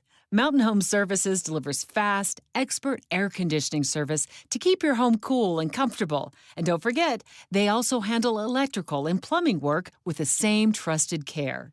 And here's the best part. KSL listeners get exclusive limited-time specials, but you have to call and ask. These deals won't last, so don't miss your chance to save. Call 801-543-2222 today and tell them KSL sent you. That's 801-543-2222 or visit mountainhomeservices.com.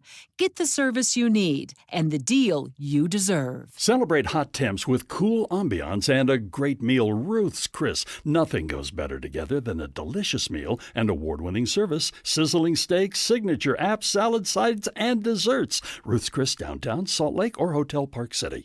This is your Cougars at 30 update.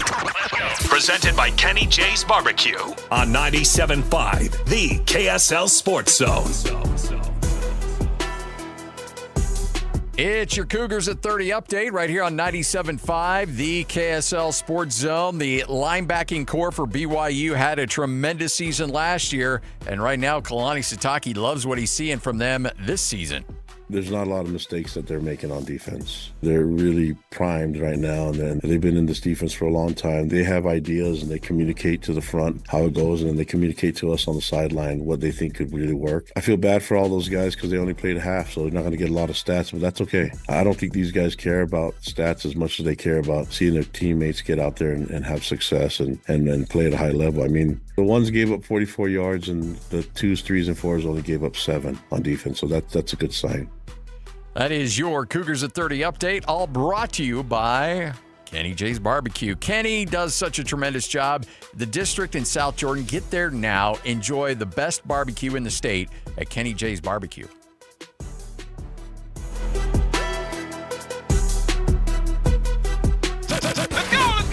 Complete game coverage of the Cougars is right here on the KSL Sports Zone. The Cougars get set for a home showdown with Stanford this Saturday. Your home for the best coverage of Cougar football is right here on 97.5, the KSL Sports Zone. This is Hans Olsen and Scotty G, presented by Mountain Land Supply on 97.5, the KSL Sports Zone. Woo!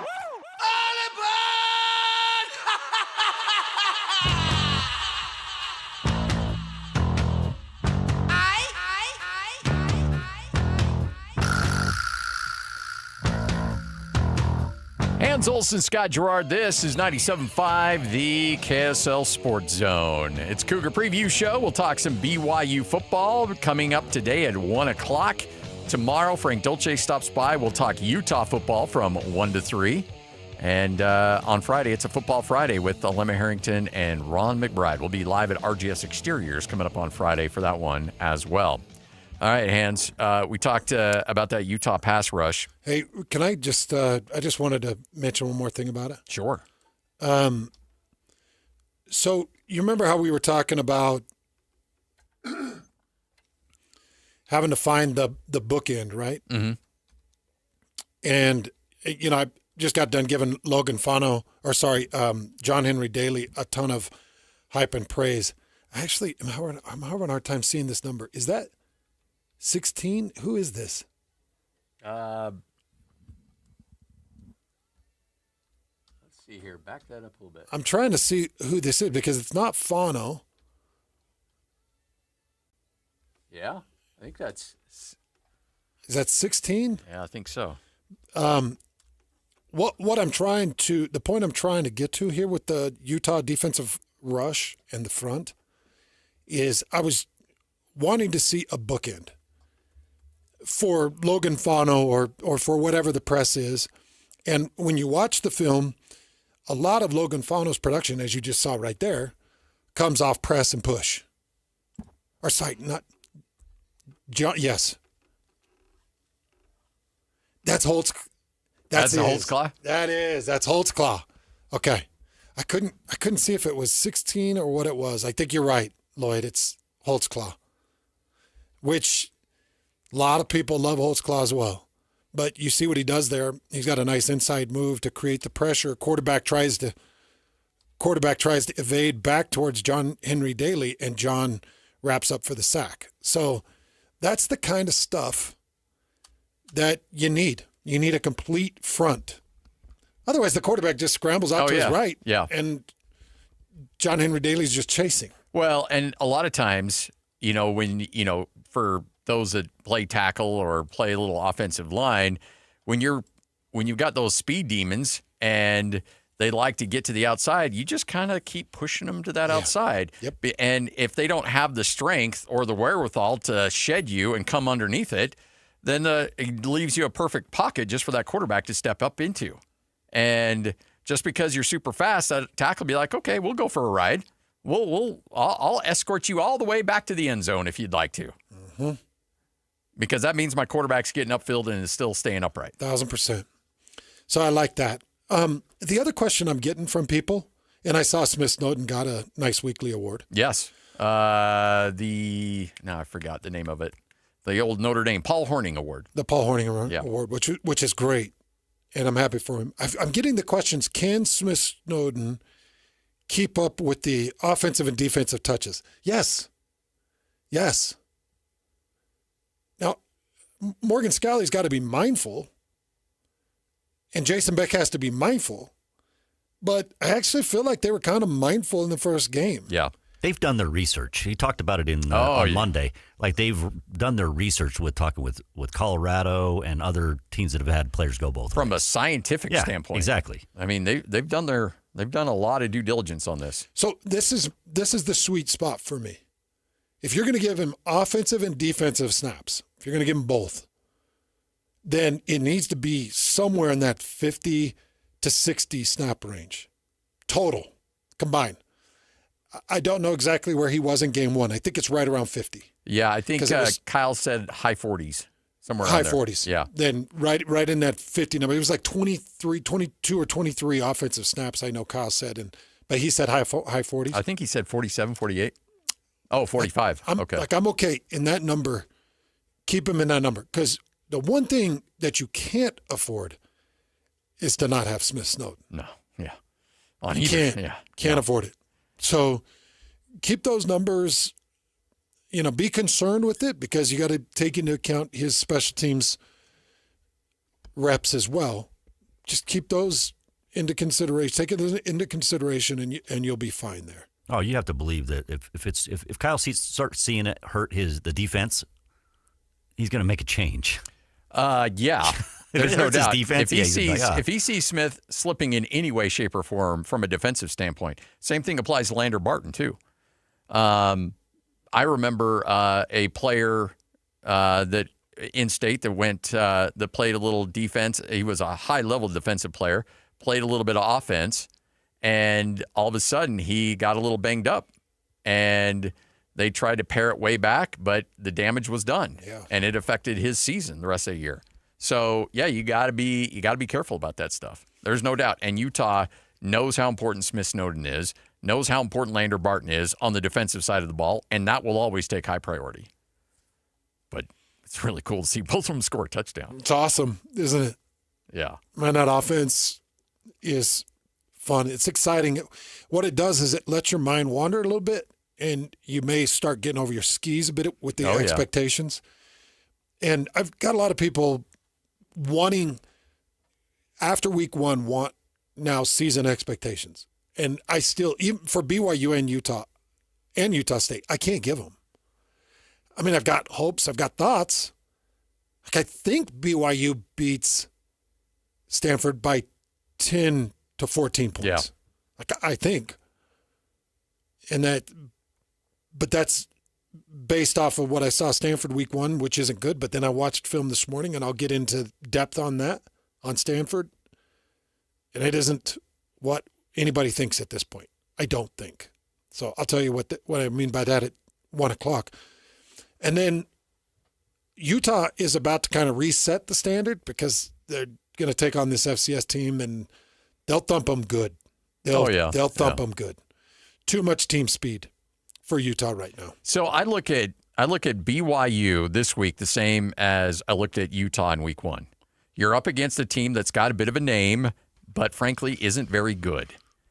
And so you can establish yourself as the dominant, the alpha, whatever term you want to throw out there, and just let them have it. Because we said last week, it's not about Utah beating UCLA. That doesn't make a statement if you just beat UCLA. But if you go to the Rose Bowl and you put the hammer down and you embarrass UCLA, that makes a statement. And that's why Utah's getting all this love. It's not that they won 24-21. It's that they dominated right out of the gate and never was threatened in that game whatsoever. Yeah. And if BYU does the same to Stanford, which they're more than capable of doing, and frankly they should do, just like Utah did to UCLA, then BYU gets back in the mix. Then they jump into the top 25. Then Utah and BYU are a little bit more equal. They've got wins over FCS teams, and they've got a win against a technical G4 team, or P4 team, but not a good one. Yeah.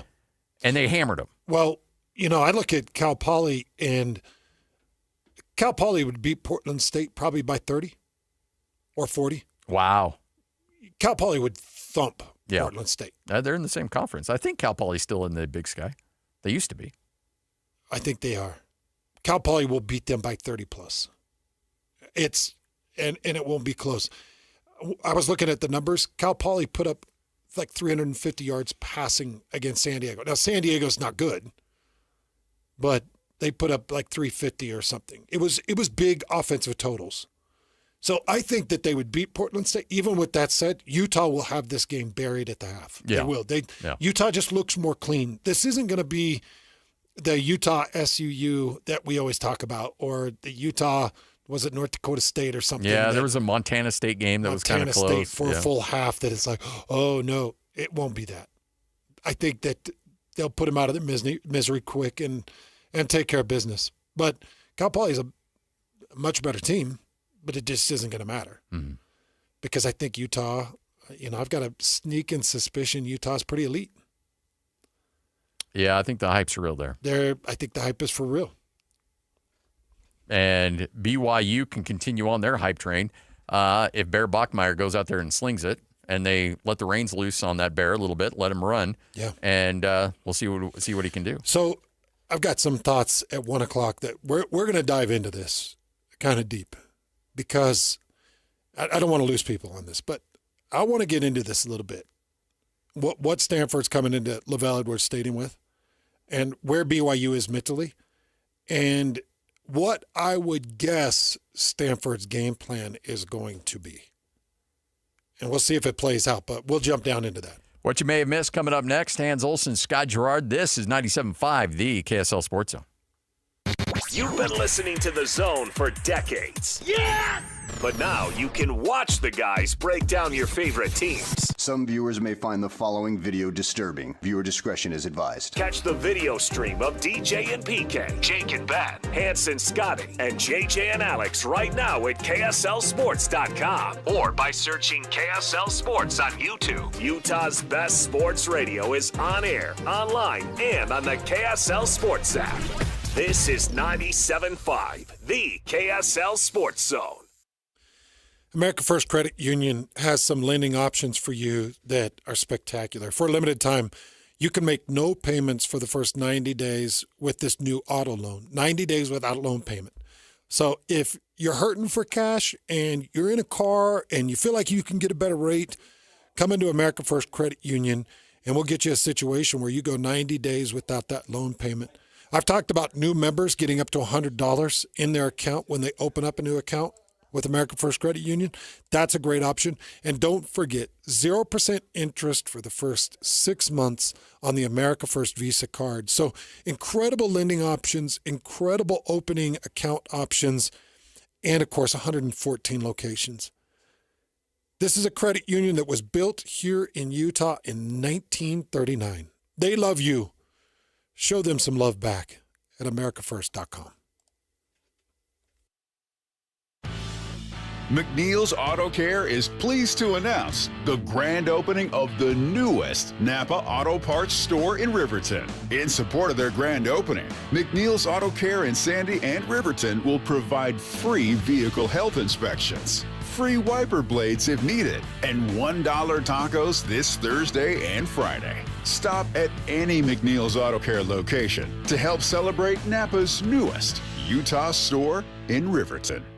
Hey guys, Alex Curie here. You've heard us talking about SLC fat loss for a while, and I'm sitting down here with Jeff and Angela, who have also been on the program. How are you guys doing? Thanks. We're glad to be here. Well, you look awesome. Tell me how much weight you guys have lost and how long it's taken. I lost 36 pounds in the 60-day reduction phase, and I've lost an additional 6 pounds on maintenance, so 42 pounds total so far. And I've lost 59 so far. Tell me exactly what's changed about that health now that the weight has been lost with SLC fat loss. I immediately started sleeping better. I also quit craving things late at night that I knew were sabotaging my diet. I don't have to take a deep breath to tie my shoes anymore, and I can actually stand up after I've been kneeling on the floor without feeling like I was going to pass out. What would you tell somebody who is like you guys and maybe wants to start losing some weight about SLC fat loss? Don't wait another day. This plan will change your life. Just get a hold of the folks at Salt Lake City Fat Loss. Just go to their website, slcfatloss.com. That's slcfatloss.com. Results may vary. Worried about market losses? If headlines are keeping you up at night, it's time to take control. Hi, I'm Jeff Jr. with Trajan Wealth, and I know you've worked hard to save. But in times like these, what if can turn into what now? If you're planning to retire or are in retirement, you need a strategy that helps protect your future. At Trajan Wealth, you can capture market gains, protect your account from losses, and guarantee income for life. Right now, you could receive a bonus of up to 30% or annual growth of up to 10% for retirement income. You heard me right.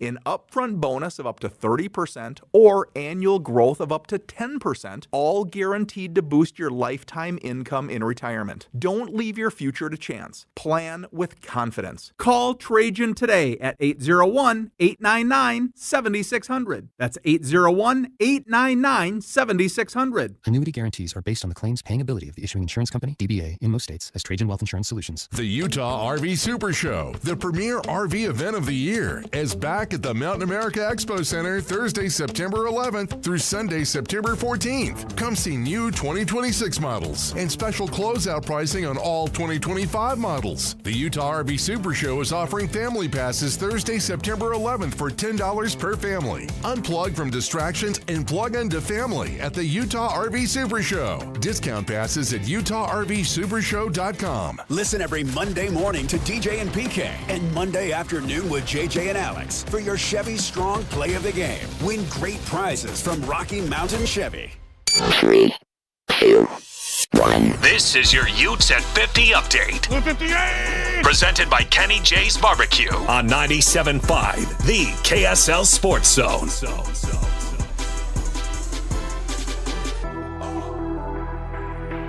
Hans and Scotty, it is your Utes at 50 update right here on 97.5, the KSL Sports Zone. It's a new world for Devin Dampier, coming from New Mexico, a team that struggled. Now he's got weapons not only on the offensive side, but even defensive guys helping out on offense. That was awesome. I mean, they're freak athletes. I knew they were going to get in the end zone one way or another, but yeah, I happened to give Lander a pass, and, he's been on me all week. Make sure you told me that one. So I'm happy it worked out.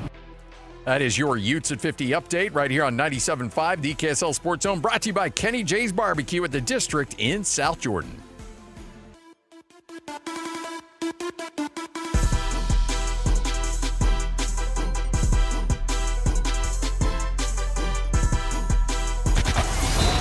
It's another battle for the Aggies, and the KSL Sports Zone has it covered. It's a trip to College Station for Utah State as they take on Texas A&M. Your home for all the play-by-play coverage of Aggie football is right here on 97.5, the KSL Sports Zone. This is Hans Olsen and Scotty G, presented by Mountain Land Supply on 97.5, the KSL Sports Zone.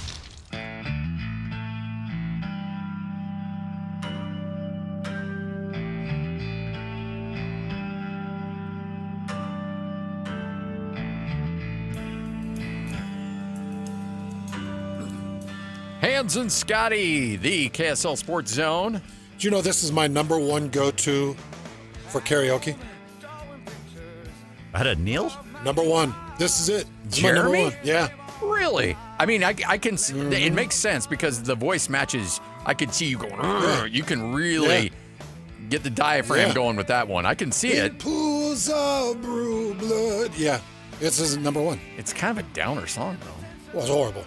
Yeah. It's the worst song ever. But it matches with his voice. We were doing a family karaoke event. And you did Jeremy? Yeah, I sang. My mom and dad were like, "What are you saying? King Jeremy the Wicked? What?"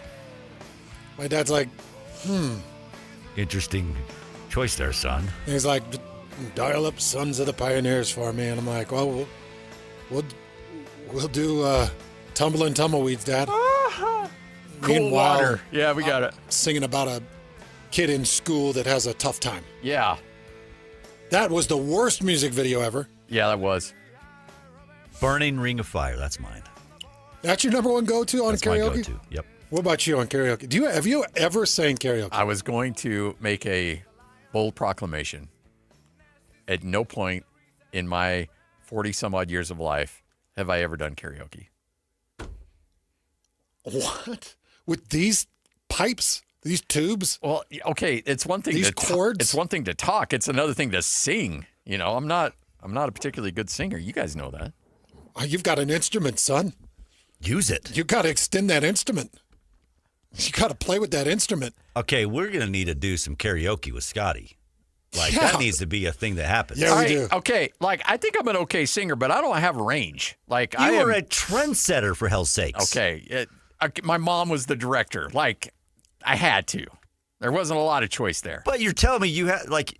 Where's the trendsetter pride? Yes. Oh, I got tons of trendsetter pride. Did producing DJ and PK doing it on air, did that ruin you? Oh, and yeah, you're like, 100%. this is an embarrassment. Yeah. Nobody wants to hear anybody sing. And so, like, but I think I'm an okay singer, but I've got like I can't go too high, I can't go too low. I'm like medium. Like, I need a real stable song. I noticed that when we sang and produced Small Hometown News. And I noticed you like to stay right in your range. Yeah. I'll go all over. Yeah. And I'm just staying down. You know, the note that I hit That's all on, I got. It's Small Hometown News to end that. Like, that's very angelic. Oh, it was like an angel. Like, yeah, you're right. I felt like a little closer to the big man upstairs after hearing that. Oh, this is ridiculous. But I do like that song in karaoke. Can I ask you a question? Sure. Because you've worked around NBA front offices. Yeah. How bad is this situation that's going down with the Clippers? This could be real bad. This could be very, very bad. All you have to do is Google Joe Smith and the Minnesota Timberwolves, because they did something kind of similar. They lost 5 first-round picks over that. So they left a paper trail. They got caught. Yeah. They were the T-Wolves, though, and this is the Clippers. Yeah, that's the difference, though. One's the Clippers and Kawhi. Another one was the Minnesota Timberwolves and Joe Smith. So let me give the report here. The Clippers and team owner Steve Ballmer reportedly have been accused of circumventing the NBA salary cap by paying $28 million to Kawhi Leonard for a no-show job.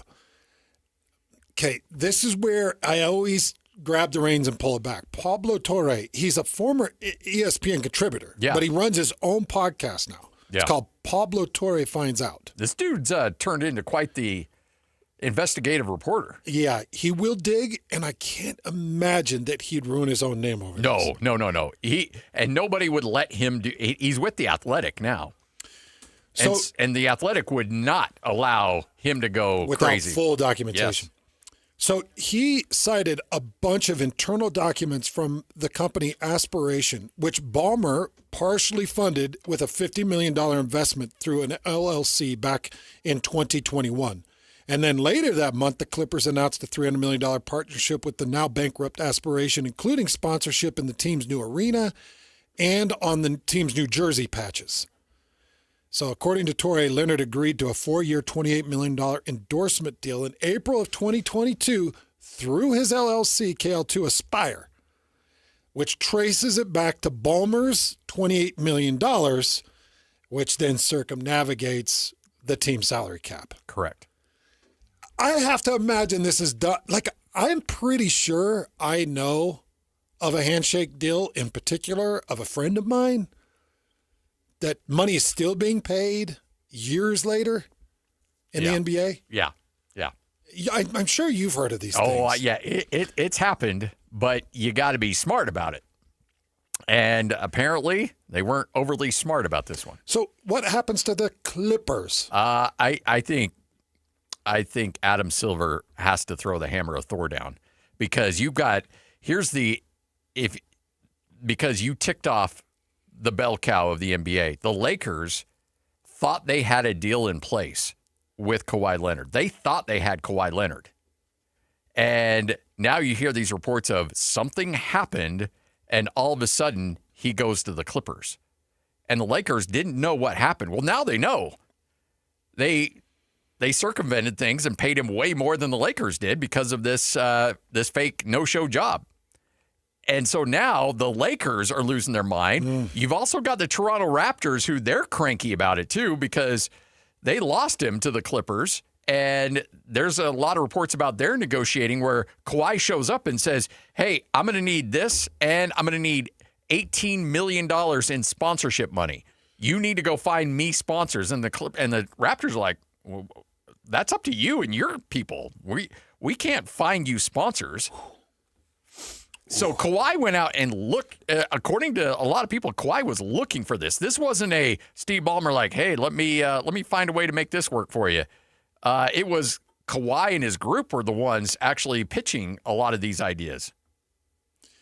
They need to absolutely throw the hammer of Thor. Because what's to stop an owner from a handshake deal and a written agreement that can be later presented of a small percentage of team ownership to keep the biggest 2 or 3 free agents in the NBA and to say, hey, look, we're going to announce this as a hometown discount and we're going to get a roster around you. We're going to win some championships. But understand, at some point, you're going to have some ownership in this. Yeah. Whatever it is. And then we'll bring you back and you'll work front office or not, or you'll golf, whatever you want to do. Yeah. But you will remain in a Golden State Warriors jersey for your 10, 12 years. And so you got to get out in front of this. You got to make sure that this stuff, because there's too many guys that, well, not too many. There's owners in the NBA that are going to play by the rules. Oh, yeah. Like if I'm Ryan Smith and I'm seeing this, I'm like, okay, if we can do this, it's go time. Because, hey, Giannis, you want 20% of this tech company? Yeah. We'll give you that. And, oh, by the way, we'll add on another $20 million for this and another $15 million. Oh, you want to go? Let's go. You want to own an entire horse ranch back in your homeland? We'll buy every horse. We'll buy every land for you and just hand you the deed. Yeah, and it'll be LLC to some, shell company. This is what I always do. Whenever I hear about owners cheating, NFL, NBA, whatever it is, I always revert it back to my time as a player. This is Barry Bonds shoving his body full of steroids and going out and hitting 1,000 home runs. It's illegal. It sucks. It takes away from the game. It makes the people that are playing against you hate you. It makes you a complete cheat. And eventually your name is absolute mud. And, sorry to use... Allegedly. Barry is... Lloyd is much more than alleged. But honestly, but it's cheating. Yeah. And so the other owners are going to be like, so Steve Ballmer, you're this happy, smiley tech guy that likes to dance weird. You look like Elaine from Seinfeld when you dance. But I know now you're a dirty, underhanded scoundrel. Yeah. And I'm never going to trust you again. Nope. And honestly, too, the fact that Doc Rivers was always talking about how, he had no control over the team. And, Paul George and Kawhi Leonard could decide when's practice, when we're leaving, what hotels we're staying in. Oh, yeah. Because Kawhi's like, hey, guess what? I know where a lot of bodies are buried. Yeah. So, we're going to practice when I want to practice. I'm going to sit out as long as I want to sit out. And, and we're going to be staying an extra day when we're down in Miami instead of leaving right after the game because that's what I want.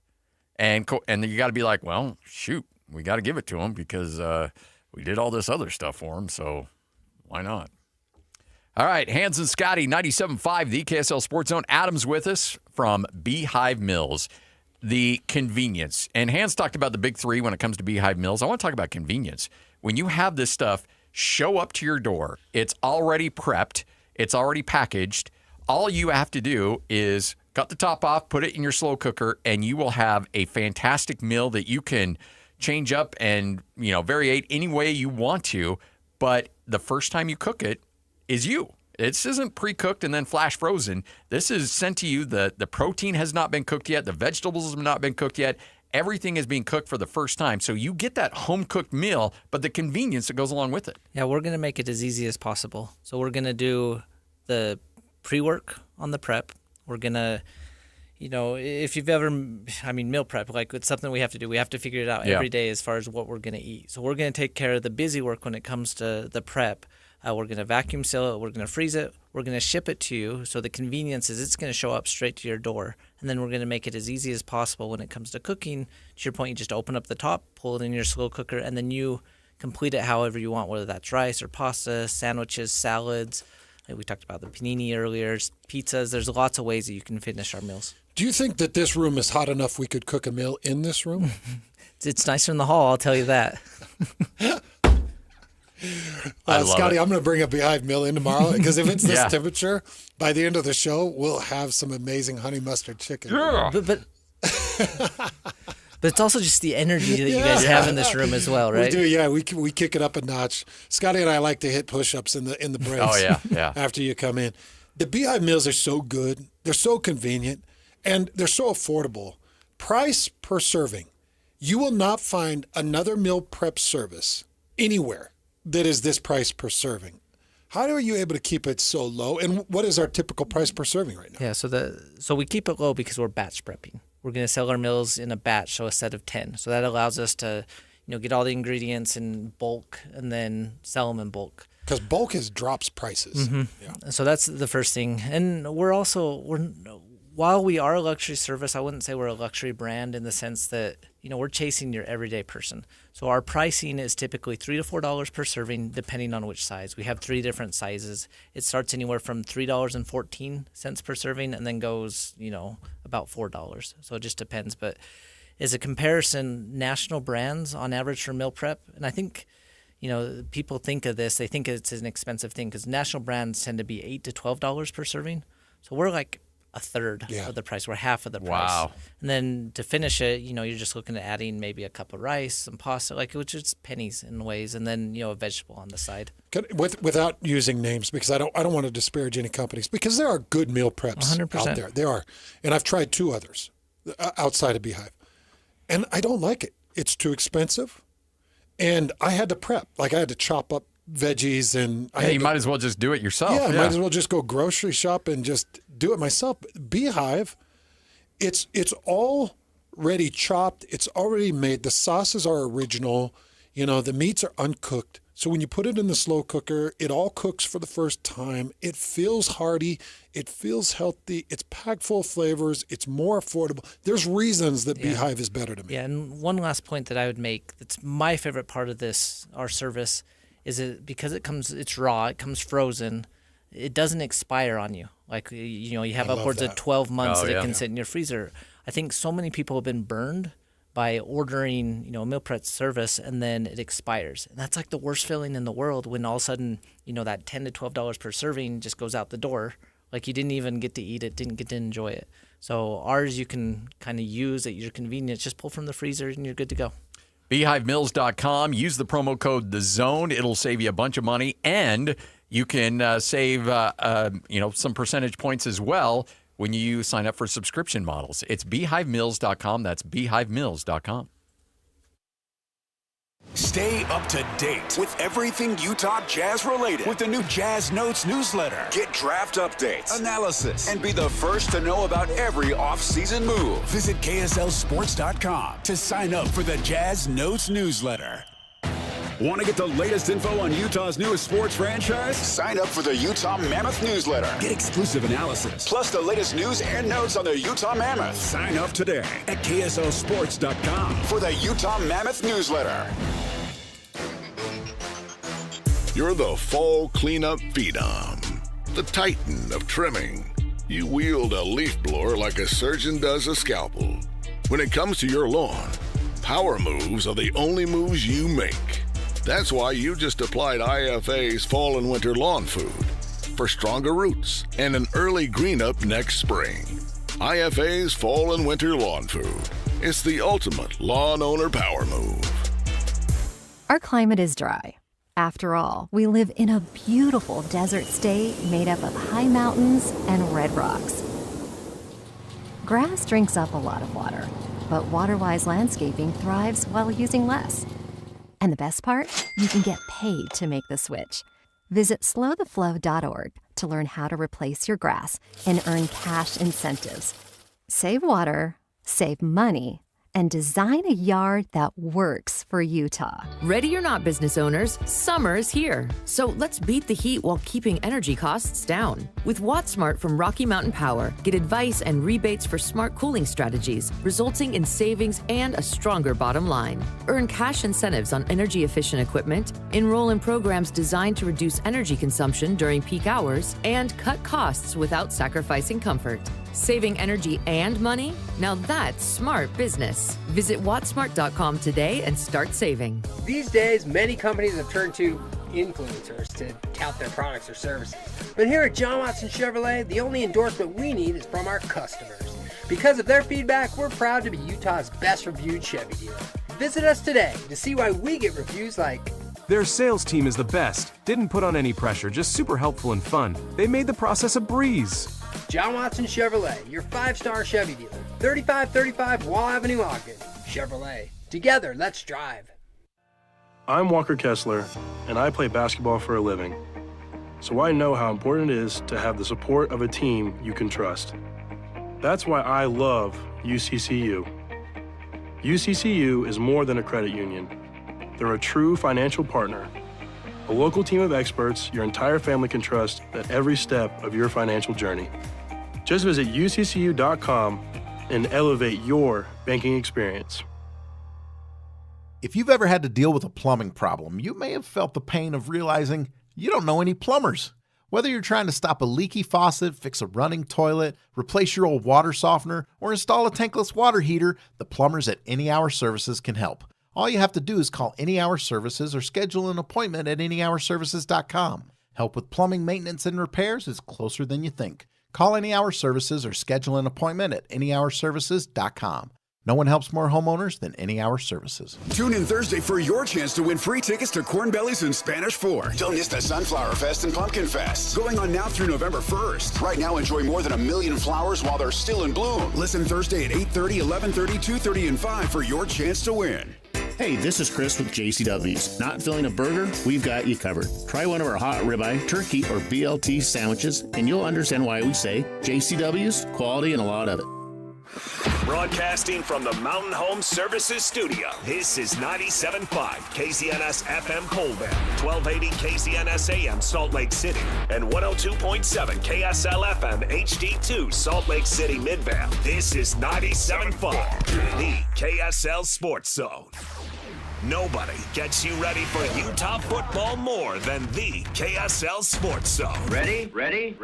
It's the home opener for the Utes as they battle Cal Poly in Rice-Eccles Stadium. Your home for the best coverage of Utah football is right here on 97.5 the KSL Sports Zone. This is Hans Olsen and Scotty G. Presented by Mountain Land Supply on 97.5 the KSL Sports Zone.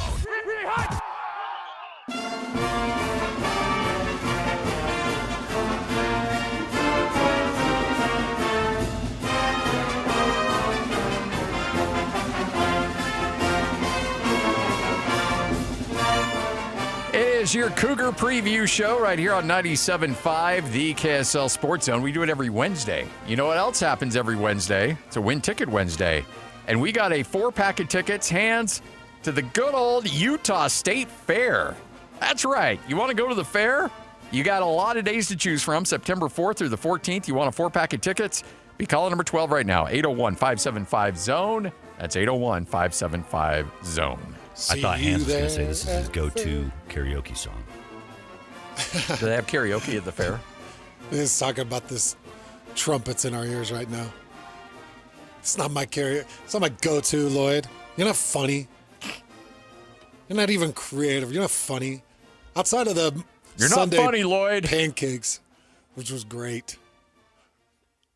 But then it's trademarked too. Yeah. Because you know the Sunday morning podcast is not trademarked for sure. It's not. I'm just waiting for somebody to find a fence with Sunday. It's like, Sunday? I think we should refer to that as the 7th day of the week. The 7th day. So, Scotty, I know that not you, the general media nationally think that BYU's just going to run away with this game, don't they? Yep. I saw the line is at 18.5. BYU minus 18.5. Let me just make sure that it is still that. BYU minus 18.5. When I tell you that number, just give me your first thoughts. My first thought is take Stanford plus the points. Plus the 18.5, right? Yeah. So I'm expecting a double-digit win. But by winning by 19, that's winning by more than 2 touchdowns and a field goal. Yeah. So think about this. 2 touchdowns and a field goal, plus you're going to have to find another 2 points somewhere. So essentially, you need 3 touchdowns to cover the spread. Yes, exactly. Yeah, that's against an ACC team. That's a big number. And here's the thing, like a lot when you look at it on paper, it screams, okay, yeah, BYU should win and win handily, and I expect them to win by double digits. But to say they're going to win by 3 touchdowns, that's a big number to cover. I kind of feel like it's major disrespect. And look, I don't mind disrespecting Stanford because they live for disrespecting people. They do. Yeah. And I feel like that they hold a true disdain for the university that I played for. Yeah. I think they have a true disdain for everybody that's not them, honestly. That's what it feels like, right? Holier than thou pieces of trash. Yeah. Yeah. So I've got no love for Stanford. None. But I do respect good football minds. And how can you look at Frank Reich and just be like, he won't figure anything out? He's just going to lay down and let BYU walk over him with 19 points. The guy was an NFL head coach. He was an NFL quarterback. By the way, for all you Trivial Pursuit fans out there, led the Buffalo Bills into the biggest comeback in NFL playoff history when they overcame, a 35-3 deficit and beat the Oilers in the playoffs. To advance. So, yeah, I mean, this guy knows football. Now, the question is, does he have the horses to be able to implement the scheme that he wants to be able to take advantage of anything he sees on film against BYU? I don't know if he does have the horses, but I do know that he's got the football acumen. And I do know that there are some potential gaps for BYU that Frank Reich can attempt to go at. First and foremost, a true freshman quarterback.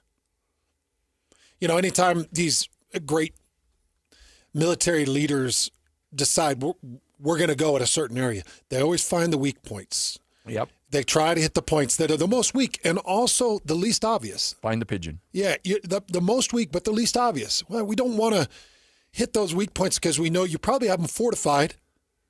So we want to hit the ones that we see as weak that maybe you don't see as weak or as much weak. Frank Reich's got to be looking at Bear Bachmeier right now and saying, that's our mark. That's what we're going to do. We only saw 11 attempts against Portland State. He was 7-11. There were some strange incompletions. One of the grabs in particular for a touchdown was kind of underthrown.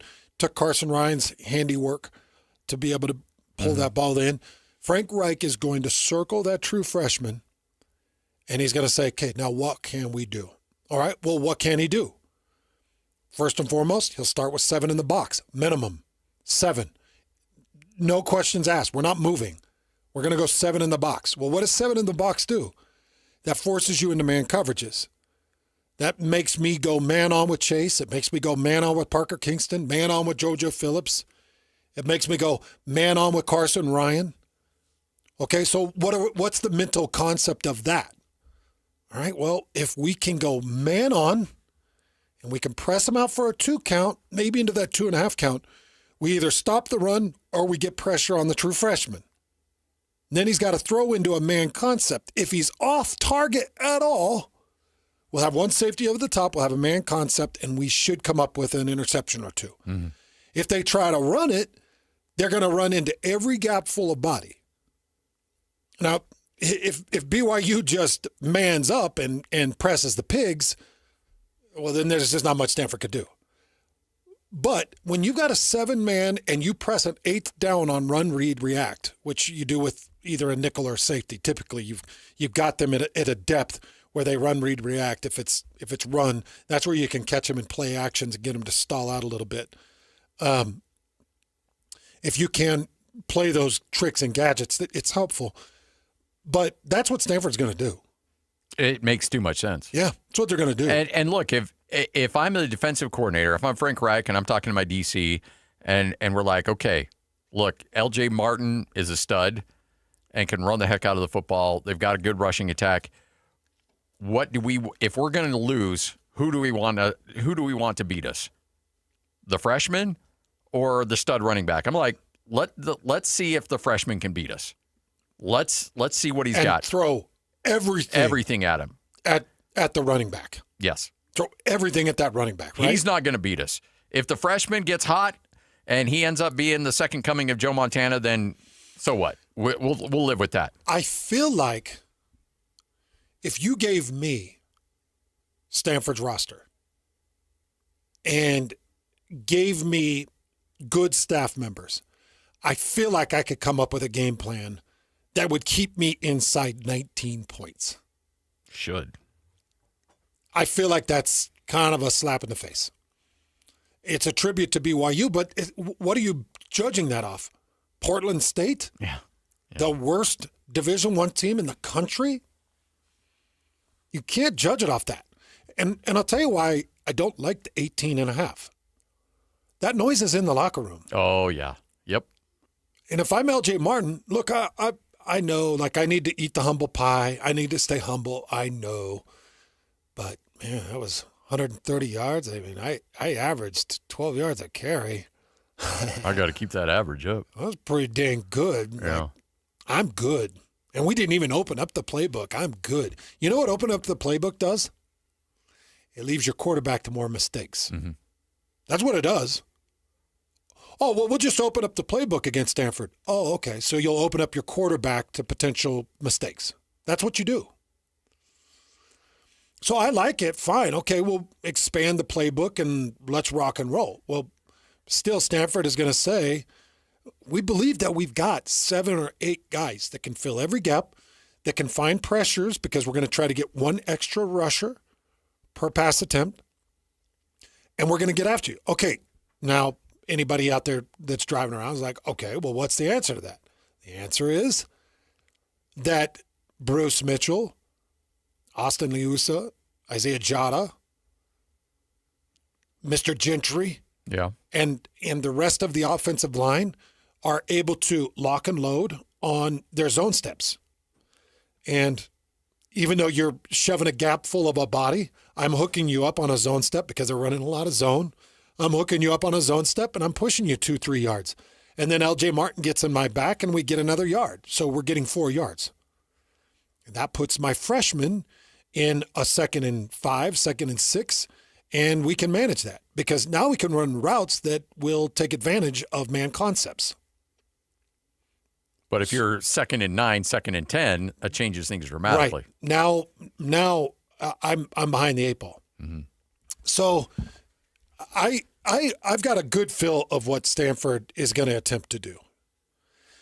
All right, so what else does that mean? Well, that means that Parker Kingston and Chase Roberts and the crew, they're going to have to be able to break off a man. They're going to have to get in route. And by the way, Hawaii's receivers found some open routes. Yeah, they usually do. They found some open routes. The quarterback did a lot of work with his feet, though.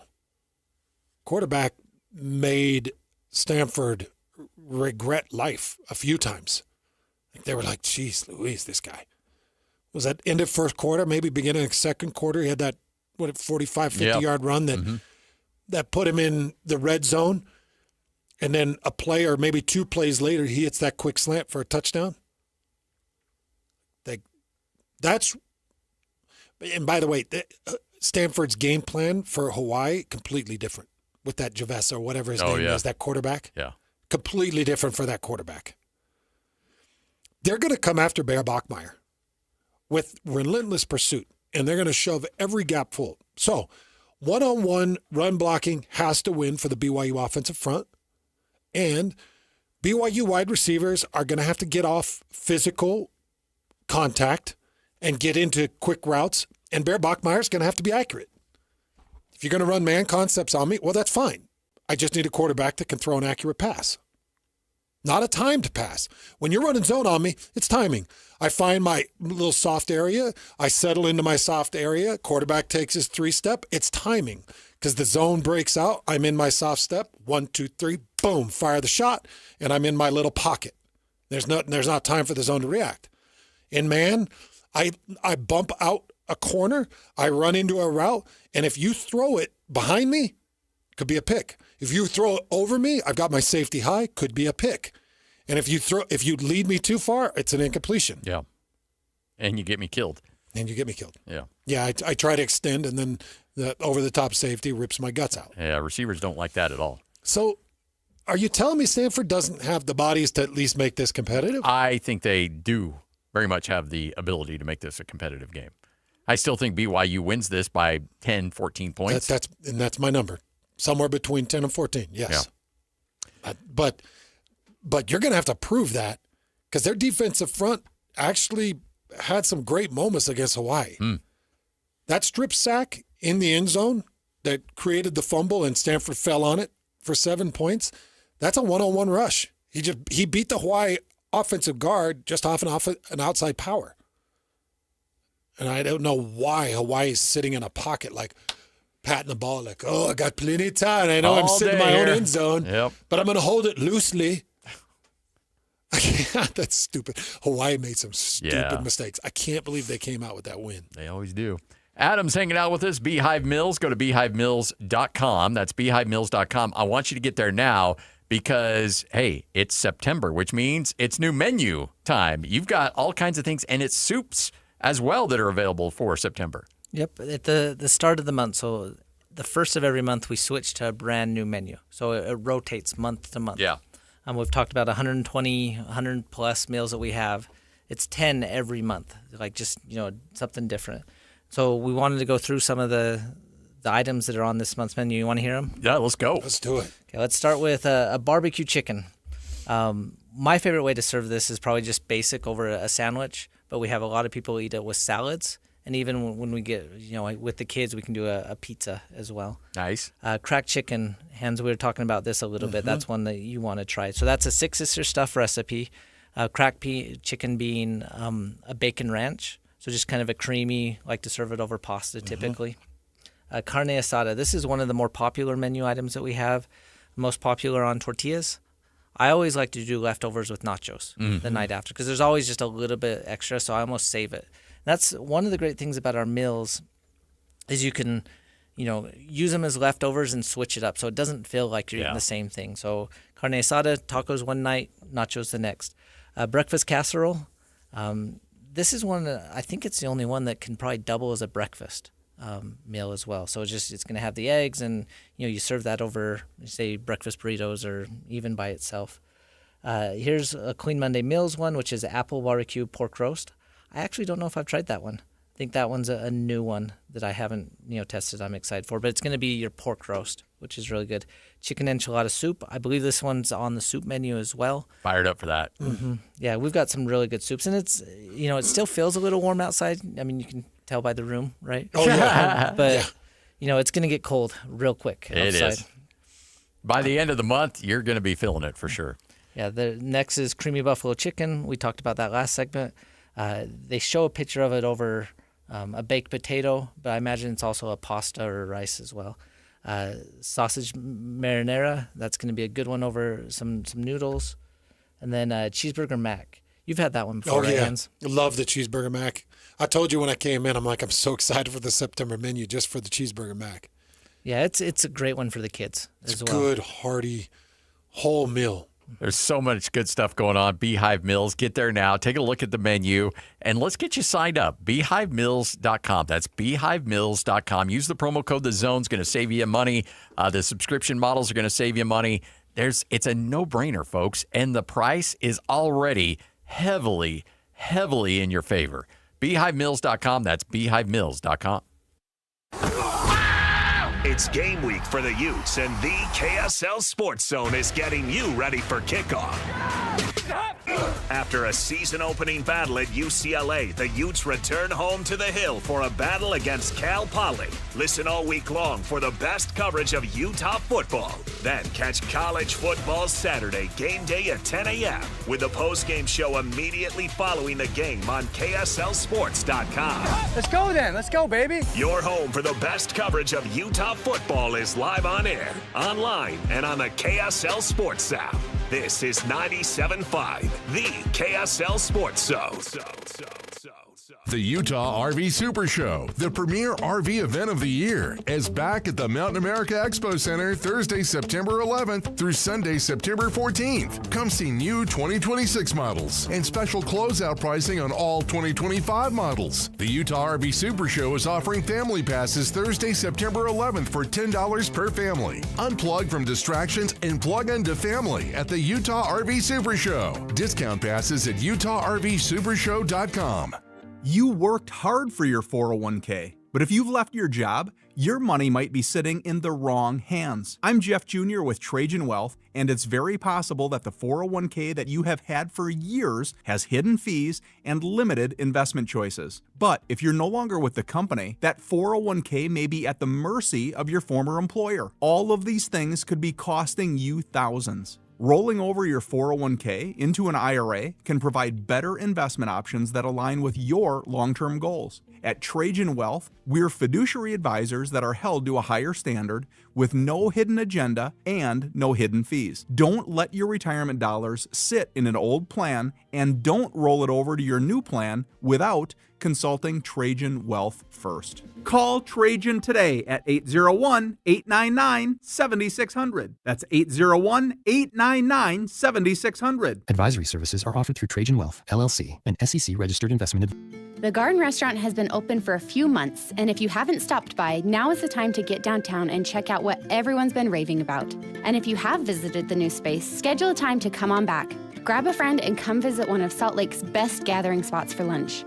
You'll be greeted by the delicious smell of fresh baked goods like our famous Lionhouse rolls, perfect for taking home for family dinners. Or maybe you have a sweet tooth and are craving one of our brand new cinnamon rolls. They're the size of a dinner plate and perfect for sharing between a group of friends. Come smell and taste the garden for yourself. Enjoy the beautifully reimagined space and convenient location with new street access on the ground floor of the Joseph Smith Memorial Building. Open weekdays 11 to 3. Choose from healthy and delicious options like the turkey pot pie, jalapeno pork and grilled cheese sandwiches, tomato bisque soup, and nut and berry salad. All favorites not to be missed. So much to choose from. Check out the menu at thegardenslc.com. Fresh flavors, iconic location. The Garden Restaurant. Hey, Benjamin, we've got a surprise for you. What? You have a brother. A $100 bill just like you. Hey, I'm Ben. What? We just got him for joining America First Credit Union and opening a new checking account. And you're going to live together at America First. What? This is nice. For a limited time, new members get a $100 cash bonus when they open a checking account or $50 when they open a youth checking account. So head to americafirst.com and get your money working today. Membership eligibility, terms, and conditions apply. Federally insured by NCUA. What's up, everybody? I'm Mike Wilson with Any Hour Services, and you might have heard that during the month of September, Any Hour Services is having our free furnace sale. That's the sale where when you have Any Hour Services install a new air conditioner, we'll give you a new furnace for just the cost to install it. About $400. The furnace is free, you just pay the labor. If you think you might be interested and want to know how much you can save during our free furnace sale, call Any Hour Services and schedule your free estimate today. Google Any Hour Services or schedule online at anyhourservices.com. No one helps more homeowners than Any Hour Services. Listen every Monday morning to DJ and PK and Monday afternoon with JJ and Alex for your Chevy Strong Play of the Game. Win great prizes from Rocky Mountain Chevy. This is your Cougars at 30 update. Presented by Kenny J's Barbecue on 97.5, the KSL Sports Zone. It's your Cougars at 30 update right here on 97.5, the KSL Sports Zone. BYU, easy victory. Now things might be a little bit more difficult. They get set for a showdown against Stanford coming up on Saturday. John Platts, color analyst for Stanford, will join us next. This Cougar at 30 update brought to you by Kenny J's Barbecue in the district in South Jordan. Best barbecue on the planet, Kenny J's Barbecue. Complete game coverage of the Cougars is right here on the KSL Sports Zone. The Cougars get set for a home showdown with Stanford this Saturday. Your home for the best coverage of Cougar football is right here on 97.5, the KSL Sports Zone. This is Hans Olsen and Scotty G, presented by Mountain Land Supply on 97.5, the KSL Sports Zone. It is your Cougar preview show. We do it every Wednesday from 1 to 3. Tomorrow it'll be your Ute preview show. And then Friday it's a Football Friday with Alema Harrington and Ron McBride. Joining us now, he is the color analyst for the Stanford broadcast. John Platt's kind enough to join us. John, how you doing? Hey, John. Real good, guys. Hans, Scott, thanks for having me on. Fired up to chat with you. Is it sunk in to say from the ACC, Stanford? How hard has that been for you? Still trying to get adjusted to it. I mean, you're talking to a native Southern Californian who played basketball at Stanford in the 80s and grew up rooting for USC in the 70s. So Pac-8, Pac-10, Pac-12, that was in my blood. However, I'm not as young as I was then. I realize the realities of the world, and so the ACC it is, but it has been an adjustment, and it continues. So, John, I got done watching the Hawaii-Stanford game. I call color for BYU, and I am just getting ready for it. And the thing I came out thinking was Stanford is not this 20-point team that I just saw against Hawaii. When you watch that thing play out or watch the film back or went back and analyzed it, give me your thoughts on this Stanford team. Well, I think the issue in the game was the offense. I thought the defense actually played pretty creditably. But, the questions coming into the season were, new quarterback room, Ben Gulbranson, the former Oregon State starter, came on board. Elijah Brown was the returnee. Those two were the ones that figured to battle it out. I mean, Dylan Risk also transferred from UCF. So, unlike most Stanford teams in the past, you didn't have the established quarterback situation. So that was kind of a wait and see for all of us. And Gulbranson had a real good camp. I was at multiple of the practices, but it didn't hum in the first game. He was 15 of 30. The thing that I noticed, and I'm sure you picked out from the stats, was less than 4 yards per attempt. So it wasn't. I don't think it was a real ambitious passing scheme, which is appropriate. First game under Frank Wright. Get the quarterback and receivers in rhythm, get some continuity, and it just didn't happen. And so that sort of affected the whole thing offensively. I mean, Micah Ford was terrific, over 100 yards, got the one offensive touchdown. But it was the offense and really the pass game that was I think to Stanford's detriment for the most part in that Hawaii game. Do you think that it's and I don't want to put you in an unfair situation here, but is the leash long there? Is it feel like Frank Reich might be willing to experiment with other quarterbacks in that spot to see if he can get that spark? Again, Frank Reich new to Stanford. He's tremendous. I mean, he's tremendous with the young men.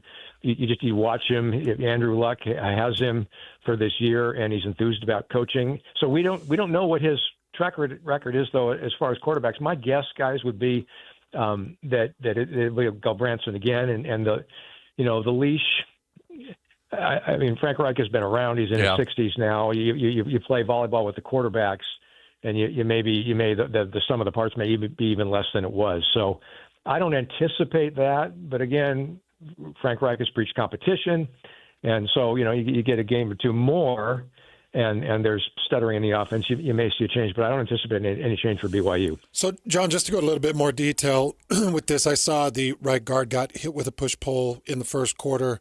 I saw the offensive tackles got pushed back a little bit, drift, gave up some pressure. It felt like the offensive line was giving up a bit, but it was still 2.5, maybe 3 count where Gulbranson could get that ball out of his hand. So how much do you put on the offensive line, and how much improvement can you see from an offensive line? Well, I think the offensive line is a work in progress, particularly the left side. The right side, I think, has a couple of stalwarts for Stanford. Khalil House moved from left tackle to right tackle, where he is now, and Simeone Pale at right guard is the returning incumbent of excellence, I would call him. So it would be the left side, but from my eyes, it was okay. I mean, the throws that were there were some get it out quick throws, guys that just weren't on target.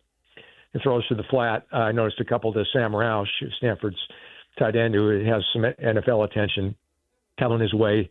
Throws it for that made him have to dive for the throw when he was essentially uncovered in the flat. So it's just it's on target kind of stuff. I think part of it too is again when you have an incumbent, those throws are practiced in April and May and June and after practice, and so they become second nature. But there just isn't second nature with Stanford with the new quarterback situation. So I think, getting the kinks out, it remains a work in progress. Hopefully for Stanford fans, it'll be better against the Cougars on Saturday night. I do games for Utah State, so I know the Hawaii trip is not an easy one. With that being said, does this coaching staff like the fact they had a week off in between these two games? It's a little early for a bye week, but also understandable when you start week 0 in the islands. No, I think it came at a great time. Again, for the reasons I just articulated. I mean, you've got some new dudes getting used to one another. I don't mean interpersonally, but just game speed stuff, right? You can do all the reps you want to in the fall and in the spring, but there's something about game speed that getting used to one another requires reps as well. So again, I don't know that they are able to mimic game speed more so in the last week than they were, in August. But I do think that it's very fortuitous, particularly again for the quarterback room and for Ben Galbranson to have that week. Coach Reich, being a former quarterback, I mean, he can dice and dissect this and help the young man more so than he could have if you jump back into another game. We talked broadly about the defense just a little more in detail. I felt like linebacker number 35 and D lineman number 91 playing more interior. I felt like those are the two best defenders that I saw on film. Would you agree with that? Or if not, who else would you put up the top of that category? Well, I mean, in that game for sure. Clay Patterson, transfer from Yale, where he's, if not at the top, he's among the top 2 in career sacks, came over to Stanford, was dinged up most of last year, but he had a couple sacks in the game, obviously had the strip that was recovered for a fumble or for a touchdown in that first quarter in which Stanford had that 10-0 lead mid-quarter.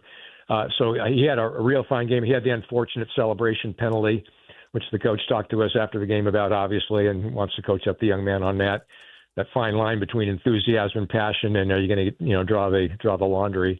And then Matt Rose at inside linebacker. Stanford's two best players last year were inside linebackers. They both have moved on, Gyfin Bernadelle and Tristan Sinclair. So we were wondering what's going to happen there at that inside backer position. But Matt Rose from Brecksville, Ohio, grandfather played at Notre Dame. Multiple siblings, played college sports, and he was tremendous. He had 12 tackles, and I want to say most of them were solo. So he was all over the place. So those two definitely were the standouts in the Hawaii game. So when you, it's a new landscape of college athletics, and Stanford has been a perennial power for a good chunk of time. How hard is it for Stanford, given the restrictions of the school and kind of the purpose of the school, to adjust to these times of college athletics? Well, Hans and Scott, it's an interesting time for all of us, and it is for Stanford as well. I mean, for forever it's been, Stanford, is sort of on an island, and they're going to do things their way with their admissions, and they'll hope that they'll catch lightning as they have done in stretches with Andrew Luck and Christian McCaffrey, 10, 15 years ago, and then at other periods. Late 90s, Stanford, or 99, Stanford went to a Rose Bowl, obviously Jim Plunkett and John Elway. So there have been these patches where Stanford has been able to do its own thing, do it its own way, and still excel. But it's been up and down. The history of Stanford football has had these peaks, but it's also had these valleys. Well, Stanford has a new president, Richard Levin, a graduate of the school, and he sort of gets the fact, that whole thing about football being the front porch. As far, culture, making your school culturally relevant. In addition to academic, excellence, you need cultural relevance to maintain the student applications and donations. And so Richard Levin installed Andrew Luck as the general manager. Obviously, a big name in Stanford history. Everybody knows Andrew Luck, the number 1 draft pick of the Indianapolis Colts, and led Stanford to 2 New Year's Day bowls his last couple of years. Andrew's all in, and I mean, and the awareness of the need for fundraising, he's on that. So Stanford is evolving by necessity in the whole college, NIL, revenue sharing, house settlement, all of that. It's not standalone anymore. It's all right. We're getting in the game, and Andrew is shouldering a lot of it. The good news is he's really into it. I mean, this is almost a perfect transition job for the former NFL player. And so Stanford's all in. Now, how quickly can they do it? Who knows? How successfully can they do it? Who knows? But Stanford has a plan, and they're not standing alone anymore. So, John, give me some of your initial thoughts and perceptions of what BYU is. I know it's hard off this Portland State stuff, but give me some of your thoughts on what you're expecting to see on Saturday night. Well, I mean, it's not lacking for storylines, guys, is it? I mean, Bear Bachmeier. It was at Stanford spring ball. I mean, this has to be a first, right? Someone plays spring at one school and starts against that school the following or the same year, calendar year, September. So I'm looking forward to that.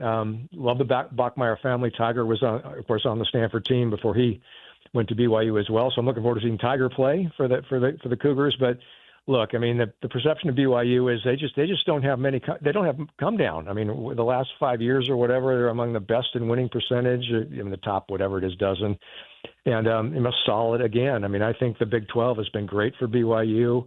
It's way more than it's just the quarterback legacy.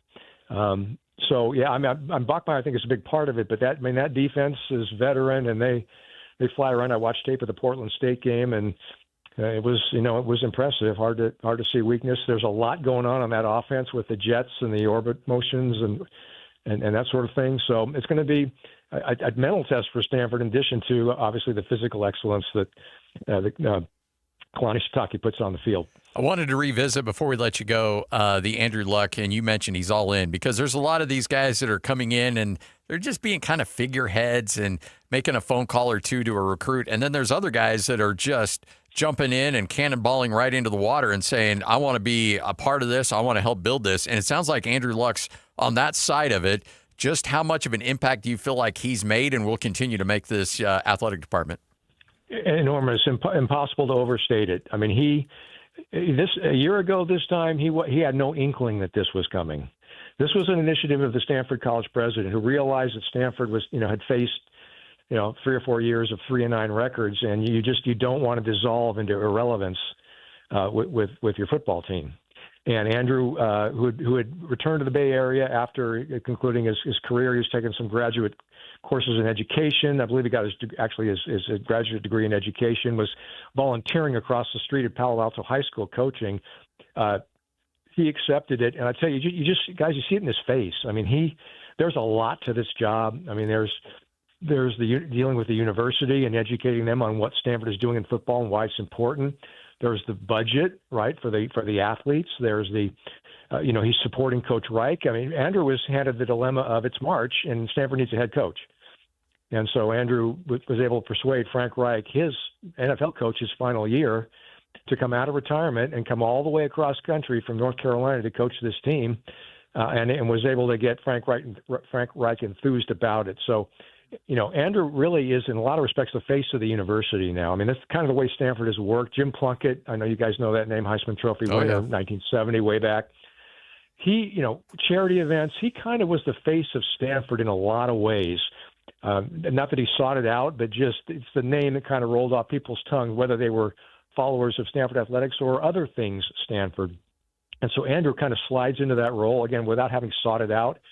But you couple that with all the skill set, the manifold skill set required to do this GM thing and try to get Stanford back winning. There's a lot to ask, but Andrew's really smart. And like I said, he's really into it. So that's the best part of the current situation for Stanford. Is Frank a candidate? Like if he falls in love and the team does well, is he essentially a candidate, or has he made it known this is just a one-year thing for him?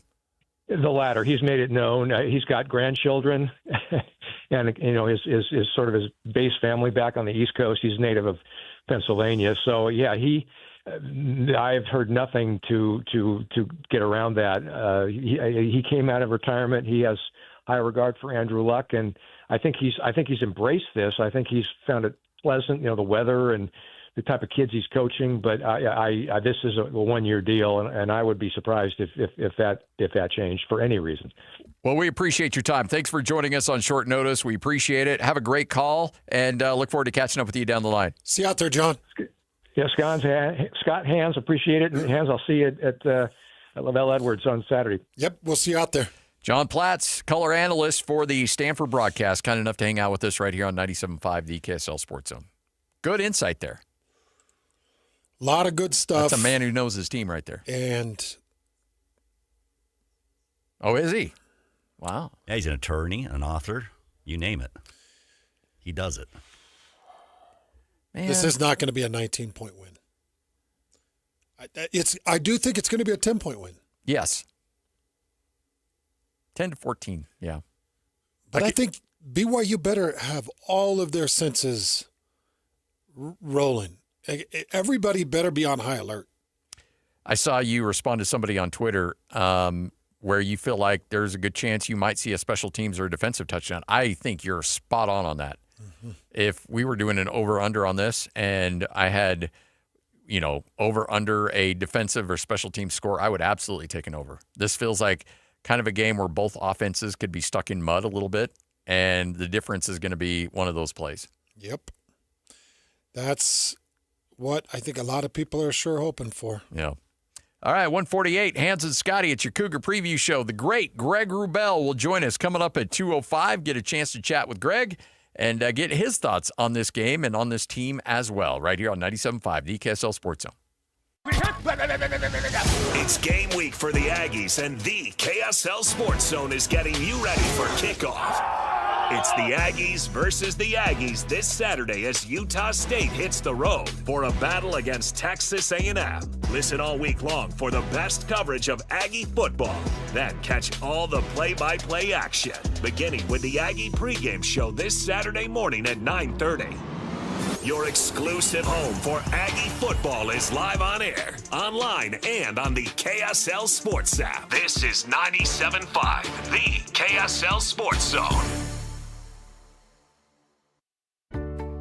Tim Jr. here from RGS Exteriors. I want you to know that it's the little things that count. Any remodeler can say they treat customers right when it comes to siding, gutters, windows, and exteriors. It's hard to know for sure. If a contractor uses cheap generic nails instead of super grippy ridge shaft nails for your siding, would you even know? If they use cheap $4 caulk to install your new windows instead of paying $9 a tube for the good stuff, could you tell by looking? It all comes down to the details and trust. At RGS Exteriors, we only do things one way, the right way. We never cut corners. We never skimp on details. We never do less than the job requires. That's why we offer our industry's exclusive 10-year everything guarantee. And it's why we have the happiest customers. If you need any gutters, siding, or replacement windows, call RGS Exteriors at 801-280-3110 or visit rgsutah.com. That's 801-280-3110 or online at rgsutah.com.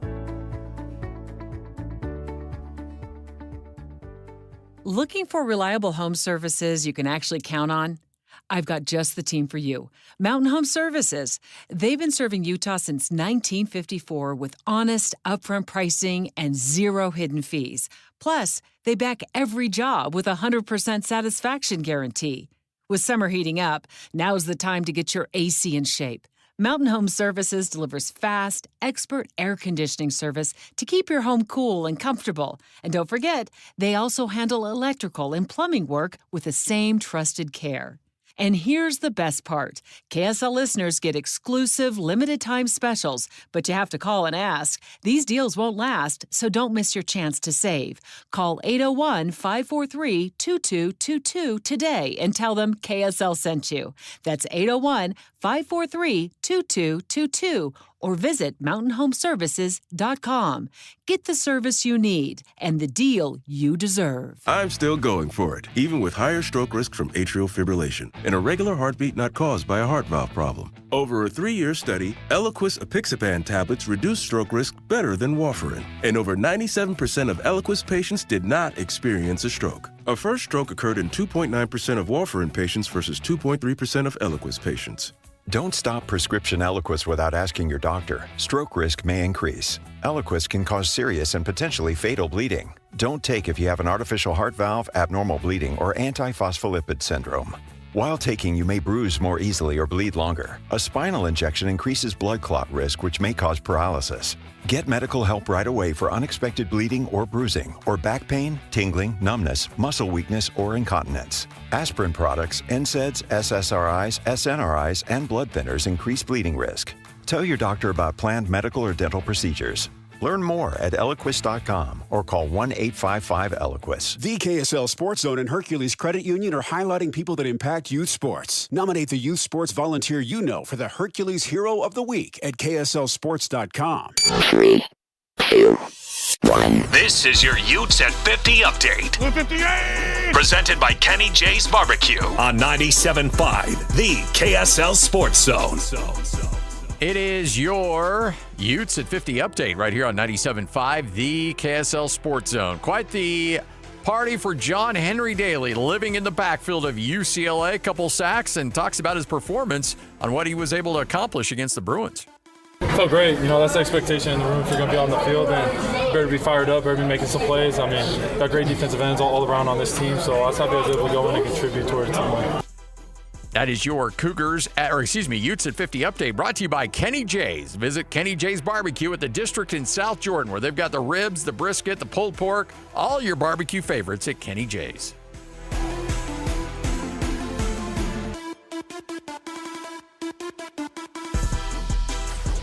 Nobody gets you ready for Utah football more than the KSL Sports Zone. Ready? It's the home opener for the Utes as they battle Cal Poly in Rice-Eccles Stadium. Your home for the best coverage of Utah football is right here on 97.5, the KSL Sports Zone. This is Hans Olsen and Scotty G. Presented by Mountain Land Supply on 97.5, the KSL Sports Zone.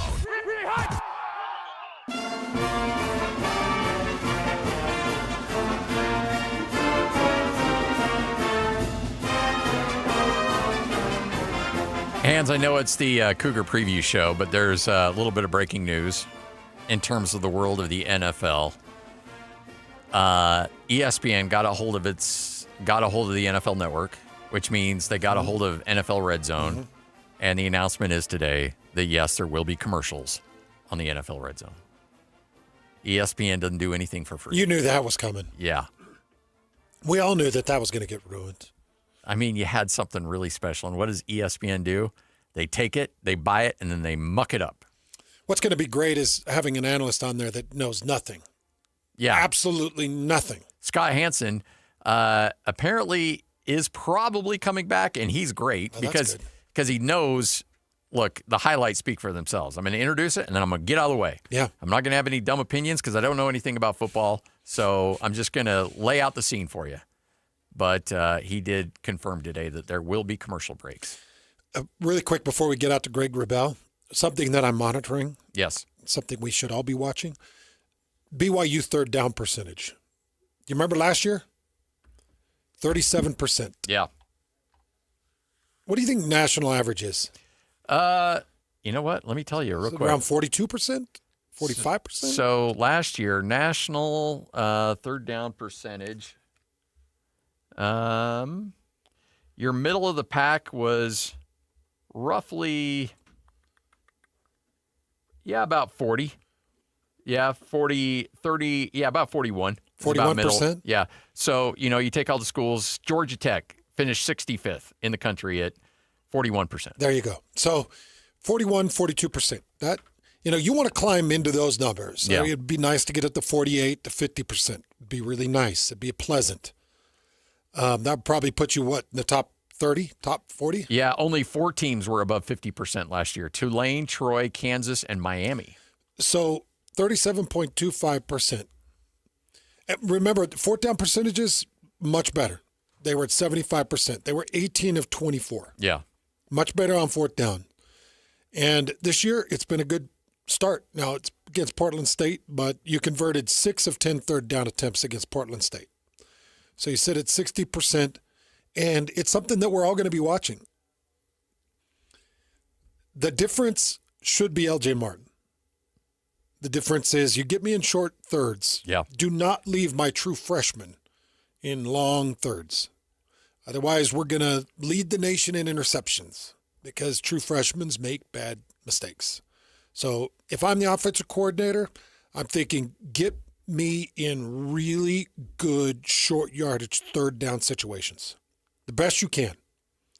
And LJ Martin, Sione Moa, and some of these other running backs that we saw against Portland State should be able to help you do that. Yeah. But it's already taken a gigantic jump. We'll see if it can hold against Stanford. The other thing that I look at in terms of that would be touchdowns inside the red zone. They were in the red zone 6 times, scored touchdowns 5 out of those 6 times. Against Portland State. Against Portland State. So, again, that's going to be a little shaky because of the level of competition. The Stanford game's going to be interesting. When that field shortens up quite a bit and it limits a lot of what you can do, that makes it a little bit more hard on a true freshman. What is what's the best touchdown to attempt? Because last year they were 57% in the red zone. Touchdown to touchdown attempt. BYU was 57% of the time they got in the red zone, they scored a touchdown. Your number one was, no big shock, Navy, who scored touchdowns 80% of the time. Army, 76% of the time. But, yeah, if you can get into the low 70s, you'll be in the top 20 in the country. Okay. They were 57% last year. Which is actually ranked 92nd. Very low. Yeah, touchdowns in the red zone. Okay. Something they can improve on as well. Your average on that one's about 62, 63%. The average touchdown in the red zone? Yeah. That's higher than I would have thought. Yeah. Okay. All right, Adam's with us right here on 97.5, the KSL Sports Zone from Beehive Mills. Look, there's a lot of subscription models, and I know a lot of people are doing subscription-based things, but you feel like sometimes you do that, and then you're locked into a year contract or a 6-month contract. One thing with Beehive Mills, you can get on that subscription, but you're not locked into a contract. That's how much you believe in your product. No, 100%. We want to make it as easy as possible for busy families. That's our goal. We don't want to overcomplicate it. So if you want to just try us out, and maybe I shouldn't mention this, but it's kind of an honor code thing as far as you get 10% off if you get on subscription. You can cancel after the first month. If it doesn't work out for you, that's okay. If you need a pause, that's okay. Just come and go. We are a convenience play, and we just want to make it as easy as possible for you. I love it. No tricking the consumer, no trying to slide anything past anybody, because negative word of mouth will kill a business faster than anything. And the better you treat people, the more you avoid those negative comments. In fact, people are like, you know what? They were great. We were up against it for Christmas, and we had to save some money, so they let us pause it 2 months, and then we kicked it back up into March and into summer. The more you're willing to work with your customers, the more loyal they're going to be to you. Yeah, we actually estimate that about 40% of our business still to this day is from word of mouth. It's from families sharing with their families, their friends, their neighbors. I mean, in previous conversations, we've talked about how we were a success during COVID. During that time, people were sharing success. We actually didn't spend a lot of money when we first started. It was all word of mouth. We couldn't keep up with the demand. And so the word of mouth is very important to us, making sure customers have a good experience and that they're sharing with others. Just so everybody understands, Scotty and I, we use these meals. Yes, we eat do. them. We love them. We consume them. And we're so grateful to have them because they're just delicious. They're good, hearty, wholesome, filling meals. And I really want you to try them out. Go to beehivemills.com, and you can look at the menus. You can look at the subscriptions. But I want you to give this a try.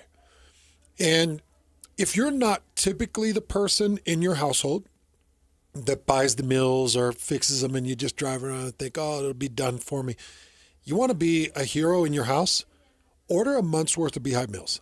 Have it delivered to your front door. You'll have 10 meals that are going to make the month extremely easy, especially if you got kids. These meals are going to make the month much more easy and much more affordable. And you'll be a hero in your house. Just go to beehivemills.com. And Adam, I just want people to try it, and they'll be a hero. Even if you're not the one that typically buys the groceries or cooks the meals, I want you to try to just subscribe or go in and purchase a month's worth, and you'll see why we love this. Beehivemills.com. Get there now. Use the promo code THEZONE at checkout. That's going to save you some money, and you're going to save money on the subscription models as well. Give it a shot, folks. Trust me on this one. It's going to change how you and your family take on your dinners. It's going to bring the family together. It's going to take a lot of stress off of you as you're trying to figure out, oh, man, I got to make dinner again tonight. Go to beehivemills.com. Check it out, beehivemills.com.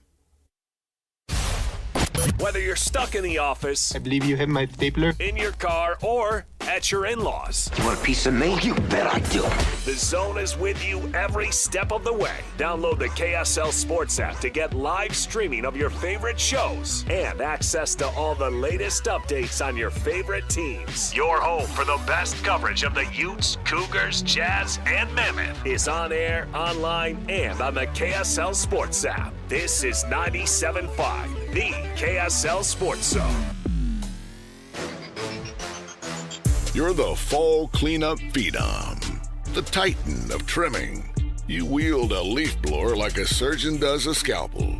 When it comes to your lawn, power moves are the only moves you make. That's why you just applied IFA's Fall and Winter Lawn Food for stronger roots and an early green up next spring. IFA's Fall and Winter Lawn Food.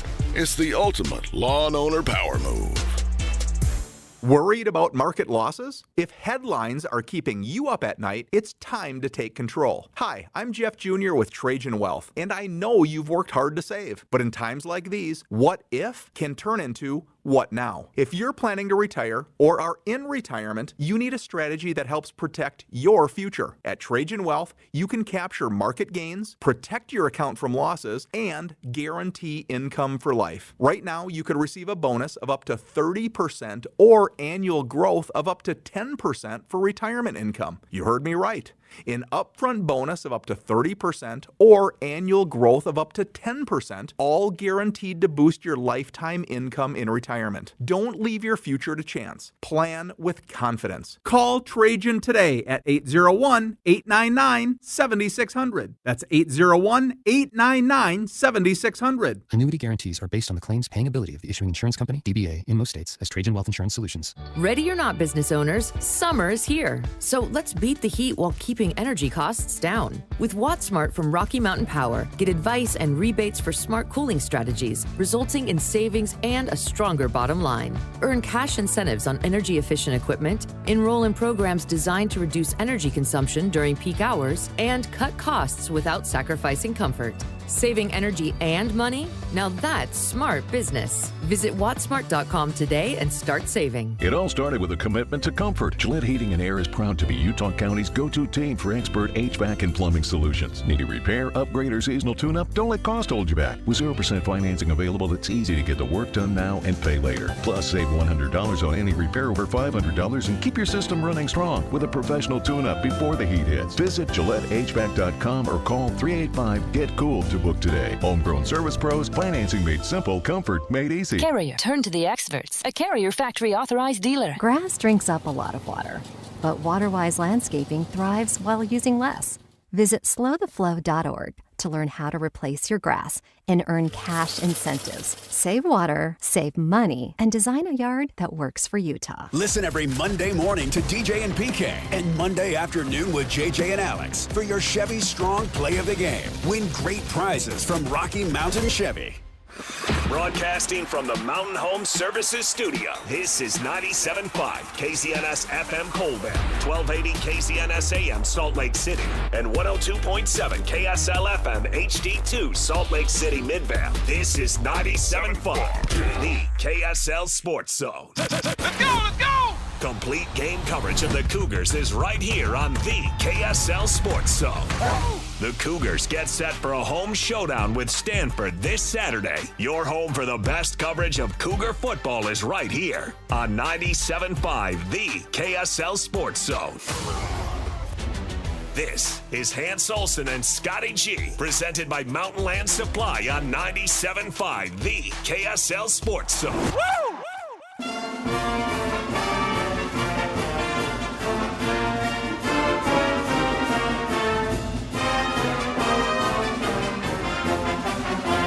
Hans Olsen, Scott Gerard, 97.5, the KSL Sports Zone. It's your Cougar preview show every Wednesday. We do it from 1 to 3. Thursdays, it'll be your Ute preview show. Fridays, Football Friday with Alema Harrington and Ron McBride. Nobody breaks down the teams you're passionate about better than 97.5, the KSL Sports Zone. And nobody breaks down Cougar football better than this guy. He is the voice of the Cougars, Greg Wrubell, kind enough to join us. Greg, how are you? Hey, Greg.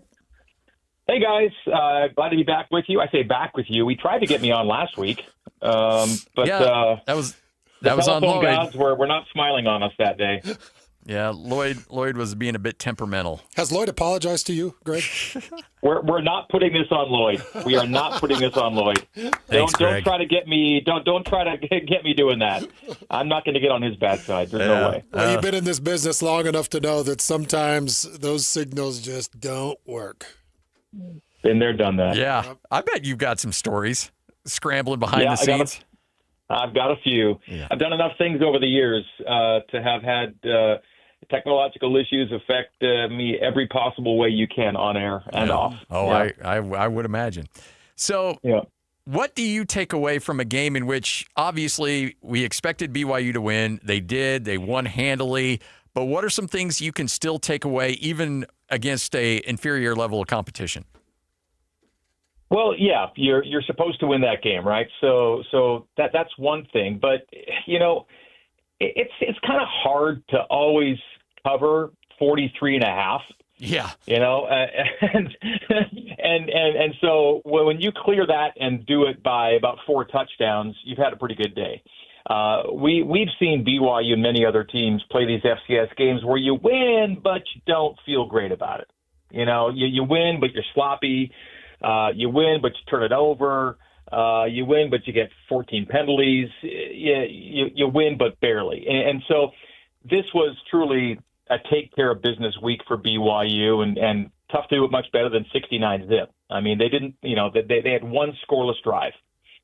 And then they kind of made up for that by scoring on a blocked field goal for touchdown. So basically every time BYU could touch the football, they scored a touchdown with it. And so it was almost a perfect week. And yeah, there were 5 penalties. They kind of came late. And also another thing too, and once your 1s and 2s are done, and by the way, the 1s were done at halftime. Like at the halftime, their starters were done for the night. And in the second half, it wasn't just 2s and 3s, it was 3s and 4s. And to keep a shutout with the 3s and 4s going against anybody's starters, FCS or otherwise, it was a good job by BYU. We've seen a lot of games where you have a shutout at halftime, you're cruising, you empty the bench, and you have some letdowns, and you get scored on, and the inexperience comes to the fore. But I thought really everyone who played really well, and the ones who were not in the game were visibly and audibly supporting their guys from start to finish. Hans brought this up on the broadcast, and a number of coaches did too. The crowd, which was 65,000, largest crowd in 16 years, there were very few people leaving. I mean, you're in the middle of the fourth quarter up 60+, and it was tough to find empty seats. And Hans spotted that and kind of called it out, pretty accurately. It was a night where everyone was enjoying what they were seeing. What they were seeing was some really good football. Bear Bachmeier, for a true freshman, making his first start at that level, really tough to find any holes in his game from Saturday night. So, yeah, I really just can't find a lot to take issue with at all with how that game went. So outside of Bear Bachmeier and his debut, take me through a name or two, offensively, defensively, that when we started to see depth, or maybe we saw them in their first start, a couple of guys that caught your eye that you're excited to see against Stanford and excited to see their career play out. Well, you noted this probably better than anybody, but Kyle Safarchuk played a lot of snaps. They really rotated those 6 offensive linemen for 5 spots back when the starters were still in. Cody Hagan, I thought, really jumped out. Cody is going to be a threat in the receiving game and in the return game. And we saw him, although he wasn't technically scoring as a receiver, it was the end around that he scored on, that little deception end around. He scored on a 57-yard run. And he's fast like Parker Kingston. They're both going to be return threats, really like what we saw from Cody. JoJo did not catch a ball, Hans, but JoJo was in the game. He was engaged. He had great blocks on at least 2 plays that I can remember that sprung teammates for big gainers. JoJo is going to be someone to be heard from in the receiving game, but even without catching the ball, I thought JoJo was a presence. Carson Ryan, his outing kind of speaks for itself. Just 2 catches. They both came on 1 drive, but that was kind of a showcase drive for Carson Ryan. Defensively, before he left the game, and fair he left early, I think Ephraim Asiata showed that he'll be someone that'll be getting reps for BYU defensively. Again, his night was cut short, but in that you kind of saw how he put himself in position to make a play that looking back, he'll have to measure and temper that style of hit. But you saw a little bit of what he's going to be able to do for BYU. I like the fact that a lot of DBs got in the game. I thought there weren't too many new names, maybe people you wouldn't expect. But I think one to bring up that you hit was Anisi Purcell. Between John Talmoe-Peau and Anisi Purcell, they both did a pretty good job as stand-ins for Justin Kirkland, right? I mean, we all know that Keanu's going to lock it down inside, and Justin Kirkland was supposed to be his running mate, right? Well, Justin's not able to go yet, but you look at what JT and Anisi did at tackle alongside Keanu, and I think BYU's going to be just fine until Kirkland gets back, and then once Justin does, well, now you're just a deeper bunch inside. When you look at this Big 12 and you keep an eye on the scores roaming around the conference, I got to imagine, there for a moment, everybody was talking about, BYU and the 69 points, then Utah beating up on UCLA. But then all of a sudden, TCU puts the hammer down on the road against Bill Belichick against North Carolina. It looks like this conference is loaded once again, Greg. Loaded and totally wide open. Yeah. I just don't know how you say this is the best team in the Big 12, either preseason or week one. I think it's going to be fun week to week. I think it's a compelling conference. And yes, I'm completely biased, and I'm going to be a shill for Brett Yormark in this league as long as I'm doing this job. But I think if you want good watching, good listening, and intrigue week to week, it's a fun league to be involved with, and I think week one kind of embodied that. And let's revisit this in a month or two and see if we still feel the same way. But I think a lot of teams are going to find themselves in the mix down the stretch, and we may be wearing out that tiebreaker page on the Big 12 website before too long. One thing that really stood out during the broadcast was your interception stat. Greg, kind of walk us through that, and do you think that we're going to see a trend maybe kick back up? The stat of the 14 straight, that one? Yep. Yeah, so BYU, as we all know, led the nation in interceptions last year, 22 in 13 games. And this was their first game without a pick in 15 games. So their streak came into end that way. But I don't know how much you can really read from that. Portland State, not a ton of threat anywhere that night, and so I think once you start getting into real football against more traditional teams that can pose traditional threats, we may want to revisit this, because we only saw 20 balls put in the air by Portland State on Saturday night. They were content to run it, get hit, and punt a couple plays later. So I don't know. There's a lot to take. I think the same cast of characters that accounted for a lot of those picks last year are back. Minus a couple, and I don't see why BYU and Jay Hill's defense won't be doing a lot of the same things they did last year. I did find it interesting, Hans and Scotty, to hear Frank Reich compare Jay Hill's defense to an NFL defense, not style, right? Yeah. An NFL type defense with how they do things, and so I thought that was a real compliment to Jay and what he likes to do. All right, so this is me asking you a broadcaster question. So when you're sitting on a stat like that, and the team's got 14 straight interceptions in games, did you get that on the air, or do you sit on that until that streak is either extended or broken in hopes of not jinxing it? Well, you must already know I don't believe in broadcaster jinxes. All right, I just don't.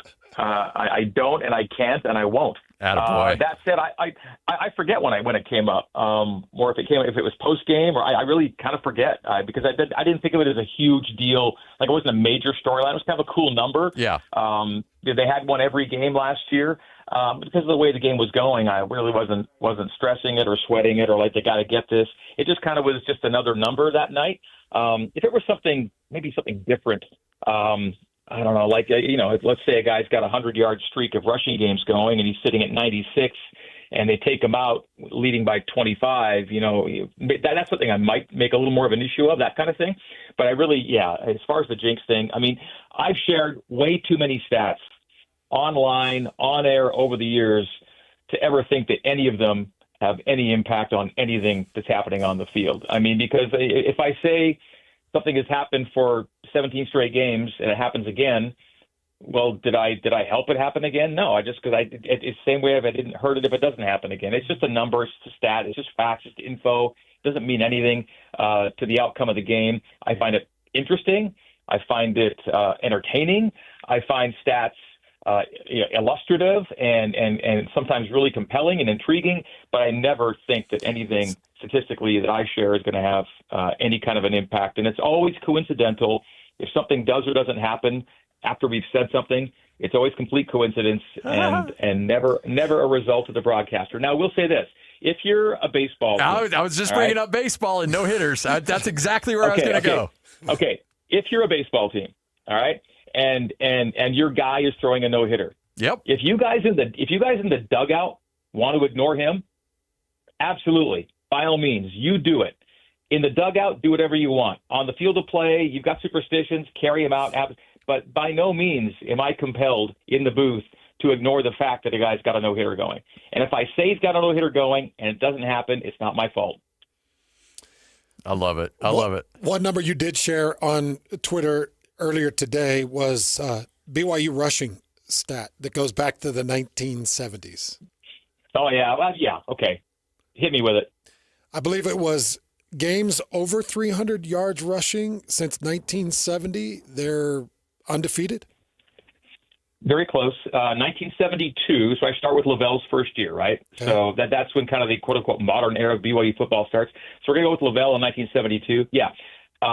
Saturday being the most recent game, when BYU runs for 300 or more yards, they're undefeated, okay? Which is kind of cool when you think about this is a stat that's gone 50-plus years now.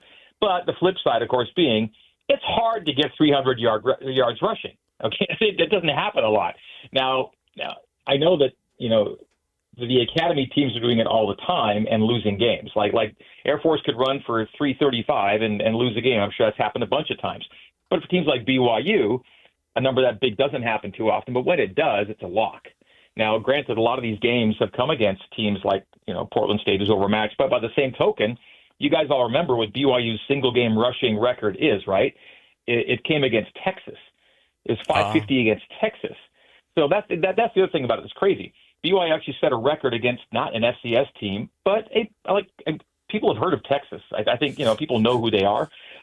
So to have done that against Texas remains one of the wildest and craziest stats of college football of the last number of decades. I think it's just insane what they did that night. Was that the rain game in Lavelle Edwards, or was that the one in Austin?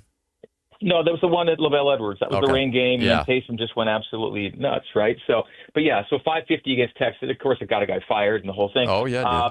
It's hard to do, but when it happens, it's been a lock, right? Ever since we started caring about football at BYU, really. So it's kind of a funny one. Again, it's a rare thing, but just kind of a fun little number.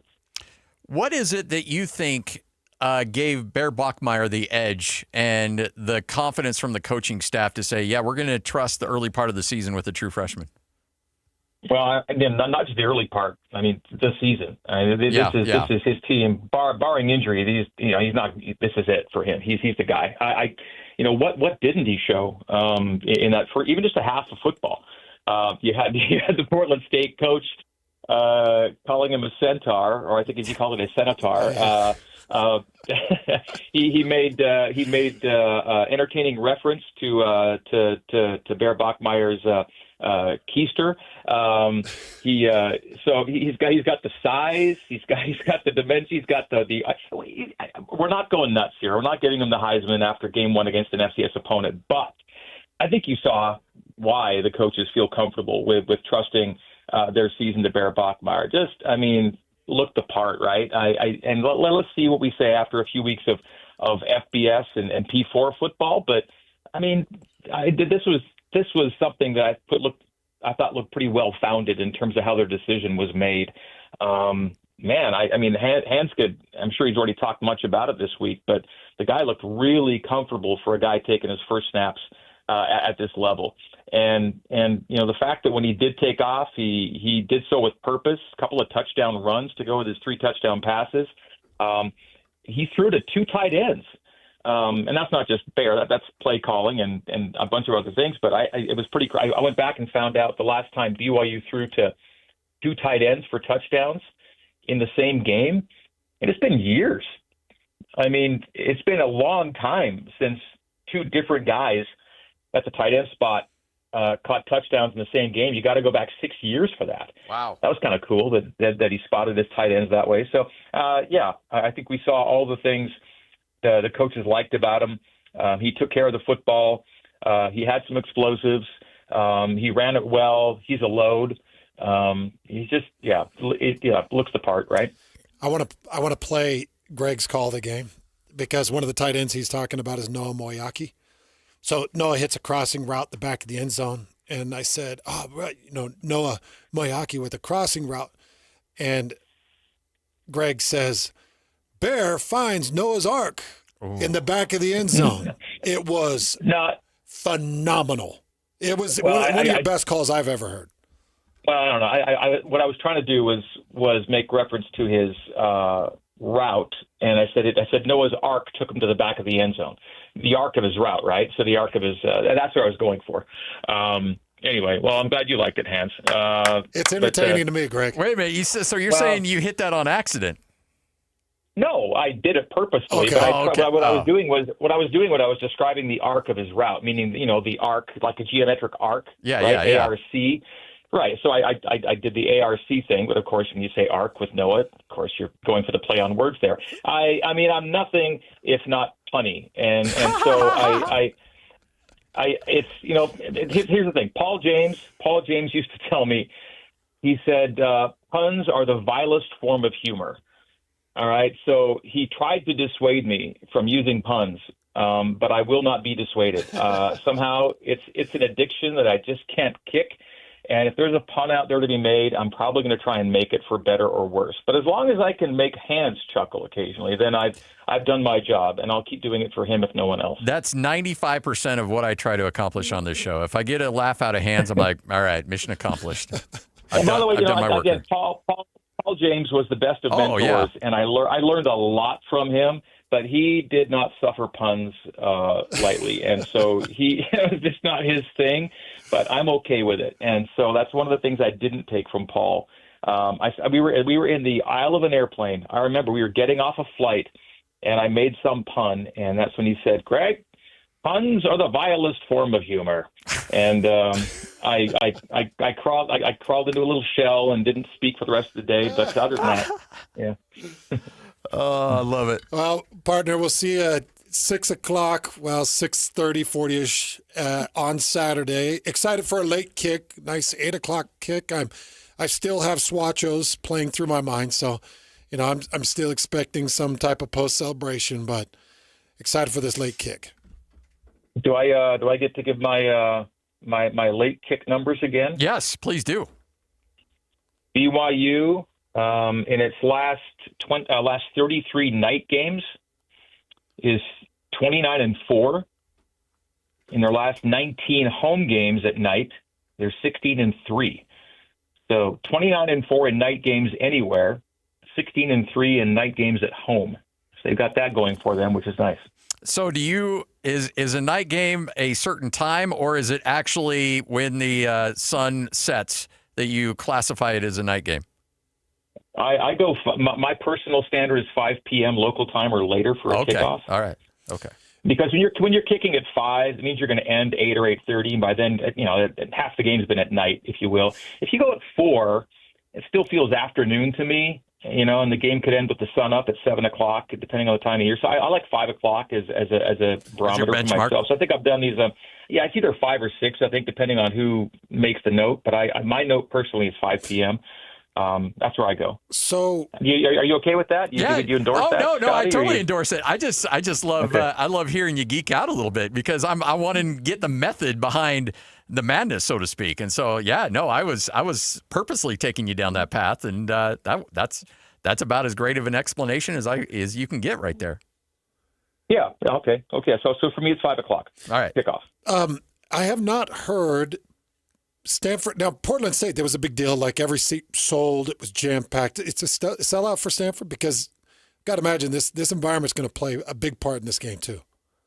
I think right now the first 4 games are already sold out. Good. And that means, that now takes you into mid-November, because then TCU's coming in November 15th and UCF November 29th, and there may just be a handful left for those games. So, yeah, we're going to be looking at sellouts all year, I think. The number's going to vary, because last week's attendance number was still 2,000 over capacity. So crazy. They're counting everyone that can get in, and so that's how you get the biggest crowd in 16 years, what they had last week. So there's no better place to watch a football game, and especially at night. And I'm already looking forward to Saturday night to see Hands up there and do our thing again.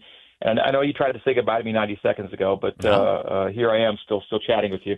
Time flies though with you guys. It's always fun, and as it does with Hands as well. I look forward to a nice long late night with the big man. We'll be on the air till the wee hours on Sunday morning. My guy's not quite as big though. He's svelte. He's trim, like he was always looked like he was chiseled out of granite, but now it's even more so. So I know, but when I get a hug from him, it's still it's an experience. No, so he's big enough. I just know there's going to be a call, and there's going to be a big moment, and then he's just going to lift you above his head and do just a quick squat. It's only a matter of time. Yep. He could do it. You're the best, Greg. Thanks so much. Thanks, Greg. Anytime, guys. Thanks. There he is, Greg Wrubell, voice of the Cougars. I was not trying to provoke him. He kind of felt like I was trying to poke the bear a little bit. I was not trying to do that. I was just curious about how he classifies a night game, because you'll see on the game notes they'll say conditions at kickoff, it'll be like 90 degrees and dark, or 90 degrees partly sunny, stuff like that. And so I really truly wanted to know what he classified a night game as. And so he's like, well, is that, when he said, is that good enough? And I'm like, well, yeah, no, I was just curious. I never, ever, ever, ever want to offend Greg. Have you had because I've been on the wrong side of one of his jabs, and I don't want to go there again. Yeah, he got you on a joke. He got me. He got you.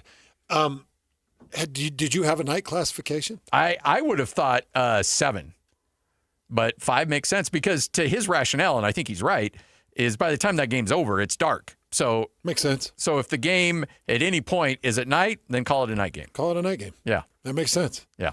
I was trying to look to see if Stanford was a sellout, and so I didn't even hear his response to what a night game is. And when you looked at me like, were you thinking, oh, geez, like I'm not trying to stir it. Well, and I just don't want him to be cranky at me and then take it out on you. Like that. Yeah. I don't think he'll ever take it out on me. Okay. I mean, I would hope not. Yeah. I get a random punch to the stomach during the broadcast. Hey, that's for the night comment. Yeah. Hey. You go give that to Scott. Okay. Let him know. I'll deliver that one. Hands and Scotty, 97.5, the KSL Sports Zone. Adam's with us from Beehive Mills. Look, it's football season. It may still be a little warm outside, but I don't care. It's soup season, and you have the soups available online that you can take a quick look at. We kind of went through the meal menu item, but the soups are starting to become available as well. Yeah, they are. They were released, I think, the 3rd week of August, so we've been selling them for about a week.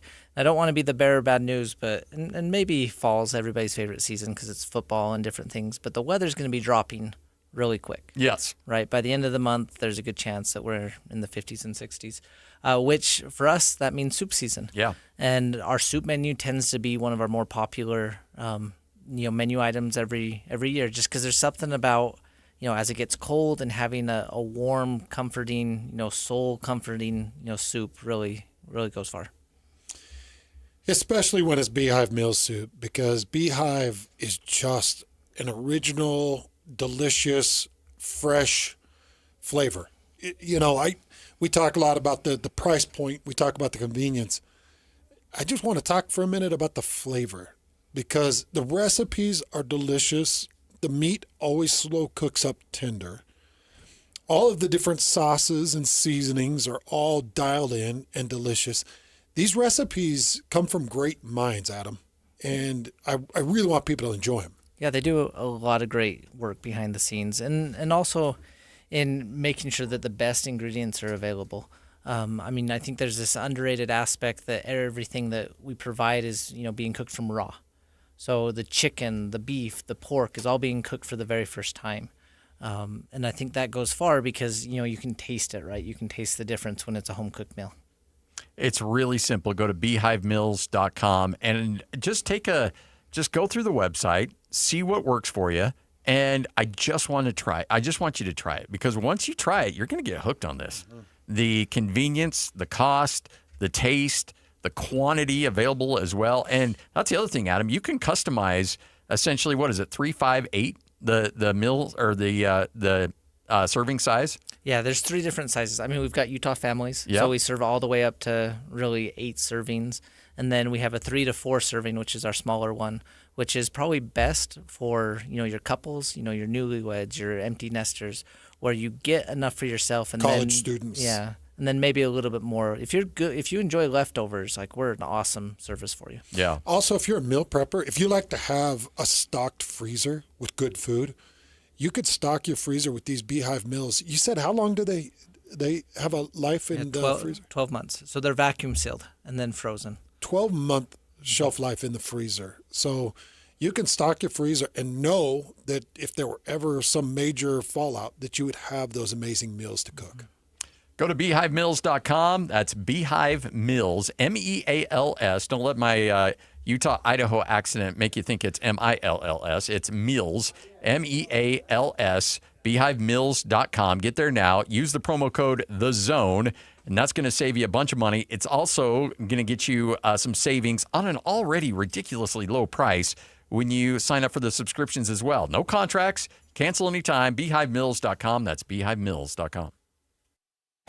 It's game week for the Cougars, and the KSL Sports Zone is getting you ready for kickoff. It's back-to-back home games for the Cougars to start the season as BYU welcomes Stanford to LaBelle Edwards Stadium this Saturday. Listen all week long for the best coverage of Cougar football and your chance to win tickets to the game. Then catch college football Saturday game day at 10 a.m. with the post-game show immediately following the game on KSLSports.com. Your home for the best coverage of BYU football is live on air, online, and on the KSL Sports app. This is 97.5, the KSL Sports Zone. You're the fall cleanup phenom, the titan of trimming. You wield a leaf blower like a surgeon does a scalpel. When it comes to your lawn, power moves are the only moves you make. That's why you just applied IFA's Fall and Winter Lawn Food for stronger roots and an early green up next spring. IFA's Fall and Winter Lawn Food. It's the ultimate lawn owner power move. The Utah RV Super Show, the premier RV event of the year, is back at the Mountain America Expo Center Thursday, September 11th through Sunday, September 14th. Come see new 2026 models and special closeout pricing on all 2025 models. The Utah RV Super Show is offering family passes Thursday, September 11th for $10 per family. Unplug from distractions and plug into family at the Utah RV Super Show. Discount passes at UtahRVSupershow.com. Discover the exceptional value of Bar W beef, where quality meets convenience. Bar W beef's dry-aged beef, aged for 14 days, offers rich marbling and tender texture, perfect for grilling, roasting, or pan-searing. Enjoy the rich flavor and generous size. Shipped directly from the ranch to your door. Now hosting one-day pop-up events, go to barwbeef.com to find a pop-up event near you, or stop into the store in Nephi for weekly in-store specials. barwbeef.com. That's barwbeef.com. Hi, this is Derek Overstreet, president of the New Millennium Group and co-host of Stop Working, Start Living with KSL News Radio. Can you imagine what your life would be like if you could retire 3 to 5 years earlier than you thought possible? The things you could do, the loved ones you could spend time with, the memories that you could create. That's what our team at the New Millennium Group does. We'll walk you through the entire process every step of the way. If you'd like to get a copy of the 5-step proprietary plan that will help you retire 3 to 5 years sooner than you thought possible, give us a shout right now. 888-999-6370. That's 888-999-6370 or utahsfinancialplanner.com. Listen, most of our listeners right now have a tax problem, not a money problem. There's not enough money in Social Security Medicare as it is. Let us show you how you can significantly reduce your taxes. That's 888-999-6370, 888-999-6370 or utahsfinancialplanner.com. Be advised, this is your opportunity to save up to 40 to 80% on a hot tub or swim spa. This weekend only, Friday through Sunday, Mountain America Expo Center, Sandy. Be advised, this is your opportunity to save up to 40 to 80% on a hot tub or swim spa. This weekend only, Friday through Sunday, Mountain America Expo Center, Sandy. 18-month interest-free financing. Our factories have demanded we sell 1,000 hot tubs and swim spas this weekend. Mountain America Expo Center, Sandy. Huge factory incentives, factory rebates, this weekend only. Mountain America Expo Center, Sandy. We can remove your old hot tub. Free delivery of your new hot tub. Hot tub starting at $2,999. Mountain America Expo Center, Sandy. Free delivery of your new hot tub. Just relax and enjoy. Mountain America Expo Center, Sandy. Friday, 2 p.m. to 8 p.m. Saturday, 10 a.m. to 8 p.m. Sunday, 10 a.m. to 6 p.m. Free admission, free parking, free delivery. Mountain America Expo Center, Sandy. Call 833-SPA-SALE or visit hottubandSwimSpaSale.com. Listen every Monday morning to DJ and PK and Monday afternoon with JJ and Alex for your Chevy Strong Play of the Game. Win great prizes from Rocky Mountain Chevy. This is your Cougars at 30 update. Presented by Kenny J's Barbecue on 97.5, the KSL Sports Zone.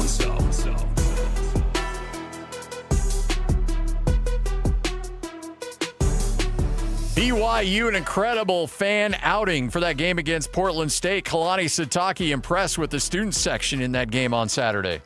We keep talking about it. I keep hearing the players talk about it in the locker room after the game. And even today, you can hear the buzz going around about how amazing our fans were. School's not even in session yet, and the Rock was amazing. And so seeing the student section and all the fans and everybody supported, and they were loud too. So that was really impressive, man, to have that type of atmosphere. That is your Cougars at 30 update, all brought to you by Kenny J's Barbecue at the District in South Jordan. Mouth-watering ribs, savory brisket, and all your barbecue favorites.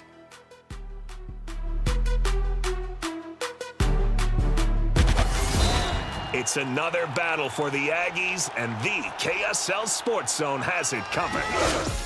It's a trip to College Station for Utah State as they take on Texas A&M. Your home for all the play-by-play coverage of Aggie football is right here on 97.5, the KSL Sports Zone.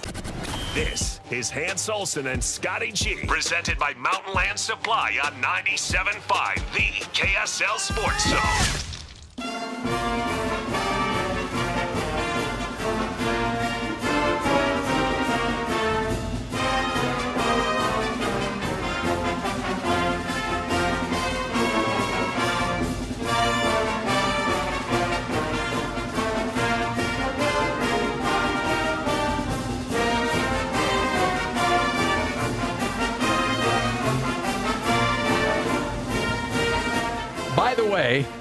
By the way, clarification from Greg, who just texted me, I was not bothered in the least by your game night question.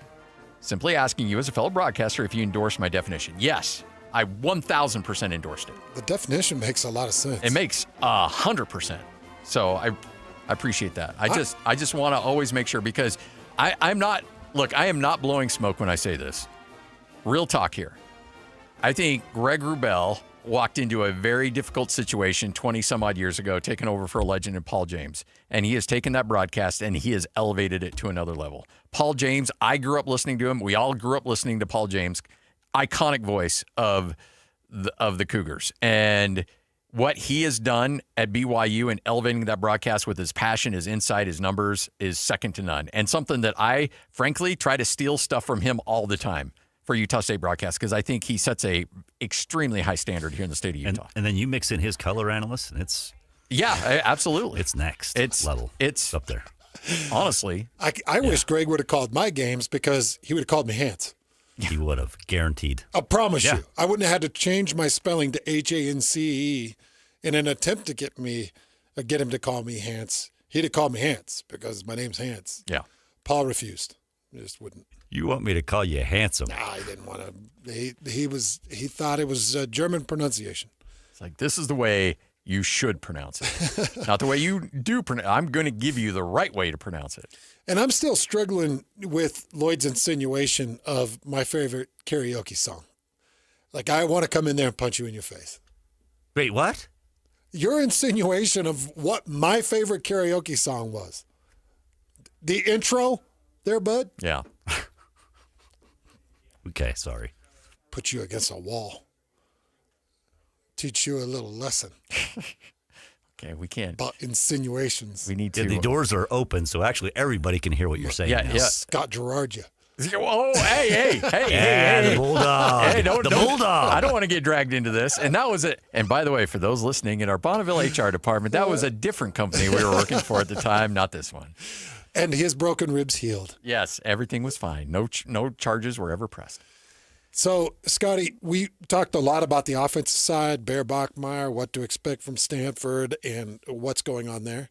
I actually sent out a bunch of tweets about the BYU defensive side of the ball with Jay Hill and what he's doing.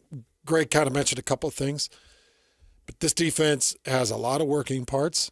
And if I'm an offensive coordinator coming into LaVell Edwards Stadium Saturday night, 8:15, there's a lot of problems here.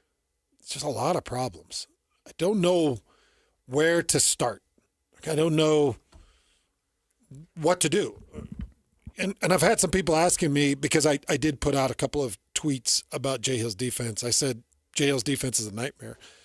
You get odd fronts with linebacker variations, unpredictable safety and nickel blitzes, heavy front options that slant gaps. So what I mean by that is you can go from an odd front 3 downs to a heavy front with 5 downs that all have slant responsibilities that funnel back to Glasgow or Kelly, which makes it really difficult because those can just rotate in. And then what's crazy is I can go with the 5 downs and I can still have wild stunts that involve 3 and 4 defenders with hard slants and then a twist off the slant.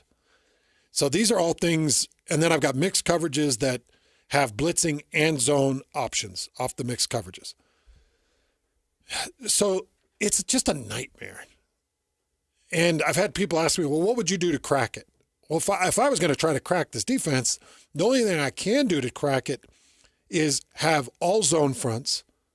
I can't have any man responsibility. It has to be all zone fronts. So it's zone steps, zone fronts. So everything I'm doing, Scotty, offensive with my offensive line, we're all on railroad tracks. And whatever comes across our railroad track, we have to pick up. Yeah. Because if I have a man responsibility, I've got men that are ditching and men that are vacating and then other men that are coming around and aren't where they're supposed to be. So everything I would do is zone up front. And then everything I do in my routes would be any type of stops and any type of set in zones. If I happen to get pressed or manned up, then I look away from the press or man and I drop to the drag. That's it. I don't know what else to do. And then I hope that my offensive line will pick up whatever strange blitz that's coming my way. And because there were, I think BYU had 9 TFLs. They had 2 sacks, but then they had a bunch more pressures and a bunch more quarterback hits. I don't know exactly what it's gonna look like defensively against Stanford. I don't know. With Stanford, I could see them shutting Stanford out. Oh, I could too. If Stanford plays like they did against Hawaii, and Gulbranson plays quarterback like he did against Hawaii, it'll be a shutout. I just think that quarterback has way more potential. It can do way more than what we saw against Hawaii. Did you see the video I tweeted out of his drop to the flats? Yeah. I tweeted out the video that John referenced. He didn't reference my video. He referenced the throw from Gulbranson to Roosh, the tight end. Mm-hmm. It's that he had to dive for. Yeah, it's one of the worst throws I've ever seen. I think it was on 3rd and 1 or 3rd and 2. It's one of the worst throws I've ever seen. What kind of crap throw is that? No pressure. Those tight ends deserve better. I know, especially that one. Yeah. Yeah, especially that one. But it's like, where are you, bud? Did you show up for the game? Are you going to show up on Saturday night? Or is it going to be the same guy that we saw show up on the Rock? Well, and that's why in talking to him and talking to John, that's why I said, what's the leash like? Because if he goes out against BYU and he's making throws like that, they won't score. You're right. It'll be a shutout. It'll be a shutout. If that's what And so if that's how you want to play, I would be ready to pull the plug real quick if it's not happening with him. Yeah, I would too. I don't know what you do. I don't know, where do you go with your quarterback? If you sit Branson, you've got a freshman out of Huntington Beach in Elijah Brown. Got a junior out of Lakewood, California, Miles Jackson. You've got a senior in Charlie Meyer, and then a sophomore in Dylan Risk. Oh, that's Dylan Risk. Yeah. Sorry, did John talk about him? No, I don't remember him bringing that up. Dylan Risk. We all know who Dylan Risk is. BYU saw him for UCF. Yeah. Wasn't it Risk that came in and took over and nearly got UCF back in that game? I think so. I'm pulling up the box score here. If that's the same guy, and he's sitting there, he's a good dual threat.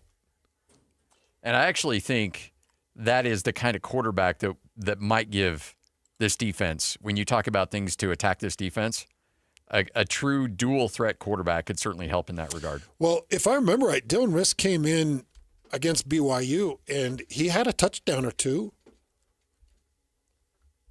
Remember, he came in and subbed in and got things going on the ground. Yeah, he was 6 of 10 and a touchdown in that game. Okay, so he did have a touchdown. And 102 yards. Yeah, but what was he on the ground? 25, 20? He was up there in rushing yards too. 4 for 31. Yeah. 7.75 average. I remember when Dylan Risk hit the field for UCF. Yeah, and he was, by the way, the previous 5 games did not play, but got thrown into the fire against BYU in that game. Good memory. And I remember I had planned for him. I remember having him on my depth chart and thinking, maybe, because at that point, was it KJ? Who was it? Who was starting? KJ? Yeah. Yeah, KJ Jefferson. It was KJ. Because I remember going into that game thinking, I don't know if KJ makes it out of this game. Yeah. And Risk came in and he had it was a nice throw. It was a good deep ball that struck, and I was like, oh, okay. And it's not like BYU blew him out. I remember them. He kept it pretty close. So maybe that's the guy, Scotty. If I've got somebody that's had some reasonable success against BYU in the past, then yeah, by all means. Okay, that's something that's funny. I have not put together my Stanford depth chart. I've got BYU's all rocking and ready for Saturday night. Yeah. But as I'm putting together this Stanford depth chart, we're talking. We're going to put some Dylan Risk in there at number 2. Good for you. All right, Hans and Scotty. We'll wrap this bad boy up next right here on 97.5, the KSL Sports Zone. This is Jake Scott and Ben Anderson. I thought both schools, honestly, were going to be in the top 25 given where they were receiving votes in the initial poll and how many teams were slotted to fall out. But the Utes climb in.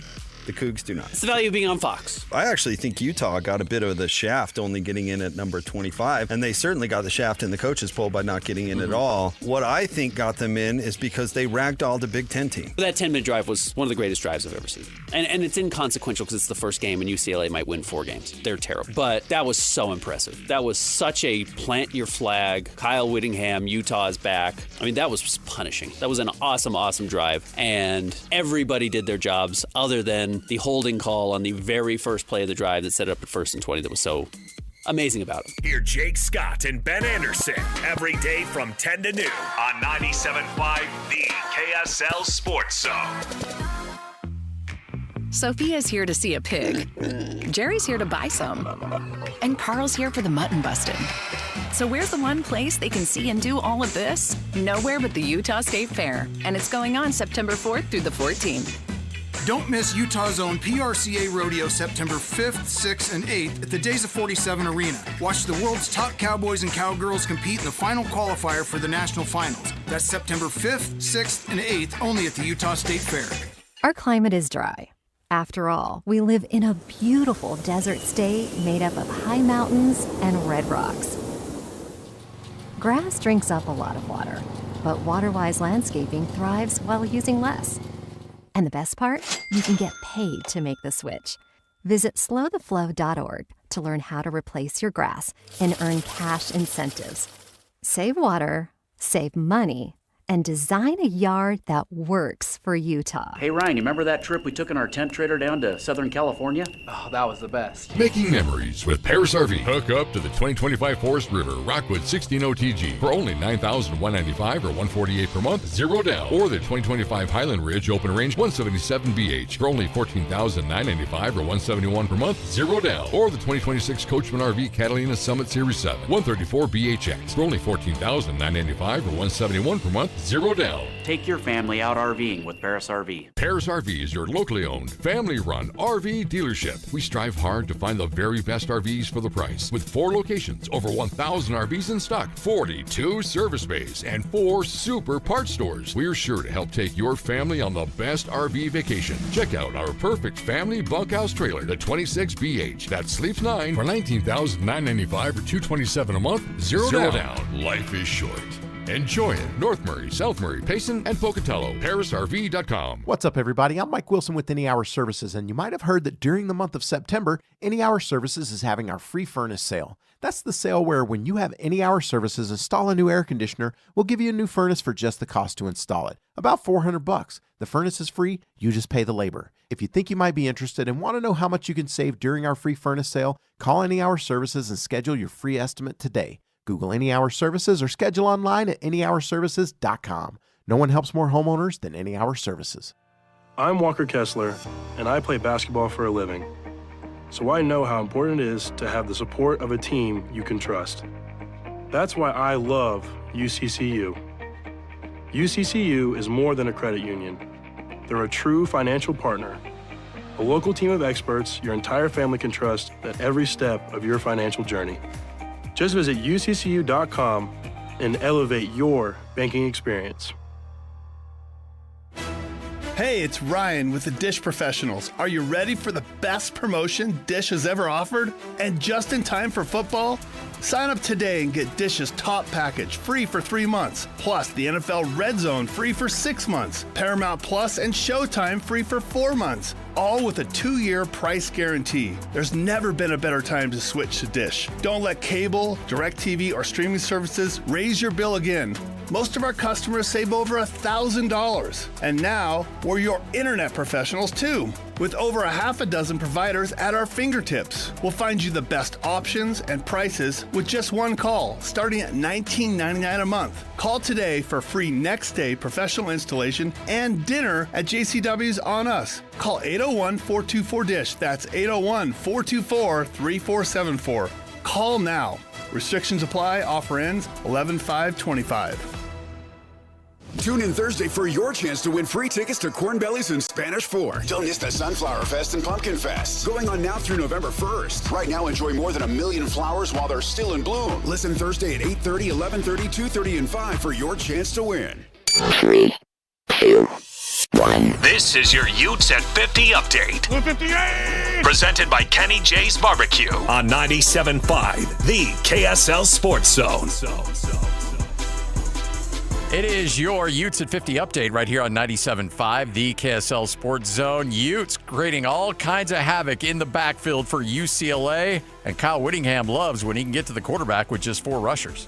That's big for a defense coordinator to be able to generate a pass rush with just 4. It opens up all kinds of coverage combinations and coverage opportunities up the field, and you're not hanging yourself out and exposing yourself to big plays by bringing a bunch of pressure all the time. And so I think any DC in the country will tell you the same thing. If you can get good pressure with 4, then you've got something going there.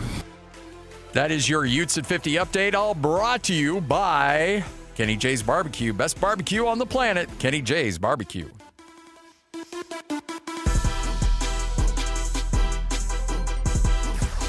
Nobody gets you ready for Utah football more than the KSL Sports Zone. Ready?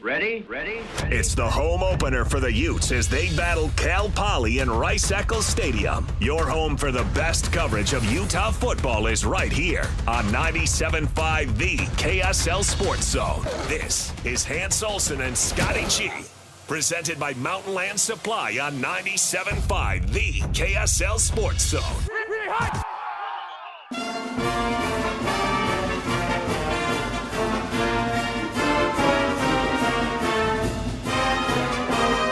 Hans Olsen, Scott Gerard, 97.5, the KSL Sports Zone. I know we're wrapping up the Cougar preview show, but an update on the story we talked about in what you may have missed in the noon hour.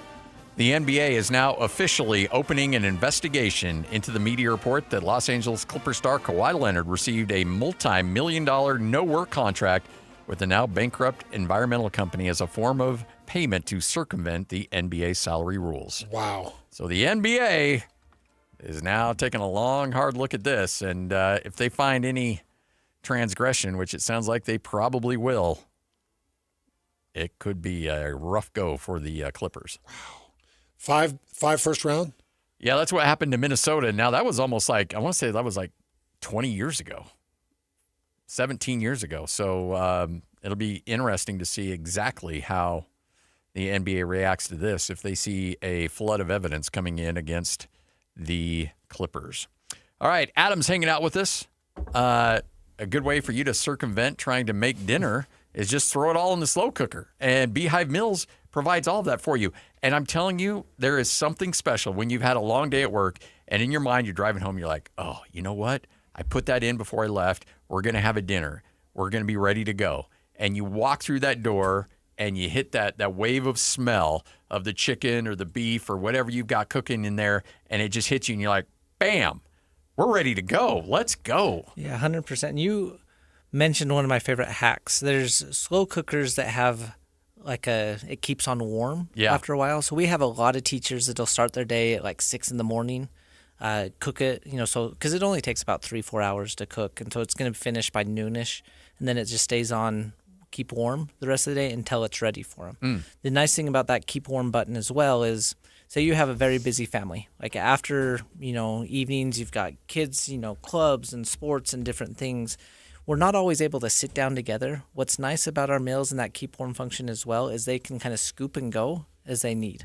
And so just, there's always a nice warm, meal available. And then there's always a little bit of leftover too in the fridge that somebody can just grab, heat up before they head to work, before they head to school, after they get back from school, before volleyball practice. There's always just a nice portion that you can heat up, throw it on a little bit of rice or throw it on some bread, and it just makes life better. It makes life better having good, fresh, wholesome, hearty food that's prepared in the evening and seems to be sitting in the fridge when you really need it. Yeah, another one of our hacks, especially when it comes to the price of our meals get cheaper the bigger the size. And so if you purposely go up a size with the idea of having leftovers, you're going to save more money over the long term. BeehiveMills.com is where you need to go right now. The new September menu is out. They're offering soups as well. Get there now, BeehiveMills.com. Promo code The Zone is going to save you money, too. You went with the soups? I went with the soups this month.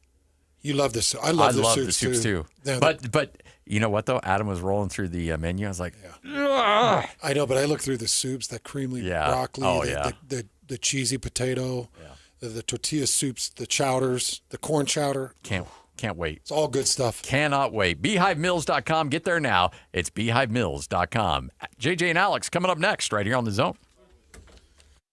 Get the latest Utah sports headlines delivered to your inbox with the KSL Sports Newsletter. From the Jazz, Utah Hockey Club, BYU, Utah, Real Salt Lake, and more. Be in the know of all things sports in the state of Utah. Visit KSLSports.com to sign up for the KSL Sports Newsletter. Hockey fans, let your voice be heard with the Utah Mammoth Fan Forum. Visit the Utah Mammoth page on KSLSports.com to connect with the team, other fans, and our KSL Sports insiders. Start chatting today in the Utah Mammoth Fan Forum on KSLSports.com.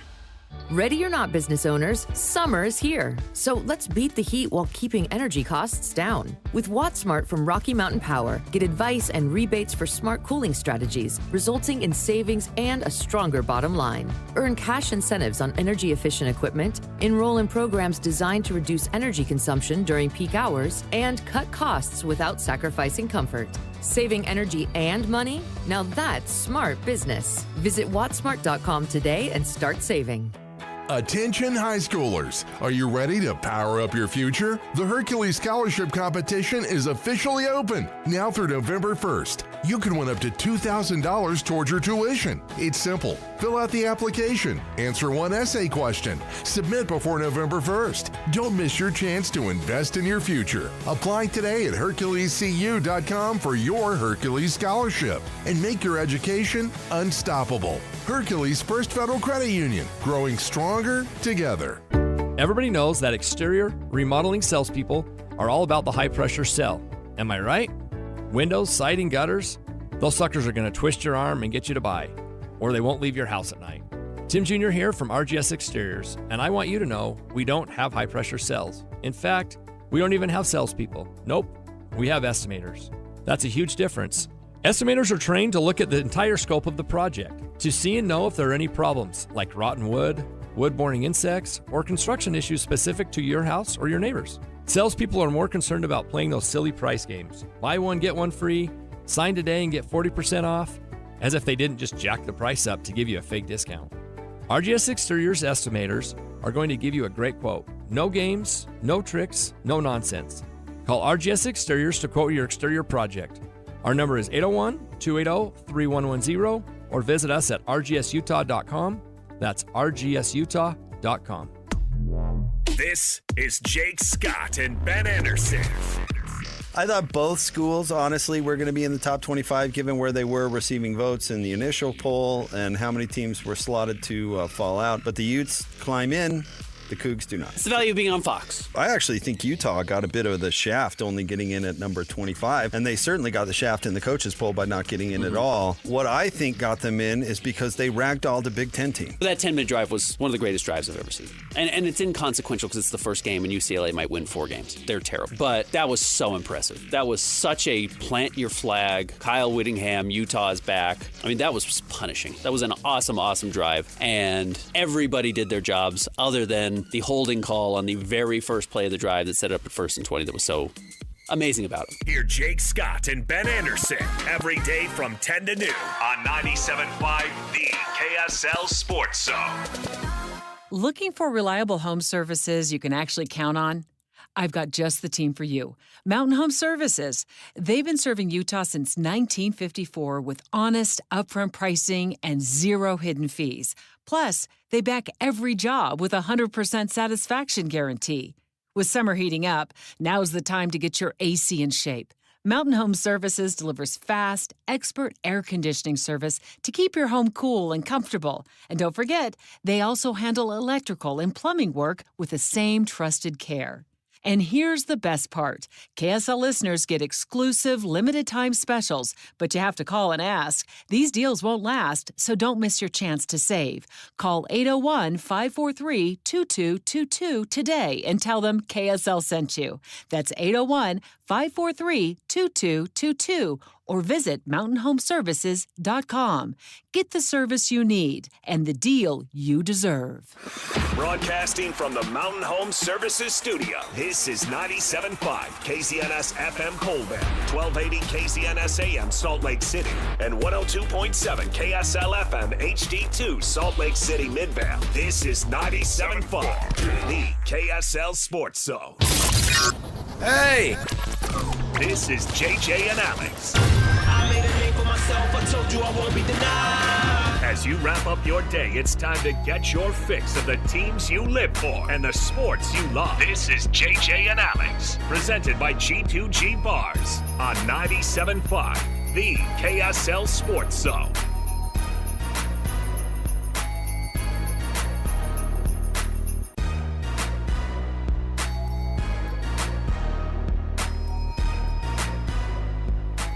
Welcome back. It is another edition of JJ and Alex, 97.5 KSL Sports Zone. Alex Curie, Jeremiah Jensen.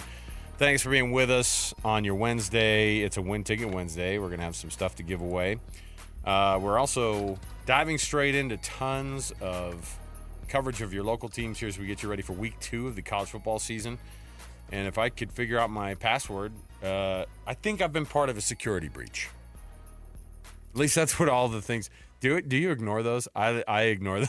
I ignore all those. You're not getting caught up in a phishing scam right now. No, I just get told, you sure you want to use that password? I think it was found on the entire dark web. The entire dark web has this as your password. So, and I'm like, Satan's Minions, boy. 55? Yeah. Exclamation point, Alex, exclamation 1, point. 2, 3, 4. Yeah. No. I don't know. I mean, I switch up. We're forced to switch up our password here at work. Every year. I think every 6 months, which is unfortunate because I'm like, gosh dang it, I can't remember all these. And they're all, that's too similar to when you did last time. I'm like, I'm a dumb guy. I don't want to. I already have to remember all these other numbers. Can you not make me remember these numbers? I have to remember my kids' passwords. The school tried to get me to check in the other day. They go, yeah, sign into your account. I go, I don't know what it is. My kid's here. My kid's there at school. All right. Can you sign him in for me? Thank you. All right. Our program brought to you by G2G Bars. I'm in, by the way. I got in. I got into the dark web for us to start the program with. We got all of our hot content. Did you just purchase an organ? We got our hot content today off the dark web. You just buy a kidney? The dark sports web, yeah. What are you doing over there? Hey, I assume that the dark web is it also like is that incognito mode on your browsers? Is that what's going on? I don't know much about the dark web, to be honest. Do you Google dark web to get to it, Alex Napolis? You're the guy. Don't act like you don't know. Where's the gateway? How do we get in? I just assume your generation knows how to get. I don't know how to get to it, but I know that's not how you get to it. Okay, can you send me an email or something later where I could maybe... We'll talk about it. Send an invitation? I don't know how it works. That's how I got my Gmail that's how I got my Gmail address back in the day. I'll ask the IT department. Maybe they know. You know what? Perfect. Yes, get Bonneville IT tell your up here. Guy, ask tell him your where guy I go. we want to join the club. www.darkweb.com. .net. .net. Oh, .fart. .org. That's how we get there.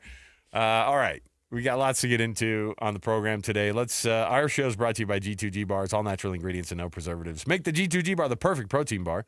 Don't want to miss any of it. Costco, Holiday Oil, Maverick, Associated Foods, all in the refrigerated section. Let's kick off the show as we always do with the cut. We'll jump in right here. It's time for the biggest story of the day.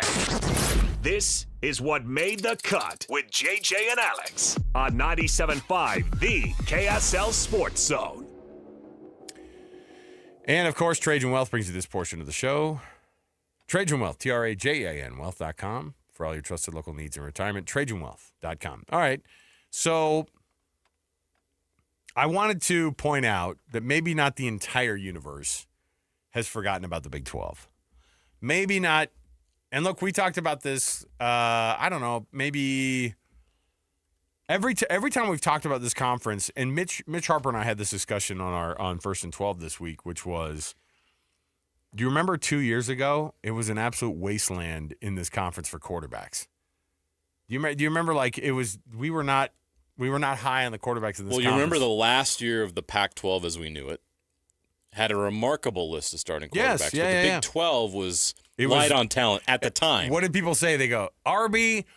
It's RBU. Every school is RBU. There's no quarterback. Yeah, it wasn't a quarterback conference, and it's totally flipped just in 2 seasons. It helped that you brought in some Pac-12 teams in your conference, but not just that. And all 4 of them have a good quarterback. At least they did last year, and right now. Yeah, and even the we'll see on Colorado. Even the young guys who have been kind of on that up and coming list, we sort of looked at and gone, oh, you know what? These guys are nothing to mess with.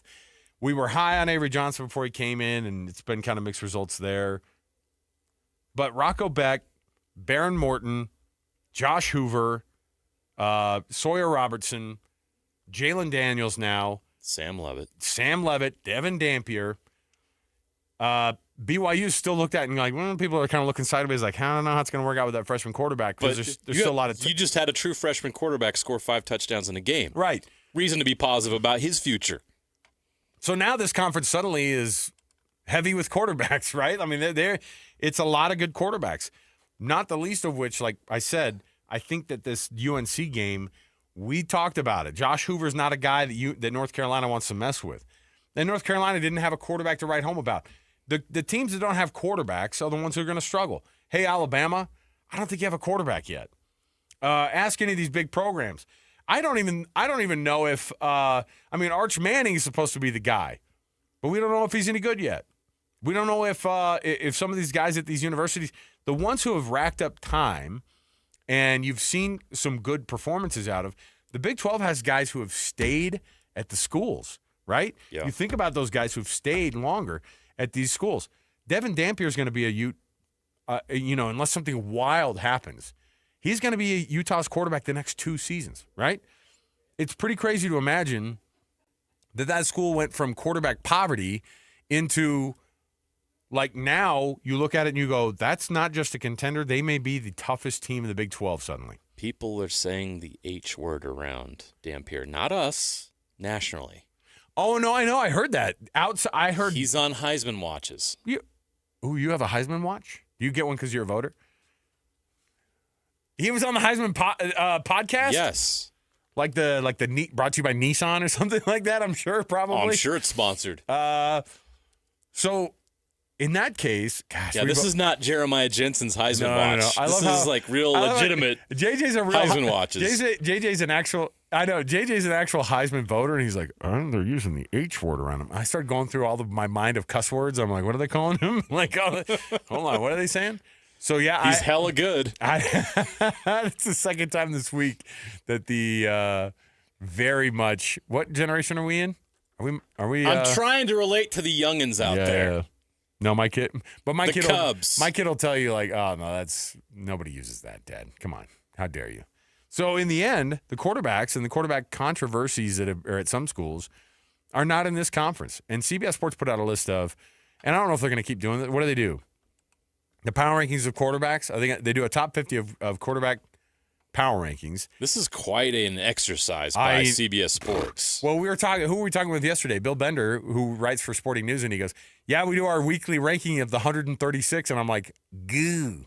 What do you do when you get to like 40? You know what I mean? What happens? You got to put Kent State somewhere, right? No. What do you do? I know. And I'm like, and I can't even keep up with the teams who have become like FBS schools like this year. You know what I mean? Yeah. Where do you put Kennesaw? So where are we putting the Owls this week? Yeah. So I don't know what that looks like. But the rankings came out, and Josh Hoover from TCU tops the list. He's number 1. He was number 10 last week in their power rankings. Now I would assume that this will be very much a movement heavy list here when it really comes down to it.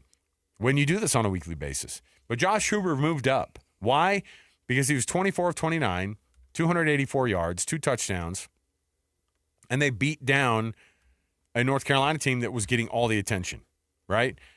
And he threw for 4,000 yards last year. We liked him as a freshman. Well, I said we like him. We knew what he could be when he was a freshman. We watched him kick BYU's butt. He was the backup as a freshman, and he had to come in. And everyone's like, oh, backup freshman quarterback at TCU, no one's ever heard of? Fine. Throws for 400 yards. BYU loses 44-11. Everybody remembers that embarrassing moment there in Fort Worth. So Josh Hoover's moved up all the way to number 1 on CBS Sports power ranking of quarterbacks. Garrett Nussmeier, who's a lot of folks kind of odds-on favorite to be the best in the entire country, people are definitely using the H word around him. He's listed at number 2, and he was last week. So he got everybody got jumped by Josh Hoover, who was 10th last week. Now, Tommy Castellanos out of Florida State's 4th. You have Garrett Nussmeier and Drew Aller, LSU and Penn State, respectively. Julian saying, I don't know if, it's fine. He did not lose to Texas. So that's right. Congratulations. That was. You're at number 5. I know we're joking about it, but that's technically what happened, right? He's number 5 just because he's the Ohio State quarterback. Like they're just going to plug that in there. Yeah, and listen, he threw that nice 40-yard touchdown for that 14-0 lead. Sure, great, fine. And I know but he only threw for 126 yards. It's not like people are going to go, wow, just blew the doors off of it. Lenora Sellers is listed at 6. Number 7 is Jackson Arnold. Haynes King from Georgia Tech, it's weird to be a quarterback listed on this list and you basically don't throw the ball ever, right? I mean, Georgia Tech 156 yards, but he had 3 touchdowns on the ground. Right, and he's going to run the ball 45-yard run, almost as many times as he actually dual throws threat guy. Yeah. So, fine. John Mateer at Oklahoma is listed at number 9. Opened the season with Illinois State, and nobody's going to know how he really did, but they're going to play Michigan this week in Norman, so we'll see how that goes. But last week, ranked 38th on the list was Devin Dampier, who now finds himself in the top 10 at number 10. And frankly, we're going to see him go up every week. Am I wrong? Like, we're going to see. Now, here's the thing. He's going to play Cal Poly this week, and so you're going to kind of get forgotten a little bit from the national side of things. The next 2 weeks, not going to get a lot of attention. But when Texas Tech happens at Rice-Eccles Stadium. That's exactly right. Ooh, boy. So now here's what the rest of the list looks like. I told you about the Big 12 and how they're moving up here. Sawyer Robertson goes from 16 to 11. So Devin Dampier, the number 1 quarterback listed is Josh Hoover out of TCU. Devin Dampier out of Utah is 10. Sawyer Robertson, 11. Jalen Daniels out of Kansas is 12. And then you keep going down the list here, and there are a lot of quarterbacks from the Big 12 on this list. Sam Levitt at 18. How about Jake Retzlaff from Tulane at 20? That's a Big 12 quarterback. Oh, wait. So he moved up from unranked, by the way. But you know what happened? It's not – Jake Retzlaff moved up this list not just because he beat Northwestern 23-3 in his debut. He ran – by the way, he looked extremely quick on that 69-yard touchdown, right? Yeah. And they win 23-3 over a Big Ten opponent. Not a good one, but still, he did. And he's on the list. Why else did he make the list? Because you saw Boise State lose last week, and no one is thinking about them anymore. Yeah. Like, until further notice, Boise State will be forgotten. So you have to bring up other group of 5 teams. So Byron Brown out of USF, who had that, he did not look exceptional, but you know what he did? He ran over some guys, right? At Boise or against Boise State. So you go into this list. Iowa State Rocco Beck 21. Kansas State Avery Johnson 23. Baron Morton 25. So you basically have almost all of the major Big 12 programs listed in those first rankings. Now, it's going to be BYU fans. 8 Big 12 quarterbacks in the top 25. Yes. Half the conference. Big 12 fans, or not Big 12 fans. That doesn't even include Arizona's quarterback. Yeah, Where's Noah? Noah Fafita, I don't think it's on the list at all. And that's fine. I think it's one of those guys that's going to have to do some extra work to be able to get back again, right? Oh, my goodness. Miller Moss, he's still playing football? Louisville's quarterback, he's number 36 in the country. Louisville. So I don't know. What I do know is that these Big 12 quarterbacks are getting looks now, and people are going to take your conference more seriously when you have a bunch of quarterbacks. It would have been a joke to think that a few years ago they'd be the quarterback conference, but it's hard to argue against the fact that you have a lot of these quarterbacks who are making absolute massive statements in their schools of the Big 12. That's, by the way, how you get a really, really good, not just team, but a good conference and a couple of teams. The way you get to the college football playoff is with a signal caller that is a man. You know what I mean? Like somebody who's going to actually get you those wins by himself. Like can actually will the entire team there. Interestingly enough, I mean, that's what Jake Retzlaff became last year for BYU fans. I think that's why a lot of people, they fell off so far last year, JJ. Yeah. Because he ended up being a guy who wasn't like the perfect quarterback by any means. But he figured out ways to win, and that was just as good as anything else. You can throw for 350 yards. Ask Sawyer Robertson, you can throw for 420 yards and look like on paper you had a perfect game. And lose by 2 touchdowns. And still lose by a couple touchdowns at home.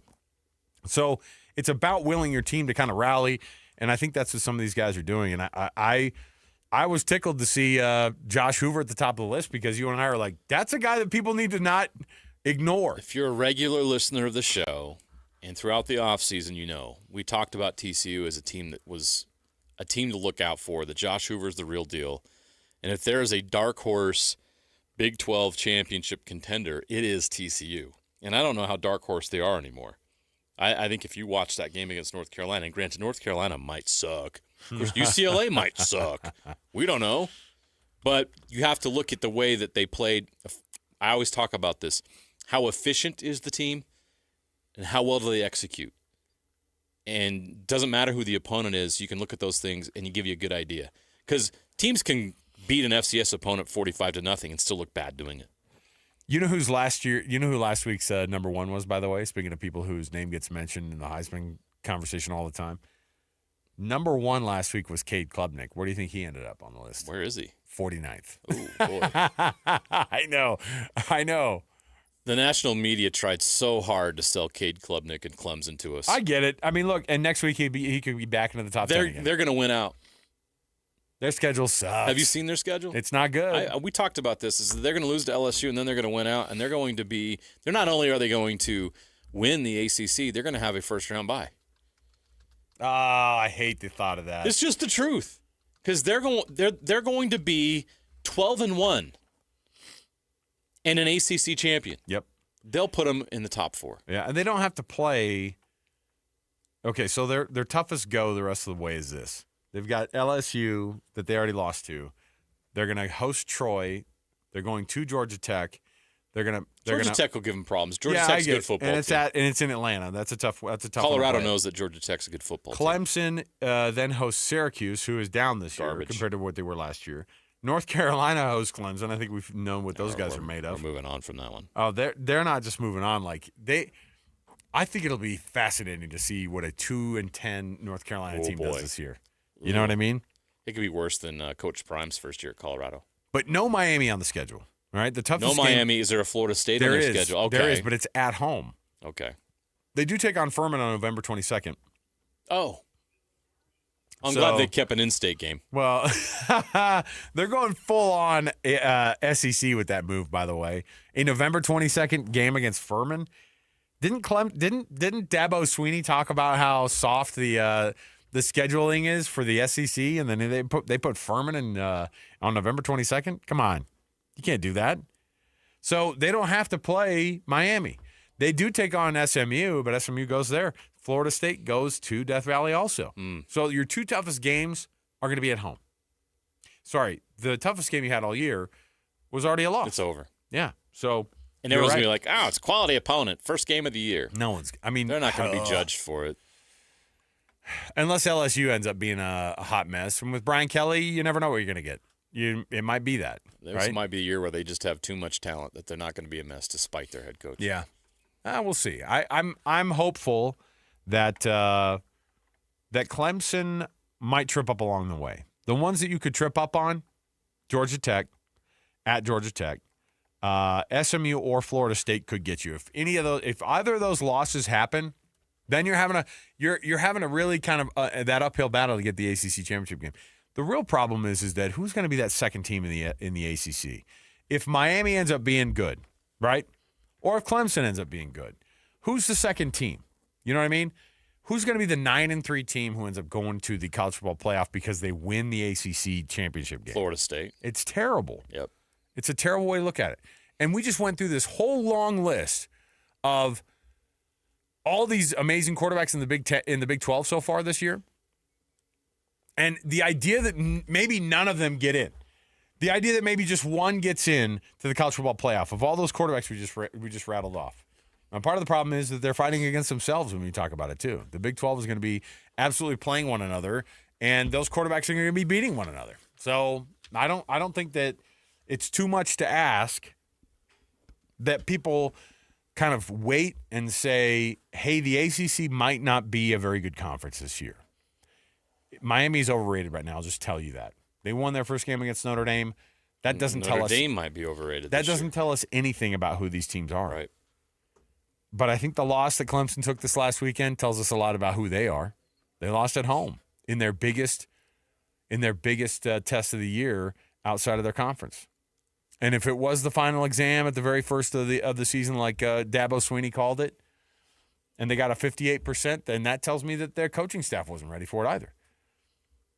I know he tried to say it like it was some kind of a diss, like, why are we playing these tough games at the beginning of the schedule? Because that's the only way to actually test yourself. Yeah. Get ready. No one's going to wait on you. If you're going to have a special season, which I hate the term special season, but if you're going to do it, it's got to be from game one. You can't just have it be, when I'm ready to start playing conference play. So either way. Unless you're in the SEC, then you can get away with that. And the SEC can get away with it. And the ACC needs to stop pretending like they're the SEC. I think that that's the case. All right. We'll take a break. We'll come back. We've got more around the corner. Before we do, hey, Ryan is here in studio with us from the Dish Pros. What's up, Ryan? Good to see you, man. Hey, great to see you guys. All right. A couple things to talk about. One, I know that you have an internet option that's different from maybe something that's out there that people are using already or are forced to use. Right. If you live in certain parts of the valley, you know what I'm talking about.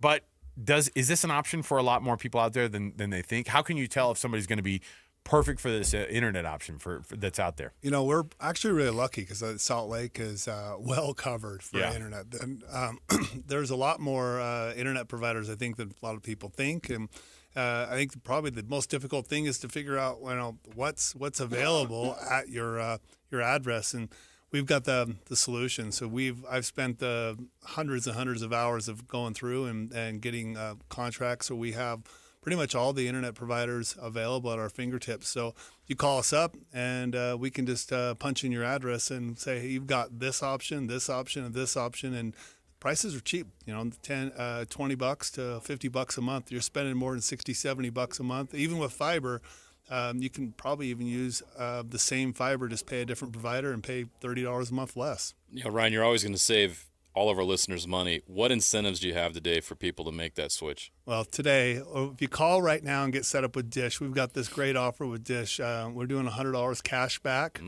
We're doing 3 months free on Dish's top package. We'll throw in the NFL Red Zone free for 6 months. And if you're wanting the more than just the Red Zone, you want the Sunday ticket, we just inked a deal. Dish got a deal where you can get the NFL Sunday ticket for half off. Oh, wow. If you sign up through Dish. It's an awesome, awesome opportunity. That is, if people have never had. You know what's starting this week? I know. If people have never had. It's time. I'm telling you right now, if people have never had Sunday ticket before, and they think, well, I don't know. I don't know about paying $500 for it, and they think, I don't know if I can do it. A great time to get half off. Yeah. And to try it out. And I'll tell you, once you get it, it's really hard to go back to just waiting on your 11 o'clock and 2 o'clock CBS games or a the Fox freedom games. to bounce around and watch different games, whatever you want. The freedom of, if you're a fan of one specific team, to be able to watch their game every single time you want to watch it and not have to worry about what CBS or Fox decides. That's an awesome luxury. And to get it half off, now's the time. NFL season starts this week. Let's go. Yeah, this is a really incredible stacked offer. And, today and today only, we do $100 cash back. So just because we're doing the remote, so it's a great opportunity. So you get the 3 months free. And, guys, here's the thing. It's cheaper than YouTube. It's way cheaper than DirecTV and cable. You can expect to spend minimum $30 a month less. Most of the time on especially cable, DirecTV, it's more $60, $80 a month less. Yeah. And so it's truly thousands of dollars you can save and get a better system, bigger DVR, and all the free stuff that comes with it. And a better experience. All you have to do is give them a call today. All you have to do is go right at them and just say, hey, I heard you on the radio. Can I get the $100 cash back today? Can I get all these offers? Answers yes. 801-424-DISH. That's 801-424-DISH. 801-424-3474. Ryan and the Dish Pro standing by today. Ryan, thanks for hanging out, man. Ryan. Appreciate it. Thank you. We'll take our first break. We'll be chatting with Ryan all day today, so stay right here with us. Stay dialed in. We've got some audio from BYU's practice availability. You don't want to miss some coaches, players, all of it. Stay right here, 97.5 the KSL Sports Zone. It's game week for the Utes, and the KSL Sports Zone is getting you ready for kickoff.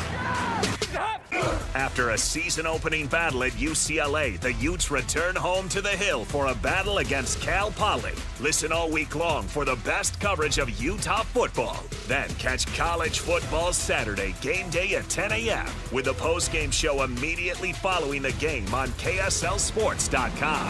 Let's go then. Let's go, baby. Your home for the best coverage of Utah football is live on air, online, and on the KSL Sports app. This is 97.5, the KSL Sports Zone. If you've ever had to deal with a plumbing problem, you may have felt the pain of realizing you don't know any plumbers. Whether you're trying to stop a leaky faucet, fix a running toilet, replace your old water softener, or install a tankless water heater, the plumbers at Any Hour Services can help. All you have to do is call Any Hour Services or schedule an appointment at anyhourservices.com. Help with plumbing maintenance and repairs is closer than you think. Call Any Hour Services or schedule an appointment at anyhourservices.com. No one helps more homeowners than Any Hour Services. So my mother is thinking of switching from Verizon to Pure Talk, but she's worried the deal sounds too good to be true. Michael, she said, how can those Pure Talk people offer me the same basic service as Verizon for so much less money? I said, Mom, go ask Google how much Verizon spends on advertising and promotion.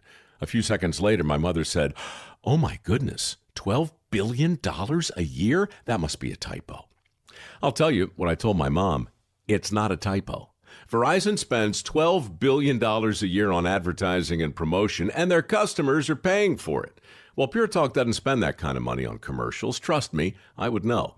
Consequently, they can offer you and my mother unlimited talk, text, and plenty of data on a blazing fast 5G network for just $25 a month. Dial pound 250 and say the words Mike Rowe, and you'll get an additional 50% off your first month. That's pound 250 Mike Rowe. Pure Talk. Everything you need and nothing you don't. Hey, Benjamin, we've got a surprise for you. What? You have a brother. $100 bill just like you. Hey, I'm Ben. What? We just got him for joining America First Credit Union and opening a new checking account. And you're going to live together at America First. What? This is nice. For a limited time, new members get a $100 cash bonus when they open a checking account or $50 when they open a youth checking account. So head to americafirst.com and get your money working today. Membership eligibility, terms, and conditions apply. Federally insured by NCUA. Be advised, this is your opportunity to save up to 40 to 80% on a hot tub or swim spa this weekend only, Friday through Sunday, Mountain America Expo Center, Sandy. Be advised, this is your opportunity to save up to 40 to 80% on a hot tub or swim spa this weekend only, Friday through Sunday, Mountain America Expo Center, Sandy. 18-month interest-free financing. Our factories have demanded we sell 1,000 hot tubs and swim spas this weekend. Mountain America Expo Center, Sandy. Huge factory incentives, factory rebates, this weekend only. Mountain America Expo Center, Sandy. We can remove your old hot tub. Free delivery of your new hot tub. Hot tub starting at $2,999. Mountain America Expo Center, Sandy. Free delivery of your new hot tub. Just relax and enjoy. Mountain America Expo Center, Sandy. Friday, 2 p.m. to 8 p.m. Saturday, 10 a.m. to 8 p.m. Sunday, 10 a.m. to 6 p.m. Free admission, free parking, free delivery. Mountain America Expo Center, Sandy. Call 833-SPA-SALE or visit hottubandswimspasale.com. This is your Cougars at 30 update. Presented by Kenny J's Barbecue on 97.5, the KSL Sports Zone. LJ Martin, a former Stanford commit, talks about initially being committed to the Cardinal before landing at BYU. I really wanted to go to Stanford. My mom really wanted me to go there as well. You know, they had a coaching change right when BYU had beat them. Had to, kind of consider other options. And then BYU came into factor. Talked to Coach Harvey for the first time that December. Just kind of came down here for the visit, really liked it. And, had to convince my mom a little bit why I shouldn't get a Stanford education. But, it's worked out pretty good so far. It has worked out well. BYU fans are happy to have him in Provo. Come visit Kenny J's Barbecue at the District in South Jordan. Mouth-watering ribs, savory brisket, and all your barbecue favorites. JJ and Alex continues right now on 97.5, the KSL Sports Zone. Let's go! Complete game coverage of the Cougars is right here on the KSL Sports Zone. The Cougars get set for a home showdown with Stanford this Saturday. Your home for the best coverage of Cougar football is right here on 97.5, the KSL Sports Zone. You're locked on to JJ and Alex, presented by G2G Bars on 97.5, the KSL Sports Zone. Woo!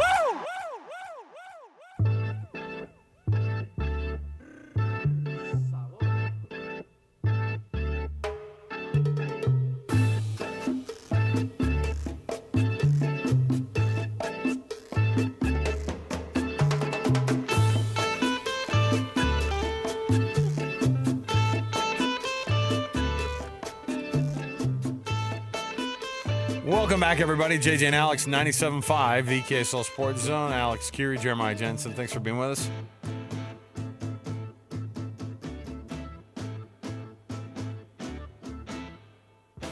Had to get through that part. You can't just talk over it. You can't play Santana without that. You can't just talk over that part. You know what I mean? It was like hitting a reverse post. I was talking till we got to the point of the song where I needed to hear that. You know what I mean? Makes my heart feel better. All right, listen. Hans and Scotty, by the way, are going to be RGS Exteriors. Was that tomorrow? Do they live there?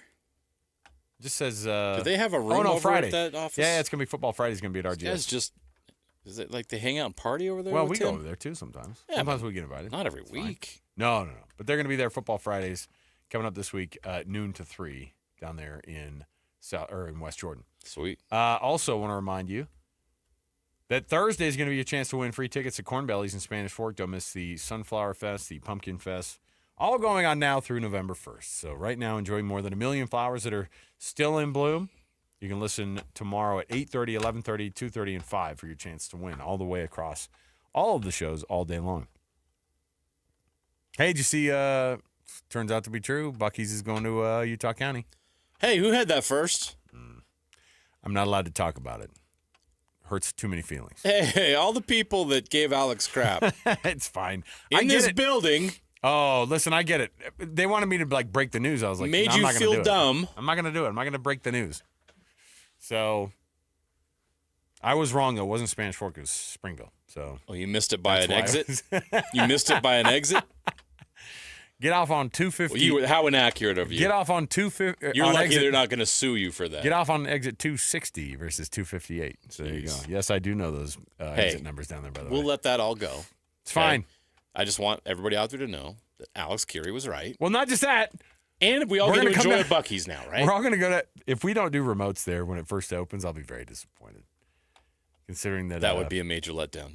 No, listen, I can't wait. By the way, the amount of space you need. You can bring your little stuffed animal Buc-ee beaver guy. The amount of space you need for a Buc-ee's, by the way, I mean, there's like 100 pumps, right? Between 80 and 100 gas pumps.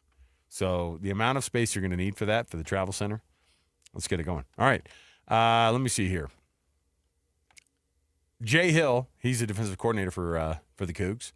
And he was chatting a little bit, of course, after practice yesterday.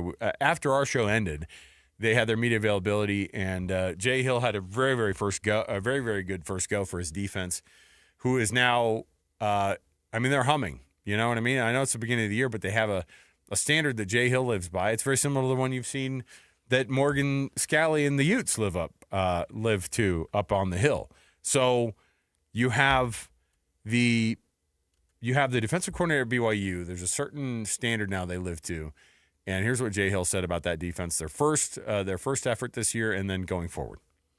I think that was a very good start. I think that was one of the cleanest game ones I've ever been a part of on all three phases of the game. I thought our guys were ready to go. I thought they handled the scheme super well. Just defensively speaking, we had 25 different calls in a 49-play game. And so I thought they handled it outstanding, and I'm excited to see what we got this week. Versatility and kind of creativity, can that carry over too, where you're throwing out a different looks in a game? Well, we sure want to. You know, the thing we have at BYU, we have really smart guys that have handled the install very well, and we want to continue to be multiple in everything we're doing, multiple fronts, multiple coverages, multiple blitzes. We want to bring it from all different directions. So if we can do that, that's a positive for us. Jay, on the Mac linebacker, you've got two guys as co-starters. Mm-hmm. Do you see that kind of one guy emerging, or do you want to see one guy emerge, or do you see playing both of them all season? Well, we love them both. Che and Ciale have done a great job, both of them. I think reps are always predicated upon who's playing better, and if one guy separates himself from the other, then they will get a little bit more, but we plan on those guys both playing, and we love them both. What has the competition done as far as the fall count? Well, competition for everybody raises everyone's level of expectation, because if you don't meet that level, then you don't get to play. And so the better the competition, the better we should be as a football team. And our job as coaches is to create competition. And our number one job is to go out there and recruit the best players we can get, and that creates competition, and that creates players needing to do things the right way. You mentioned on Coordinator's Corner the importance of representing the Big 12 and against another Power 14. But how important is it in recruiting as well, especially going against Stanford? Yeah, it's a huge deal in everything. You know, this has playoff implications. This has, our conference and who we are. And like a good example of that is TCU last night looked so good against North Carolina. That's big for our conference. And we have an opportunity against another conference this game that we need to go out and look good. And as far as just the team goes, we need mojo. We need to continue to to keep the hype going, and we need to take care of business. Got a little bit of an early look at Stanford along with the rest of college football with that Week 0 game. What was the number one thing that kind of stood out about them? Well, they've got good players. They've always had good front seven guys on both sides of the ball. They play super hard. You can tell they execute their schemes. They missed a couple plays in that game that could have been drastically different in the game or changed the game. We got to expect their best shot, and we got to expect a good team coming in here. I mean, this is a Power 4 team that traditionally has been very good, and we got to be ready for their best shot. What do you like about the play about Hunter Clegg? Looks like he moved himself up on the depth chart. Well, yeah, Hunter's going to be a player here. We love him. Think his future is super bright, and the better he plays, the more he'll play. But we see a very bright future. Anisi Purcell got the sack. Yeah. Is that a surprise at all, or has he shown that capability? No, he's got a lot of ability. He's got a natural ability to rush the passer. He's done it all camp. We expect a big, bright future for him too. He's done a lot of great things since he's been here. Can you speak to Faletau Satuala's progression, how he's been, and the strides you've seen from his second year? He's right where we want him to be. He continues to make strides, and he plays better each week. I love where he's at. He's only going to continue to get better and better, and only continue to get more and more for what we're giving him. But I'll bet you, if you combine defense and special teams, he might get more reps than anyone on our football team. He's a very valuable weapon that we have in a lot of phases. The thing that jumps out on him is obviously his length. How is that beneficial for him? Well, he made a couple of huge plays today that maybe some other guys couldn't just from his length, but he's got great athleticism, great tenacity. He's really learned how to strain and go hard, and again, he's still just scratching the surface of what I know he will become. As far as depth goes, you guys were able to empty a lot of players. How does depth benefit a defensive unit? Well, it's everything, right? If you need depth in case someone goes down with a real injury where they're going to be out for an extended period of time. You need depth to keep guys fresh during a game, and just the overall competition that occurs with depth is critical in the success of a defense. Overall, how satisfied are you with this depth? Maybe relative to the first year in this program, what have you seen with regards to that? Well, I think we're heading in the right direction. I like our depth right now. I don't think it's close to what it's going to be in the next couple of years, but I like where we're trending. Tanner Wall, who was BYU safety, who was on our program last week after practice, he had a good first game. He had his first impressions as the defensive safety there in the defensive backfield for BYU, and what he said about how they not only came out in game one, but what they anticipate this week with Stanford. Yeah, no, Wale had a great offseason, got a lot stronger. I think his knowledge of the playbook has really leveled up as well, and he's proven that he's a guy who can make plays out there. He's an incredible athlete, so he's definitely a guy who continues to earn the coach's trust from how he makes plays in practice, a lot on special teams as well, and a guy who's is going to be here and making a lot of big plays for us this season and to come. Kalani, after the game a little bit with us, and I guess some in the locker room too, we saw the cut and everything. He talked a lot about the juice that the sidelines brought in games like week one, and you obviously got to be on the sideline a decent amount, especially during that second half and everything. Right. Just what is it about this team that likes to kind of celebrate your teammates' successes and kind of bring that juice? Yeah, I think it comes down to just the love and respect that we have for one another. With the dynamic of the way a team is, right? We've got ones, we've got twos, we've got threes, and there were a lot of twos and threes and young guys who got to play some meaningful reps in that game, and seeing them go out there and make plays and execute the scheme and just have fun, like in front of that big of a crowd, like that was awesome. To see guys like Joe Vessa and Lucky Finau and Charlie Miska running the ball, and even seeing like Noah Moyaki. I know that was early in the game, but his first career touchdown, and from Bear. And I think just we love each other and love celebrating those moments because we know how hard we've worked for them. And it was awesome just to be on that sideline in the second half and cheering for anyone who got a chance to make a play. What are you wanting to bring in from last weekend into this weekend against Stanford?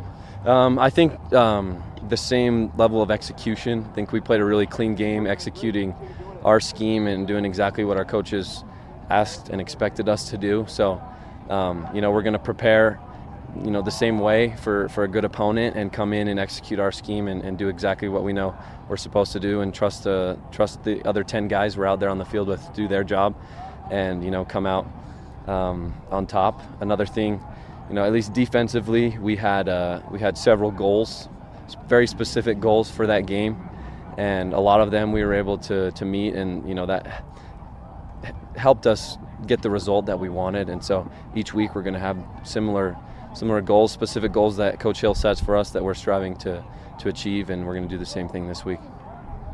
I'll try not to, I promise I'm not asking this in a way of looking at game plans and scheme and that kind of thing, but right. Stanford from their week 0 game seems like a team that runs the ball pretty well, or likes to run the ball pretty well. Is that an area where you guys in the secondary can kind of maybe provide some pretty good run support, or do you sort of push that on the front seven, I guess, for lack of a better term? Yeah, I mean, the whole, our defense, we have a mentality of swarming to the ball, right? We want to get 11 hats to the ball, and if they're going to block, the front seven and make the DBs come tackle, we're going to do that. Our corners and safeties will come and make plays. So whoever it is that ends up not being blocked, or guys getting off blocks, we're going to rally to the run and make plays. But yeah, we're excited to see Stanford's scheme this week and excited for a lot of plays. Tanner Wall, Jay Hill, lots to discuss here. I don't know what Stanford's going to bring. The more I think about it, not much. Well, the more I think about it, and just the idea that Frank Reich is here for 8 months and he knows it. You know what I mean? Tough situation. That's a weird deal, right? Yeah. So I'm not the kind of guy who wonders oh man, are you going to see, is he going to maybe stick around? That's what I wanted to know, is if because when a guy goes there and if he's going to do a good job, maybe Andrew Luck hires him and goes, hey, let's keep you here. And they're like, no. And then everybody around is going, no. It's almost like they don't like him, or they're just resigned to the fact that he doesn't want to be there very long term. Either way, it's not a good look. It's not like people look at that and go, oh man, Stanford's going to be great this year. Somebody said it oh, Frank Reich is going to be there and he's going to start him down a path of a good culture. I'm like, okay. What now? But what if they don't? What if they aren't? Then it's just another guy they're going to bring in. There's going to be another guy and another guy. This is weird. Yeah, right? Well, nobody wants to tell the truth about what's actually going on. No, and that's why I think it's going to be a long, tough transition for Stanford to get back to anywhere close to what they were. For sure. And you have this problem where they're trying to figure it out on the field, but they also have a university that can't figure out what they want to do off the field with their football program. Are we going to play in the NIL space? Are we going to go all in like we can? They're hesitant to do that. They don't want to play in those spaces, and they don't want to lower their academic standards, and I get that. That's well within the school's right, but sometimes it's tough to do both.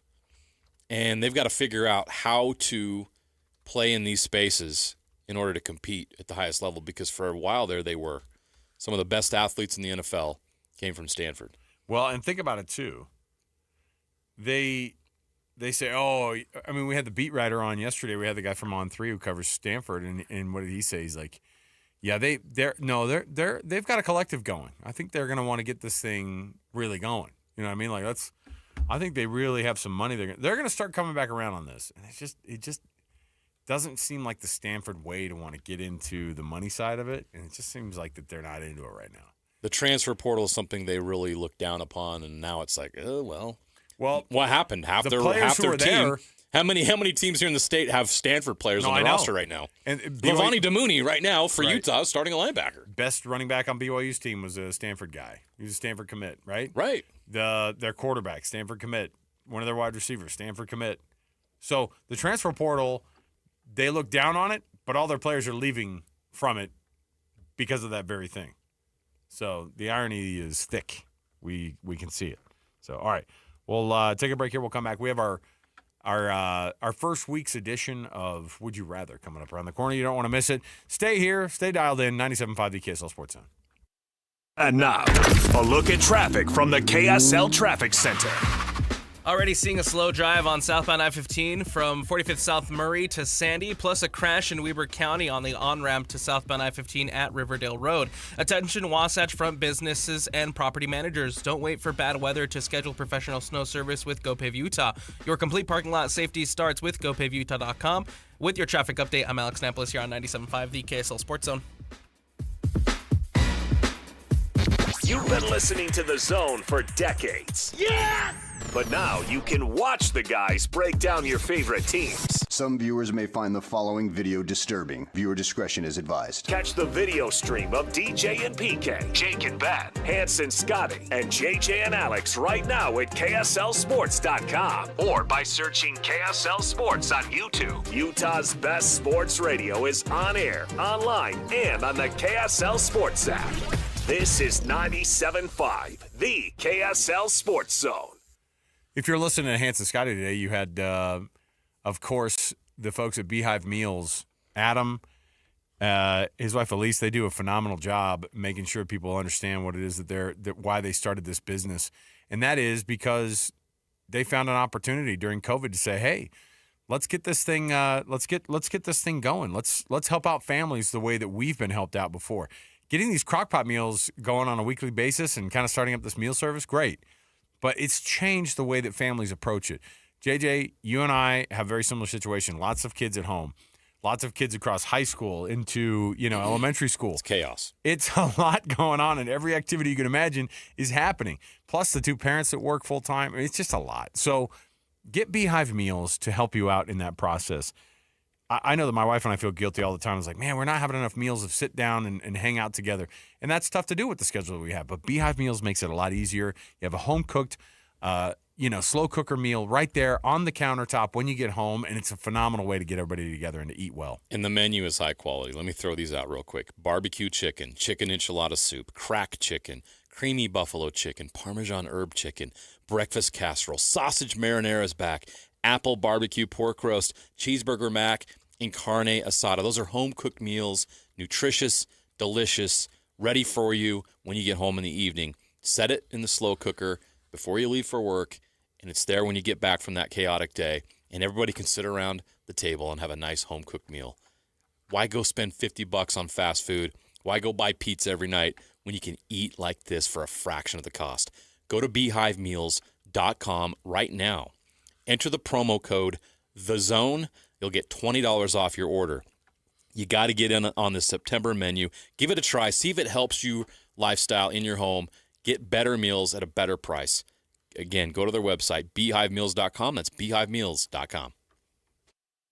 Trucordia Insurance and Risk Solutions. You chase your dreams. Trucordia protects them. With national headquarters right here in Linden, Utah, Trucordia is centered on relationships. Relationships with their clients and the communities where they have such deep roots. Relationships with team members and businesses for an ever-expanding range of solutions. And relationships with national and regional carriers, providing competitive rates and enhanced market access. And Trucordia is proud to be a founding partner of Game Night Live. Another relationship right here in their own backyard. Hey guys, it's Woodrow from Mint Medical Clinic. Are you struggling with ED? Well, you are not alone, and now there's a real solution that treats the root cause, not just the symptoms. Introducing our trifecta approach, a breakthrough combination of acoustic wave therapy, hormone replacement, and cryotherapy, all designed to restore blood flow, boost performance, and rebalance your hormones. Whether it's ED or hormonal imbalance, if you're ready to reignite your love life, this treatment helps bring back your energy, your drive, and your confidence. And right now, when you call, you'll receive a free consultation, a blood flow ultrasound, and an intimacy gift. That's a $650 value, absolutely free. And here's the bonus. The next 20 callers will also receive a 5-night stay at a luxury resort in Hawaii just for taking the first step. But you must call now. With 2 convenient locations in Layton and Sandy, help is closer than you think. Call 801-804-8000 now. That's 801-804-8000. Mint Medical Clinic. we'll get you back to mint condition. The Utah RV Super Show, the premier RV event of the year, is back at the Mountain America Expo Center Thursday, September 11th through Sunday, September 14th. Come see new 2026 models and special closeout pricing on all 2025 models. The Utah RV Super Show is offering family passes Thursday, September 11th for $10 per family. Unplug from distractions and plug into family at the Utah RV Super Show. Discount passes at UtahRVSupershow.com. Napa Auto Parts is opening a new store in Riverton at 3331 West, 126 South, starting Thursday, September 4th through Saturday, September 6th.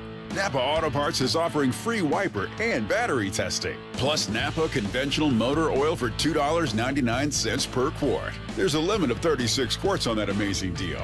Join us in celebrating the grand opening of Napa Auto Parts, Riverton, September 4th through 6th, for free food, fun, and great deals. Adventuring in the Wasatch Back this summer? Stop into Dairy King in Heber, now serving pumpkin shakes. And check out their huge gluten-free menu. Dairy King on Main Street, home of the trade and best of state shakes. 3, 2, 1. This is your Utes at 50 update. 158! Presented by Kenny J's Barbecue on 97.5, the KSL Sports Zone. Utah defensive end John Henry Daly reflects on a breakout performance against UCLA. It felt great. That's the expectation in the room if you're going to be on the field. And better be fired up, better be making some plays. I mean, got great defensive ends all around on this team, so I was happy I was able to go in and contribute toward the team win. That's your Utes at 50 update. Come visit Kenny J's Barbecue at the District in South Jordan. Mouth-watering ribs, savory brisket, and all your barbecue favorites. JJ and Alex continues right now on 97.5, the KSL Sports Zone. Listen, everybody! Real-life hypotheticals to get your brain churning. As JJ and Alex ask, would you rather?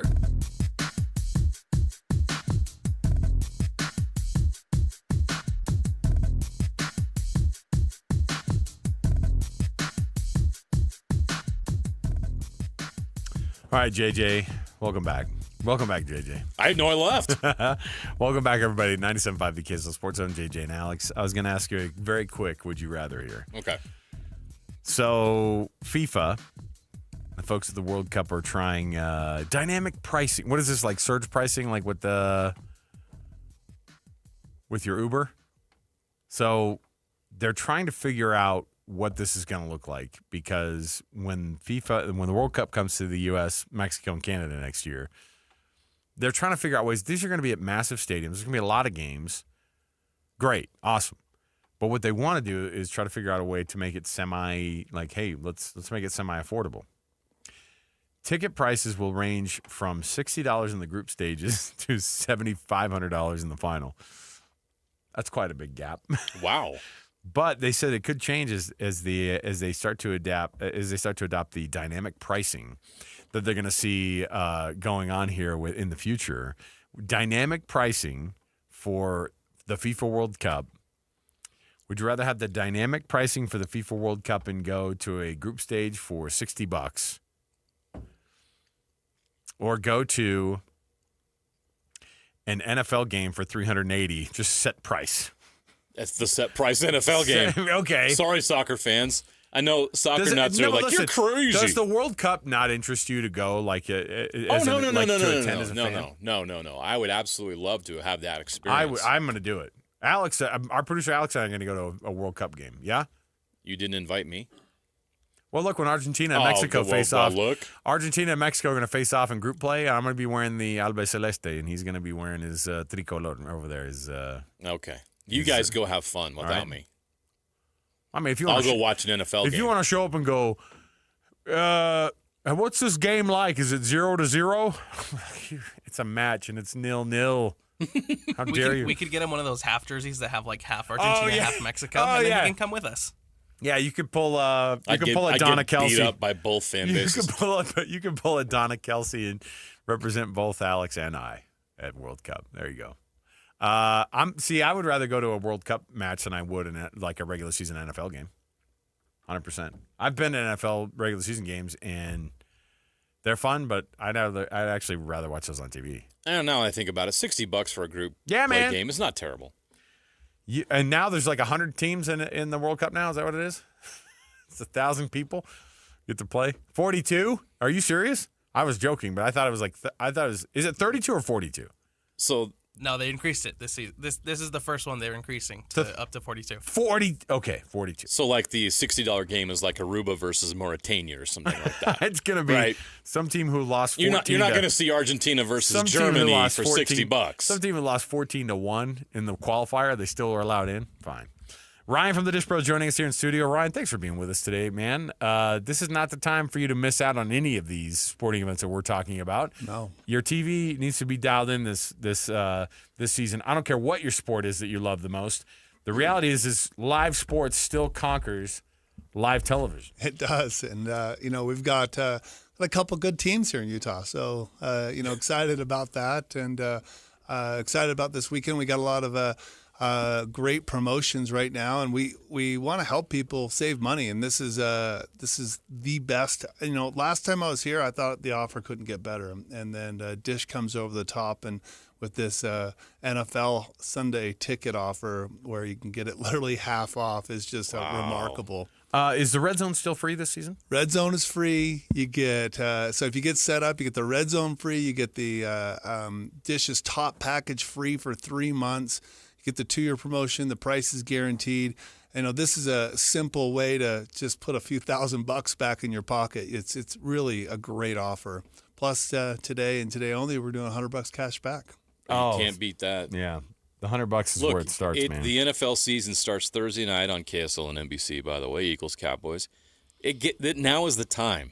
Now is the time to get this done. You don't want to miss any of the action. And what better way to get in on it than a half off of the Sunday ticket? You can't beat this. Yeah, you get that, and Dish's top package, you're going to get all the games, so you can get set up. And the Hopper is remarkable. It's with the Hopper Plus technology, you get all the streaming apps. So this makes it so you can flip back and forth between any one of your streaming apps that you want, and still have your traditional system. And the cool thing I really like is Dish. You put in your favorite teams, it just automatically records them, and it'll auto record the locals. So all those evening games, they'll just be on your DVR, ready for you to watch. If you want to take advantage of this, get the $100 cash back today only. Give us a call right now. Give the folks at the Dish Pros a call. 801-424-DISH. That's 801-424-DISH. Look at your bill from last month, by the way, or whatever you're paying for, and then just go, oh, you know what? I kind of want to cut that in half. You can do it with the folks at the Dish Pros. 801-424-DISH. That's 801-424-3474. Give Ryan and his guys a call today. Ryan, thanks for hanging out, man. Thank you. All right, we'll take a break. We'll come back. We've got more to go around the corner. Mitch Harper, our BYU insider for KSLSports.com, is going to join us next. Stay here. 97.5, the KSL Sports Zone. Whether you're stuck in the office, I believe you have my stapler, in your car, or at your in-laws. You want a piece of me? You bet I do.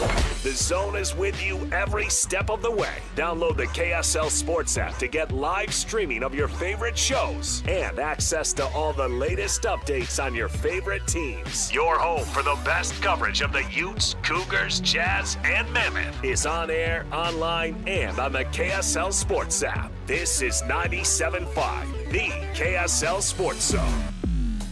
Do you need an electrician? Any Hour Services has a team of licensed electricians that can help with any size electrical project around your house. Whether it's help troubleshooting, installing a ceiling fan, replacing smoke detectors, or upgrading your old electrical panel, the electricians at Any Hour Services can help. All you have to do is call Any Hour Services or schedule an appointment at anyhourservices.com. Help with electrical projects and repairs is closer than you think. Call Any Hour Services or schedule an appointment at anyhourservices.com. No one helps more homeowners than Any Hour Services.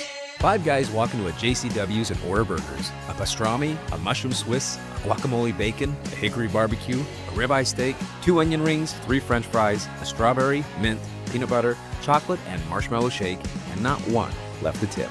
Because at JCW's, we don't ask for it. We think the price you see should be the price you pay. And all that, would you like to leave a tip stuff, is for the birds. JCW's.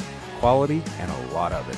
Open in American Fork, Lehigh, Provo, South Jordan, and Harriman. Show some love to youth sports volunteers with the Hercules Hero of the Week. Let's praise your favorite youth coach, ref, or maybe the parent that pulls the team together. Your nomination could score them a $100 Visa gift card from Hercules First Federal Credit Union and a $200 gift card from Beehive Meals. Listen to see if they win Thursday afternoons with JJ and Alex. The Hercules Hero of the Week with Hercules First Federal Credit Union and Beehive Meals, helping you take the busy work at a family dinner. Get rules, info, and nominate your hero at kslsports.com/contests.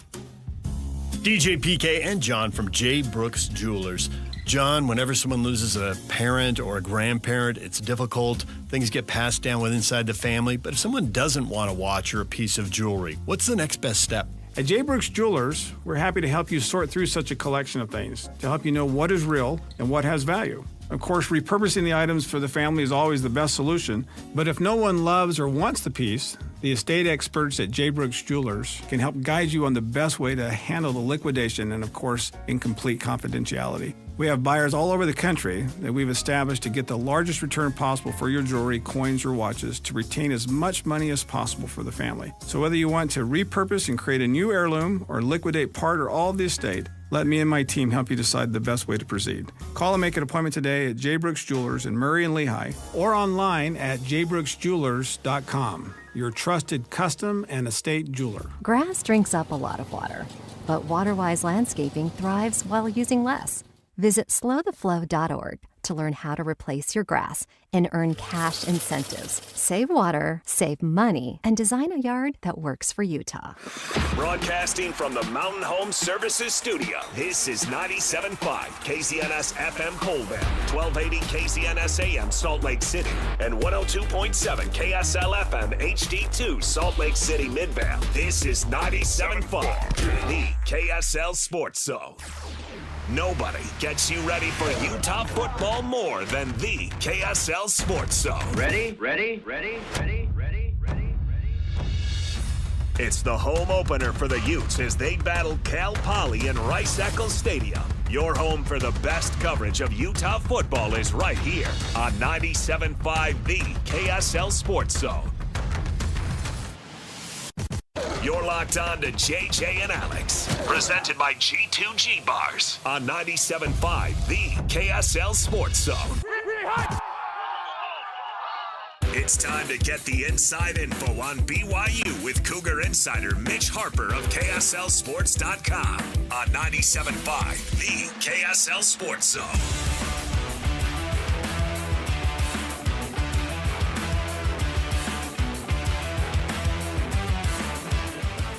Welcome back, everybody. It is JJ and Alex, 97.5, the KSL Sports Zone. Alex Curie, Jeremiah Jensen, thanks for being with us. Oh, man, all this promotion to the NFL on TV today is just absolutely wild because I'm like, yeah, man, we're back. Yeah. Thursday night game. Go time. Tomorrow night on KSL Television. You got your NFL on NBC. We're going to be firing up that music, getting all excited about it. Cowboys-Eagles, no more dramatic way to start it off. I was just looking, too, the Jets hosting Aaron Rodgers in week 1. Like, come on. This is stuff you can't miss. And the drama of, like, the back and forth and you know, all these games, they get so much fun when they actually mean so much more.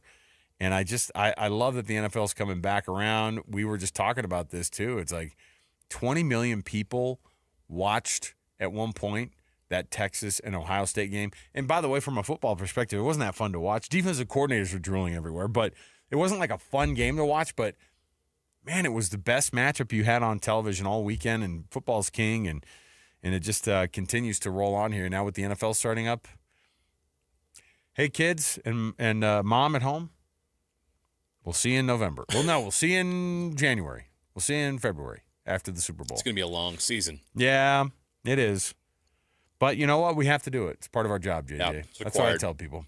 Speaking of people who have to do their jobs and cover football, he is Mitch Harper. He's our BYU Cougars insider for KSLSports.com. He kicks off the hour this hour with The Cut. We're going to jump in right here. Let's get to Mitch right now.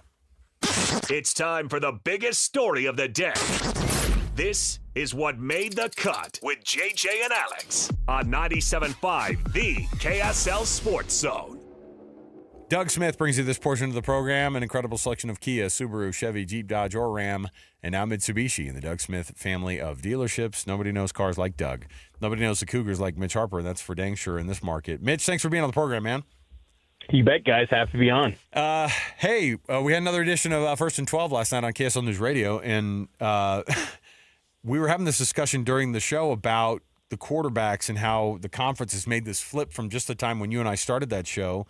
And the quarterback is king kind of in this conference right now. And then we went through this list of power rankings that CBS Sports does of the top 50 quarterbacks in college football. Josh Hoover, they put at number 1. Devin Dampier went from 38 to 10 this week.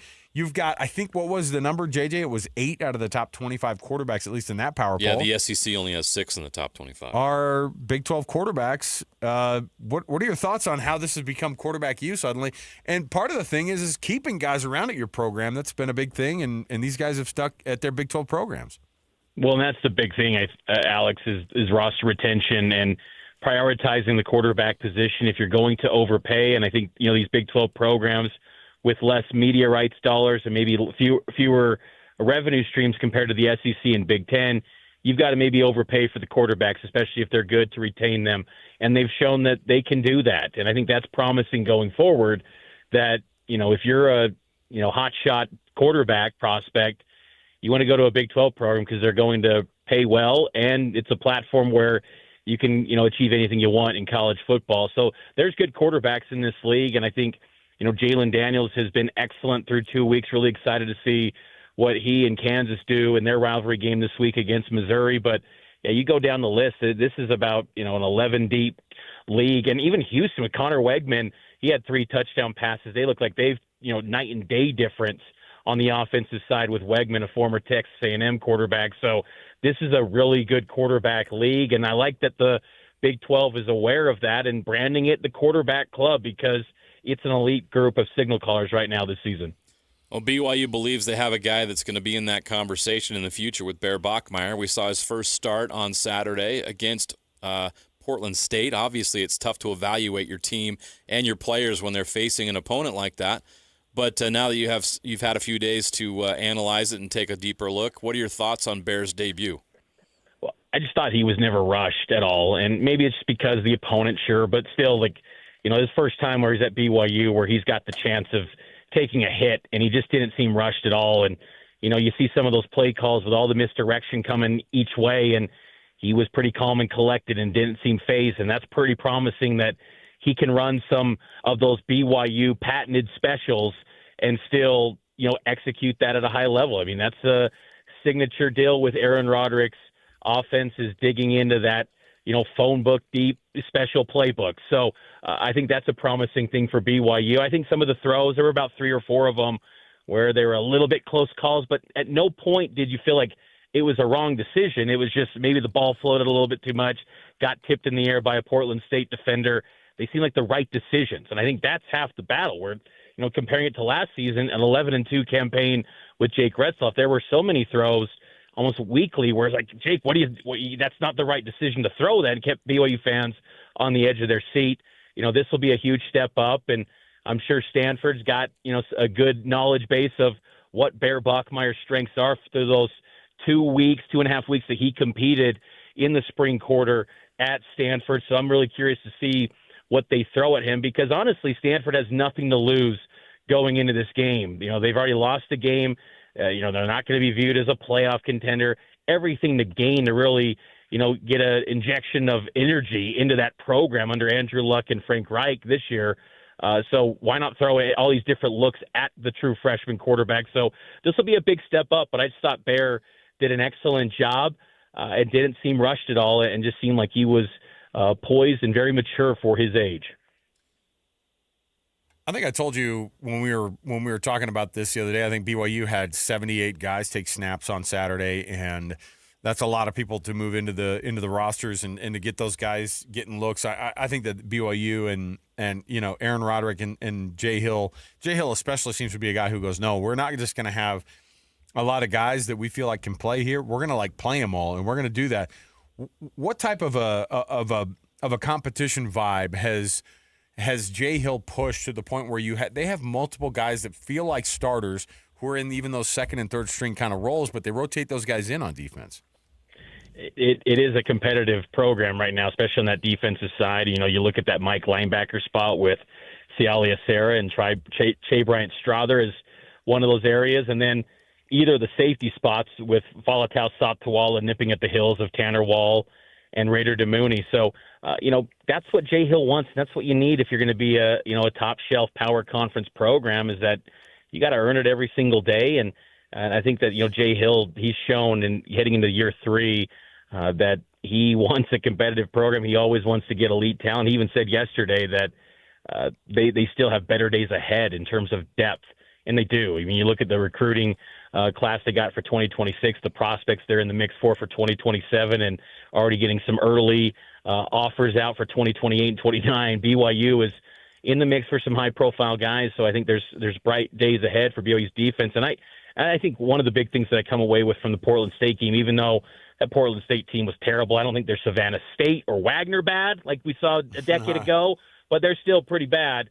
I still think that this is going to carry over this defense. Maybe you're not going to always pitch a shutout. You're going to give up some points, but the physicality up front, I think that's going to carry over. I just like the versatility of all the different personnel they can throw at these teams. I thought Viliami Puha, Bodie Schoonover looked really good, and really was the first game of their BYU careers where they took on a big workload, and even that was still light considering they only played for a half. So I think there were some real promising signs, and I think that BYU is going to be one of the better defenses in the Big 12 this season.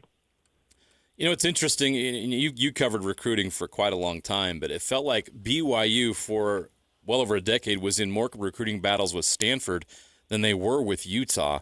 How much of an impact has Stanford's drop-off had on BYU's ability to keep some of those guys away from Stanford? Or obviously they've pulled some guys away from Stanford that they wouldn't have been able to before. I think it was significant, but I also think, too, the departure of Lance Anderson, who went on to Utah Tech. And, Lance Anderson was the defensive coordinator at Stanford. He was a name that I think, pockets of the BYU fan base and boosters thought, he could be a head coach candidate when, the position was open a decade ago when Kalani ultimately got the job. I think his departure has been big, too. Because now you just don't have that coach on the staff that's maybe got familiarity with their lifestyle. That was a big deal. Getting a guy like Scotty Edwards, who will play this week, he'll make his season debut. Getting him in the 2020 cycle out of Olympus. He's a guy that dreamed of playing at BYU, yet he goes to Stanford. And BYU is in a much different place then than where they're at now. Conference affiliation, access to the biggest stages in college football helped that cause, and NIL and rev share. But I think that there's also the element too, and it's kind of a cheesy line that sometimes Kalani says. You maybe think, he just always rehashes this, but really there is some substance to it. The fan base, BYU in an era where these fans can pay you, you can get NIL endorsements, you can get money, you can get rev share. They are hyper engaged into this program, whereas at Stanford, you don't have that. I went to that game 3 years ago on the farm, and that was a bad Stanford team. They were crawling to the finish line, 3-8, David Shaw's last game, but there were more BYU fans at that game. It was barely, 18,000 fans in the stands at that game, and where BYU, you're getting a juiced up crowd, 64,000 plus for an FCS opponent. Like, this fan base is just really revved up about the potential of what they can become. They've really embraced the Big 12, and I think that helps the efforts when you talk about recruiting too, because yes, if you're an LDS guy, you've got the faith-based aspect. You've also got a high level of football playing in a power league, and then you've got a fan base that ultimately that matters because they can get you some money with some NIL deals plus rev share as well. It's kind of the whole package right now, whereas 5 years ago when they were in the thick of those battles, whether it was basketball or football, BYU just didn't maybe have the upper hand on Stanford in many aspects because people would default to, well, Stanford's education trumps all. BYU's got the whole package to kind of offer that can maybe trump Stanford's still prestigious education, but BYU's got a lot to offer too. What were the things you took away from that game? Obviously, there's you don't look at what happened on Saturday and go, okay, we're gonna take a lot out of this one. But what is the run game going to look like kind of throughout the rest of the year? I would imagine that trying to go for 400 yards on the ground, obviously, that's not something that happens. However, I think people, and I'm sure that he's also waiting this too, we're going to see a lot more work from LJ Martin week to week and as that RB1. What does the run game look like overall for this BYU team? No question it's going to be a bigger workload for LJ going forward. And honestly, I think both of these teams in this short term for this week, they both want to run the football. I mean, this could be a game where it's, 24-10. Maybe BYU's comfortably in the lead, but they both want to run the football at a high clip. And LJ Martin, I thought, looked excellent. The momentum that he gained from that Alamo Bowl last December, that clearly carried over. And I think a little bit of the shedding some weight has really helped him. Last year, he put on a focus of adding weight. He added 20 pounds to his frame, and he was banged up. He looks great right now. And I think it also helps, too, that he's just more comfortable in that locker room, too, where he is a leader. He's voted as a captain, and he's actually someone that's talking. Before you'd hear players say, I haven't heard LJ speak at all. He's still quiet, but he's just a lot more vocal both on and off the field. So I think LJ Martin is going to be a really good player for BYU this season. I think he could be one of the best running backs in the Big 12. There's some good ball carriers. Jaheim White at West Virginia being among the notables, preseason first-team All-Big 12 guy. But, LJ was just dominant. The way that he was shedding tackles, too, inviting contact and still getting up. In the past, he'd get up and it was a little bit slow, a little bit gingerly because he's had a little bit of injury history. So if they keep him healthy, he's a guy that, I expect, levels of Jamal Williams type workload in 2016, 20-plus touches, and you're going to be in a spot to win any football game. I think LJ is that impactful this year for BYU, and you just kind of scratched the surface a little bit last week with what he did in a career-high performance against Portland State. Another guy that BYU, I think, really hopes will step up and reach his potential this season is Cody Hagan, a four-star kid out of Corner Canyon. Lightning fast, covered him in high school. He was amazing. Set a lot of records with Corner Canyon, and you look at him and what he did in that first game. I think he gave everybody, Mitch, a flash of what he can do. Just what are the expectations for this kid, and how much do they need him to reach that four-star potential? Yeah, I think he's got big-time ceiling in the future. I mean, I think your top three right now are still Chase Roberts, JoJo Phillips, and Parker Kingston, and those three guys didn't get used much in that Portland State game. But, Chase Roberts will be gone in 4 months. He's a senior, and he'll be the next in line to be maybe that wide receiver one. And, Cody Hagan's got the potential to be that, at BYU in his career. And that's the potential in him. And, when we go back to recruiting, he had Stanford offer, USC, Michigan, Utah, the who's who, the usual suspects that have always been maybe a thorn in BYU's side on recruiting. He picked BYU shortly after the Cougars got the invite to the Big 12. And he's loving the BYU experience. Him and, Tiger Bachmeier, they both speak Mandarin a little bit to each other. He's really enjoying his role, and he's finally healthy, too. Last year, around the Arizona State game, he got banged up, and that carried over into spring ball. But he feels like he's back to his self that he was at Corner Canyon, where he's putting up record-type 100-meter numbers in track and field. So Cody Hagan's speed translates to the football field, and you saw that last week, and they can do a lot of different things with him. He's going to be a huge weapon for BYU going forward. How do they want to play this with Bear Bachmeier? Because obviously they were able to just go, okay, one half of work. What does a P4 opponent, even if it is Stanford, what does that type of a workload look like for Bear Bachmeier the second week? Because I would think that the challenge would be very different. Yeah, I think it's going to be a game where you go the full 4 quarters. I think, this is a game to me where, Stanford showed they've got ability, particularly running the football with Micah Ford. They had long, sustained drives, 4 drives of more than 10 plays against Hawaii. And Hawaii's a much far inferior opponent than BYU. We saw that as they struggled mightily against Arizona last week. But, Stanford's got potential, and you'd like to think, too, with a bye week in between their last game and BYU, they're going to throw some new wrinkles at this. So I wouldn't be surprised if this is a game where Bears having to go the full 4 quarters, but it feels like BYU is probably comfortably in the lead. They're never threatened, but, they're always within striking distance. Stanford, that keeps Bear in the game. But, I think Bear is going to take more shots throwing the football. But, I think that you're going to see a big workload again early for L.J. Martin and get him settled in. And I like, too, that Aaron Roderick took some easy throws for Bear early to get him settled in. Just get the ball to playmakers. Sometimes treat the passing game a little bit like the run game. Just a quick hit to Cody Hagan, as we mentioned, or someone like a Chase Roberts, JoJo Phillips, who I think is really, again, he had a nice fall camp, and I think he's due for a nice leap in his redshirt sophomore season. You've got options. Carson Ryan was making acrobatic throws when there's maybe a little bit inaccuracy in that throw from Bear. Carson Ryan closed the gap and made that a good play. So just get the ball to playmakers, and I think he'll be in a good situation. This is a game, too, where, if you take care of the football, BYU's going to be in a good spot. And, BYU the last 6 years has been, over a course of seasons, been in the plus territory of turnover margins, but the teams that win 10 plus or more in a season, they are typically around +6 to +8 on average over the course of the season. So win the turnover margin.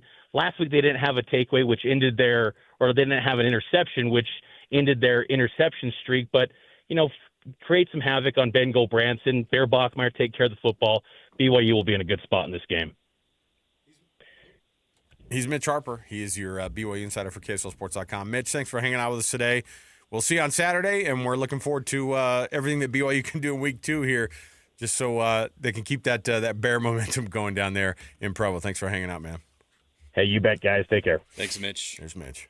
Do you think they do is there going to be somebody selling some non-authorized Centaur gear? Like some Temu T-shirts. Some Temu T-shirts that are have a hand-drawn Centaur. Just on letting there. everybody out there know, I already filed the paperwork for Centaur. I own the rights, so I will be marketing those T-shirts. Thank you very much. I'd buy one. Got a 2X. Let's go. Let's get this thing going. Gosh dang Centaur. That's edited. what it needs. That's what it needs to be. That's what it needs to be. It's like a gosh dang Centaur out there. Joining us here in studio is Ryan from the Dish Pros. Ryan, listen, watching your favorite football teams, it can be a real hassle when it comes down to trying to figure out where you're going to find those teams, where you're going to be able to see them. Having packages on whatever it might be, if it's like a YouTube TV or if it's all the different things that I end up paying for. It seems like. We were talking about this. We were like, okay, look, we've gotten back to the point where now we're paying for as many services as we had before. And then we said, we're going to cut the cord. And then it never really happened. You offer the best of both worlds. We do. You can stream all those things still inside the Dish system, on top of the fact that you guys actually have all that programming. It's just a no-brainer. It is. And, Dish has helped us with just an awesome package. And this offer right now is the craziest offer Dish has done in my 23 years as a retailer. If you get set up right now, they're going to set you up with the 2-year promotion, the price guarantee for the next 2 years. But they're going to give you the top package, their Dish's top package, free for 3 months, because that's a massive amount of savings just right there by itself. Plus, we'll throw in the NFL Red Zone free for the season, so you're dialed up with that, and the multi-sports pack free for 6 months. Movie channels, and yes, you get the biggest, fastest DVR out there that auto records all of your games automatically in the locals, and actually auto hops commercials, which is a fun one. And then we just got this additional. You can get the Sunday ticket for pretty much half off if you sign up through Dish. And the cool thing is the way Dishes works out. It has all the streaming options built into it. So you pick up one remote, you can switch back and forth between YouTube or any one of the streaming apps out there, just like it's a channel, and still have the full functionality of the DVR. And it's an awesome promotion. Plus today, we're doing a little extra, a little $100 cash back. That's a check from me. Jeez. You just get Ryan. Just send you a check personally. Ryan's not making any money today, Come but he's on. making your experience a lot better. I love it. If people want to get a hold of you, what do they do? It's the usual number they've been calling for the last 20 years. Yeah, that's simple. 424-DISH, the one we've had for 22 years on the radio. And call about our internet, too. We really like the internet professionals, and this is something that I have worked really hard on. There's so many internet providers that you don't want to waste your time calling around to all of them. You can just call us. Well, you just punch your address in, and I can. My guys will say, hey, you got this and this and this option. And it's so much cheaper than what a lot of people are paying. If you're spending more than $60, $70 a month, and even if you have fiber, this is a crazy thing, is Fiber, it's a lot of times it's deregulated. You could just pay a different provider, use the same fiber, and pay $20, $30 a month less. And so if your internet is glitchy and you're unhappy and your bill's gone up, call us and we can help with that. And we just, the funnest thing about our business is hooking people up with the best deal, and that's something we can do, saving them a bunch of money and, get a little extra cash back today and today only if you call. Can't beat it. 801-424-DISH. That's 801-424-DISH. 801-424-3474. It's the Dish Pros. Ryan, we'll chat with you in a few minutes, man. Thanks for hanging out. Thanks, guys. We'll take a break. We'll come back. We've got more to go around the corner. Don't want to miss any of it right here on JJ and Alex when we return. We've got lots to jump into here. The Big 12 football power rankings. This one was something that Mitch and I put together. It's an interesting one because we had to go back and forth. Even while we were in the mid-show trying to talk about this, we were still arguing about what these power rankings look like. You tell me what your thoughts are next. I can't wait. Stay here, 97.5 the KSL Sports Zone. And now, a look at traffic from the KSL Traffic Center.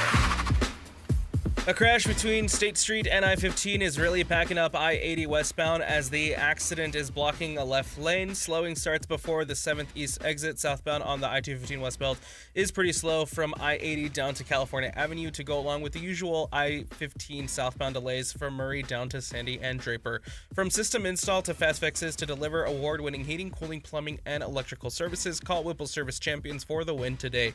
With your traffic update, I'm Alex Napolis here on 97.5 the KSL Sports Zone. It's game week for the Cougars, and the KSL Sports Zone is getting you ready for kickoff. It's back-to-back home games for the Cougars to start the season as BYU welcomes Stanford to LaVell Edwards Stadium this Saturday. Listen all week long for the best coverage of Cougar football and your chance to win tickets to the game. Then catch college football Saturday game day at 10 a.m. with the post-game show immediately following the game on KSLSports.com. Your home for the best coverage of BYU football is live on air, online, and on the KSL Sports app. This is 97.5, the KSL Sports Zone. Be advised, this is your opportunity to save up to 40 to 80% on a hot tub or swim spa this weekend only, Friday through Sunday, Mountain America Expo Center, Sandy. Be advised, this is your opportunity to save up to 40 to 80% on a hot tub or swim spa this weekend only, Friday through Sunday, Mountain America Expo Center, Sandy. 18-month interest-free financing. Our factories have demanded we sell 1,000 hot tubs and swim spas this weekend. Mountain America Expo Center, Sandy. Huge factory incentives, factory rebates, this weekend only. Mountain America Expo Center, Sandy. We can remove your old hot tub. Free delivery of your new hot tub. Hot tub starting at $2,999. Mountain America Expo Center, Sandy. Free delivery of your new hot tub. Just relax and enjoy. Mountain America Expo Center, Sandy. Friday, 2 p.m. to 8 p.m. Saturday, 10 a.m. to 8 p.m. Sunday, 10 a.m. to 6 p.m. Free admission, free parking, free delivery. Mountain America Expo Center, Sandy. Call 833-SPA-SALE or visit hottubandSwimSpaSale.com. The Utah RV Super Show, the premier RV event of the year, is back at the Mountain America Expo Center Thursday, September 11th through Sunday, September 14th. Come see new 2026 models and special closeout pricing on all 2025 models. The Utah RV Super Show is offering family passes Thursday, September 11th for $10 per family. Unplug from distractions and plug into family at the Utah RV Super Show. Discount passes at UtahRVSupershow.com. You worked hard for your 401k, but if you've left your job, your money might be sitting in the wrong hands. I'm Jeff Jr. with Trajan Wealth, and it's very possible that the 401k that you have had for years has hidden fees and limited investment choices. But if you're no longer with the company, that 401k may be at the mercy of your former employer. All of these things could be costing you thousands. Rolling over your 401k into an IRA can provide better investment options that align with your long-term goals. At Trajan Wealth, we're fiduciary advisors that are held to a higher standard with no hidden agenda and no hidden fees. Don't let your retirement dollars sit in an old plan, and don't roll it over to your new plan without consulting Trajan Wealth first. Call Trajan today at 801-899-7600. That's 801-899-7600. Advisory services are offered through Trajan Wealth, LLC, an SEC-registered investment. Any Hour Services can help with any size plumbing project around the house. All you have to do is call Any Hour Services or schedule an appointment at anyhourservices.com. Help with plumbing maintenance or plumbing repairs are closer than you think. Call Any Hour Services or visit anyhourservices.com. Hey, this is Chris with JCW's. Are your kids picky eaters? Bring them in and try our chicken fingers or a grilled cheese sandwich. They'll be smiling big in no time. JCW's, quality and a lot of it. This is your Cougars at 30 update. Presented by Kenny J's Barbecue on 97.5, the KSL Sports Zone. Kalani Sitake talks about the recruiting battle between BYU and Stanford.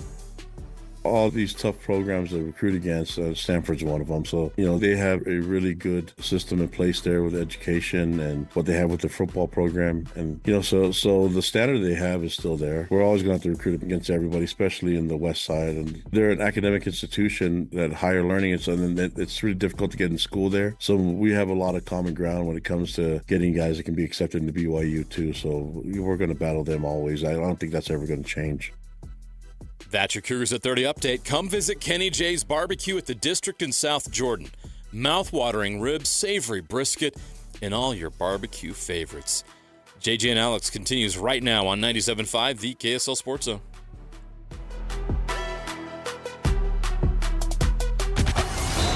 It's another battle for the Aggies, and the KSL Sports Zone has it covered. It's a trip to College Station for Utah State as they take on Texas A&M.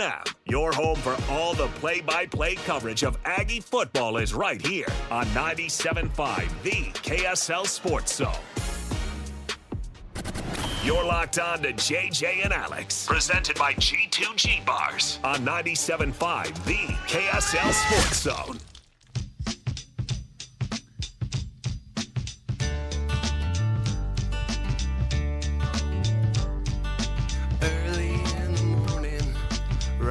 To the street, light me up that cigarette, I'll strap shoes on my feet. Got to find the reason things went wrong.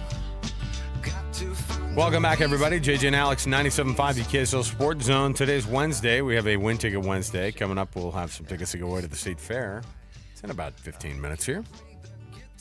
But in the meantime, I've got other things to remind you of, because if today's Wednesday, that means tomorrow we're going to be reading off our weekly winner of the Hercules Hero of the Week program.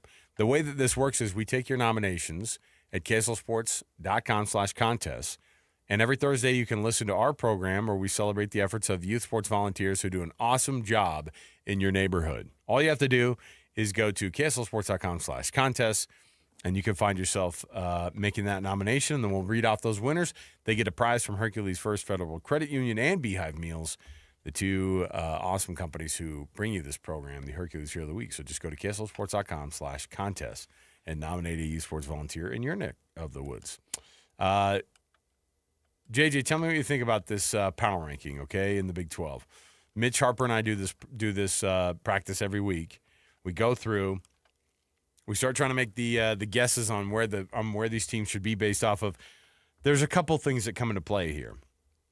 It's not just on the field play. I mean, it mostly is 99% of it, but like in the case of some of these teams, there's a vibe that some of these teams put off. Mm-hmm. It's not just losing. Sometimes it's like, oh, not only are we not winning, we're kind of losers right now. And so I'll start from the power rankings here that Mitch and I put together, and we actually docked. So Oklahoma State was 15 ahead of UCF, and they went down to 16. You say, well, they won last week, right? They beat UT Martin. Great. Haas Haney during that got injured, okay? And then, honestly, we were affected a lot by the Mike Gundy still trying to pull the old man Gundy thing. It really did affect us yesterday. That you already knew, though. Yeah, but when he came out and goes, I think programs should be playing each other, they have lack budgets. And you're like, what are we talking about? Yeah, well, and then drop down to FCS, buddy. I mean, you had no problem paying. You're more than welcome to leave the Big 12 and go join a Group of 5 conference. You had no problem Go play in the new Pac-12. You are a state. Oh, yeah, you know what? They'd fit in really well. They're looking for more states over there. Drop down. Go ahead, Mr. Gundy. So we put them down to 16. Not that I think that Oklahoma State is that much better. Although I will say, Haas Haney going down, immediately they took a massive step backward. Their offense was terrible last year, and it might be exactly right there again now that Haas Haney went down. Yeah. Because he was doing okay. Now, UCF, they're still at 15. Scott Frost is not going to turn this ship around that quickly. All right? So there needs to be some patience there. So we put them at 15. Even though they got the win over Jacksonville State. By a touchdown? By 1 touchdown, 17-10. Yeah, what? Oh, man, they ran away with this one. Their quarterback got injured too. Yeah, and I think that Cam Fancher being out is not going to be something that's good for Scott Frost or his guys. Now, Colorado we put down to 13. I will say that these lists that we make, especially in these first couple of weeks, there could be massive swings. You know what I mean? Colorado going to 0-1 after losing to Georgia Tech. That was a team that played one of the better programs Power 4 programs that were actually being played over the weekend with the Big 12 teams. It's just that I don't know if they're going to be back on offense. Their defense has gotten better, but I just don't know if they're going to be able to move the football very well. They certainly didn't look that capable. We put Kansas State at 12. Now, again, big swings week to week. Do I think that Kansas State is better than West Virginia and Arizona and Houston? Like, overall, I think that you're probably going to see that. But not yet, because as it is, they lost in their opener in Dublin, and then they had a family fight in the street, and then it turned into a 3 or 4-point win over FCS North Dakota at your place. That's not good. Needed a late touchdown to escape. And Avery Johnson looks good, and the rest of the team does not. It's really weird. It wasn't North Dakota State. It was North Dakota. Yeah. You don't get bonus points for it being the best team in the FCS. That was not the case. Right. But you see what I'm saying? Like I feel like they're going to turn some things around because Avery Johnson is still good. He's not the problem right Chris now. Kleiman's a good coach, but man, their offensive line is poo-poo. They're not good. Well, since when is they're not physical enough? Right. Since when has a Kansas State team ever been known for not being physical enough anywhere? And really, their defense kind of got pushed around, and they have a couple of the best linebackers in the entire conference. So they gave up 252 passing yards to an FCS opponent. No, you can't do it. Not great. West Virginia 11. I'm coming around a little bit on Rich Rod. We'll see how that. Just because, not because they played. I think you guys were way too generous with West Virginia. So now, Houston. Where would you put West Virginia then? I would have swapped them with Cincinnati. Cincinnati almost beat a Nebraska team that's getting votes in the polls. I know, but Mitch and I both agreed that Nebraska doesn't look that sharp either. Like, I don't think Nebraska's that good. I wouldn't argue that either, but if you're looking at how they performed against opponents, I mean, you kick around Robert Morris, good for you, but are we still sold that West Virginia is going to be any good this year? I don't think so. This might be the highest that they're ranked in the entire year on the power ranking. But however, I get it. It's fair, but I do think Cincinnati's a better team than West Virginia. Now, a team that shot up a few spots this week was Arizona blowing out Hawaii. I think Mitch and I think a lot of people who are watching this are kind of going, all right, I'm going to stay apprehensive to totally put them at the very bottom, but I'm definitely not putting Arizona very, very high up yet until we see massive changes to what is going to happen. We put them up a few spots because you saw them come out of the gates, and they've changed their offensive coordinator. They've made some things happen. And I think Noah Fafita still is a really talented kid. If you put him at 9, I would have been okay with it because Noah Fafita is great, and you think they dominated Hawaii. And they dominated. I know you think Houston. Here's my thing about Houston. Now, they were 11th last week. Still not buying Houston. I don't know if I buy them long term, but I do think that Willie Fritz's guys are in a better spot than some of these other programs. I think that Houston has as many athletes on that roster and have not turned a lot of things around yet. Now, they don't have a quarterback necessarily yet. All right, Connor Wegman, I'm not sure. He's a better quarterback situation than they had last year. I'm kind of crossing my fingers here, and they shut out Stephen F. Austin. I know that's Stephen F. Austin, but they shut him out. It's kind of nice. We'll see. Baylor, we have at 8. Would you put them a little bit higher or lower? No, I think because of I thought I was disappointed in Baylor this week. I was kind of bummed, yeah. For Sawyer Robertson to put up those kind of numbers, but for your defense not to show up was really concerning to me. I know they had an injury to one of their best linemen, but still, you give up 38 points to Auburn. I was disappointed in Baylor, and if you had put Baylor below Arizona this week, kind of like you're punishing Kansas State, I'd have been okay with that because I expected a lot more out of Baylor in that matchup. I thought they were going to win the game. Here's the thing. They didn't come close. Here's the thing. They are in real jeopardy here of going 0-2 because they go to SMU this weekend. Now, they could completely turn the narrative around if they go to Dallas and beat SMU at their place. Not that SMU's awesome, but what SMU is ranked 17th right now in the AP poll. If Baylor goes in, they could absolutely blow out they could blow out SMU. And if they blow out SMU and if Sawyer Robertson has a 400, then I'm back. Then I think we put them kind of right back to where they should be. You and I both are high on this Baylor team. It was not a great performance. 8 could be the very lowest we see them this year. I certainly don't want to see them keep going down that list because I think Baylor's a really, really good team. And I really like Dave Aranda. I don't want that dude to lose his job because I think he's good. But, man, if you go 0-2 and then you play Samford the week after, you're going to be forgotten for a little bit until you then have to play Arizona State and Oklahoma State and Kansas State and TCU. And if you don't rattle off some wins in a row there, then there's going to be a real problem. So that was kind of the reason we'd put them there. Going up to Kansas after this, I think we could have probably put Kansas up a little bit higher, but I just don't know yet. I think Kansas, I'm still a little bit nervous about putting them too far. I need to see that against a better opponent. Yeah, and they're one of the only 2-0 teams in the country, right? Fresno State does not count. Neither does Wagner. No, but I mean the Seahawks did score a touchdown on Kansas, so we'll see. I don't know.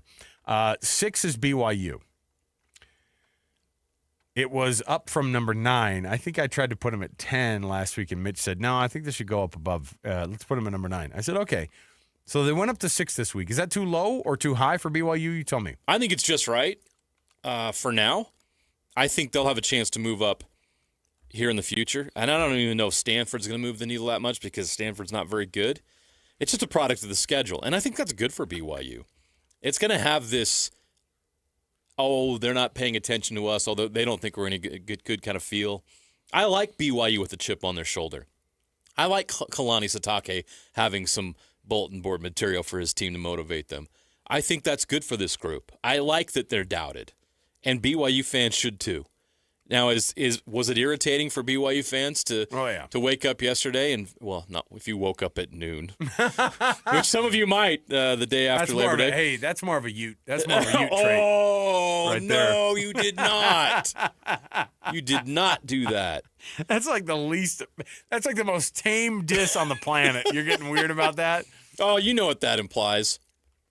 I got you. Anyway, BYU fan was probably a little ticked off when they saw the polls, and they didn't move, and Utah did. And you got to understand, you played Portland opponents. State. Yeah, play bigger opponents. You put it on the schedule. You did everything you could in that game.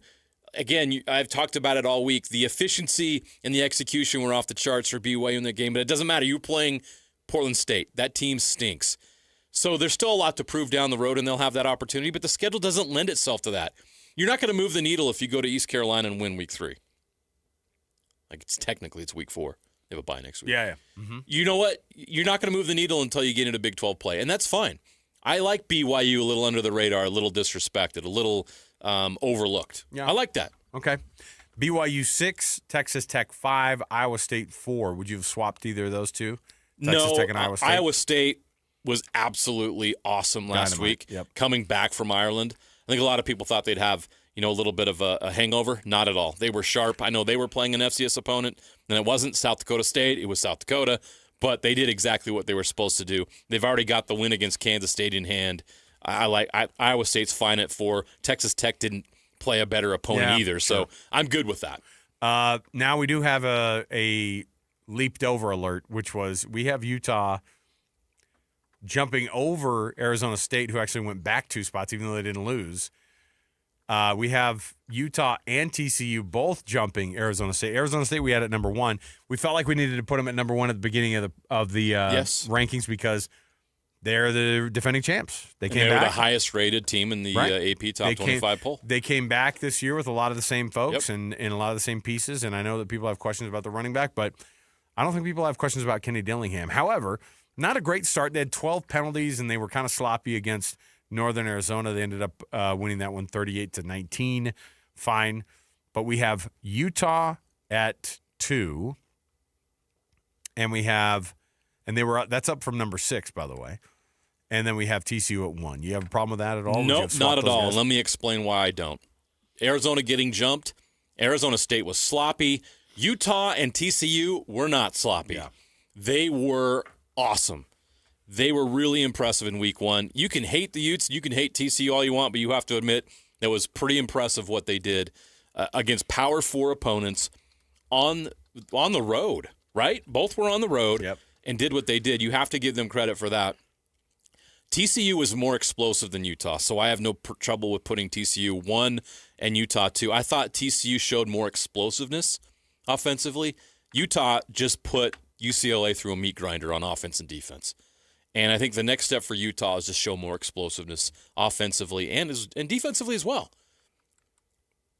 I agree. I think that's why all the things came into kind of the way that we put it was, yeah, it was a road game for Utah, but I think when 30,000 people at the Rose Bowl, it's not really a hostile environment. And half of them are Utah fans. So I don't look at it like, oh, they hit the road and they won. I look at it like, you know what, awesome start. Let's put them at number 2. We'll see further down the line how this thing goes. We'll find out in 2 weeks who they are. Yeah. And you know what? Are these two teams playing each other this year, by the way?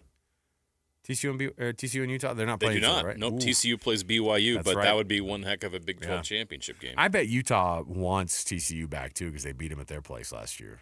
Utah got beat at home. That's correct. By TCU after TCU only scored 13 points. Utah got beat by a lot of teams at home last year. Boo. Which wasn't good. I mean, I didn't want to say it, but yeah. I'll say it. Let's take a break. We'll come back. We've got a top 10 next. It has to do with quarterbacks. It has to do with career touchdowns. So stay right here. More to go. 97.5, the KSL Sports Zone. And now, a look at traffic from the KSL Traffic Center. It's getting plugged up in Lehigh, exiting I-15 and going west toward Redwood Road. Pioneer Crossing also typically slow westbound, heading over to Saratoga Springs. In Salt Lake County, southbound I-15 is also rolling slow from 53rd South and Murray all the way down to the Bangerter exit.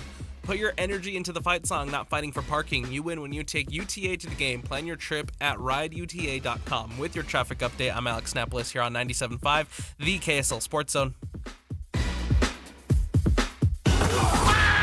It's game week for the Utes, and the KSL Sports Zone is getting you ready for kickoff.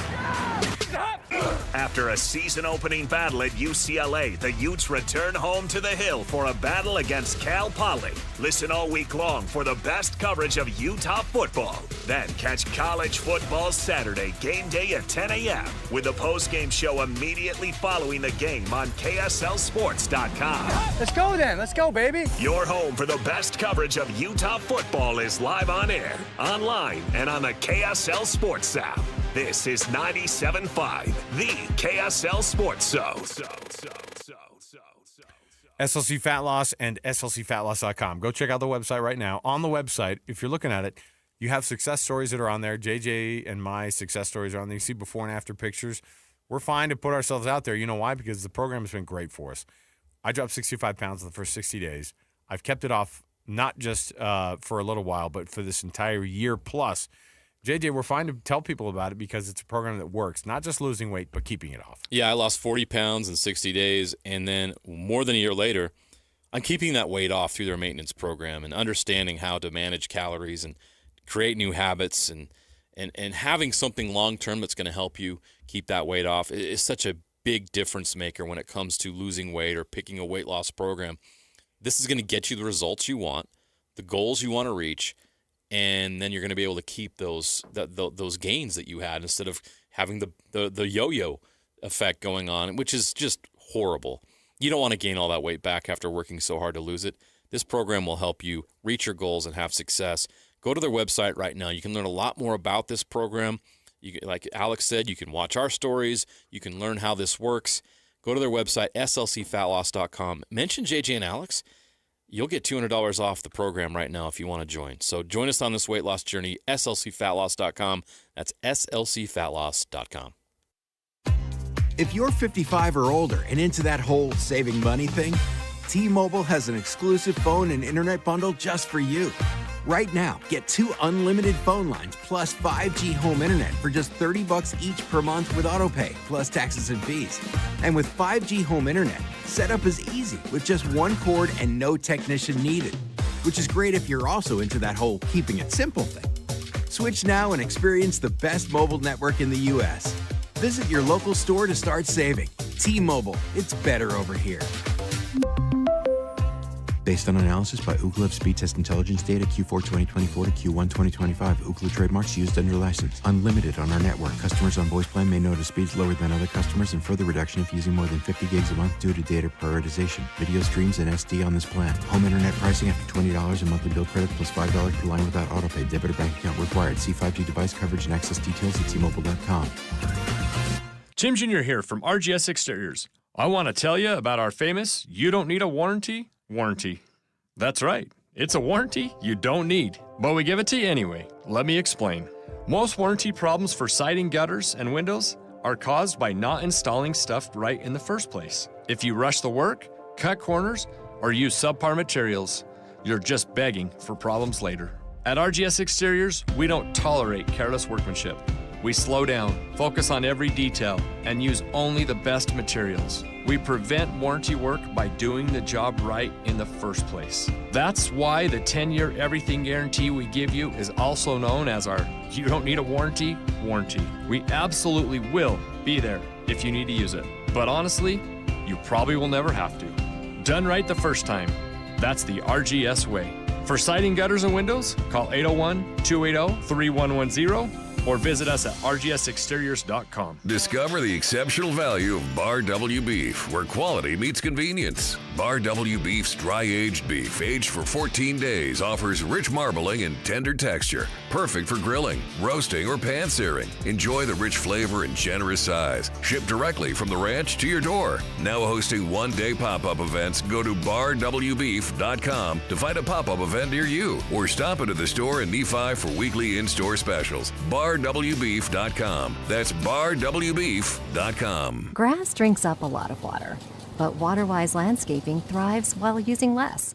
Visit slowtheflow.org to learn how to replace your grass and earn cash incentives. Save water, save money, and design a yard that works for Utah. UCCU, proud sponsor of Game Night Live. Celebrate 6 Salt Lake Valley UCCU branches. Enter to win a Jeep. UCCU, love where you bank. 3, 2, 1. This is your Utes at 50 update. 158! Presented by Kenny J's Barbecue on 97.5, the KSL Sports Zone.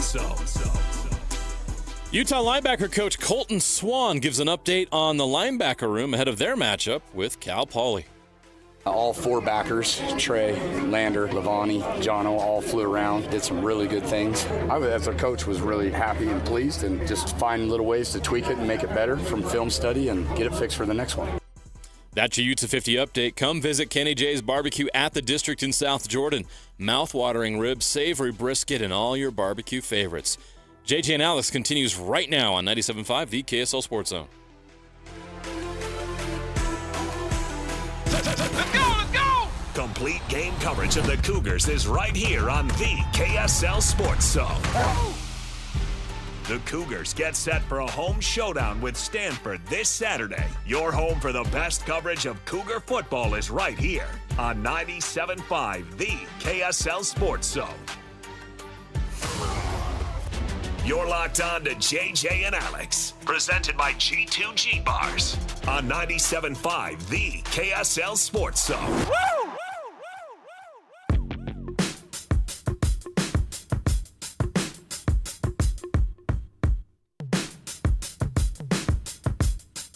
Yeah, I'm out at Brooklyn. Now I'm down in Tribeca, right next to the Narrow, but I'll be hood forever. I think this might be the most difficult top 10 that we've ever put together.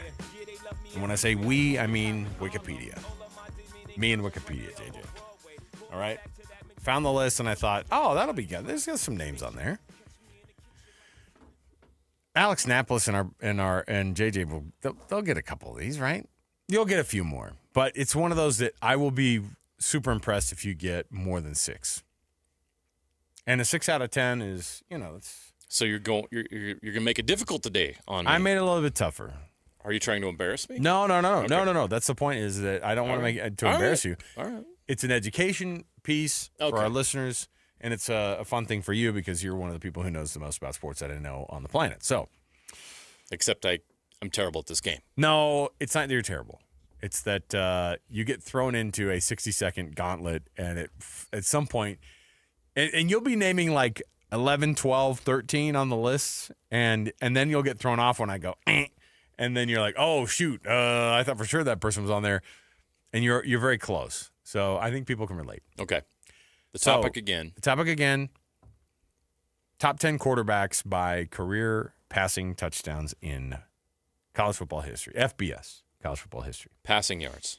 Passing touchdowns. Passing touchdowns, okay. Yes. Most touchdowns thrown in a career, ever. So 60 seconds on the clock.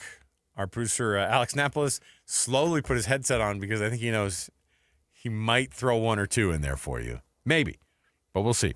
On your mark, get set, go. Ty Detmer, Andre Ware, Ding. David Klingler. How many Texas Tech quarterbacks can we name? One. Patrick Mahomes. No, sorry, two. Ding. Oh, man. Cliff Kingsbury? Oh, man. Who are the other ones? Just get off Peyton Manning. Get off of Texas Tech. Oh, man. Who are the record setters? Who put up big numbers? Oh, man. One guy just got done Shedeur playing. Sanders. One guy just got done playing for like Jackson Dart. Forever. Forever guy. Yeah. Oh, man. Dylan Gabriel. Oregon forever guy. Ding. Got it. Dang. Glad I got that hint. Who else am I missing? Oh, gosh. Caleb Williams didn't play long enough. Did he say Baker? Baker Mayfield. Ding. Johnny Manziel didn't play long enough. Who are the other quarterbacks? Don't forget Kellen Moore. Kellen Moore. Oh, no. Ding. Yeah, you're right. Joe Burrow. Okay, we're done. Can I sneak in Sam Hartman? I know it's over. I'll give you Sam Hartman so you guys can get over one. the. That's good. Okay, so there you go. All right, so he played forever. First of all, this is why. Yeah, he did, and he has like multiple slides, like Wake Forest and Notre Dame. And you don't think of Sam Hartman throwing the most touchdowns ever because this is one of these. The tough thing about a list like this is you've got a couple COVID guys on there, right? Dylan Gabriel's tied for first all time. All right. And I think the interesting thing about this is that it's funny because the people that are on the list are kind of all right. So Usually. tied for the offense. Tied for 10th is Aaron Murray from Georgia. What? I know. Like the last. How am I coming up with that? I know. And he had the same amount of touchdowns that Ty Detmer threw in his career. So wild. Landry Jones, Oklahoma. Really? Baker Mayfield, Oklahoma. Let me see here. Rakeem Cato. No one thinks of what? The Marshall's Thundering Herds. Rakeem Cato. I know. That's what I'm saying. Colt Brennan. Oh, yeah. Threw for 131 Hawaii. touchdowns at Hawaii. That's right. Sam Hartman, 134 at Wake Forest and at Notre Dame. And at North Carolina, right? Where else did he play? Maybe not. Maybe not. No, it's Sam Howell. Sorry. No. So, yeah. Wake Forest and Notre Dame. Graham Harrell, Kellen Moore. So, Kellen Moore was 143, by the way. He's number 3 all time. And then tied for first. Graham Harrell was the other Texas Tech quarterback I was trying to remember. I could not get there. Yeah. You named all the other ones. That's why I'm knew frustrated because I knew there was one. I just couldn't remember his dang name. There's a lot of them. Dylan Gabriel and Case Keenum. Case Keenum is the number 1 overall ever. That's right, Houston. From Houston at 155 career touchdowns thrown. So you guys ended up with 6 after the late ad of. So if you're grading on the curve, we did all right. Yeah, not bad. All right, not we'll bad. Take it. What was it? It was who got. Well, anyway, okay. Joining us in the studio now is Ryan from the Dish Pros. Ryan, if people are listening right now, we know what the Dish Pros can do for people from the television watching perspective. There's tons of deals out there that you guys are going to do better on than anybody else. By the way, don't do the 800 number. No. Don't do the sheet that's passed around, the flyer in your neighborhood. Don't do it. Call an 801 number and get a human here in Utah to help you out at the Dish Pros. But if it's an internet option, I know there are people who are wrapped up right now maybe with a company that feels a little bit like a monopoly. And that's not the only option that's out there. You can help people not just have great speed on the internet, but a way better option for a lot cheaper. Yeah, and it's crazy how many options there are, especially in the Utah area. So listen, if you call us up, we have a solution for everyone, guaranteed. That's something I can guarantee. But we have literally most of the times 4, 5, 6 options for most customers. And we're talking great products, good speed, and $20, $50 a month. If you're spending more than $60, $70 a month, and especially if your internet's glitchy or having problems, it's a simple thing to do, just to call us up and lower your bill and let us get you hooked up with that. But also take advantage of this fantastic deal we've got with Dish. I'm so excited about this. We've got the 2-year promotion, the 2-year price guarantee, and Dish has added an additional option where we can get you on their top package free for 3 months. Throw in the multi-sports pack and the best football channel ever, the NFL Red Zone, free for the season. Plus, also you can get the Sunday ticket at half price right now for new Dish customers. So that's another. If you're a football fan, which I'm sure most everybody is, and you want that Sunday ticket, this is the best deal. You're going to save truly thousands. And cable DirecTV customers, it's like it's so easy. Like if you call us up, it's not even close. The amount of money you're going to save is really going to probably be a few $1,000 over the next couple of years. And it's even cheaper than YouTube TV. So just call us up, get $100 cash back today. Got to write you a check if you call today and get set up. So this is the opportunity to make the switch. So it's Wednesday right now. We know what happens Sunday. Yes. It's the perfect time. Can you get people hooked up before then? Yes, absolutely. I can get next day install. We can get out and get you set up. So simple and easy. You just got to call us and let us work our magic and put some extra money back in your bank account. Now is the time. Do it before Sunday. Don't wait. You have to do it. And I'm telling you, too, ask them the questions about the internet. Mm-hmm. Ask them what they can do. Ask them about the $100 cash back. 801-424-DISH. That's 801-424-DISH. You've heard us giving that number out forever. You've heard Ryan giving that number out forever. But today it really, really matters. Let's get that $100 back in your pocket again. 801-424-DISH. That's 801-424-3474. Ryan, thanks, man. We'll chat with you in a few minutes. Ryan. We'll come back. We've got more to go. When we return, we've got to talk a little bit of Texas A&M Aggies football.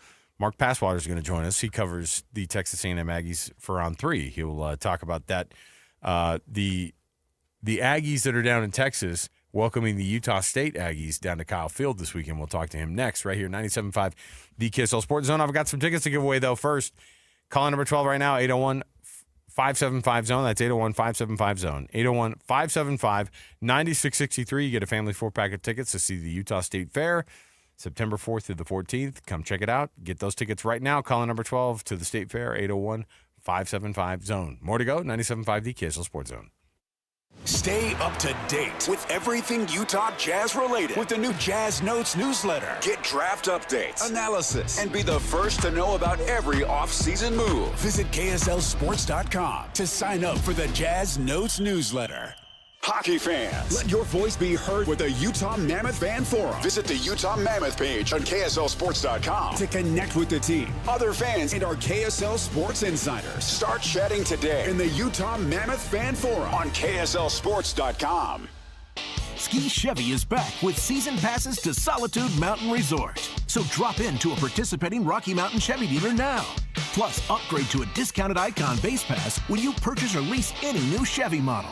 From powerful trucks like Silverado to our versatile families of SUVs. Retail value per pass is $999. Offer valid while supplies last or until 10/31/25. See participating dealer for complete redemption details, vehicle eligibility, and restrictions. See your Rocky Mountain Chevy dealers today. Be advised, this is your opportunity to save up to 40 to 80% on a hot tub or swim spa. This weekend only, Friday through Sunday, Mountain America Expo Center, Sandy. Be advised, this is your opportunity to save up to 40 to 80% on a hot tub or swim spa. This weekend only, Friday through Sunday, Mountain America Expo Center, Sandy. 18-month interest-free financing. Our factories have demanded we sell 1,000 hot tubs and swim spas this weekend. Mountain America Expo Center, Sandy. Huge factory incentives, factory rebates, this weekend only. Mountain America Expo Center, Sandy. We can remove your old hot tub. Free delivery of your new hot tub. Hot tub starting at $2,999. Mountain America Expo Center, Sandy. Free delivery of your new hot tub. Just relax and enjoy. Mountain America Expo Center, Sandy. Friday, 2 p.m. to 8 p.m. Saturday, 10 a.m. to 8 p.m. Sunday, 10 a.m. to 6 p.m. Free admission, free parking, free delivery. Mountain America Expo Center, Sandy. Call 833-SPA-SALE or visit hottubandSwimSpaSale.com. Mint is still $15 a month for premium wireless. And if you haven't made the switch yet, here are 15 reasons why you should. 1, it's $15 a month. 2, seriously, it's $15 a month. 3, no big contracts. 4, I use it. 5, my mom uses it. Are you playing me off? That's what's happening, right? Okay. Visit mintmobile.com/radio. Upfront payment of $45 for 3-month plan. $15 per month equivalent required. New customer offer first 3 months only. Then full price plan options available. Taxes and fees extra. See mintmobile.com. Wow, it's so good to finally be back home. Is it me or is it musty? Oh, damp. Check the bathroom. Damp! The basement? Damp! Wait! Yeah? I'm ordering damp bread! So we don't have to move? Eliminate damp, musty smells by trapping excess moisture. Get rid of the damp with Damp Rid. In today's digital world, outdated technology can slow you down. Les Olson IT is your business partner with top-tier office technology. From copiers, advanced IT, hardware, and security services. More than products, they're your partner. Les Olson IT. The KSL Sports Zone and Hercules Credit Union are highlighting people that impact youth sports. Nominate the youth sports volunteer you know for the Hercules Hero of the Week at KSLSports.com. Broadcasting from the Mountain Home Services Studio, this is 97.5 KZNS FM Colbert, 1280 KZNS AM Salt Lake City, and 102.7 KSL FM HD2 Salt Lake City Midvale. This is 97.5, the KSL Sports Zone. Nobody gets you ready for Utah football more than the KSL Sports Zone. Ready? It's the home opener for the Utes as they battle Cal Poly in Rice-Eccles Stadium. Your home for the best coverage of Utah football is right here on 97.5 the KSL Sports Zone. You're locked on to JJ and Alex, presented by G2G Bars on 97.5 the KSL Sports Zone.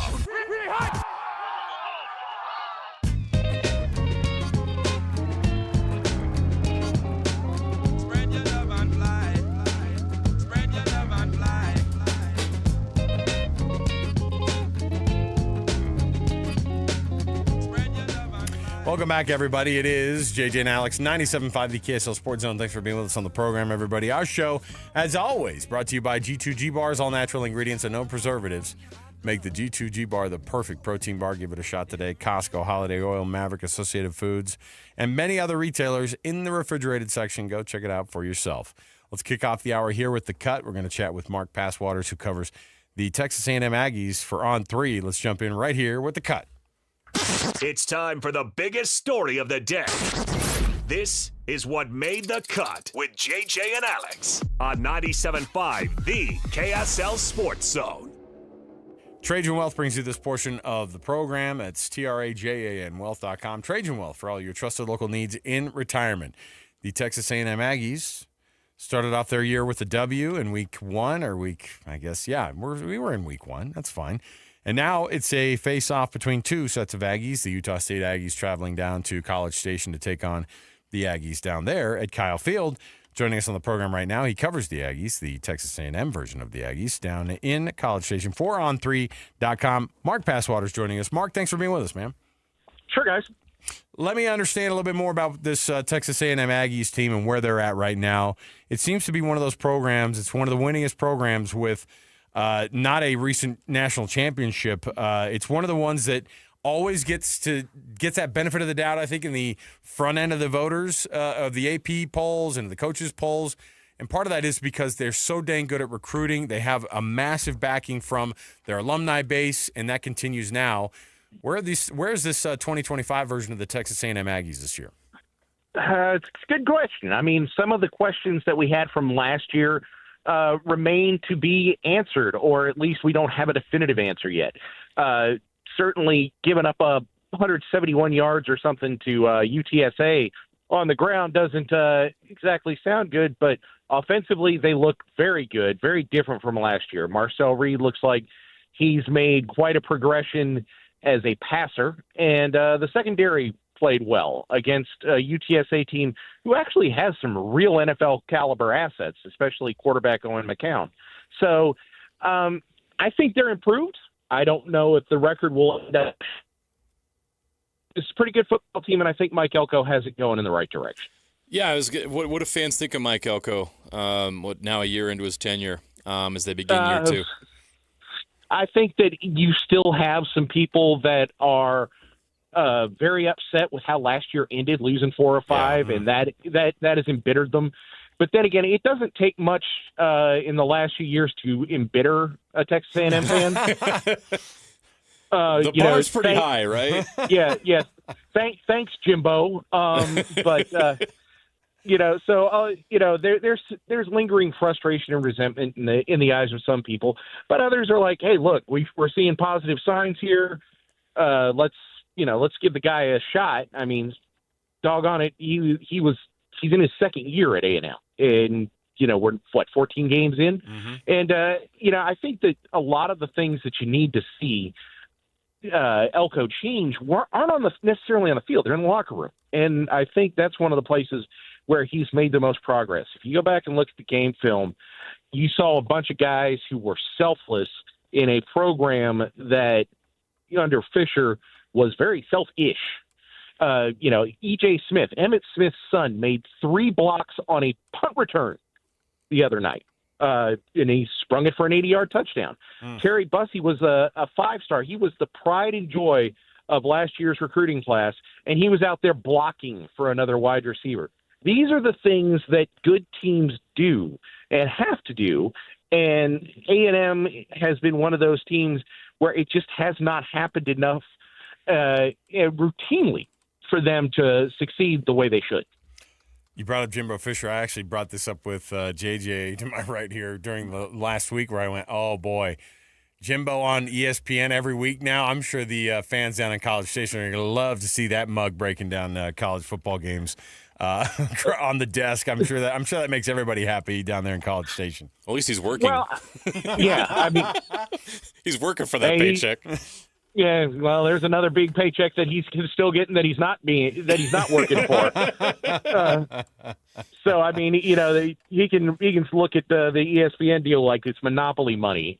So that's one other thing that the athletic department has to deal with. Well, I'm looking at these. I'm looking at Texas A&M's schedule, and it goes without saying that these. UTSA is not. I don't think it's a program that people need to look at like it's some sub FCS program. UTSA's, I think, gotten a lot of things rolling over the past few years down there that I think makes them kind of dangerous because people overlook them, obviously. But that SEC schedule is brutal. Plus, you add Notre Dame onto it, going to Notre Dame Stadium this year. It's a lot for Texas A&M to do, but this is what they're asked of, not just in the SEC, but as a team that every year people are looking at and saying, I think you need to be in the college football playoff with how much this team spends, with how big their roster is, or how many stars are on that roster. Yeah, I think that, getting to the CFP is something that Elko certainly anticipates doing, if not this year, pretty shortly. But the trick is, you're talking about a program that in 2020 should have been in the CFP, basically proved that by winning the Orange Bowl when Notre Dame got clocked and Ohio State had no business being there against Alabama. So then, Jimbo kind of let things get out of control and it spiraled. But this team has the ability to get there. They have the star power to get there. It's just whether or not you can get this bunch of individuals into a cohesive unit that want to play for one another.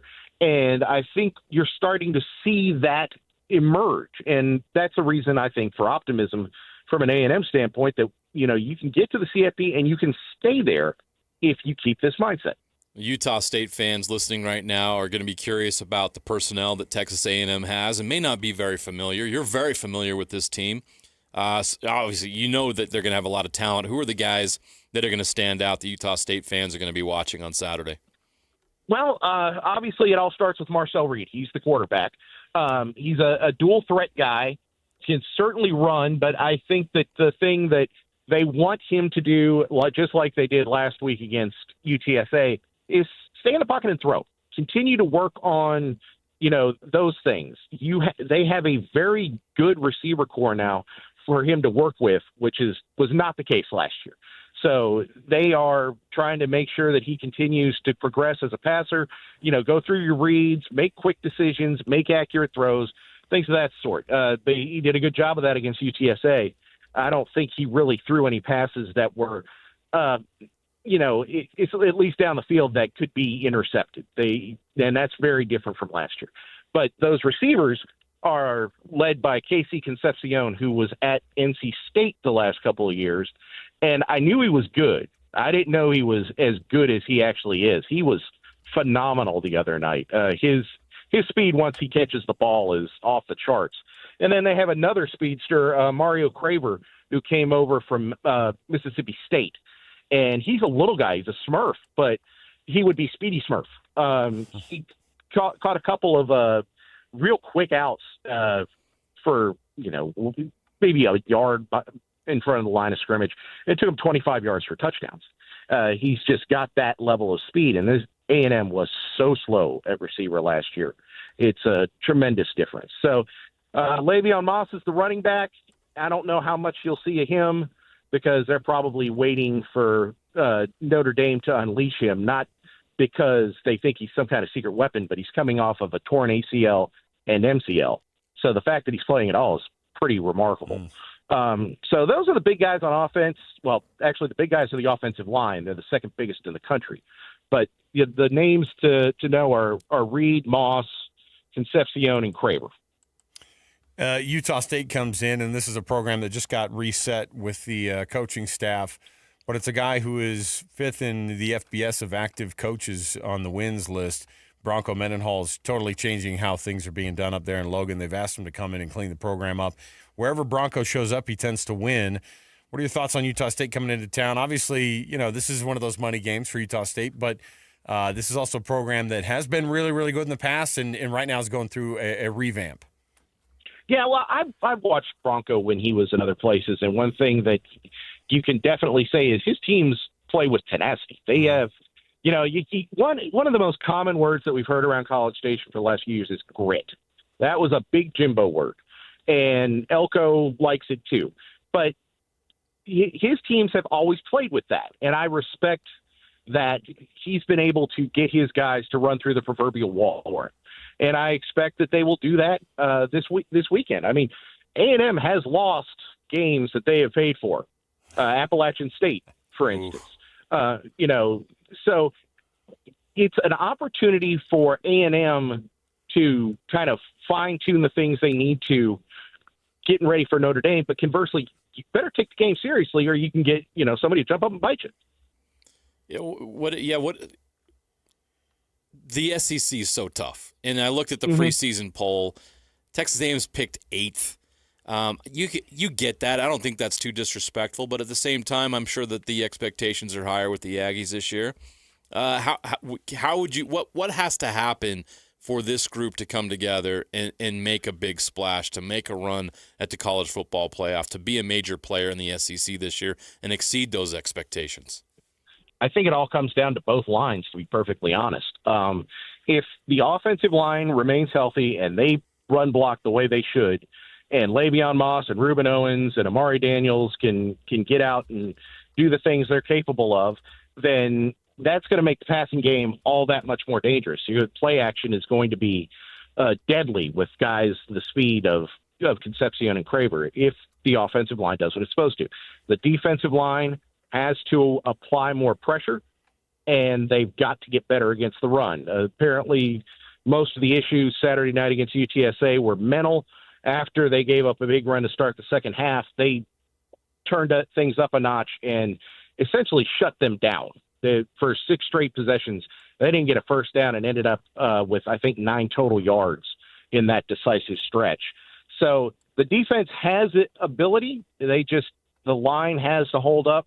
They've got to be better against the run, and guys like Cassius Howell, who people don't really know but probably should, need to be able to apply pressure in non-blitz situations. How has the roster limitations affected the 12th man at Texas A&M? Is that been an issue? I've always wondered how are they going to work that? I guess if you have the walk-ons and you still play them, it's still. Well, I mean, I grew up in the state of Texas, so when I was a kid, I was always like, that is wild that they field these guys, and it was still one of the coolest traditions. I would assume they'd never have that thing go away. Oh no, that is sacrosanct. You're not touching the 12th man. And actually, the 12th man kickoff team made an appearance against UTSA, and the 12th man made the tackle. I love it. Yeah, I mean, it was great. But with roster limitations, they will have guys grandfathered in. So for the next few years, I mean, Nana Bose-Owusu is the guy that is the 12th man right now, and he's got another season at least, I think. So there's your 12th man through 2026. And I'm sure they'll find a guy or two that, fit the bill. And, they have had guys on scholarship do it before. Calling Gillespie, probably the most legendary of the recent 12th men, was actually on scholarship. I want to see. It's done. not just scholarship. I want to see the first 12th man with like a 7-figure NIL deal. That's gonna be when we hit driving real a Cadillac. Peak. Yeah, man. You laugh. I wouldn't be surprised. We've seen it all. We've seen it all already. Don't forget, Buc-ee's is Aggie owned and operated. Hey, and Utah just announced its first location is going to open up here in Utah soon. So we're excited about bringing that one to town too. So this is all coming full circle here. Aggies versus Aggies this weekend. Texas A&M and Utah State facing off. Mark Passwaters, he covers Texas A&M 4-on-3. We appreciate you joining us, Mark. Appreciate it, man. And we'll chat with you again. All right, take care, guys. Thanks, Mark. NIL, imagine getting that Buc-ee's money. Woo! The 12th man getting Buc-ee's money. 12th man goes, that's why I appreciate beef jerky from Buc-ee's. That's right. And everything else they sell in that gigantic place. You know what, though, is crazy? Is if they did a commercial for Buc-ee's down in Texas and the guys wearing, and there's a dude wearing the 12th man jersey. Now, you would have a lot of hate from the Texas fans, but it would still go pretty far. The 12th man's pretty respected. Right. Pretty respected. Even Texas fans got to appreciate it, right? Dude, R.C. Slocum, when I was a kid, R.C. Slocum had that program going, man, and it was... It was the last time they had it going, honestly. Right? Consistently? Oh. When did Jimbo Fisher... No. Who was before Jimbo?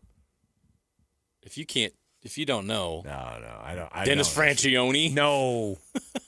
Please no. All right. I'll do some research. We'll come back after the break. Please don't. The 12th man brought to you by Buc-ee's. Could you imagine? I love it. All right. Joining us in studio right now, Ryan from the Dish Pros helping us out today. Not just helping us. He's here saving you money, you guys. He's here paying you money.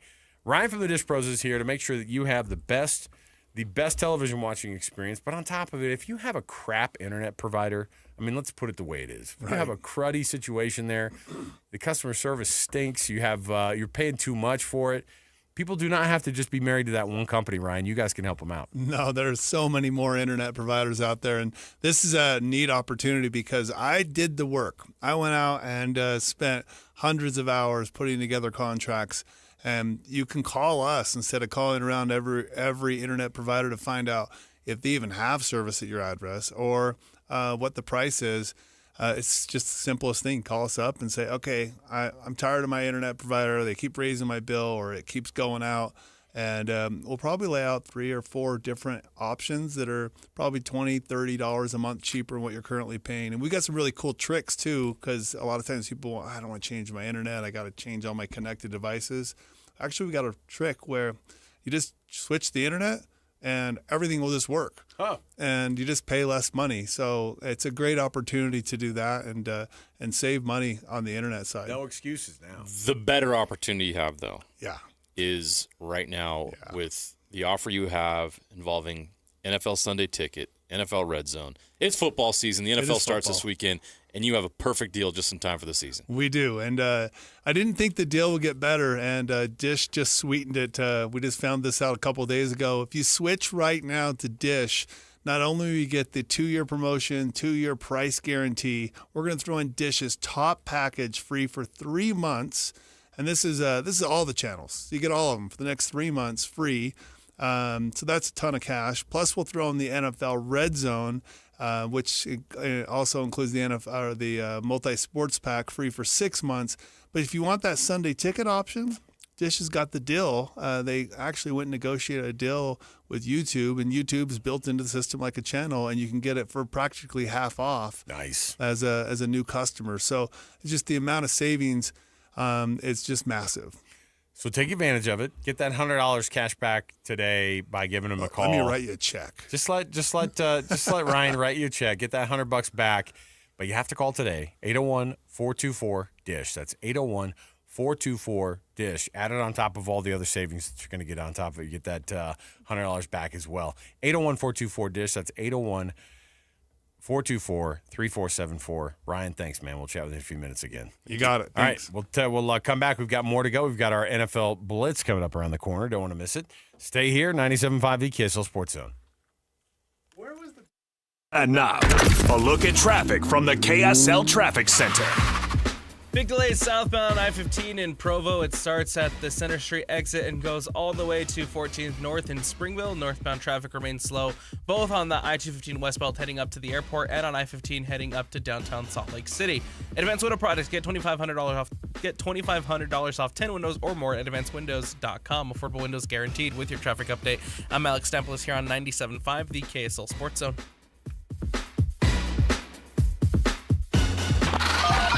This is DJ and PK. Here we go again.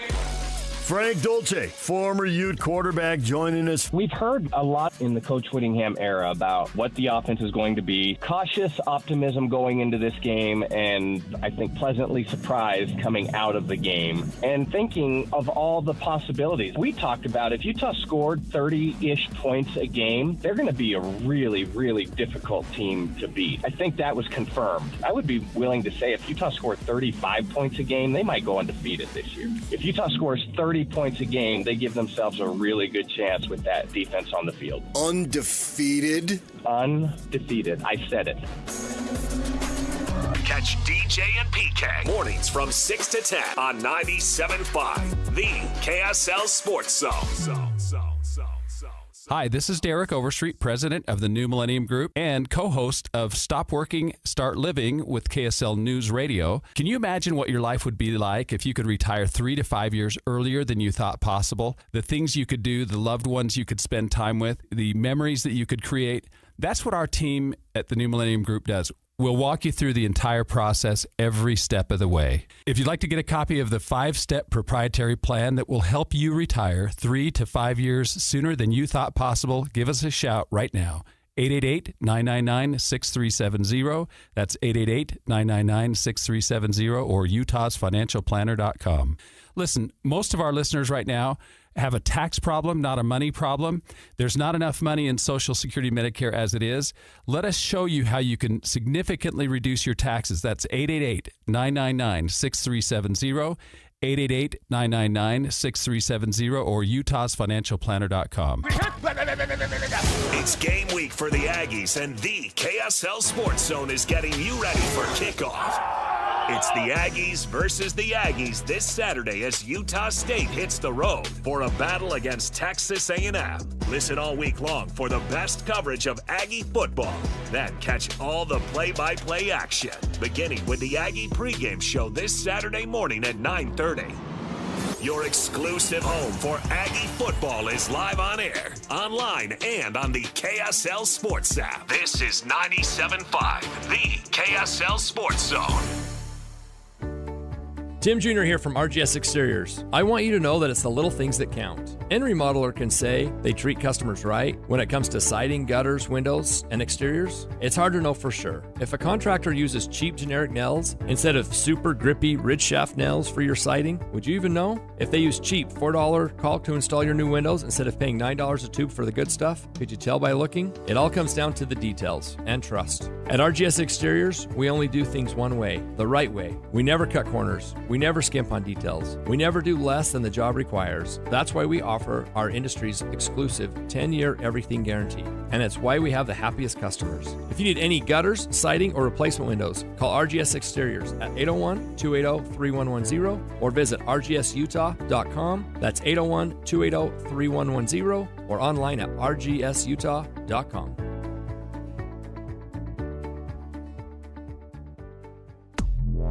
This is Jake Scott and Ben Anderson. I thought both schools, honestly, were going to be in the top 25 given where they were receiving votes in the initial poll and how many teams were slotted to fall out. But the Utes climb in. The Cougs do not. It's the value of being on Fox. I actually think Utah got a bit of the shaft only getting in at number 25, and they certainly got the shaft in the coaches poll by not getting in at all. What I think got them in is because they ragdolled a Big Ten team. That 10-minute drive was one of the greatest drives I've ever seen. And it's inconsequential because it's the first game and UCLA might win 4 games. They're terrible. But that was so impressive. That was such a plant your flag. Kyle Whittingham, Utah is back. I mean, that was punishing. That was an awesome, awesome drive. And everybody did their jobs other than the holding call on the very first play of the drive that set it up at 1st and 20 that was so amazing about him. Hear Jake Scott and Ben Anderson every day from 10 to noon on 97.5 The KSL Sports Zone. Ski Chevy is back with season passes to Solitude Mountain Resort. So drop into a participating Rocky Mountain Chevy dealer now. Plus, upgrade to a discounted Icon base pass when you purchase or lease any new Chevy model.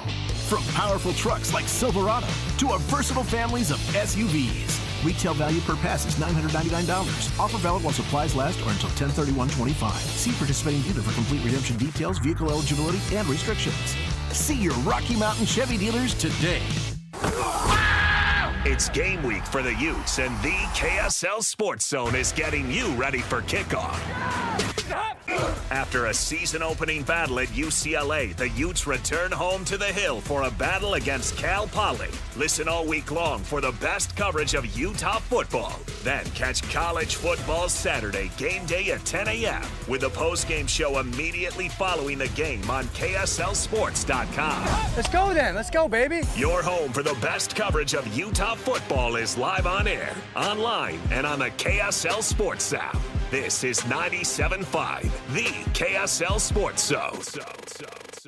It all started with a commitment to comfort. Gillette Heating and Air is proud to be Utah County's go-to team for expert HVAC and plumbing solutions. Need a repair, upgrade, or seasonal tune-up? Don't let cost hold you back. With 0% financing available, it's easy to get the work done now and pay later. Plus, save $100 on any repair over $500 and keep your system running strong with a professional tune-up before the heat hits. Visit GilletteHVAC.com or call 385-GET-COOL to book today. Homegrown service pros, financing made simple, comfort made easy. Carrier, turn to the experts. A Carrier factory authorized dealer. Hey, this is Chris from JCW's. If anything rivals our burgers, it's our bacon. It makes the perfect combination with our guacamole, jalapeno, or our hickory barbecue burgers. JCW's, quality and a lot of it. This is your Cougars at 30 update. Presented by Kenny J's Barbecue on 97.5, the KSL Sports Zone.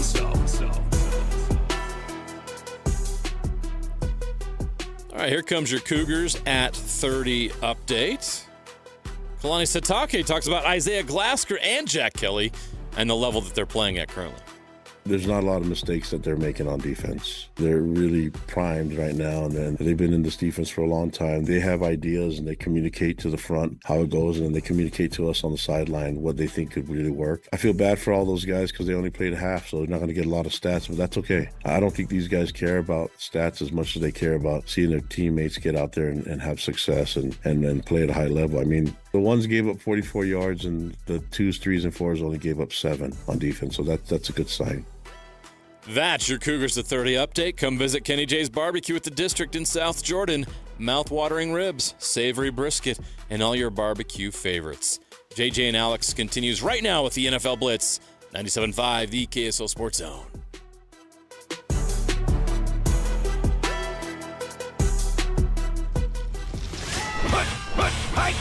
All the latest news and notes from the league and the locals in the NFL. JJ and Alex bring you the NFL Blitz on 97.5, the KSL Sports Zone.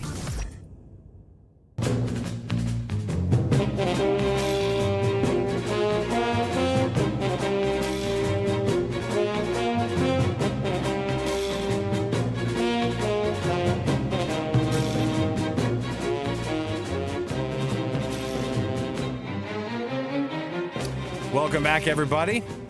97.5 the KSL Sports Zone. Alex Curie, Jeremiah Jensen. Thanks for hanging out with us on a Wednesday. We gave away our Win Ticket Wednesday tickets, right? Yes? Okay. All right. Well, guess what, though? I still want to remind you that tomorrow we're giving away Corn Bellies tickets in Spanish Fork. Don't miss the Sunflower Fest and Pumpkin Fest. It's going on right now through November 1st. Enjoy more than 1 million flowers that are in bloom right now.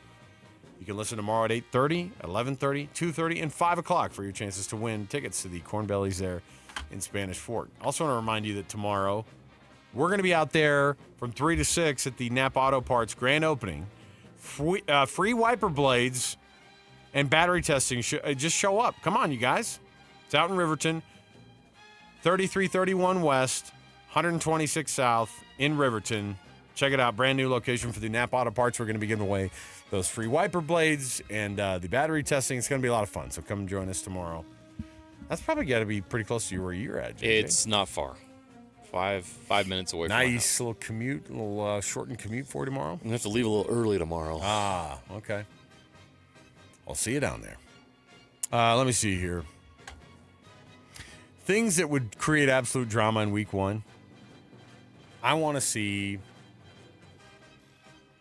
Aaron Rodgers show up to New York. And it's not because I like Aaron Rodgers. I do like the Steelers more than I like the Jets, though. And I want to see DK Metcalf go off, man. I want to see that guy score some touchdowns just to embarrass the heck out of the Jets. Now, they just had an injury to Vera Tucker, right? Their best offensive lineman. That guy, by the way, has had the worst freaking go in his career in terms of injuries, right? Like, he just has been injured and injured and injured. When did he get drafted? Like, back in 2021? Something like that? Out of USC, right? Yeah, he's a USC guy, and he's just been absolutely plagued by injuries, and he's a really, really good offensive lineman. So their best offensive lineman, highest-rated offensive lineman, he's out for a long time because of what they're calling a severe triceps injury, yeah. Yeah, this guy who already tore some muscle in his arm. Can you imagine tearing your tricep? No. That sounds terrible. Yeah, so it's a bummer for him, but I can't imagine you're going to lead the Jets to a victory with checks notes. Justin Fields is your quarterback. Yeah, no. So there's awkwardness all around. They swapped quarterbacks, right? So the Steelers and the where did Justin Fields play? Essentially, yeah. No, Justin Fields was at Pittsburgh. He was at Pittsburgh. Yeah, and then Aaron Rodgers obviously left the Jets to come to Pittsburgh. So there you go. Yeah. Listen, no one really wins here because I don't like Aaron Rodgers as a person. I don't have anything against Justin Fields. I don't like the Jets very much. I like the Jets less, or I hate the Jets more than I dislike Aaron Rodgers. So there you go. Is that about right? Does that sound? But here are upsets in week one of the NFL that could happen. This is according to the spread. Now, I was going to say. Some of these are like, that's an upset? But I get it. It's against the spread. The NFL and the NFL, there aren't big upsets anyway, right? Like that's just not, it's not really like, upsets. No, there's so much parity in the league. Yeah. Give me your thouts, though. I don't even care. When the Raiders beat anybody, that's an upset. I don't even care about whether or not the spread is. He just walked out of the room, didn't he? I was hoping that he was going to be there. The Raiders and the Patriots right off the bat. Who wins that one? I would think the Patriots at home, but that's why it's on this list. Is the Raiders come in 2.5-point dogs? I'm not sold on the Patriots yet. And I'm not sold on the Raiders either, but I do like the Pete Carroll factor is interesting, right? Geno Smith. Did they and who's there? Oh, and they got Ashton Jeanty. I kind of like this. I kind of like this Raiders group, man. And it's not like the weather's going to be a factor. No. I like the Raiders in this game. I won't like the Raiders for the rest of the season, but I like them today on Sunday. Now, the Steelers are favorites in this one. Can the Jets beat the 3-point spread? Yes. Okay. I don't know that the Pittsburgh Steelers are going to be an offensive juggernaut. I don't think that Rodgers is dynamic anymore. They don't, like you said, DK Metcalf's interesting. How is that connection game one between Rodgers and Metcalf? A couple of other weapons, but their running back core is very blue collar. I don't know that Pittsburgh's going to be explosive offensively, so I could see that game being close. Yes, I could see the Jets beating the spread and losing. By the way, so far, not very many good teams listed in these two matchups so far. Not yet. Here they come. San Francisco going to Seattle right out of the gates. A lot of people are high on the Seahawks. A lot of people are high on Sam Darnold. Why? I don't know why. I guess it's because he went 14-3 last year as a quarterback for the Vikings, kind of shockingly. So maybe they think, okay, but they've got some talent there in Seattle. We'll see. I don't know what's I know their running game's going to be pretty good. I mean, they do have Kenneth Walker III and Zach Charbonnet. I like both of those guys.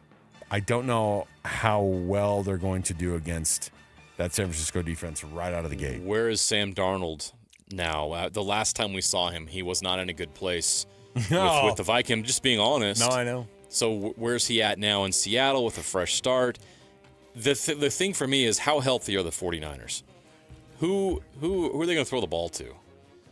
McCaffrey's back. George Kittle's there, but their receiver room is banged up. Debo Samuel's not there anymore. Who does Brock Purdy throw the ball to? That could swing things Seattle's way. I mean, look, week one, right out of the gates, you have conference matchups with the 49ers and the Seahawks. And then you've got also one that I think is very interesting. I mean, this could be an NFC championship matchup if things go the way that I think both these teams think that they could. The Detroit Lions going to Green Bay in week one, that's a big-time game in the first week of the season. Love it. Yeah. Is Micah Parsons going to be available to play? Oh. He actually does have somewhat of an injury that he's dealing with. Don't care. I just want him back for week 4. You know why. Come on. Jordan Love just had surgery a couple weeks ago, but he'll be back with his thumb. So Green Bay, I think everyone's high on them because of the trade and because of what they already have on their roster. But right out of the gate, that seems like an opportunity for the Lions where it's not going to be on the frozen tundra of Lambeau Field. It's thawed out. Oh, it is. So weather's not going to be a factor. We're checking. It's a perfect time of year for the Lions to go into Lambeau and get a win. I like the Lions week 1, but I think the Packers after that will be fine. Next up on our potential upset watch list, speaking of same division rivalries already getting started off here, can Chicago start the year off with a W against the Minnesota Vikings? It's only a 1.5 point spread. I know. I think it's kind of crazy. Maybe that's because I think that bettors and people who are looking at this, what on earth are you going to get out of J.J. McCarthy? Was he some dynamic, crazy passing quarterback in college? Nope. He missed all of last year with an injury. If you're going to give a quarterback edge to a team, it's going to be the Chicago Bears, which is wild considering that they have Caleb Williams, who hasn't done a dang thing. I don't think the Bears are going to make the playoffs, but I think they're going to win this game right out of the gate. I think in front of their own fans on Monday Night Football, they're going to be really motivated to prove a point. I think McCarthy could struggle in his first NFL start. I see the Bears stealing this one, but the Vikings end up being the better team down the line. And then finally, last one. No, that was it. That was final. That was the last one. That was fun. I know. Can you believe that division? This is a great week 1 matchup. I can't wait, man. I cannot wait. All right, we'll take the break here. We'll come back. When we return, we've got our best and worst of the day. Don't want to miss any of it. We'll chat with Ryan from the Dish Pros as well. Stay here, 97.5 KSL Sports Zone. And now, a look at traffic from the KSL Traffic Center. A crash is blocking the HOV lane on southbound I-15 in American Fork right before the 5th East exit, with delays back to 21st North in Lehigh. There's a rather long northbound stretch of slowing on I-15 in Salt Lake County, still from 33rd South up past downtown to the North Salt Lake area. Put your energy into the fight song, not fighting for parking. You win when you take UTA to the game. Plan your trip at rideuta.com. With your traffic update, I'm Alex Napolis here on 97.5, the KSL Sports Zone. It's game week for the Cougars, and the KSL Sports Zone is getting you ready for kickoff. It's back-to-back home games for the Cougars to start the season as BYU welcomes Stanford to LaVell Edwards Stadium this Saturday. Listen all week long for the best coverage of Cougar football and your chance to win tickets to the game. Then catch college football Saturday game day at 10 a.m. with the post-game show immediately following the game on KSLSports.com. Your home for the best coverage of BYU football is live on air, online, and on the KSL Sports app. This is 97.5, the KSL Sports Zone. SLC Fat Loss and SLCFatLoss.com. That's SaltLakeCityFatLoss.com. Go check out the website, and right there you're going to see a lot of success stories, people who are having success on the same program that JJ and I started over a year ago, April of 24, and I was able to drop 65 pounds on this program in the first 60 days, and I've been able to keep it off since then, and things are going great, man. I love it because the program has been something I've been able to maintain over the past year plus. How can you lose up to a pound of fat every day? Well, that's the secret that they've discovered. Their doctor-developed, easy-to-follow weight loss program will help you lose weight fast, naturally and safely by just eating healthy food. No drugs, no injections, no prepackaged meals, no bars or shakes, no crazy exercise plan. Their program helps reset your metabolism so you can lose weight quickly and keep the weight off for good with an easy-to-follow maintenance plan that includes ongoing personal support. You can have an app on your phone where you record everything. There's educational posts every day from the doctor on how you lose weight and how the science behind it works. So much stuff and so much information that's going to help you long-term keep the weight off. And that's what it's done for me. I lost 40 pounds in 60 days when I did the reduction phase in the program. And more than a year later, I'm keeping that weight off with their maintenance program. So this is going to help you reach your weight loss goals. If you're struggling, you've had a hard time finding something that works, give this a try. SLCFatLoss.com. That's SLCFatLoss.com. Go to their website, get the free consultation. If you want to join us on this weight loss journey, tell them JJ and Alex sent you. You're going to get $200 off the program. SLCFatLoss.com. That's SLCFatLoss.com. I'm Walker Kessler, and I play basketball for a living. So I know how important it is to have the support of a team you can trust. That's why I love UCCU. UCCU is more than a credit union. They're a true financial partner, a local team of experts your entire family can trust at every step of your financial journey. Just visit uccu.com and elevate your banking experience. Be advised, this is your opportunity to save up to 40 to 80% on a hot tub or swim spa. This weekend only, Friday through Sunday, Mountain America Expo Center, Sandy. Be advised, this is your opportunity to save up to 40 to 80% on a hot tub or swim spa. This weekend only, Friday through Sunday, Mountain America Expo Center, Sandy.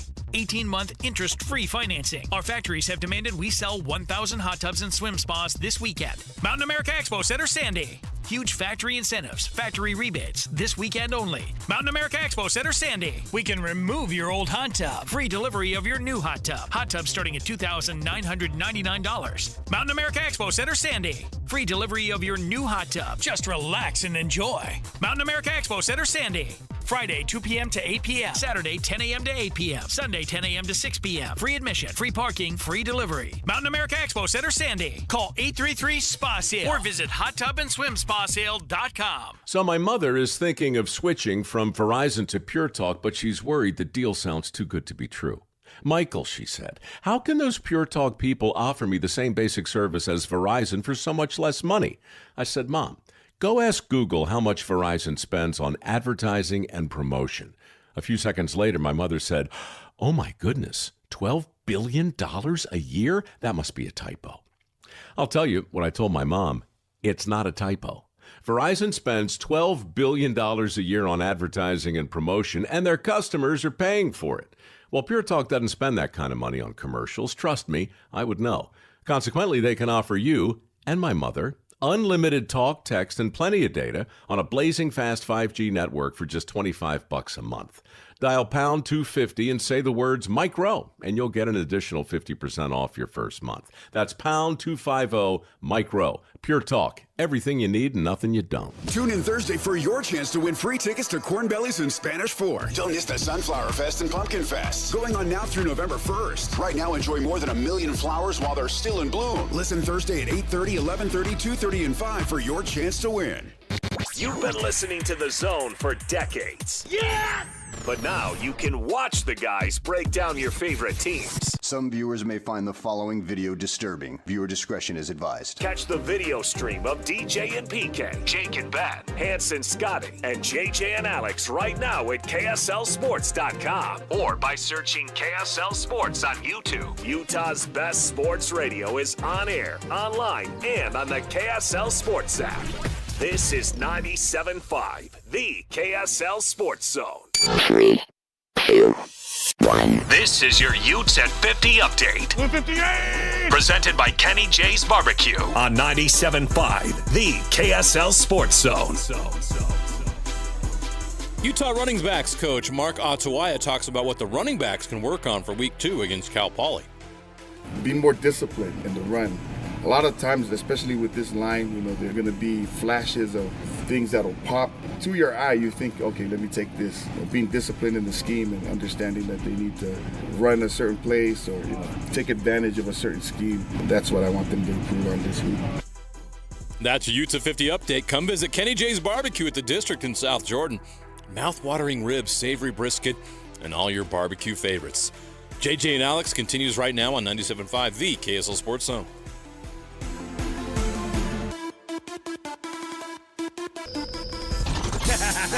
Wrapping up the hour with our picks for the best and worst moments on today's show. As JJ and Alex want to hear your best and worst of the day.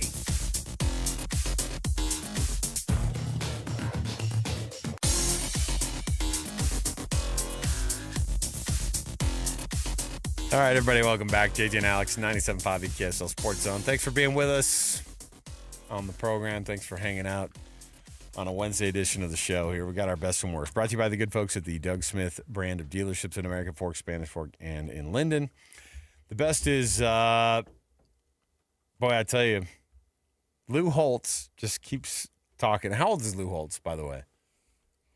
Still with us. I thought you were going to ask. You did. I thought you were going to ask. You knew I was going to ask you. You going to do it? Obviously, he's still with us, right? Yes, 88 years old. Hey, perfect, because he won a national championship in 1988. He turned 88 on January 6th.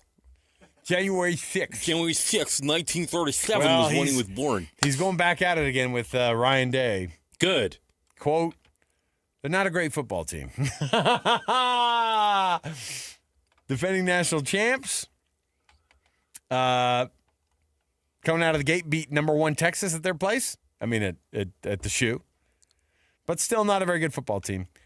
You remember me telling you I don't think Ohio State's a very good football team? Holt said in an interview.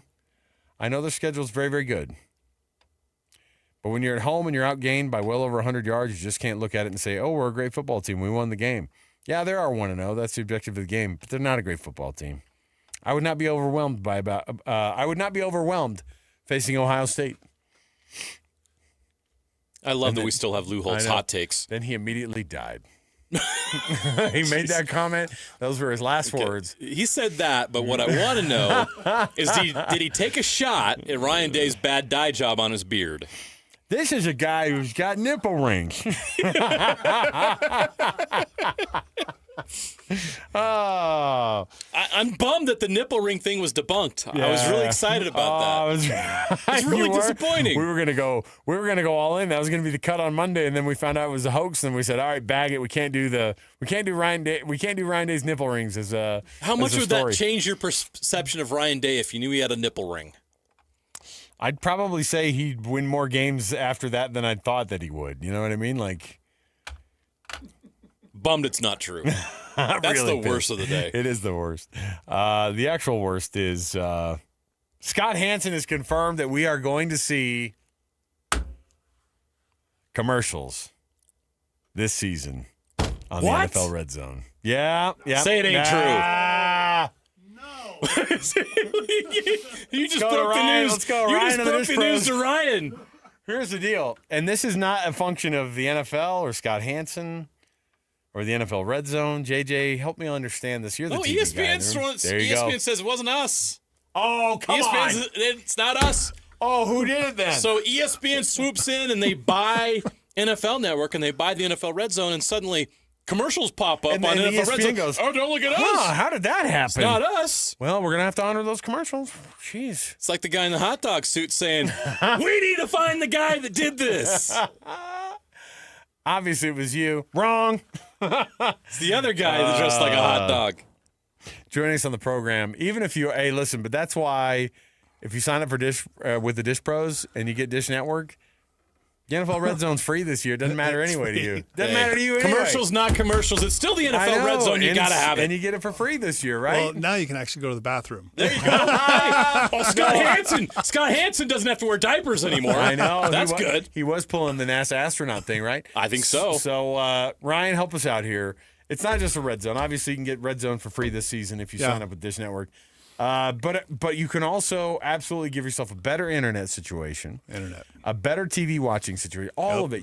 If people need to call better about DVR, come on, get it all figured out. Call you guys, right? Yeah, I mean this is a awesome opportunity. We've got the best internet providers out there, and we've got the companies that if you think there's no way that Dish Pros can offer this internet, you're wrong. We can. So they won't let us. They won't let me talk about the names of everybody on the radio. But I'll just tell you that you'll be mildly surprised the variety of every internet provider we have, and also the prices.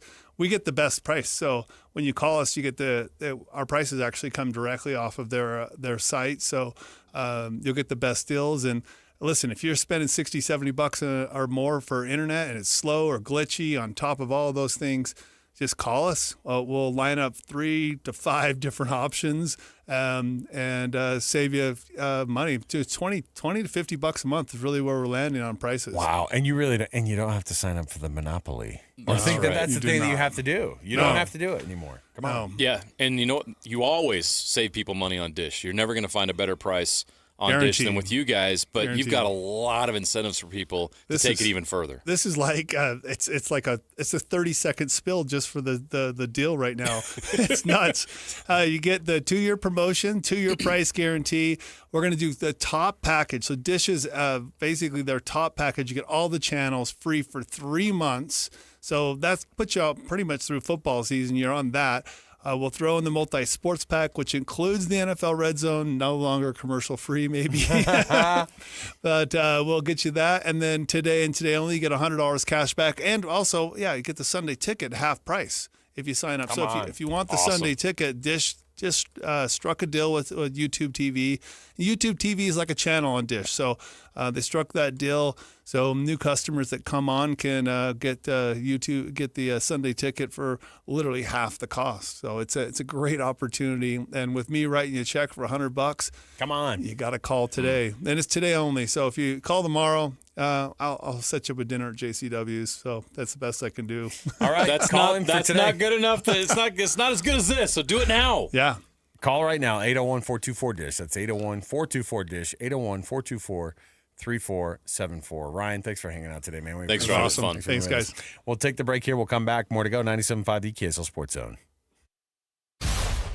Whether you're stuck in the office, I believe you have my stapler, in your car, or at your in-laws. You want a piece of me? You bet I do. The Zone is with you every step of the way. Download the KSL Sports app to get live streaming of your favorite shows and access to all the latest updates on your favorite teams. Your home for the best coverage of the Utes, Cougars, Jazz, and Mammoth is on air, online, and on the KSL Sports app. This is 97.5, the KSL Sports Zone. Hi, this is Derek Overstreet, president of the New Millennium Group and co-host of Stop Working, Start Living with KSL News Radio. Can you imagine what your life would be like if you could retire 3 to 5 years earlier than you thought possible? The things you could do, the loved ones you could spend time with, the memories that you could create. That's what our team at the New Millennium Group does. We'll walk you through the entire process every step of the way. If you'd like to get a copy of the 5-step proprietary plan that will help you retire 3 to 5 years sooner than you thought possible, give us a shout right now. 888-999-6370. That's 888-999-6370 or utahsfinancialplanner.com. Listen, most of our listeners right now have a tax problem, not a money problem. There's not enough money in Social Security Medicare as it is. Let us show you how you can significantly reduce your taxes. That's 888-999-6370.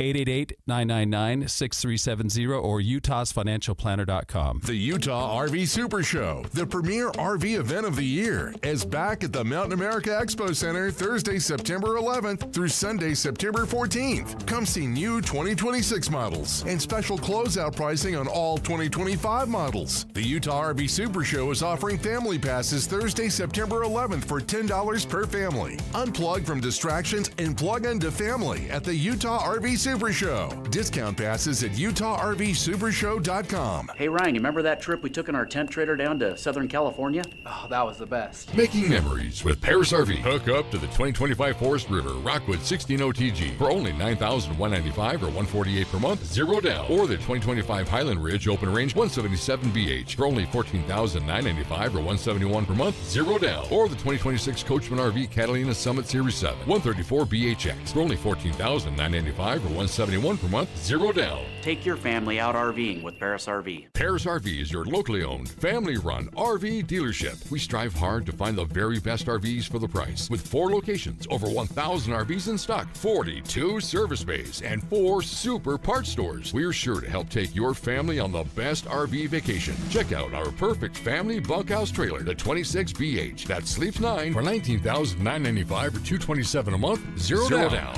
Life is short. Enjoy it. North Murray, South Murray, Payson, and Pocatello. ParisRV.com. O'Reilly.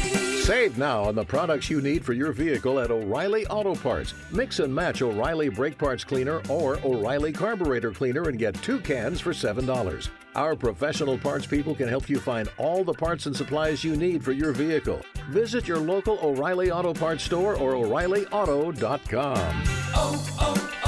O'Reilly Auto Parts. This is a real good story about Drew, a real United Airlines customer. After almost 4 years of treatments, I was finally cancer-free. My mom's like, where do you want to go to celebrate? I'm like, let's go somewhere tropical. And then pilot hopped on the intercom and started talking about me, and I was like, what is going on here? My wife beat cancer.